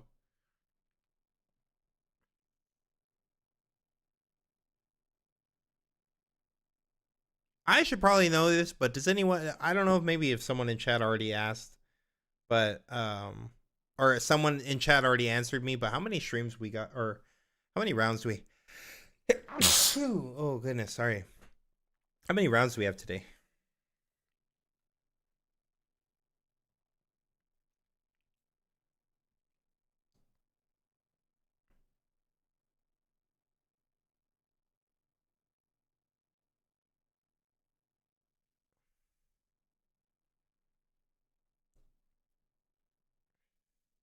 Seven? Yeah, I think I think it's 7 too, but I was just not, I wasn't 100%.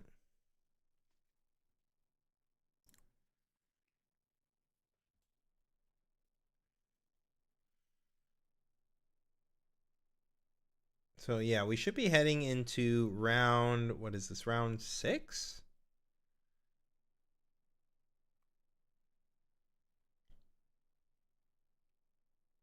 Or was this round 5?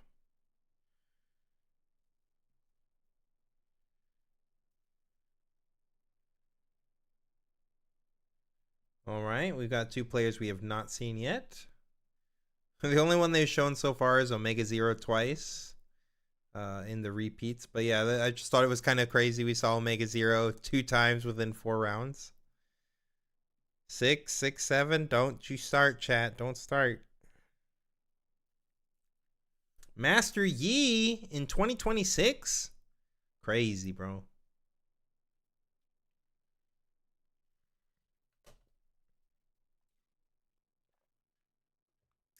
Into Draven, the League of Draven. Oh boy. So I am not a big fan of Master Yi in the era of Draven because in order for Master Yi to get value, it means you need to hold. And if you're holding, that means Draven's always got ways to win combats and draw cards. Not really where you want to be, in my opinion.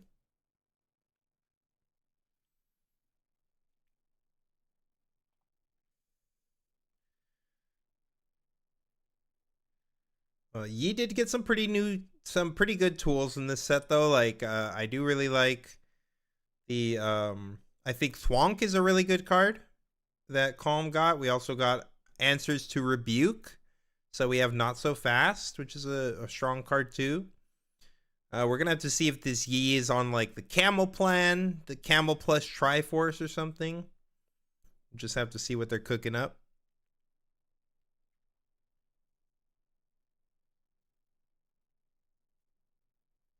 We underexplored the Yi strategy. I think we tried it a good bit, but I'm not saying it's terrible or anything. I do think that it's playable. It's definitely more playable than other decks. Oh, a 2 and a 1. Oh, brutal. Brutal. On D20? I lost to it once, but that's only because I played so badly. Yeah. Draven or Yi guide giveaway. True. We do have a Draven guide. We don't have a Yi guide like whatever this Yi is cooking. That's a Janna. We've got an Akshan in this list. Is that 2 Akshans? Or what is that other 4 for 4 back there? I think it's an Akshan. So you've got a Guardian Angel and an Akshan to pick it up.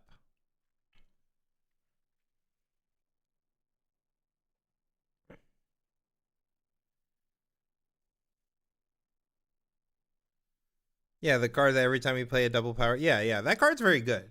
Yordle Explorer is a very good card. I think it's underplayed.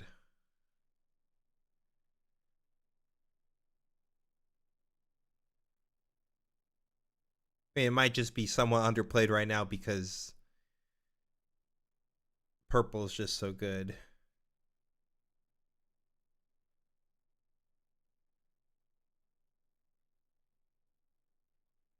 I was a big fan of that card in my Volibear mid-range list, the Yordle Explorer. All right, yep, we got a GA. We're going first. Master Yi loves going first. That means, well, it doesn't matter as much in this matchup, obviously, when you're starting GAs, but old Master Yi's definitely liked going first because you were able to put something on the battlefield first and start taking advantage of your Yi right away. Like, now these like slower builds that are playing a lot more equipments on turn 1, you're not really getting as much hold value out of Yi, but it's still good though. GA is still a great start. Oh boy, cutting 2 cards.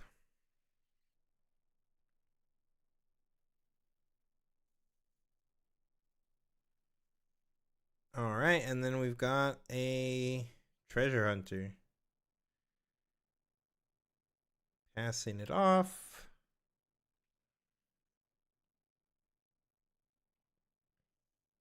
Whoa, this list is spicy for sure. I think that's a Meditation in hand.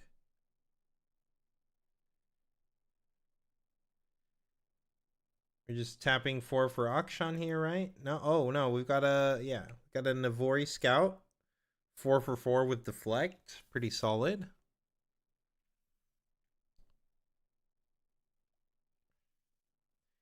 All right, we're going to take the row, of course. Get a gold. Then we're probably just playing Draven, right? Yep. Draven at the base and a pass. Easy turn, easy turn.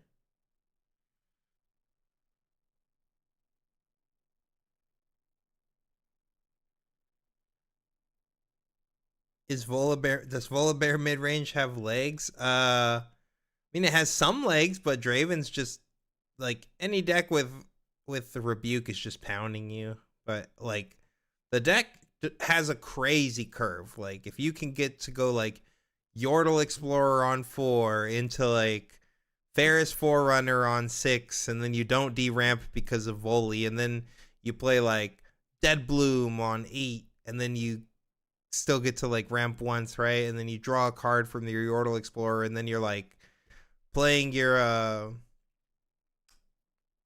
Cadrigan on 9 the next turn, and you're drawing like 3 cards and then a 4th card for the Yordle Explorer. Like you can live the dream and do some crazy stuff with that deck.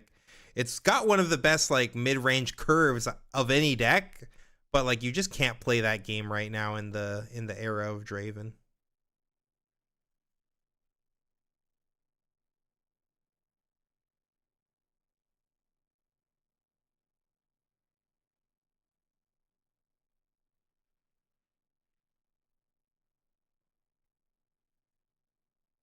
Scout's just stuck over in the oh, whoa.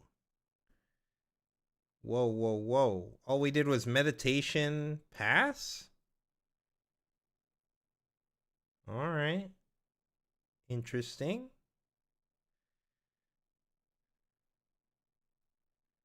So the Draven gets to go to 2 now.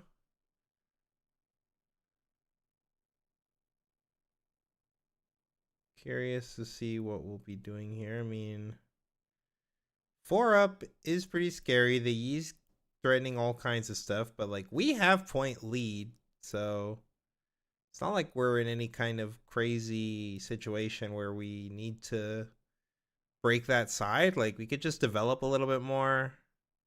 Looks like we're about to develop this Darius. Yep, I like this. Just develop a good unit. And then we could play a hopeful, get a Darius trigger. If we wanted to, we could send both units to that side. He didn't end up putting a GA on it, so it's not going to be able to trade with Darius. It would be able to trade with Draven, though. Yeah, I think it's just better to just burn 4 energy here and pass. Like, again, we have we have lead in points, so like they're just gonna hold to 2. This guy can't gank or anything, so it's just stuck at that side. If the Yi wanted to, they could tap out pretty much here, and they would still have 1 up, but they could like basically tap out to like play Yi and then go to the row with the Yi. And that might be a pretty good play. But if we do go there, then we're subject to like getting hit with the rebuke, and we can't defy the rebuke, so that could be kind of punishing.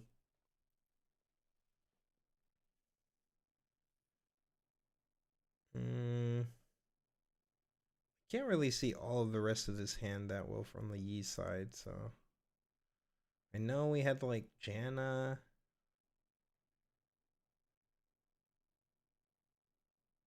Punch first. I think I see a first mate, which is doing nothing.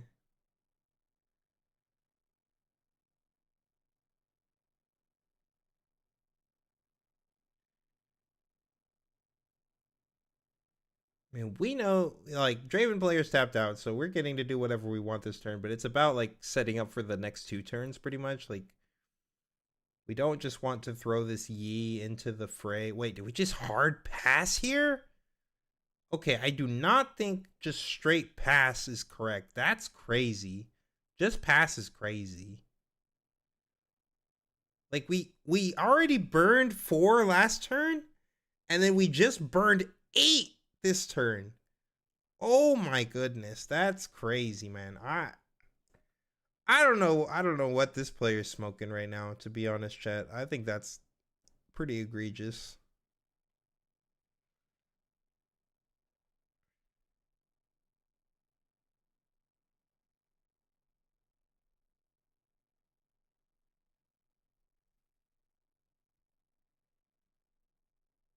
All right, we're just coming in with the hunter for what though?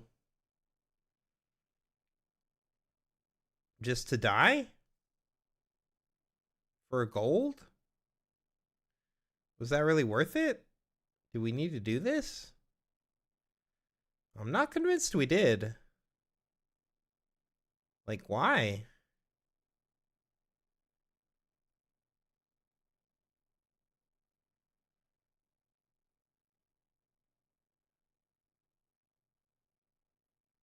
What are we even doing? Oh, switcheroo. Okay, sure, sure. I mean, you gotta. I mean, well, yeah. So not so fast was like the punish here, but also punch first just wrecks us. Like this was just really greedy. I don't feel like we really needed to do this. We had point tempo once again. We also just could have like attacked with more stuff. Like just sending this in by itself, I think is really greedy because if you already know that you're needing to switcheroo right away, you know you're spending 3 power for that. I'm trying to make sure that this is a win for me, so I would have at least considered sending like the Noxus Hopeful or something.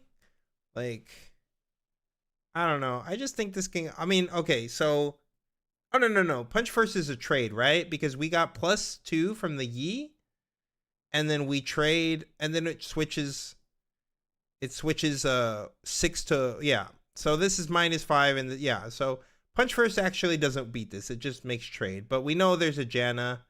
So not that this is not that we're too mad about Janna here cuz like Janna's just going to send us back. We get another gold out of it because we're moving again, like obviously not great, but it's decent. But again, look, if we had sent the hopeful here, this Janna would have had to send back our +5 unit and the hopeful would have still traded on Janna and the Navori scout. So literally, like, not sending the hopeful here is still punishing us either way. Like, I just don't think there was a reason to do this. This, like, at worst we lose the hopeful if things go wrong or we get thwonked out or something. Like, now we're just getting fully punished and we just threw a switcheroo away for literally nothing.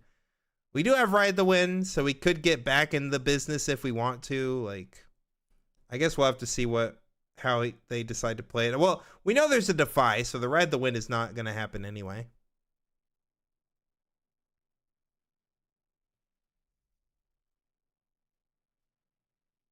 It's 6 versus 3. Does Yi work that way? I was wondering that, but I'm not sure.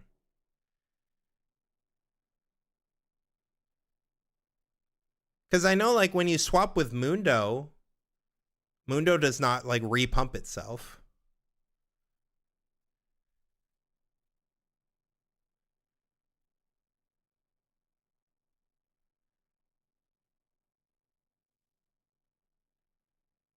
Either way, now, you don't get the plus from Yi anyway, so... Wait, what just happened? Why are we playing Punch first? Oh, it's Vilemaw's lair. Duh. Dude, you can't send home a guy on Vilemaw's lair. Oh, chat, what happened? What happened?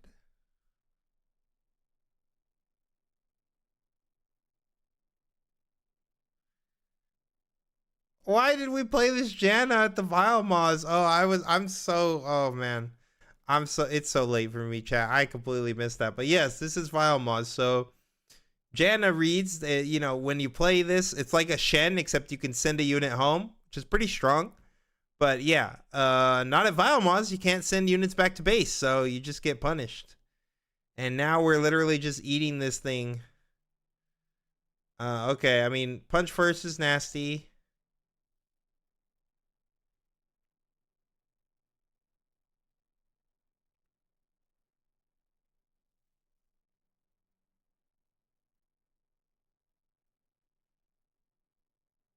Let's see, how is this chain gonna end here? We could still play Ride the Wind, try to bring something in here.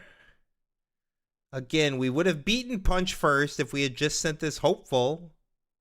If we literally sent this Hopeful in, we would be beating Punch first right now. Actually crazy, bro.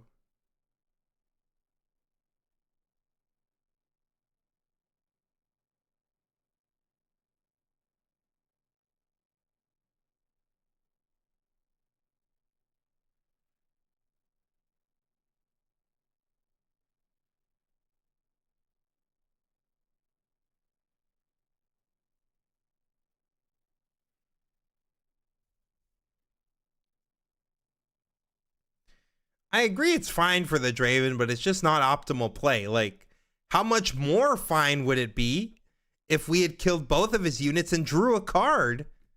Like, that would have been even more fine, right? Like, super fine, in fact. Super winning, in fact.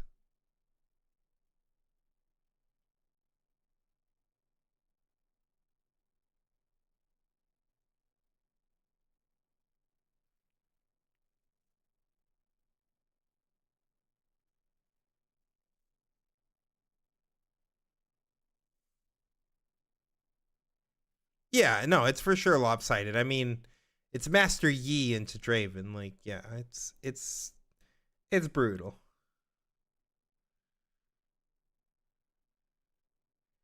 And this Janna's just free lunch now. Like, this 3 might unit is not going to defend against much. It's going to get eaten next turn. And the Vile Moss is actually kind of screwing over the Yi, and it's his own battlefield. It's like, Vile Moss was really good in set 1 where you're trying to counter Annies and stuff. But in set 2, like, having to stick your own units there permanently is not what you want to be doing into Draven. So...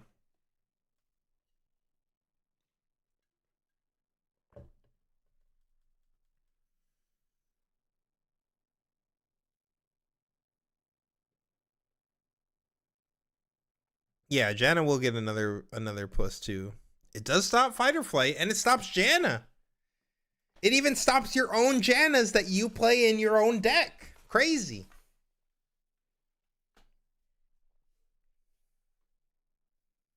Another switch. Holding isn't legal in set 2. True.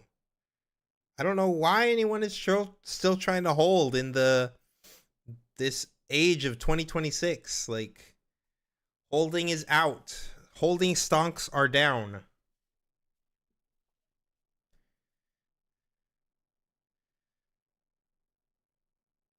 Did we just do a big pass again with all this energy?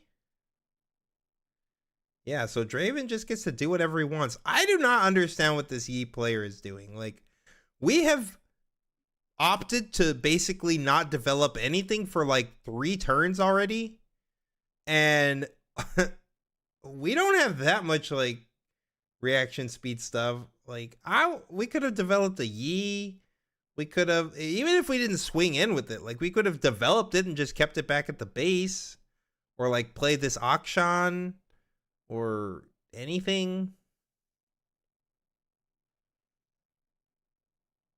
Okay, Big Draven's coming in and he's paying, so he's already one above it.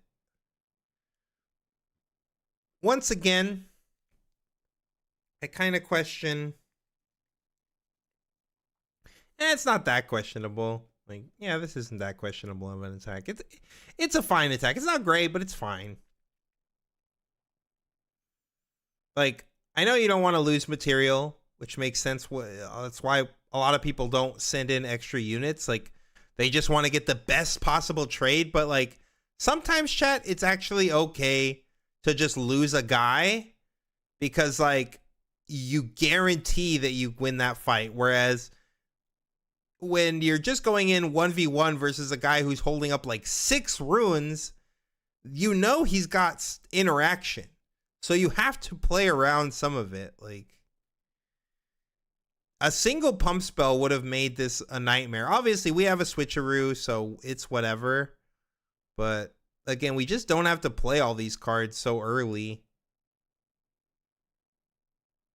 Like, you want to force your opponent to play their stuff first, and then you react. You don't want to have to be the one being proactive in this matchup. Like, we're going to try to do the switcheroo nonsense again. At least we're not paying deflect this time.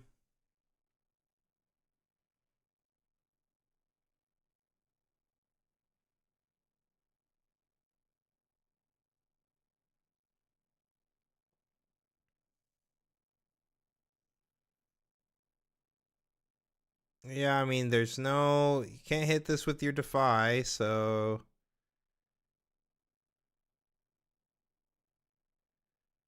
So Jen is going to become a 1, and Treasure Hunter will become a 5.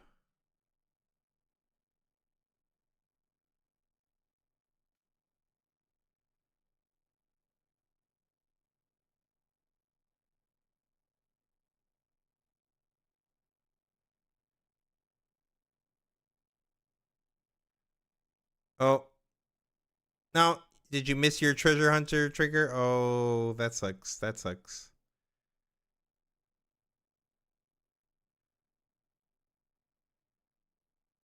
Yep, miss trigger.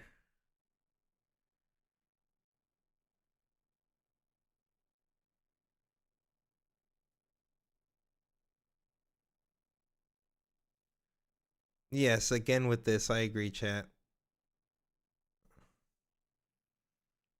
Okay.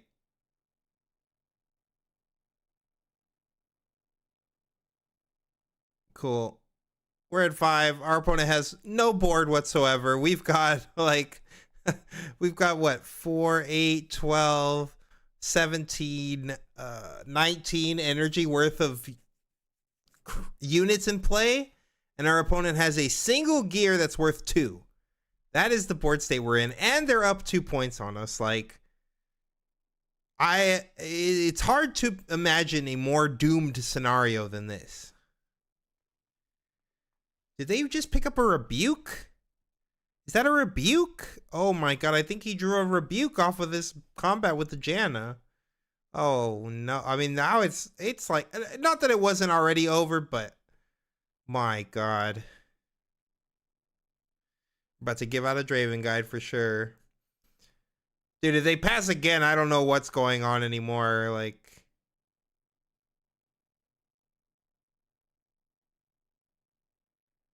there's no way they pass again.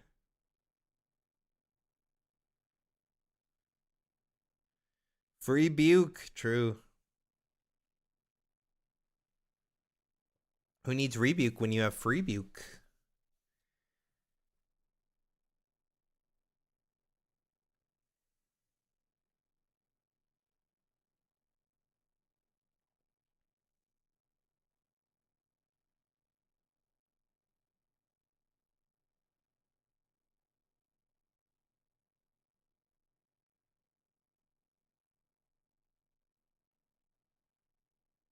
Auction. Okay, we're picking up this GA, or no? Are we opting not to pick it up?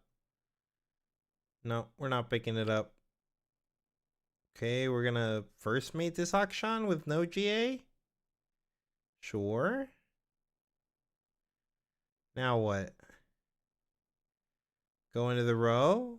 Sure. We don't really care, right? Like, who cares? We don't need to rebuke here, right? Like, you just hold this rebuke. Like, you're gonna be the one asking the questions next turn. You're just trying to like send your hopefuls up there, like send 8 into 6 and see what they do. You can rebuke it later. You can literally rebuke it later. I don't think there's a need for this. I would rather be drawing a card with my Draven. Like, if you use the rebuke when you send your units up, then you get to draw a card. That's much better than using a rebuke and not drawing a card. Like, yes, it's a little more mana inefficient, but like, yeah. I don't really think we need to spend this rebuke here.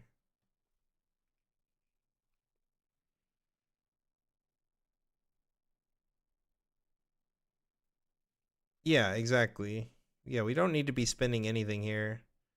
Or are we riding the wind in to defend? Oh. Defy, sure. Are we going to try it again?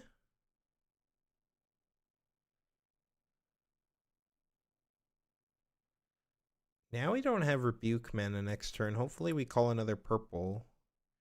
If we do another ride this turn, though, we're going to have to call double purple for this rebuke to be live.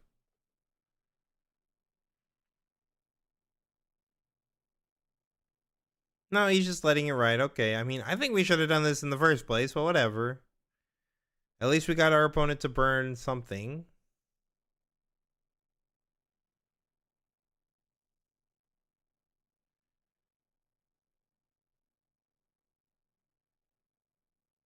Yeah, okay. So we pass, hold to 6. I mean, I'm just sending both hopefuls up here. Like, if it's me, I'm just sending double hopeful up. See what my opponent does. They should be just retreating here. I get to draw a card, and then I just hold for both sides. They can never break both sides. Like, this game is a bazillion times over. Like, it's super over.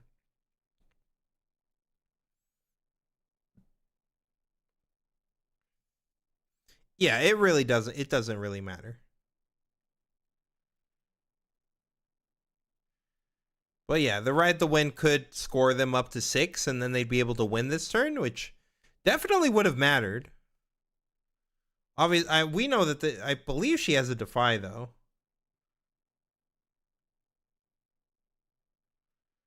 Yeah, sure, whatever. Just send. You don't have to send all this. You could just send 2 hopefuls so that you're not risking like actual good units.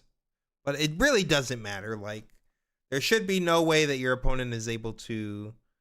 Yeah, I don't think that we needed to send all of this here though. Like, I would have liked to spread out both sides a little bit, like spread my might out, because Yi is not a deck that can really like break double sides.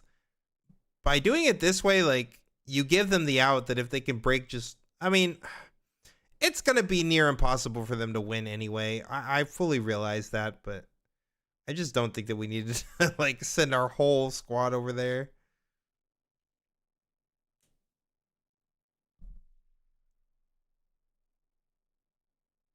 Yep, one might treasure hunter holding it down. Exactly. Doesn't need no support, no backup.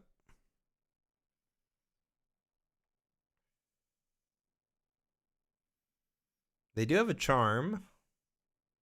Don't think that's gonna matter here. We would need to be able to out the entire Reaver's Row side, and then still charm the other side. And there's just no way. Like, this game's been over. Like, this GA sat here and did nothing all game. I really don't even know what happened this game, chat. Like, this has just been a disaster class for sure. Like, I don't really know what the Yi's been doing. I mean, the Dravens played like mediocre, but it doesn't matter because they're playing Draven. And the Yi has just like burned like 20 runes this turn. Like, just 20 energy unspent at least.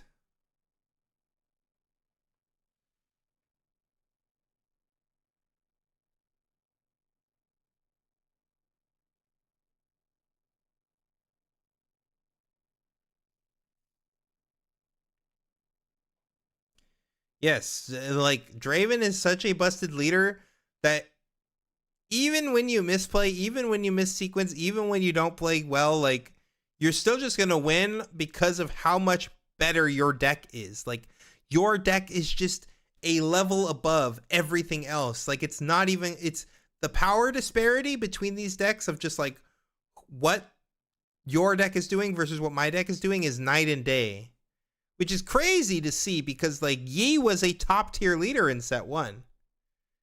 And so to see it just like not be able to do anything in the wake of Draven is just like very telling what this format is going to be like, you know.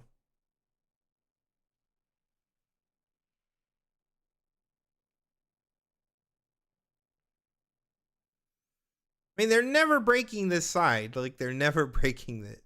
It's impossible. So you can imagine, chat, when you're a good player and you're playing Draven, like, you just feel like unstoppable.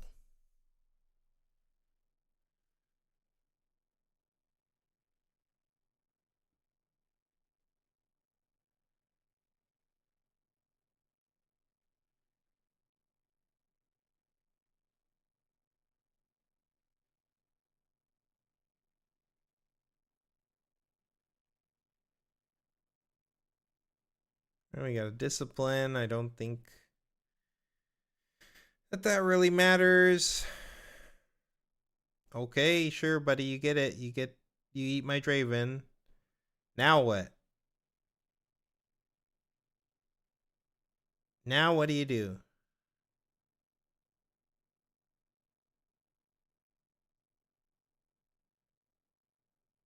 This doesn't matter. Master Yi? This does not matter. We're tapped out now. Okay. Master Yi plus first mate is 9. Our opponent has 13. Even with the +1 from GA, we get to 10, which is a lot less than 13. We're just dead. Just pick up your cards. What are we doing? What motions are we going through? We're just like, I just want to punch you one more time and use up 3 minutes for no reason before we go to time. I just wanted to watch you trade some units off. Bro, just pass. Don't even hit them with the rebuke. Just please save us some time and pass. Oh no, he's going to show her like, no, actually I had a rebuke. They're dead. They're literally dead. It doesn't matter. None of this matters. Oh my God. No, we did not have to spend 2 minutes on this turn, chat. We didn't have to spend any amount of time on this turn. If you know that your best play is Yi and that you have 10 might on the board and you have to out 13 might and your opponent is holding and they're at 7, it's over. Just concede. Bro, just concede. Yes, you win. Yes, okay. Move on, thank you. Holy moly, 30-minute game 1, chat. 30-minute game 1.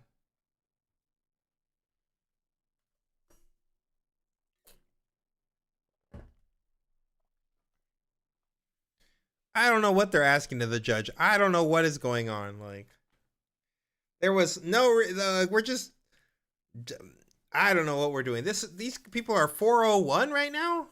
Holy moly.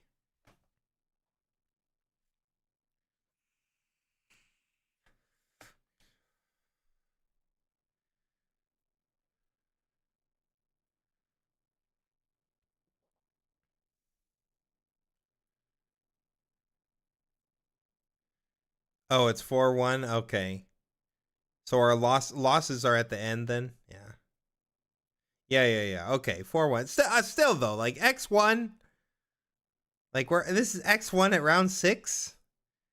And like, what are we doing? Like I said, everything else was fine. Obviously, that was not well played by the Yi player. I will say that was extremely not well played by the Yi player. But then at the end there, like when you're just dirtling for nothing, literal nothing, like you have no outs, you have nothing, and it's just like, well, I have 7 energy, so why don't I use my 7 energy and take a few more game actions before I decide to concede? Why?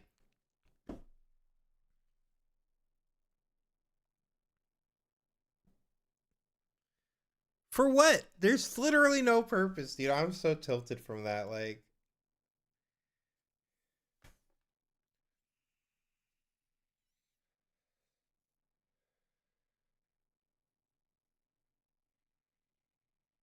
actually crazy.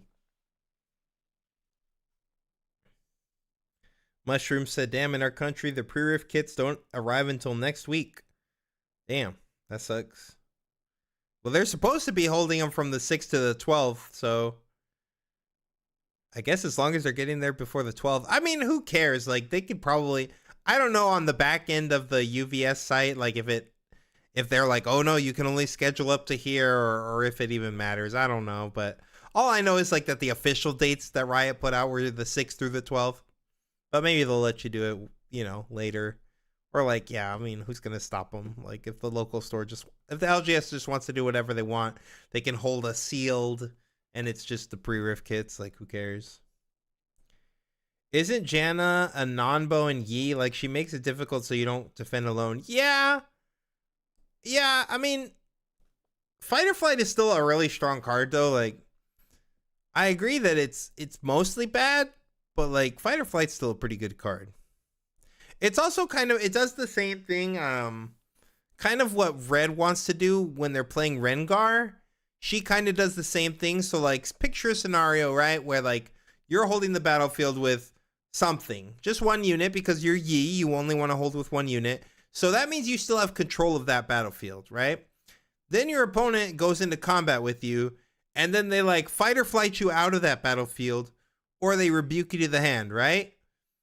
You still control that battlefield until like the cleanup step or whatever. So you can like now play your Janna down, send their guy out, and then like she's still defending for 5. So if they like sent multiple units or something, she could like beat something. So like, that's like an okay interaction. It's not great. It's not a great use of the card, but I don't think the card's terrible or anything.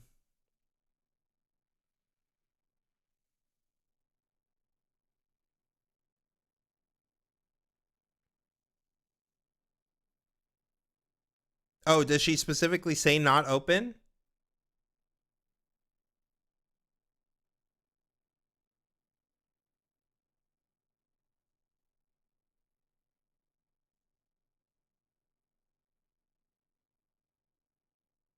Yeah, like I said, but when you were still defending, yeah, if they fight or flight or rebuke you out,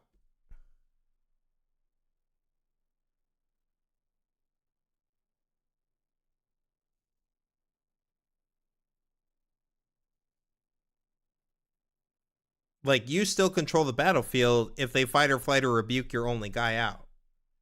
Right, that's what I said. I said if you control the battlefield with a unit and then they go in and try to push your guy out or bounce it back to your hand, then you can Janna. Yes, that's what I'm saying. Right, you control until the combat ends. Yes. So yeah, so what I was saying worked. Yeah. I think the chatter was just confused by what I was saying, but yeah.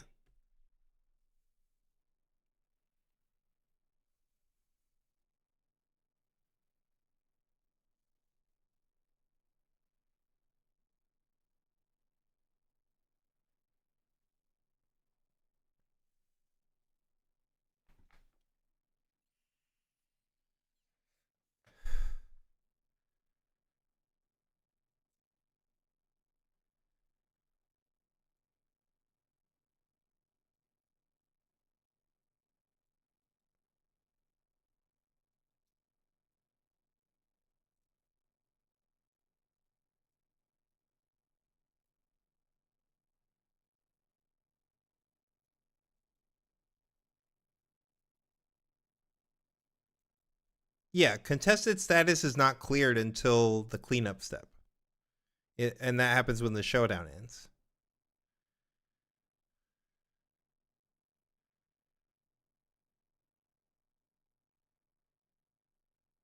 All right, looks like I see a Tasty Feyfolk. That's a favorite of ours here at Challenger TCG. We're getting a double obelisk game, so Draven just going straight to 5 here. It's pretty crazy. We could turn 1 Darius. He has the turn 1 Darius. We could turn 1 Darius, or we could even like accelerate Kaisa, but he's just going to opt to play the Draven here, which is fine. Draven's massive. You don't have to pay power yet, I suppose, though whenever we decide to play this Darius, we most likely are going to be paying power. All right. Rookie.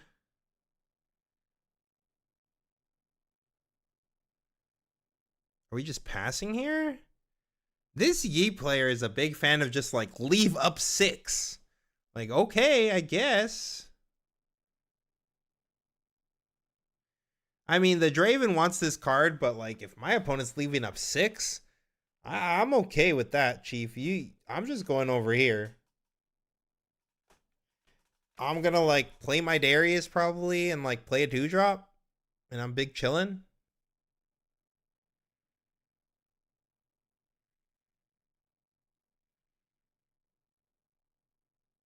Or we could just play, is that another Kaisa? Oh, we didn't play the Kaisa last turn. Yeah, so we could just, Yeah, we could just play Kaisa Survivor and 2-drop. This is fine too.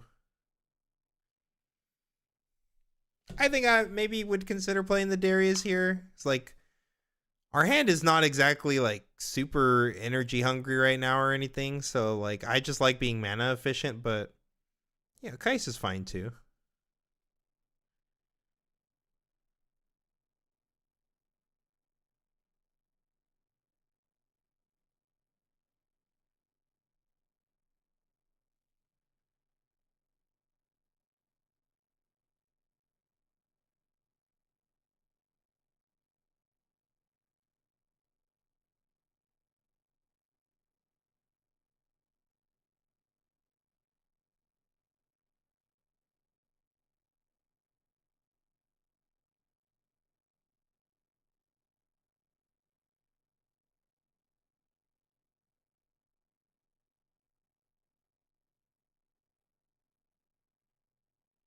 All right, I mean, it looks like they're fanning out like 7. Oh, she's just using the tasty. Oh, playing the tasty straight there. Sure. So then we're gonna walk back our guy, leave up a defy, and pass. Okay. We know that we have a switcheroo here, which would just perfectly answer this Feyfolk. Other than that, I don't know what else do we have in hand. It looks like a fight or flight too. I mean, we could just fight or flight the Feyfolk back and draw 2 cards with Kaisa. But I like taking. Sorry, chat. I like taking. Oh my goodness. I like taking 2 guys off. I like taking guys off the board, so I'm kind of leaning towards the switch. But especially because, like, they've only got 1 up. They can't defy the switcheroo because it has 2 power costs. So yeah, I like just take this guy off the board and draw 2 cards and get my conquer. Like, just get everything.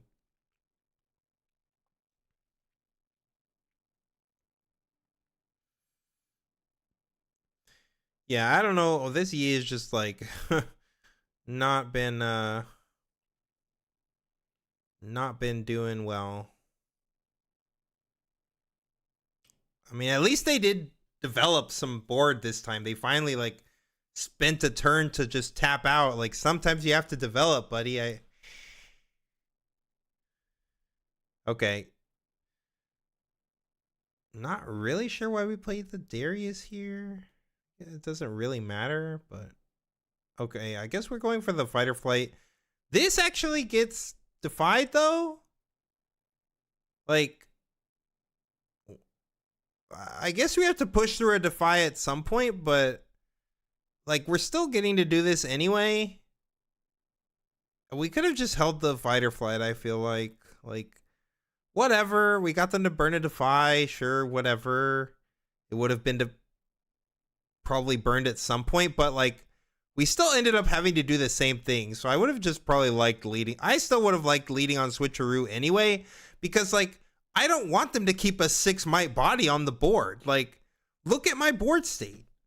They could just crack back on my Kaisa for free. Why would I want them to be able to do that? Like, no, you play the switcheroo anyway. So his opponent actually defying here actually allowed him to make the right play. So good for him, bad for them.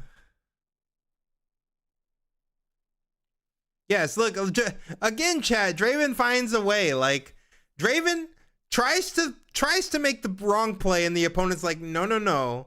Let me discard a defy instead. And then they're like, oh, okay, I guess I'll make the right play then. Oh, wait, my board state looks so much better now. Oh, curious.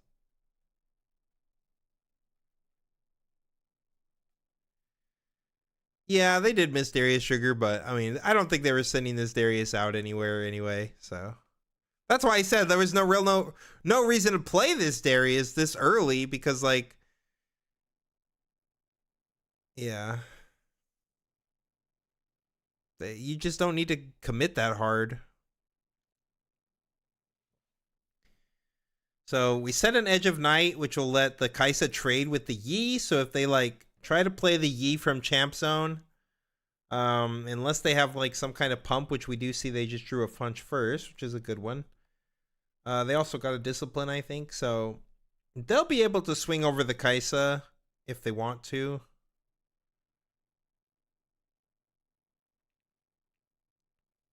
But Draven's board is still looking mighty scary.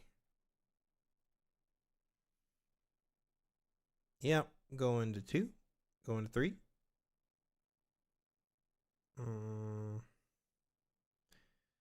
Then we're going to drop this Yi. Looks like she's thinking about the Yi, maybe not. What do we got in the hand that costs 4?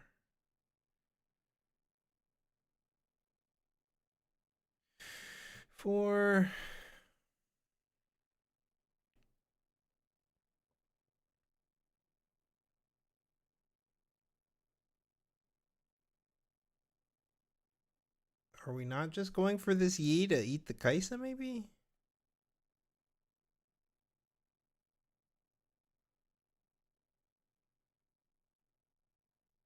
Okay, Akshan.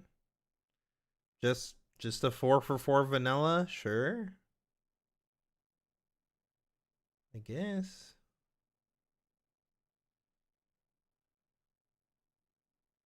And we still have enough that we could play Yi as well, but no, we're just leaving 7 up.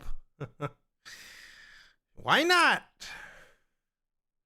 Our opponent is still ahead in points, so they literally don't have to do anything. They could just develop Darius and pass. There's nothing you could do about it.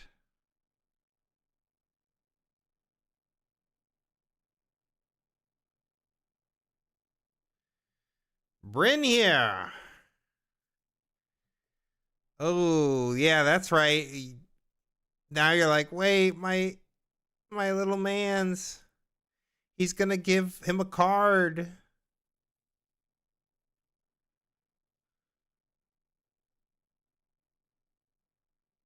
Yes, a 4/4 vanilla with an entrance animation. Broken. Agreed, chat. Alright, we're disciplining just because, sure. We're going to run it back? I mean, we might as well. Thank God. At least we're spending some freaking energy for once.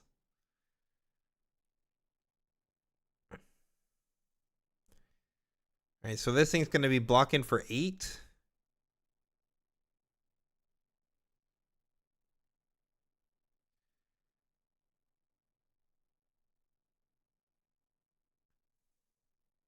We could just send Darius and Draven in. That's naturally 9, which will beat it. We will lose one of these units, but not too big a deal, I don't think.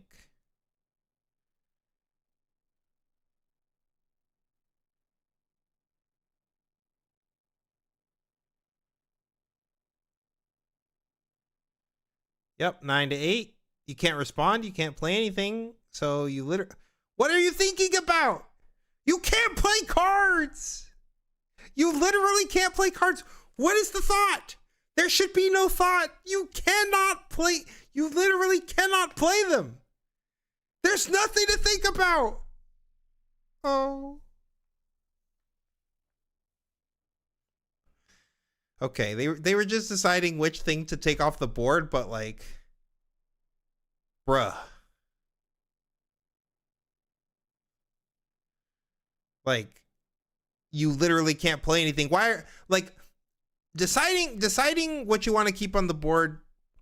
Okay, sure, but like, she was looking at her hand. What is she looking at her hand for?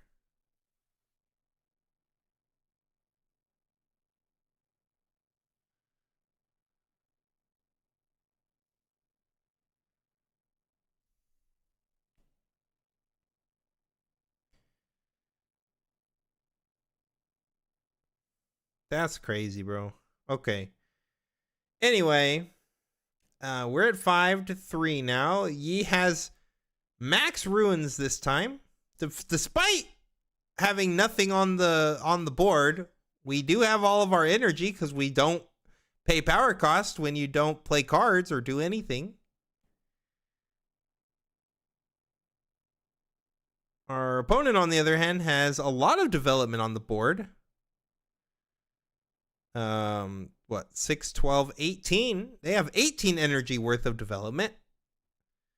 A lot more than our 4 vanilla.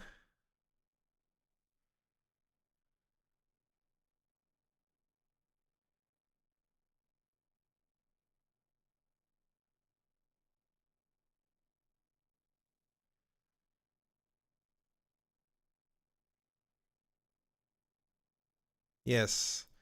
Highest level gameplay, the hardest region according to certain pro players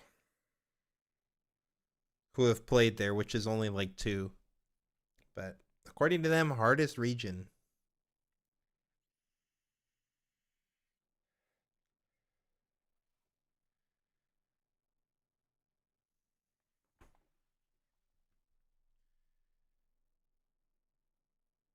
What? What are you trying to do here?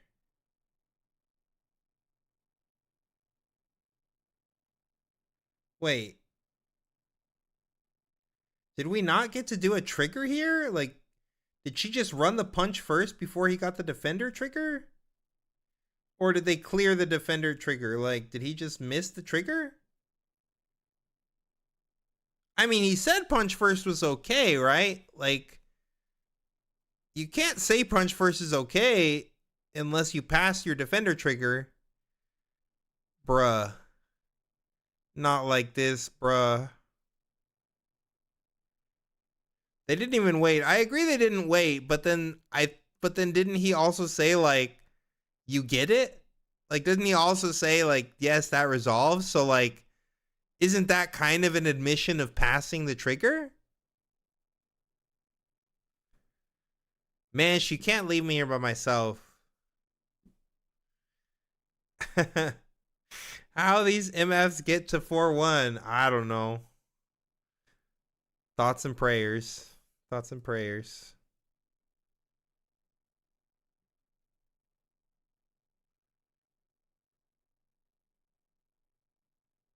What is even going on? Are the judges disputing, like, are they reviewing the tape or something?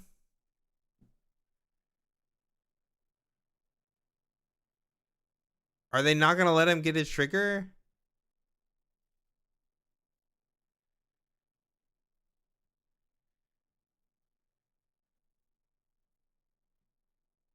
Missed fan and Draven triggers. Yeah, we didn't even get a Draven trigger opportunity. Like,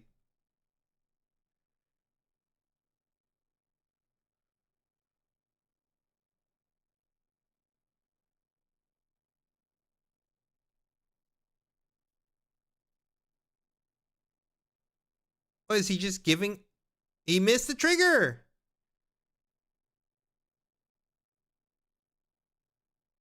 Oh my god. What the heck? Bruh. Bruh. I mean, that's the only way this Yi could win. Was something like this? What the hell is this? This is cinema? Yeah, no, this is not. This is, I don't know what this is. This is like watching a snuff film at a cinema. This is a clown fiesta, a 4-1 clown fiesta. I agree. Oh my god, we're not done. We got charm. We're getting so punished now. Man, oh, we're giga punished. Oh, the punish is so real. We just lost our whole board this turn. My god.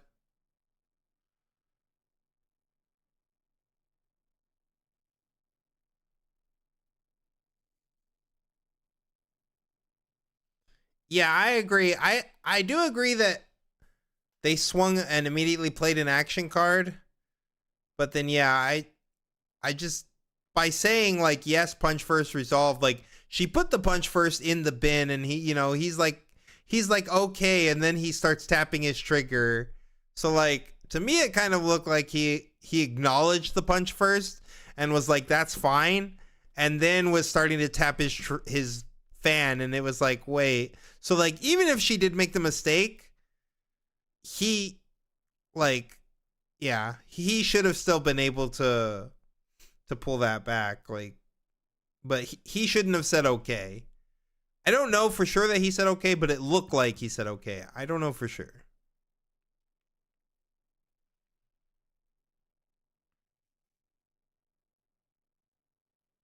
A mind splitter, eh? The Yi is sitting there on 2 cards.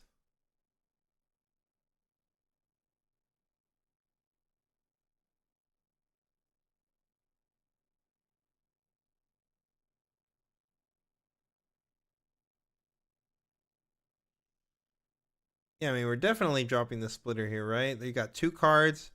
We could take their most problematic card, which is Thwonk.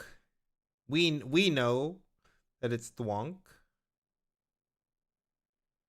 They could rip a random card though with the like, because Find Your Sinner is action speed, they could Find Your Sinner into like another Thwonk or something. Like, there is a world where that could happen. We can just equip now. Like, we know that their card is just random card. I mean, we don't know. That's the problem. We don't know what they're going to spin off the top. But like, if we just equipped here, we can run over the Akshan. And then if they like find some crazy card, we have Ride the Wind in hand. So we could like Ride the Wind, the Mind Splitter in for a +7 pump. So yeah. So she's just going to run this. Finds a punch first. Holy. That's a card. I mean, we have the Ride the Wind, so, you know, yeah, they're going to punch first, and we just Ride the Wind, the Mind Splitter in, and we're big chillin'.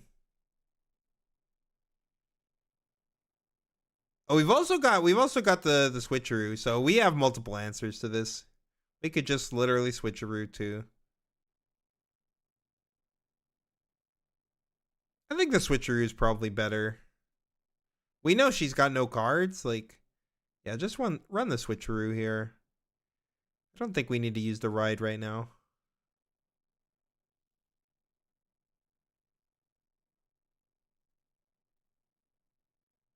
He got scammed by the judges, yeah. Maybe he got scammed. You know, even getting scammed though, even making misplays, doesn't matter. He's Draven. Wait, what? What? What was this play? Why didn't we switcheroo? This was not the play. Huh?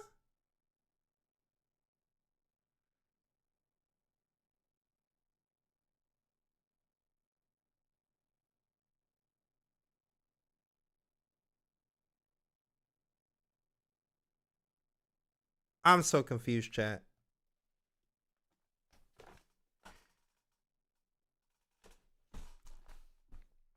My trademark, huh? Is already coming out, so I know. I'm lost.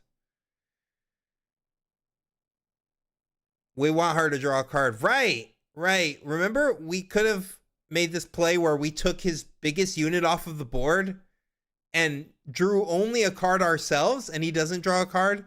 But instead, we used one of our best mobility spells and went to let us both draw a card and take only a 2 might unit off the board.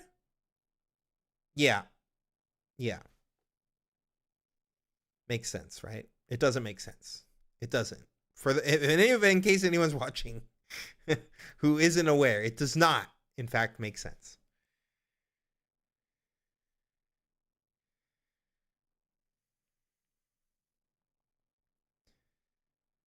Okay, we're just dropping a camel, sure. I mean, Draven does have a tough time dealing with the camel, but not really, because the camel's only a 7, so like the Mind Splitter just trades over the camel naturally, or trades with the camel. Darius with a trigger also does. Like, Yeah, we're holding a 7 here. Uh, bleh, bleh.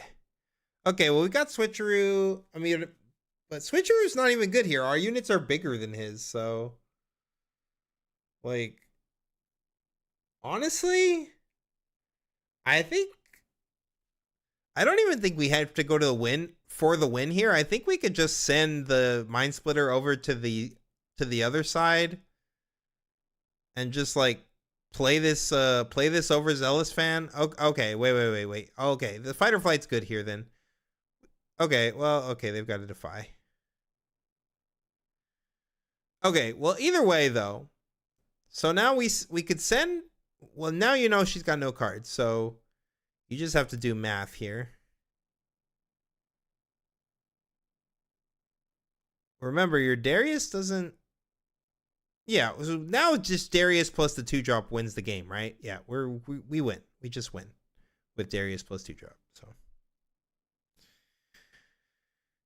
GG, nice camel, bruh.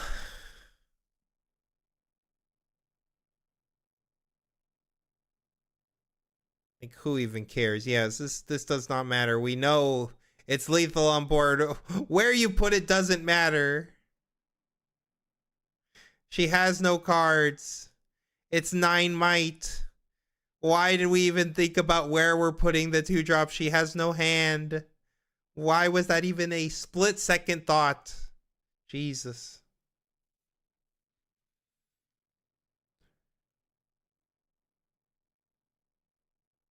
Mind splitter your opponent IRL. True. That's the counterplay. And that is a 2-0 from Draven. So we're going to be giving away another Draven guide. So let's hit exclamation point giveaway in the chat. And I will randomly ask our overlords at ChatGPT who gets to win a Draven guide.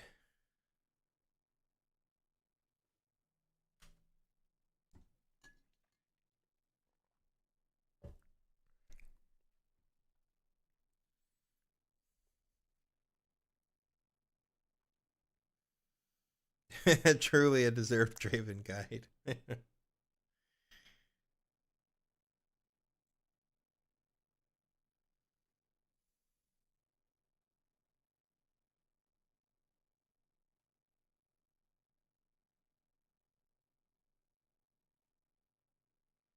Exclamation point giveaway, guys. If you want to be entered into the raffle for the free Challenger TCG Draven guide written by the GOAT himself, Colin Kaiser, drop that exclamation point giveaway in the chat so I can collect your names.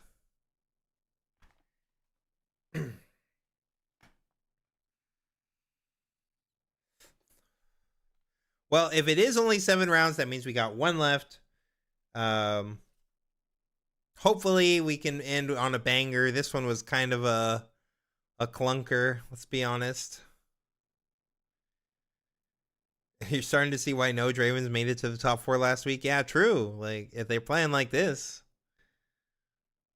and they are, like, we see it every time. Like, the plays are crazy, man. I don't know what's going on.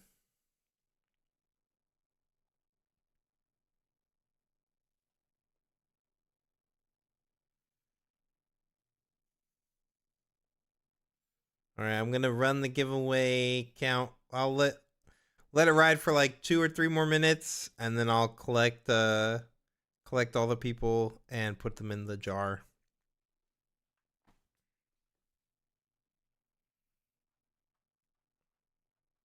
Oh.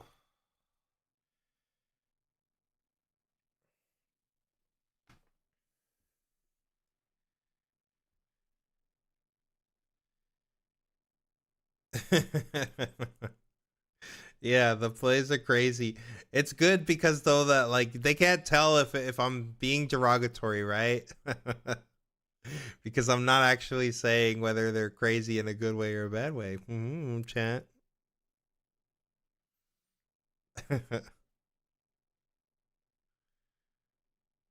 Yes, they did in fact make it to day 2 with the 501 record. Like even if they draw this last one or lose, they still make it to day 2 if it is a 7 rounder, which I think it is.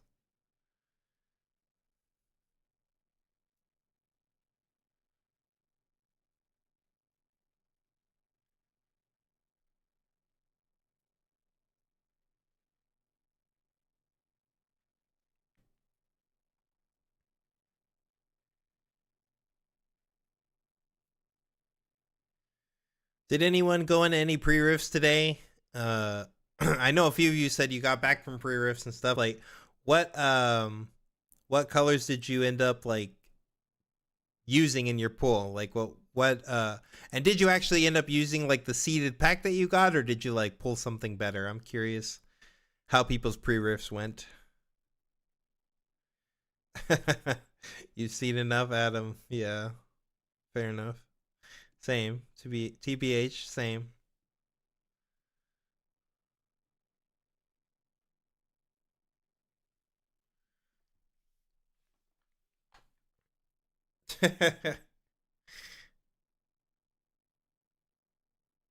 Yeah, I mean these players are probably pretty nervous too. Like, or she at least looks pretty nervous.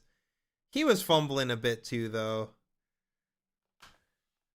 Loki, who feels like he did like some kind of like chivalrous thing, you know, like he was like, oh, it's like a woman, and like she like he was like trying to be like, oh, like, you know, it's my fault for missing all my triggers. You just punch me first, it's fine, doesn't matter. um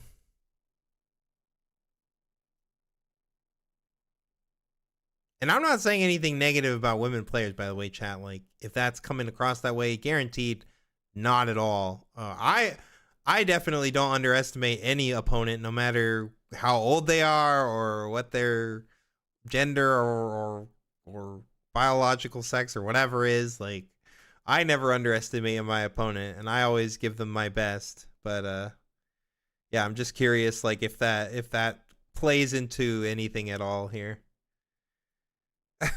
Draven's like, yeah, I could just win. Even if you punch first me and I literally just lose my whole board here for no reason, I could still win. And he did. He 2-0'd.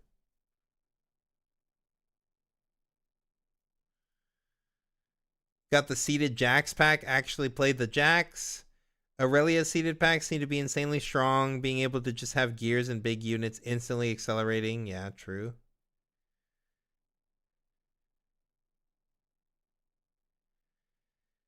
Pumpkin, I really wanted to include even more, but I really did not get to like talk ratios that much as far as curve goes. Though I think like I did talk about that a little more the next day in like the live stream that me and Alex did, because like we went through some like this simulator that lets you like open up pre-rift kits and like just build decks. And so I talked about it a little there, but I think like generally your ratios, like you have a minimum 25 card deck. If I have a minimum 25 card deck, then I'm usually trying to stay 25. Like in Magic, my minimum in a draft is like 40 cards, right? Or in a sealed deck, it's 40 cards. And like I could play more than 40, but like almost no Magic player pro ever has, like, you don't play more than 40. Some people want to be extra zany and play like 41 and be that kooky guy, but like, no, I'm just playing my 40 best cards, and in Riftbound I'm playing my 25 best cards. So I think you should keep it at 25.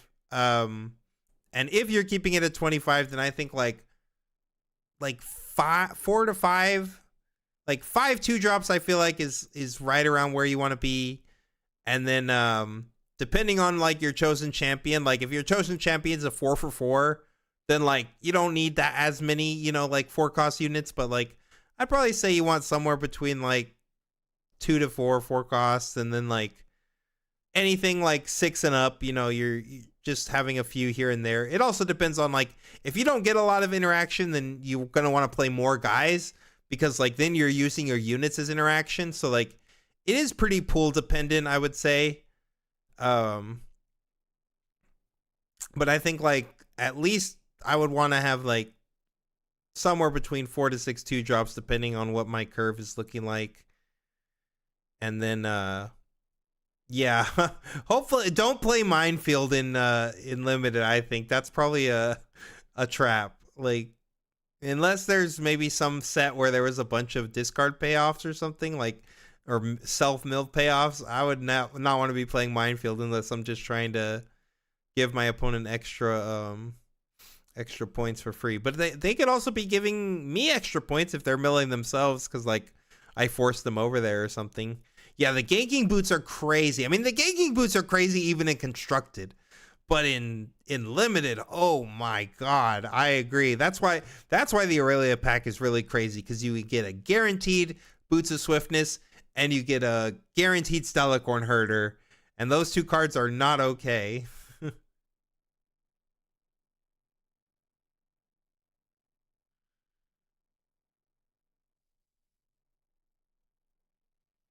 All right, I'm going to sorry, let me lock in that giveaway real quick.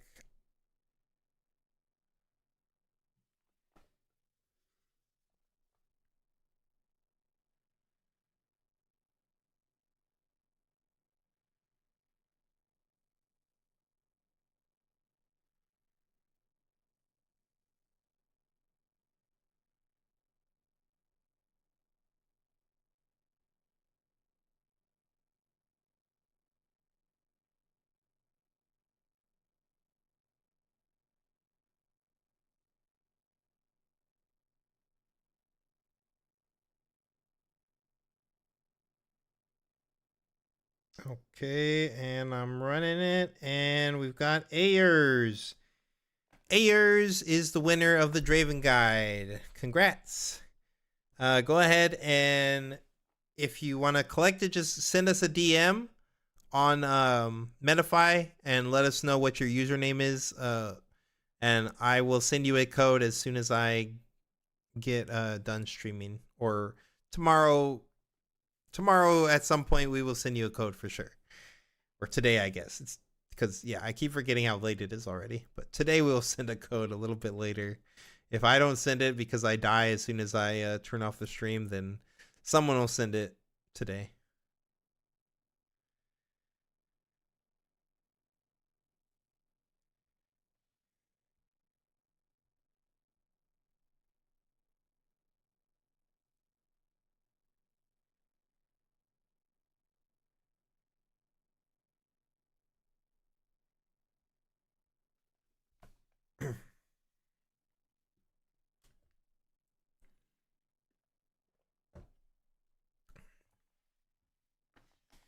Yeah, I mean, they're only showing 7 rounds here, so we should just have one more round. Yeah, you're a winner. Congrats. 2 for 2 and opening the 10 cost. The big Yordle. Oh no, the needlessly big Yordle. Oh, that's unfortunate. Did you play it? Did you try playing it in either one of those just to see? Just to see if it did anything? I mean, it's big. Like at least it's big. It's kind of like kind of hard to remove in this set at least.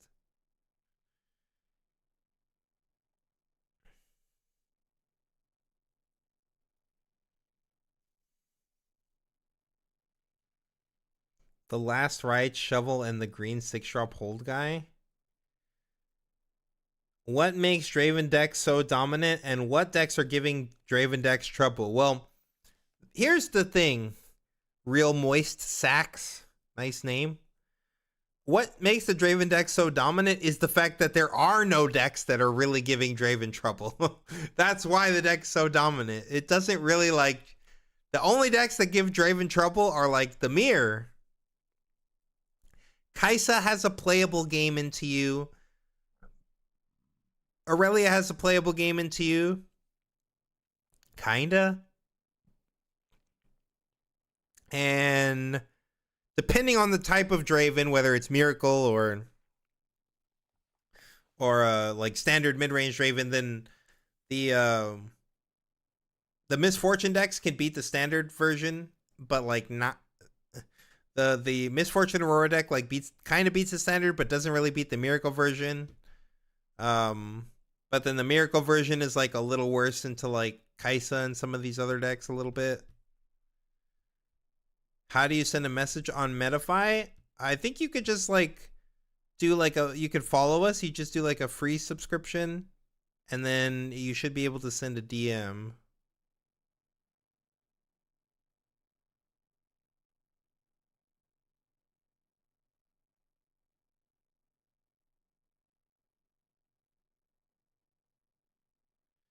You added it to your deck once, completely unplayable. I never had 10 runes. Yeah, that's fair.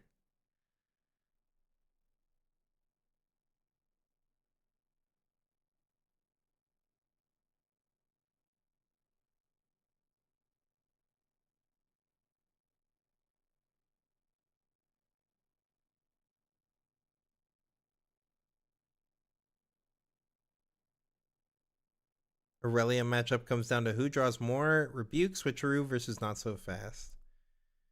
Yeah, I mean, that's true. Yeah, but you can also, like, if you just get really good tempo into Aurelia, like, you could just get to, like, 6 or 7. And then if you get there, like, you just take the side that Aurelia's not on, you go to 7, right? And then you just, like, play Bryn here. They fire off all their reaction speed nonsense, and then you're like, okay, cool, are you done? And once they're done, then you're like, okay, cool, Rebuke, go to 8 with my other guy, and that's it. You win.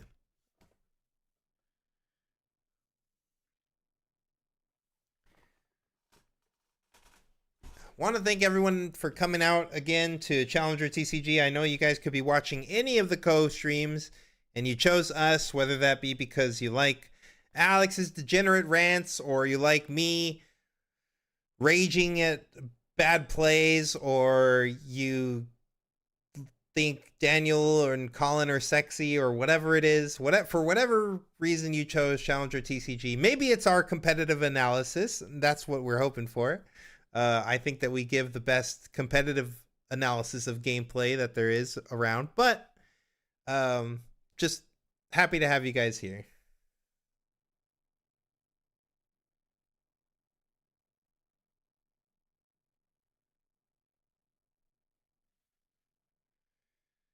Yes, Thunder Song is just like that like every time that we were playing Aurelia, that Thunder Song plus Rebuke or Thunder Song plus Fight or Flight was just like, okay, like go to 7, go to 8.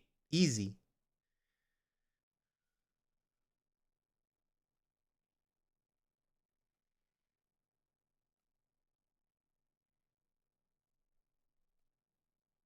Rebuke is of course the true pounding though, because Fight or Flight, like, well, no. It's still, yeah, it doesn't. I don't know why. I was literally thinking like, oh, they can ride the wind back in, but I'm like, no, Thundercock. Ah, can't stop the Thundercock.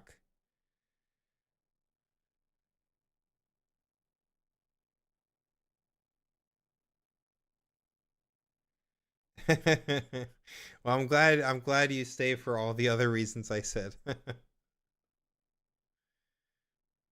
Cool, Ayers. I will. Yeah, we'll hit you back with the code really soon, and you can get that Draven guide. The Draven guide covers both, by the way. The Draven guide covers both the mid-range Draven and Miracle Draven. So Colin actually like was about to release the guide, and then like the Miracle deck hit, and so we were like, you know what? We should address this too. So like he literally went back and like wrote a whole second guide and put it into the Draven guide. So you're literally getting a double guide for like the same price as all our other guides. That guide is very comprehensive. If you're interested in playing Draven, that's the one. All right. I mean, are we going to round 7? We might be going to round 7. The final round.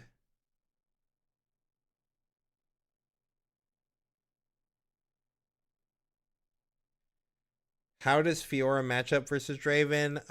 Not very good. But our first 2 regionals, we had Fiora get to the finals versus Draven both times and get just like smoked.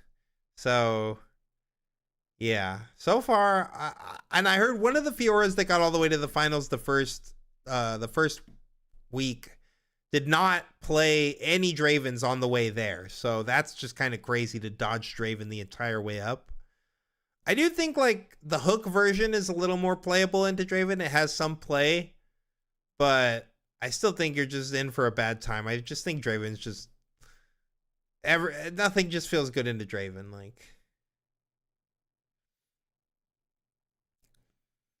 by the way, guys, if anyone's still here watching on Twitch, or even if you're on YouTube and you have a Twitch, or more importantly, an Amazon Prime account, then we always appreciate you guys supporting us in any way you can. If you can't subscribe to the Metafy, but you have that Amazon Prime, head over to Twitch and find us on Challenger TCG, and you can drop an Amazon Prime.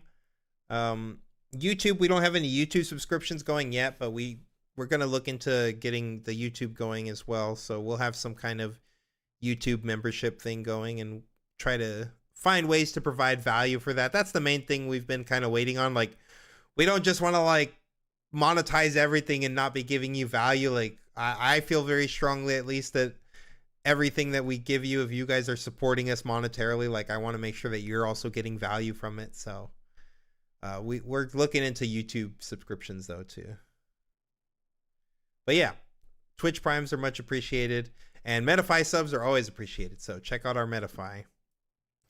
All right, we are going into round 7 here. Did we see this player on the right earlier?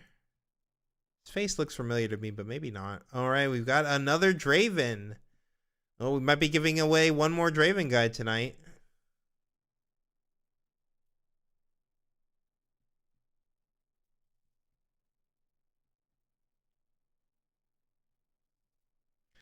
Lost to Draven day 1 and then didn't face another until it got all the way to the finals and lost again. Yeah, that sounds about right.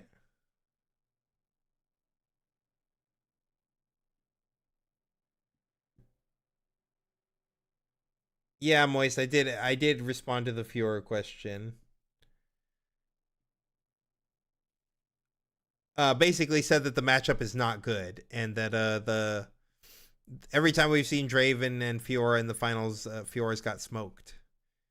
I think that the hook version is more playable into Draven than like the just standard Fiora Mighty pile. I think the hook version at least lets you like kill off your own units at the battlefield to deny Dravens from being able to like do combats.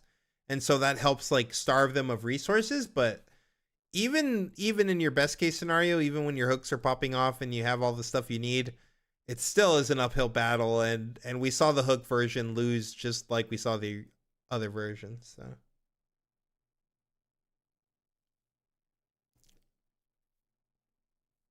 All right. Is this a Zon Warrens versus Targon's Peak? Was this blind Targons for Draven? Might be. Kaisa is definitely a deck that can use Targons, though. Like, if there's one deck out there, oh, that's a Rengar in the Kaisa. Spicy. That is spicy, chat. Recall with Rengar is kind of crazy, though. That's a funny interaction. Just seeing those 2 cards in the hand, and I started thinking about like the possibilities. That's kind of funny.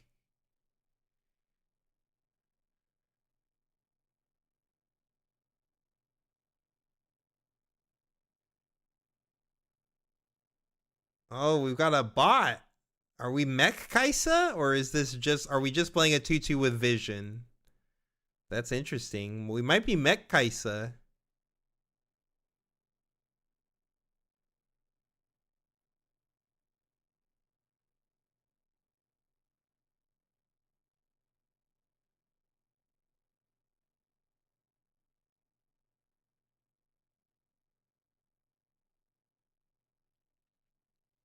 Yep, 2/2 with Vision. Kaisa's going first. That's where Kaisa wants to be. Passing it off to Draven here. Do we have a 2-drop? Yep, we've got a fan and also a stack deck. Sure. I might have considered playing this stack deck first. Like, there's no real reason to play this stack. Like, What if you found a better 2-drop? Um, don't really know why we did it that way, but okay, Kaisa. Kaisa's actually the one playing the Zon Warrens here. I thought maybe when I first saw the Zon, I was like, is this a Miracle Draven? But no, it's a Kaisa, and we're just passing. This makes perfect sense.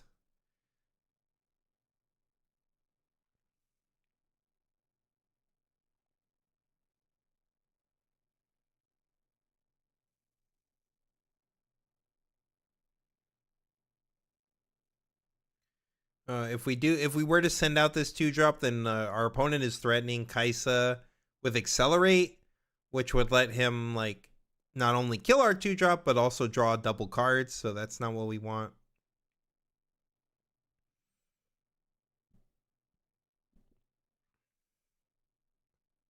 We're playing a 2-drop and what, a Hopeful? Yep. And then we're gonna untap our 2.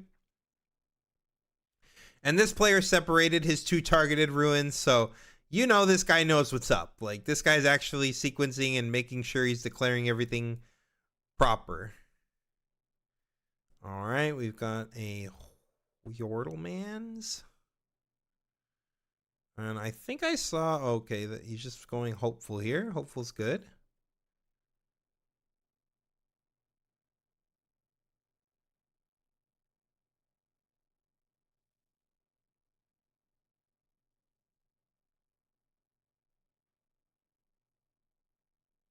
Oh, Moisax, thanks for the Twitch Prime. Much appreciated. Thank you.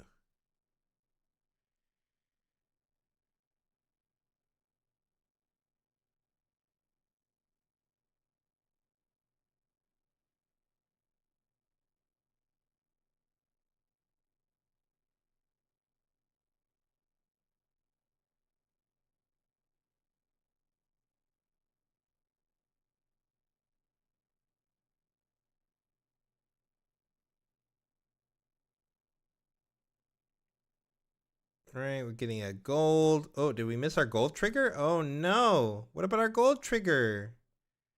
Moving a little too fast there, buddy. Gold trigger. Hello. Well, too late for that.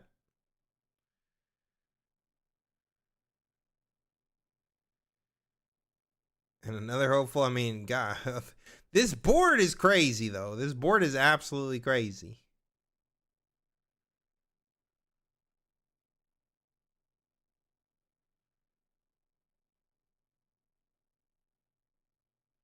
Singu? Singu's kind of nasty here. You like take a Draven and a hopeful? That's pretty nasty. Yep. Yeah, I like this. I like Singu, take the Draven and the hopeful. Kaisa, we use to, so we only have to send back 1.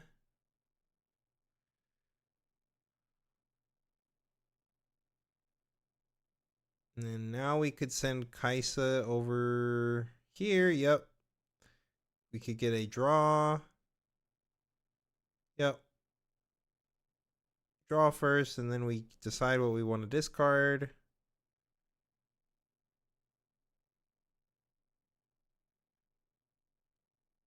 I kind of like keeping the Stupefy. I don't know about discarding the Stupefy here.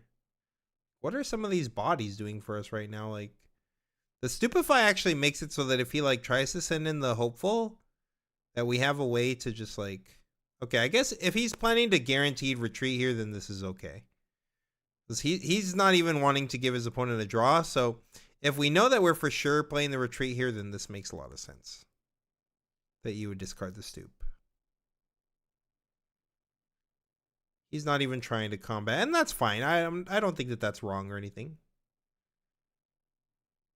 I've run some retreats like that when we're playing Kaisa versus Draven for sure, just to deny them a card.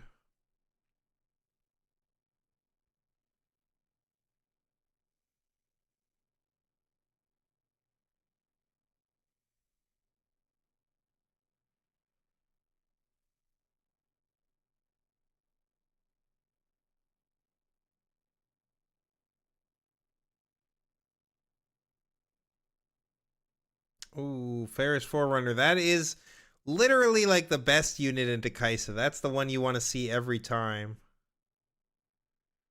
Yeah, the Forerunner goes hard in this match, and we're already so far ahead too, being at 4 points, 4-1. Like, it's looking great for the Draven, honestly.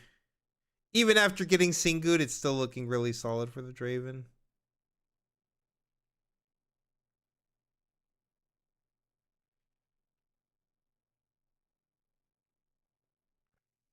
Picked up a Watcher. Don't really need to do Watchering right now.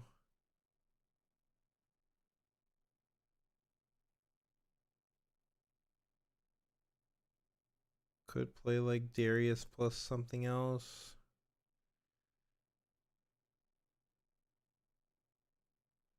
Going for a Void Seeker, sure. The draw card.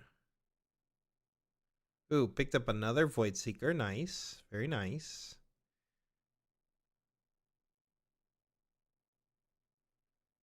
Okay, Darius trigger. Now we decide where we're going to go.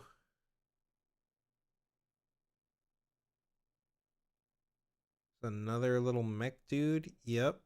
So we get double vision. Granted, you resolve them one at a time, but yeah. Gonna put that to the bottom. I think that was a Bellows Breath. And then there's a Stupefy. We've already got Bellows Watcher in the hand, so no need for a second Bellows right now.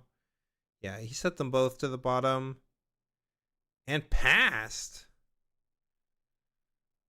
I mean, I understand that we don't want to give Draven any cards, but man, like, just letting Draven get to like 6 here is pretty brutal.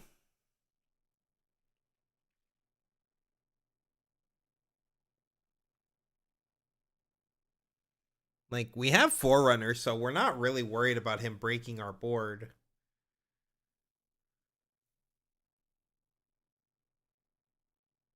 Got a Kaisa, a Fighter Flight.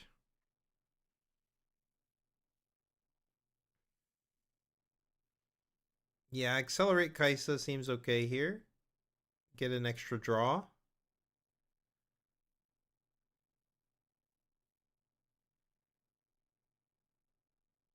Targun, sure. Go to get my draw, sure. Didn't see what he picked up. Those are the 2 ruins that are going to untap at the end of the turn.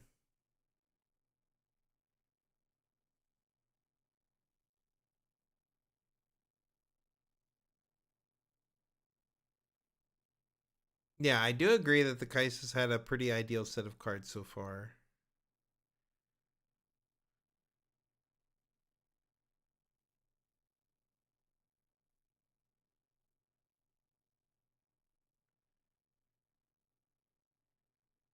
Yeah, the main thing here is we really need to not...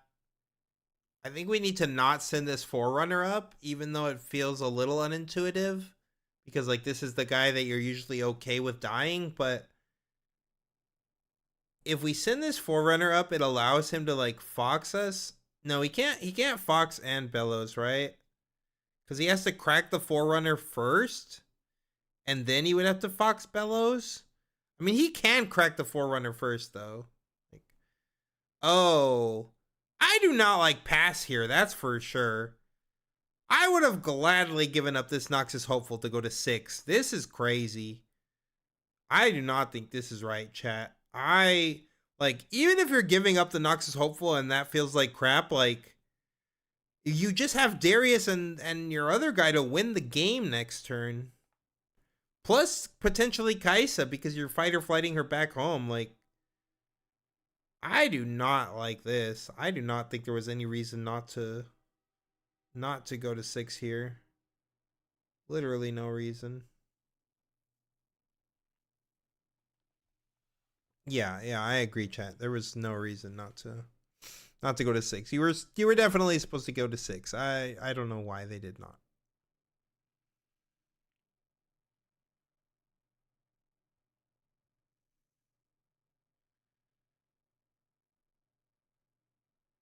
He's got 1 card in his hand. 1 single card. Okay, looks like he's hovering over this Void Seeker, which is just going to eat a Fighter Flight, because Void Seeker, of course, Deals damage to a unit at a battlefield, so at reaction speed, we're going to take our guy off of the battlefield. And yeah, just gets to go back.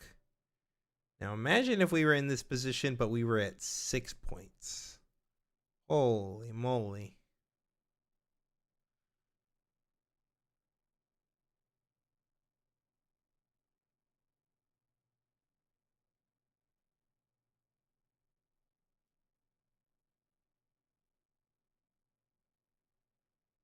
I mean, okay, the Draven player, in the Draven player's defense, the Kaisa player is sitting on just like 6 or 7 cards right now to his 1. He needs to save every piece of material he has. He knows if he just sends the hopeful here, even though it gets him to 6, he knows that like the opponent is just going to be able to trade over that for like free with the Darius and then like play 2 cards and do whatever he wants. Like, so maybe he's just trying to play this a little bit slow because of how low resource he is and how many resources the Kaisa player has. It's just tough. I'm not saying it's entirely 100% incorrect, but I think in this position here, if it's me, I'm smorking, and maybe that's wrong. Maybe it's wrong to smork here, but I really just feel like getting to 6 is pretty important here. But as we see, like the Kaisa player does have a very respectable board. Like you also need to be able to break this board, because if he just like, even if you get to 6, if he just like loads up both sides with a bunch of like a Darius on each side and then a bunch of these 2s and a 4, like it's going to be hard for you to break both sides for sure. It's not like you have a guaranteed win on board or anything.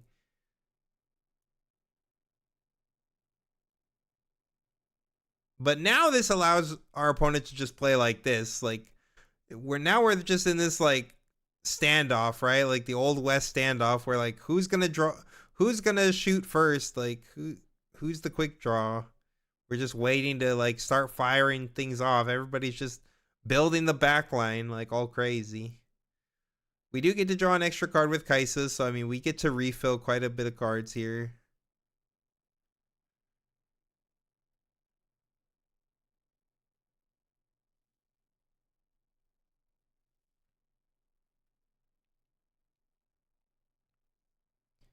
All right, Darius heading up to the Zon. We're gonna discard a Forerunner. Discard a Forerunner's crazy. Why? That is literally like the best card in the Kaisa matchup, and our Kaisa opponent's at 1. Why are we discarding the Forerunner? That cannot be right, chat. Discard the Forerunner is like a bazillion times not correct here. Even if you're playing a Mind Splitter, maybe it's fine, I guess, if you knew you're playing the Splitter. But, ugh. Forerunner is just such a freaking monster of a card for your opponent to deal with. Honestly, pretty surprised he took that one here, but I guess that takes a lot of might off our board. It makes sense, but like Bellows Watcher also takes a bunch of might off our board, like, right? Like Watcher allows him to do all kinds of crazy stuff as well as develop a 7. I think it's actually wrong. Yeah, the more I think about it, I do think it's wrong. I think we were supposed to take the Watcher here because like Bellows Watcher still takes out 3 of our units. Bellows Watcher actually takes out 3 of our units, whereas Singularity only takes out 2 of our units. If he goes Watcher and then Bellows, kill the Kaisa, kill the Hopeful, and kill the Darius. Like there's no way we should not. Plus you're developing a 7 might body. It was definitely take the Watcher here. Yeah, Forerunner discard makes no sense, chat. I don't know what the heck that was about. But also, not taking the Watcher also makes 0 sense here, so. Right, Kaisa is sitting on a Time Warp, and they're at max ruins, so I think we just fire this off and try to get into a better position. We could even find another Time Warp and, like, get really close to lethal. I don't know how many Time Warps this guy plays, of course. But I think Time Warp looks nice here.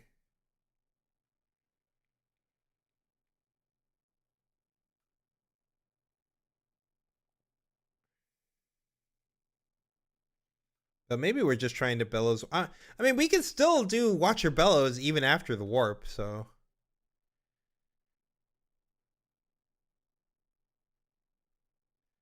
I guess we don't really need to just like take an extra draw here. Okay. Oh, no, no. Okay, we're doing it. We're doing it. We're doing it. Okay. Okay. I like the warp here. So I'm glad we're doing this warp. I like it.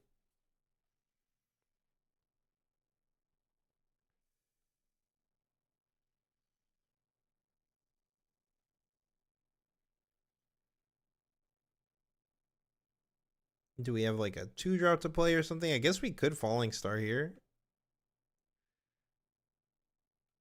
I want to maybe kill this Darius. Oh no, he's going for the 4. Oh, he's going for the Forerunner here so that then he can do the Watcher and the Bellows next turn. He's going to clear everything off the board except for the Mind Splitter. Everything else will die.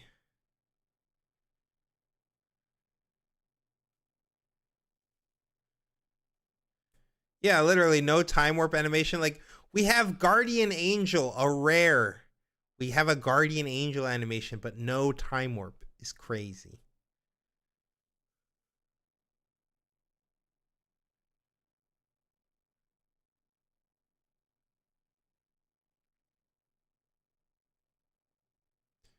All right, and here, yep, here it is. Watcher plus a Bellows.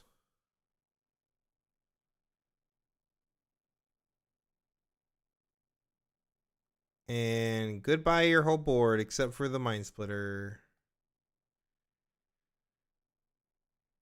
So yeah, we have 2 of these fall on Darius. And then we just have 1 fall on every other creature. So and that's exactly enough to wipe everything. Yep. Wipes everything but the splitter. This is looking washed for the Draven player. We have no cards in hand. We have 1 guy on the board. It is pretty much impossible for us to win next turn. And look at this massive board that the Kaisa has amassed across all these turns.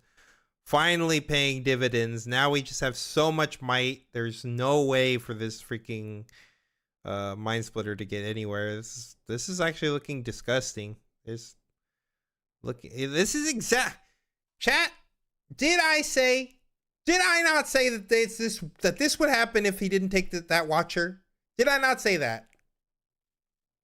The Watcher. You do not take the Singularity there. It is the Watcher. You see Watcher and Bellows in their hand while you got a board like that. You're taking that Watcher every freaking time. Holy moly. And look at what the position we're in now because we didn't do that.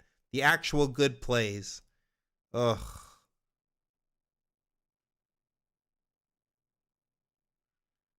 Disgusting, chat. But deserved for the Kaisa player. The Kaisa player did everything more or less fine. I do think we were maybe a little too like conservative this game, but it worked out for us. In the end, it worked out, especially because he didn't take our Watcher, so everything worked out fine.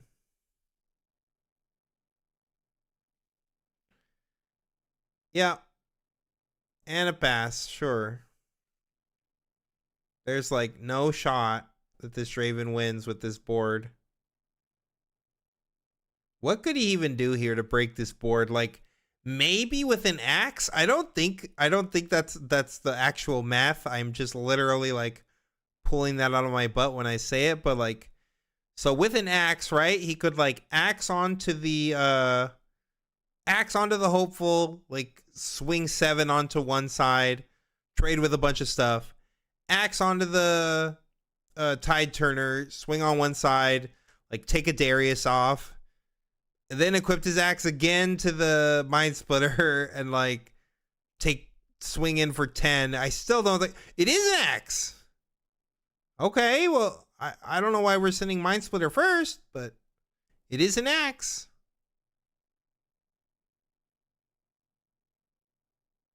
Yeah, 10. We take 10 off the board. Oh, we don't have a mind splitter anymore, bud. Yeah, wrong order. There you go. There you go. Yeah, this is definitely not enough. Well, okay, wait. But we could put this on the hopeful and then get a draw, right?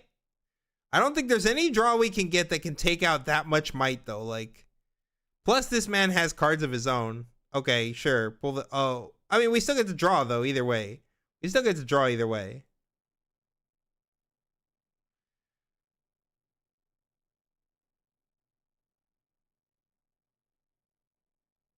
Darius. Oh, but we have to discard the Darius. Oh no, that sucks.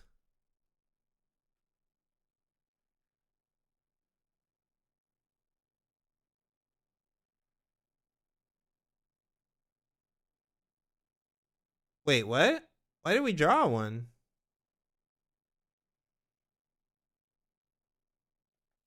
Um, doesn't winning a combat come before conquering? Am I confused? Maybe I'm confused, chat. Maybe it's too late for me. It's too late for me to be alive. All right, we've got Darius coming in because whatever the judges gave us this Darius, I guess. I mean, there's still nothing we could do even with this Darius. Like, it just doesn't matter. It's the draw from the 7th point. Yeah, I know that you get the draw, but right, I understand that. That I'm not confused on. I'm just confused on like winning a combat, I believe happens before conquering. Or does winning a combat happen after conquering? I'm pretty sure it's before conquering.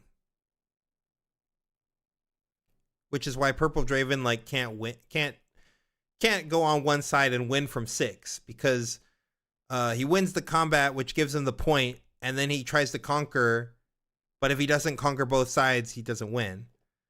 So we win the combat first, which gives us a draw. I guess he can stack the conquer however he wants, though, right? So yeah, he could just stack it first. So he drew 3 cards. So yeah, like so he can stack it so that he does the he gets the 7th point conquer draw first, and then he triggers Zon Warren after, which is the way he did it. That makes sense that he did it that way, but it did. But he discarded the Darius first, so like, it's just kind of silly. Right. Yeah, I understand, Shade. I understand.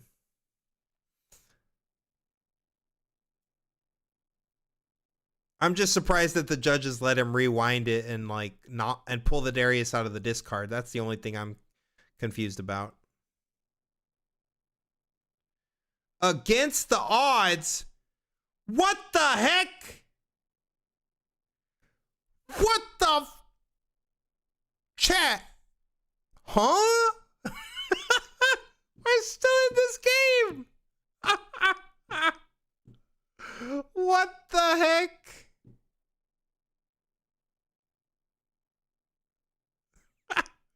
What? That was literally against the odds. That was actually truly against the odds.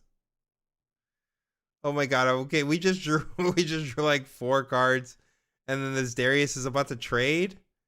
Does he have a stupefy? No stupefy. Ugh.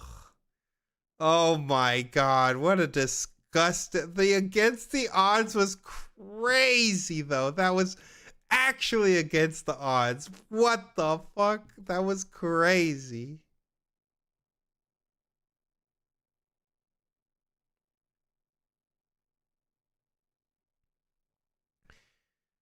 Yeah, I mean, against the odds makes sense that it's popular in China. China loves the big stack. But yeah, I mean, ripping it there was literally like as your one draw. That was the only way he had to not just lose the game. That was like, there's no shot he can out both sides. And then he freaking goes against the odds. Showed you, bud.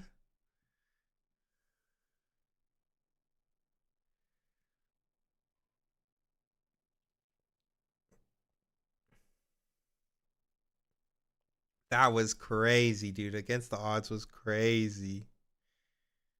Oh.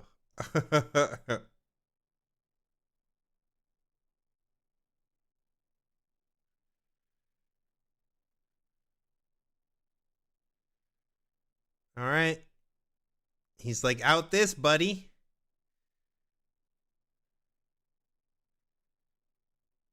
Alrighty. Are we going to a game 2? Do we have an out? I mean, it's Kaisa.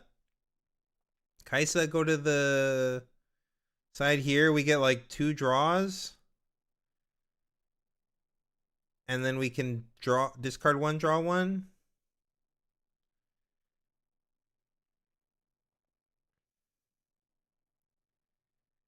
We've got Ride the Wind and an Axe.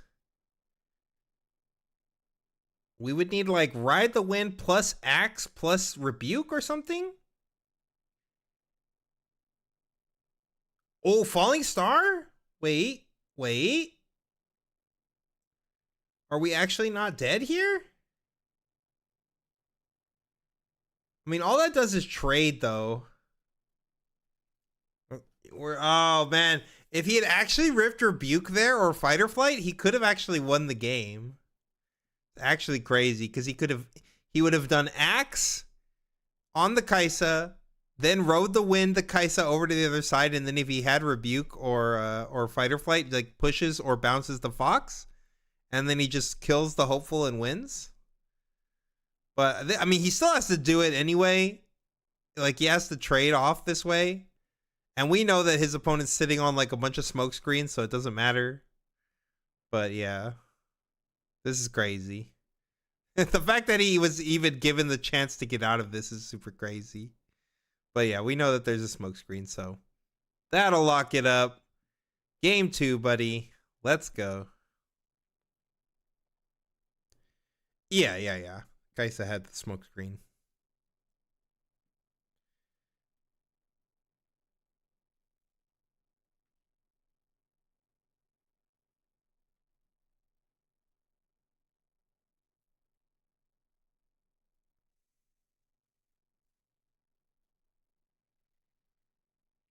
Yes, that Kaisa guy was like, when he saw the against the odds, he was like, wait, there's actually a way for me to lose this. That's crazy.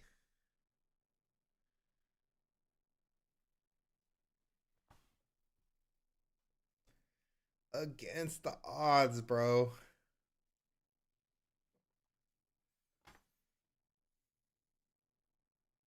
The unexplored strategy wins the game, right? We're just not playing against the odds enough. It requires our opponents to stack like multiple units on a single battlefield, and for us to be in the position where they're able to do that, and like we're still in a position to win. And in those hyper specific scenarios, this card actually looks playable, and we're just not doing that enough.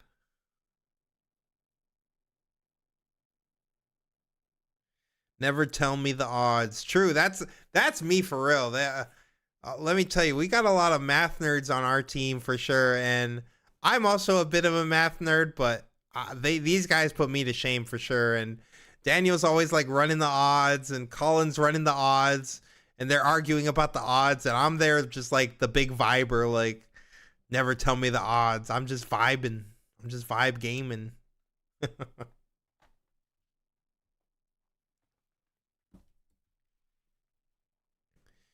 Yeah, the even trade is crazy.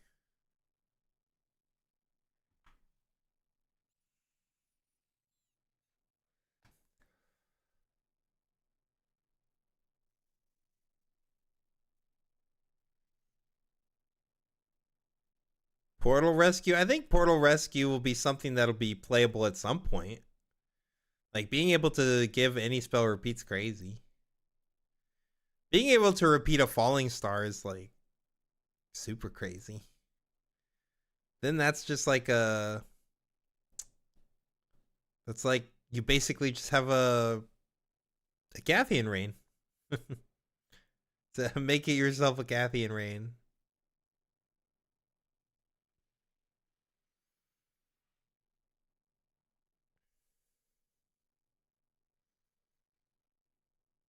Oh, Temporal Portal. Oh, Portal Rescue is the one that blinks. Yes. Yeah, yeah, yeah. I'm getting my portal cards mixed up. Yep. Yep, yep, yep. Portal Rescue is just the blink. Yeah, it just banishes your guy and plays it again. Yep, yep, yep. Your back match. Did you see that against the odds play, dude? That was crazy.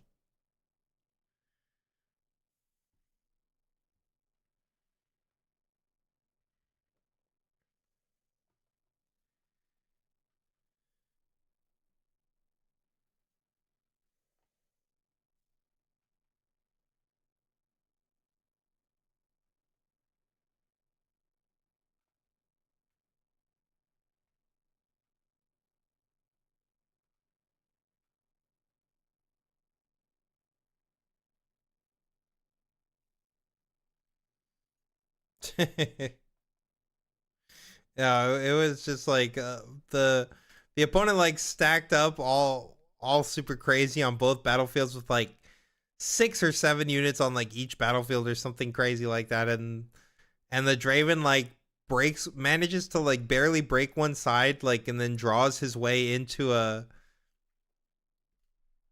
against the odds to like perfectly break the other side while his opponent was holding from 7.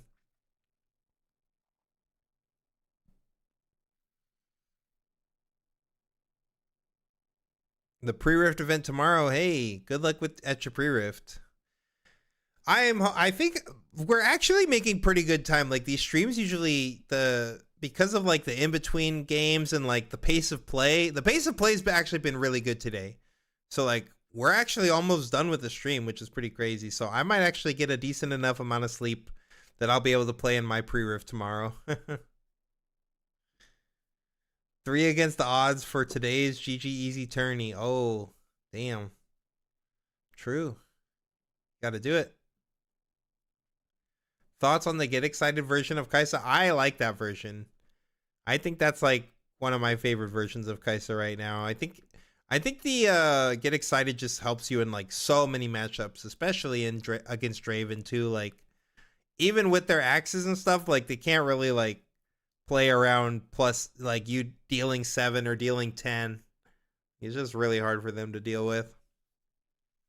And like because you discard and PSA for those out there, like I saw this happening so much at CCS Houston, like so many people were playing Get Excited and then they were discarding the card right away. You do not have to discard for Get Excited until you actually are paying the cost of the like until you're resolving the effect. It's not a cost that you have to pay beforehand. So your opponent doesn't like get to like, oh well, let me like do all this pump stuff to like because I know he's dealing 6. Like no, I get to play the Get Excited, target your guy, and then you can do whatever you want to do, and then I finally choose my discard way after. And so like the axes and stuff don't really work because like, oh, I just discarded a Watcher, or oh, I just discarded a Time Warp. I like that card a lot. And you don't even care about discarding one because like not only are you taking a card off their board, but a lot of those versions are playing more progress days, so you're just like drawing infinite cards anyway.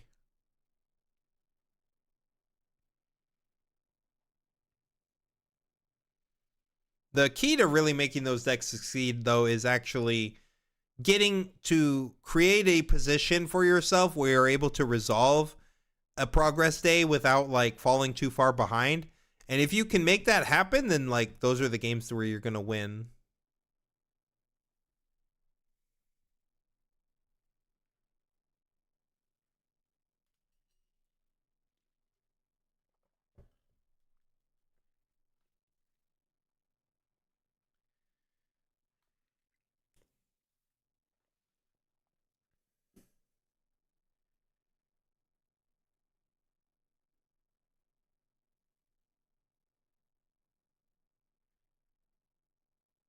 Nothing more than I enjoy than beating those decks when they have 10 in hand. Yeah, I don't know what went wrong there. Like I said, if they're in the position they should not be playing that card when they're like behind, right? You want to get into a position where you're either equal with your opponent or ahead. and then you play that, and then like it doesn't matter if you fall a little bit behind because now you're just firing off like infinite spells.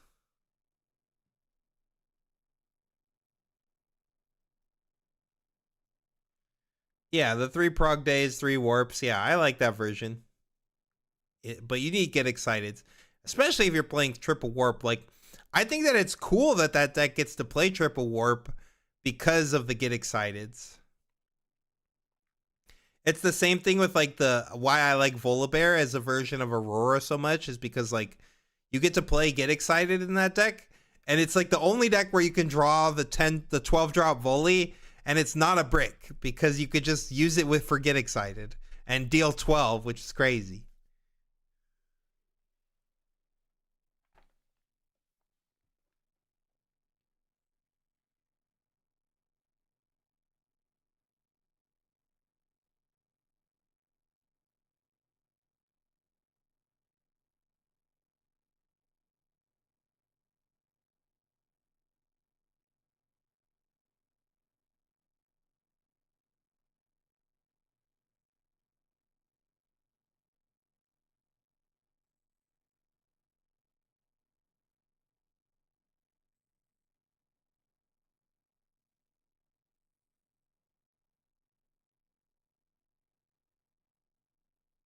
Yeah, that's my favorite version. I think it made like top 32 or something, top 64 or top 32 it was like the highest placing Kaisa 2 regionals ago.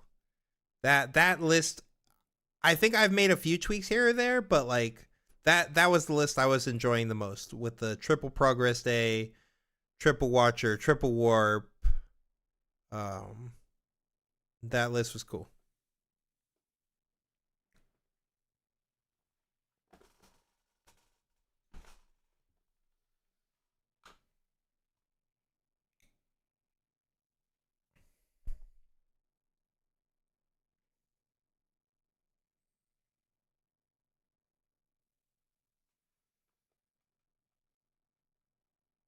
Oh, we got just we're just waiting for them to sideboard.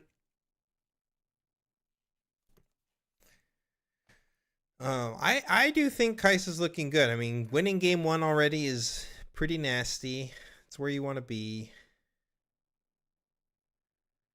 Draven did not play the Reavers Row game though, so I don't know if he's saving the Reavers for going second or if that's going to be his going first. It's pretty interesting that he ran the Targons out blind, especially because that is a useful battlefield for Kaisa. On a completely different topic, but something that I always lovingly yell at players at my locals is keep 4 cards in the starting hand.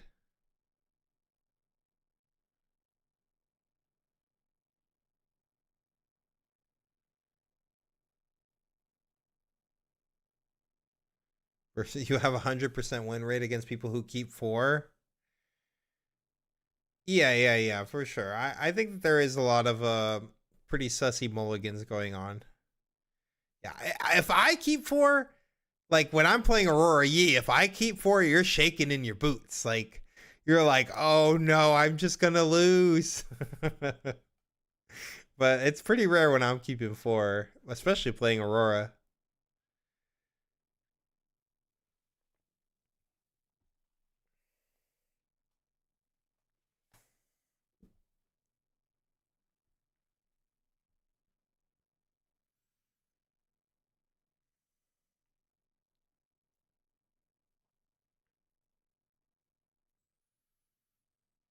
Do I plan on sharing which list on Discord? Ayers.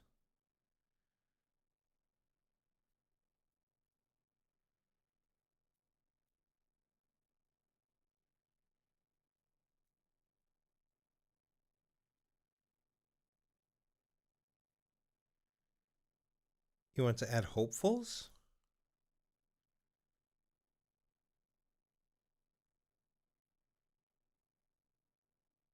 You mean like the Kaisa list you're talking about?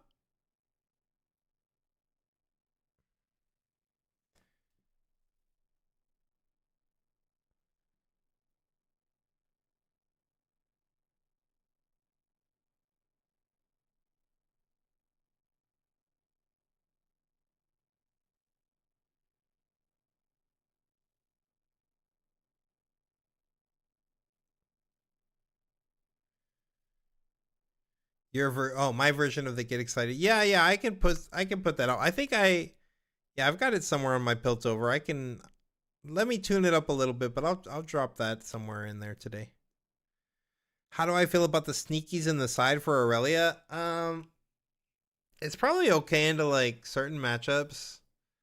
I can't say I've tested it a lot. I really haven't touched Aurelia a lot this set. Like I was convinced pretty early on that legend was just not going to be playable once we were playing with Bryn here's. I just stopped kind of playing all of those.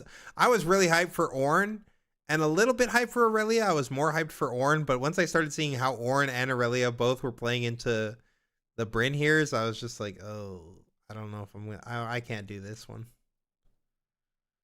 But it seems pretty good. Like for the tempo, for getting points in, I think it looks okay. I think I'd like the sneakies better than I like the 2-drops. One guy cried about having a bad hand at the end of the game after keeping 4 from the start. Yeah, exactly. Many such cases.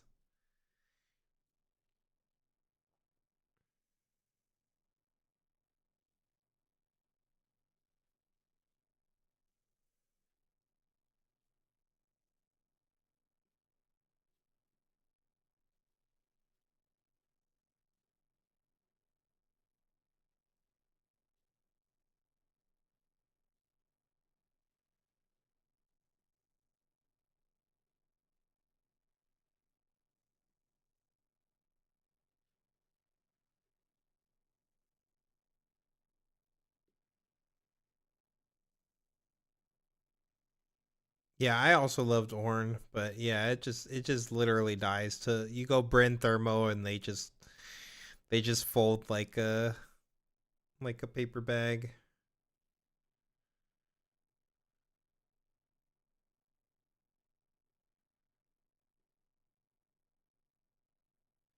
You run them on the play, not sure about on the draw.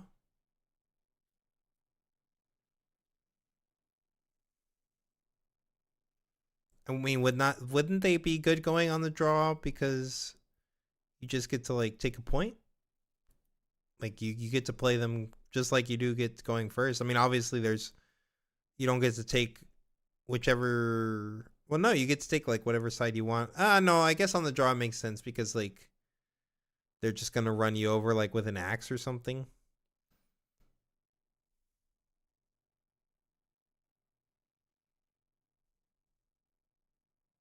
I don't know. It still seems like it's okay on the draw. Like it messes up their development. They're not getting to develop Draven. They need like an axe to run over it or something. Surprised we're going to the Targon side, but I guess it's fine. Like we just wanna. I'm not that surprised by it. Like we want to leave up axe most likely,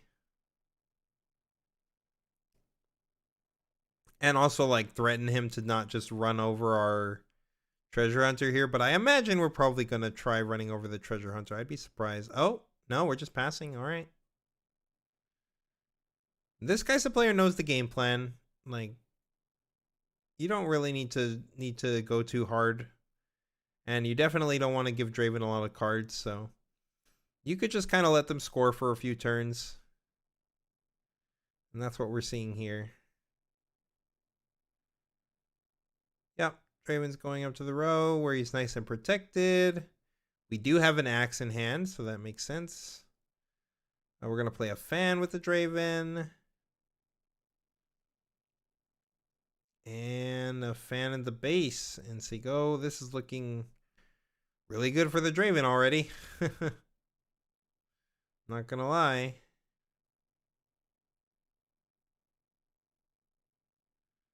So I guess he does use the reverse row going second. Okay, so this is exactly what I'm talking about, chat. Like, I'm not saying this is horrendous here or anything, but this Kaisa player is not in a position where he's ahead or even where he's even. So like playing this progress day here instead of like this singularity or something to like start clearing bodies, I think is a little greedy.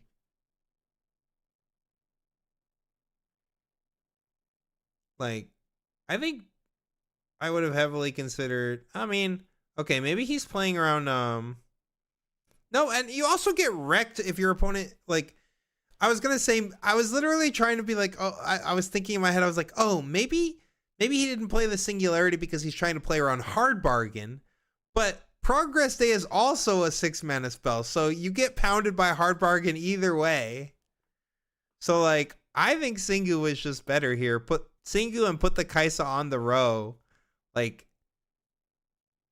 even if they crack back at you and they get to draw a card, like you also got to draw a card with Kaisa. Plus, you're getting to retreat your Kaisa and draw another card next turn. I don't know. I think the Singu here, like I said, I'm not typically trying to play Progress Days unless I'm like way ahead. But it probably isn't going to be too bad for him though. Like his position's fine. Okay, he's got Bellows Watcher. Let's see if he takes the Watcher this time. Double Singu though. Ew. That's also really bad. Like there's a lot of good stuff in here. Oh, this is going to be a nasty turn. We have Singu Stupefy. We have Bellows Watcher.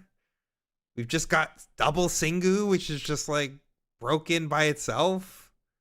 Okay, he's taking the Watcher this time. He learned his lesson from last time. He's like, okay, no. Bellows Watcher. That's the most broken thing you could do. But yeah, Singu's still going to be really nasty next turn. But I think I still would have liked to have played Singu last turn. I guess it's looking fine though right now.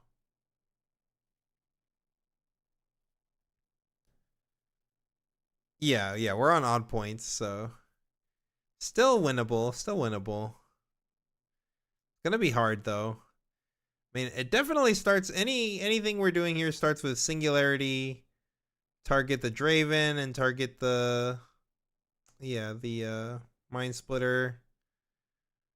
Then we're going for a Stupefy on the Mind Splitter. He could hit the Splitter with an axe here. I think you have to, right? Like you want to save this Splitter. The only way this only dies literally to Falling Star. Like Falling Star or oh, he does have a Falling Star anyway. But I was gonna say, oh, he has the angle shot. That's even nastier. Oh, that's good because this card probably never gets use otherwise. But yeah, this is a no power way to kill it, so that's much better than using the Falling Star. I mean, well, now we're just like, now I would start running over his stuff.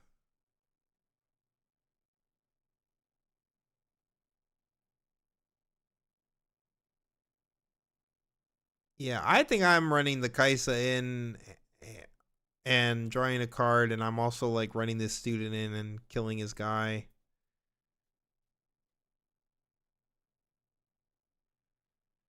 I don't think you could just let your opponent get to 7 here. I don't think that's correct. Like, there are some positions where it's okay to give the Draven a card, guys. Like, especially when you're this far ahead in cards. Like, you don't need to, like, deny him points so much that you get to the point where, like, you're letting your opponent get to, like, 6 or 7. You just don't want that, you know? We're getting guaranteed untapped 2 here. Okay.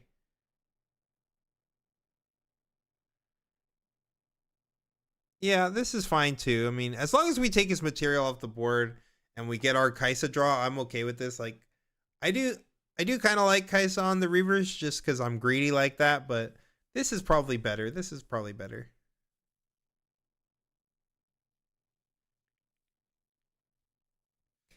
All right, Pumpkin, good night. 6 or what?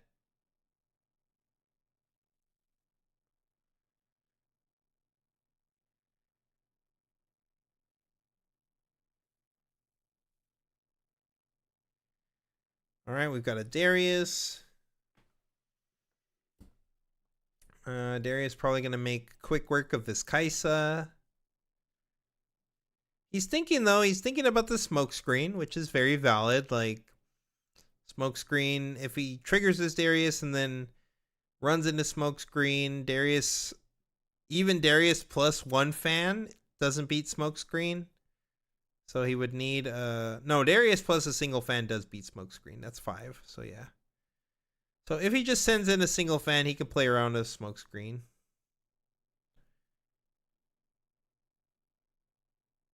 He's just gonna send in, I guess, though. Yeah, on the Darius trigger, he's gonna retreat. Yeah, this makes sense. Don't give him a draw.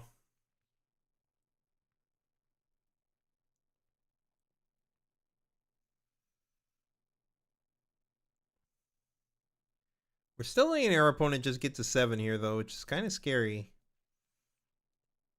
His Kaisa's really gonna have to turn the corner. Oh, well, we're just letting them get to 6, sure. It's like the same thing.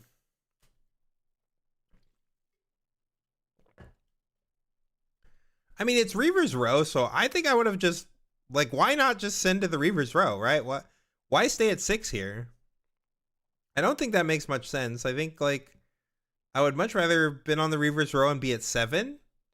Because, like, when you're at 7, that's what gives you the chance to, like, all of my conquerors now draw me a card. Even if I can't take both sides, like, I still get to just keep drawing additional cards. Like, every card in my deck is Kaisa Survivor. I think, and, like, the downside is very minimal. Like, they can't run you over there. They would have to, like, use a kill spell or something that only cares about battlefields. Yeah, I think I would have liked to have taken the 7th point here.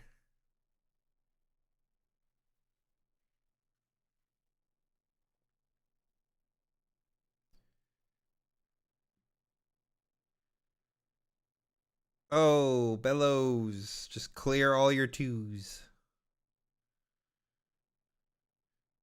Yeah, Bellows hits the same location. Yes, exactly, exactly. And we got the Falling Star. We're taking his whole family. And now we have no board. So, like, yeah, we definitely should have gotten a 7th point, I think. Like, undoubtedly, we should have gotten another point.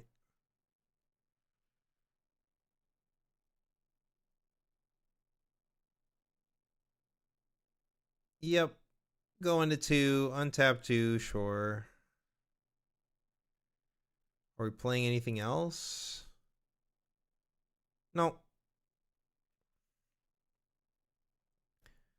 Alright, once again, the Draven player's been put in a pretty bad position by the Kaisa.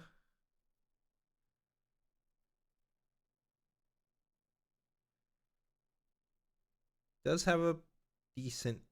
I mean, he's only got, what, 3 cards in his hand? Or 4? Okay, we got a Mind Splitter. Oh, so he does have the smoke screen. Yeah, I mean, is it like, is it's probably like the smoke screen, but like giving your opponent, letting your opponent draw 4 sucks. But yeah, I think it is the smoke screen. That's so gross though. He's just got so many cards.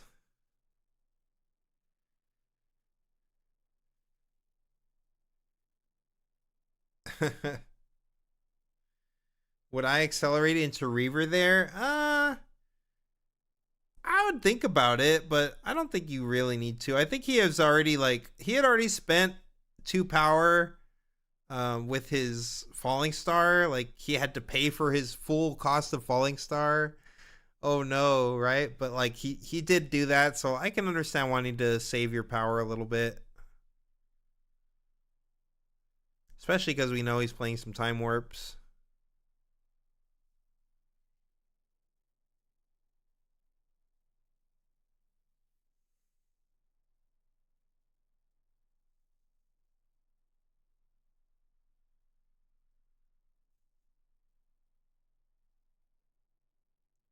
Well, we've got the Stupefy, right? We've got the Stup plus the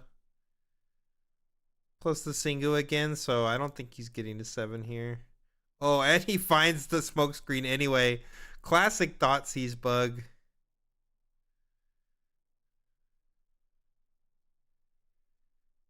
Alright. Stoop Singu to take out the splitter. And I mean, we should just be pulling back our 2-drop because there's no reason to leave it here, right? Like, I guess he's okay. Sure, he feels that leaving the 2-drop there with the smoke screen is better than leaving it open. Sure, I don't know that I agree, but whatever.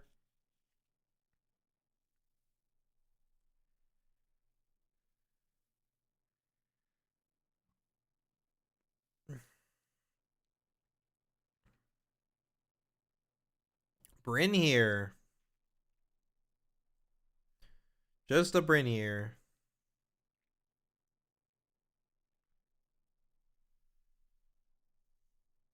He's gonna use this on the Bryn here? Sure. That's kind of crazy. Make the Bryn here a 1.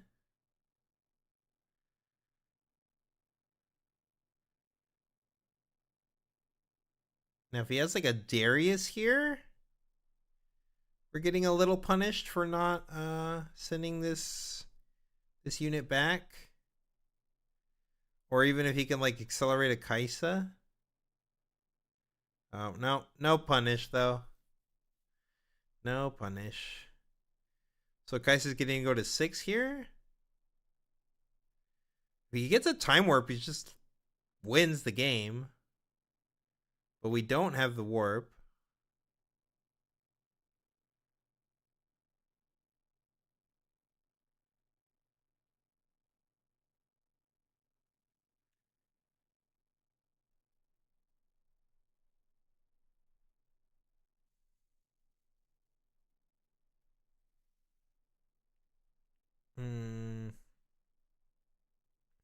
Got a 2-drop. Still got the bellow. And we could like, it looks like he's thinking about bellowsing here. Yeah, bellows. Clear the, yep. He's going to clear the sky and then he can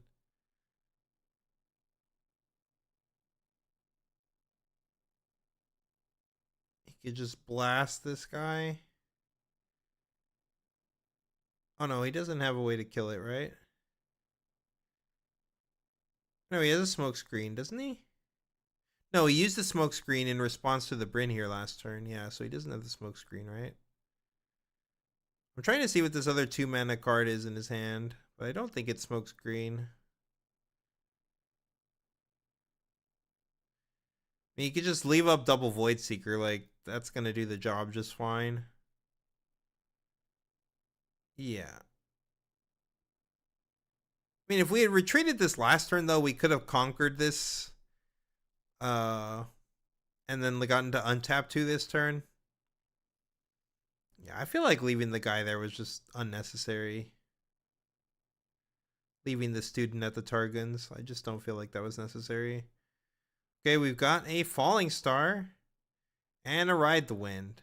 So we actually have a way to win the game here. But we know, of course, that the Kaisa has a way to out this Bryn here. Because with the Ride the Wind, we would be able to take both sides. Because the Kaisa player fully pulled back, right? But yeah, we're just going to get hit with another Void Seeker. Yep. And that should be it. He's going to draw. His opponent is sitting there with nothing. I mean, this Kaisa player played this pretty darn well. I do think that there were a couple iffy plays on both sides for sure, more so on the Draven player side, but the Kaisa player definitely understood who was the beatdown this set, and yeah, just 2-0 sweeps this Draven. Absolutely swept him.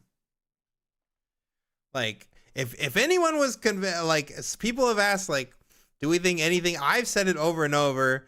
I was the one who vouched for Kaisa still being an S tier. Like, this deck is still very good. Yes, you have a miserable Aurelia matchup, but you can smoke some Dravens for sure. Yeah. Congrats to the Kaisa. GG's.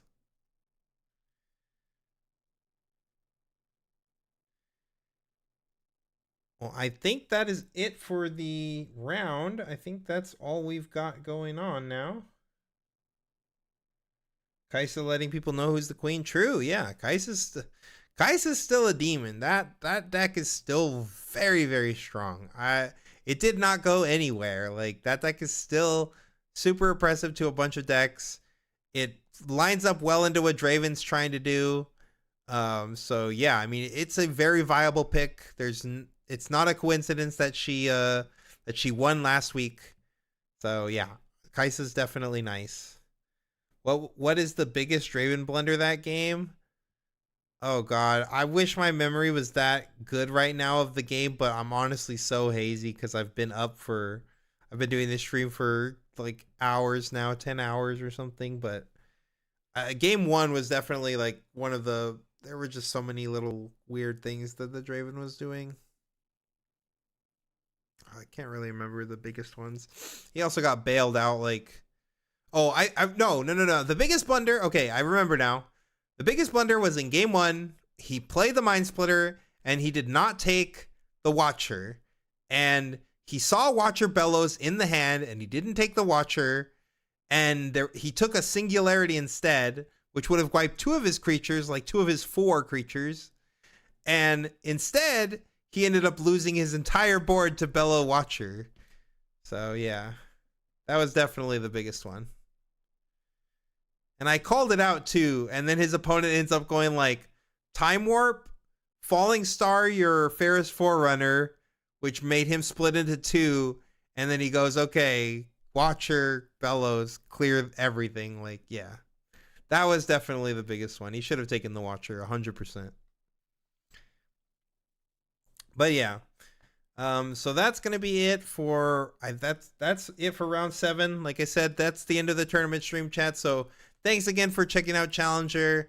If you guys aren't subscribed to us, please subscribe. Leave us a like on the stream, and that's appreciated too. It helps us in the algo. If you're on Twitch, leave us a follow on there if you're not following us. And if you have Bezos Bucks, if you got an Amazon Prime, and you want to support the channel, you like what we're doing, just go ahead and subscribe with Amazon Prime. If you guys haven't checked out our Metafy, check us out on Metafy, Challenger TCG, biggest Discord community. We've got the most accomplished team in the game by far, and we're just trying to keep getting better and better and keep bringing you guys more competitive Riftbound content. So we will see you guys later. Thanks so much for tuning in. I am out and gonna go take a nap so that I can try to win this pre-rift when I wake up. Later, guys.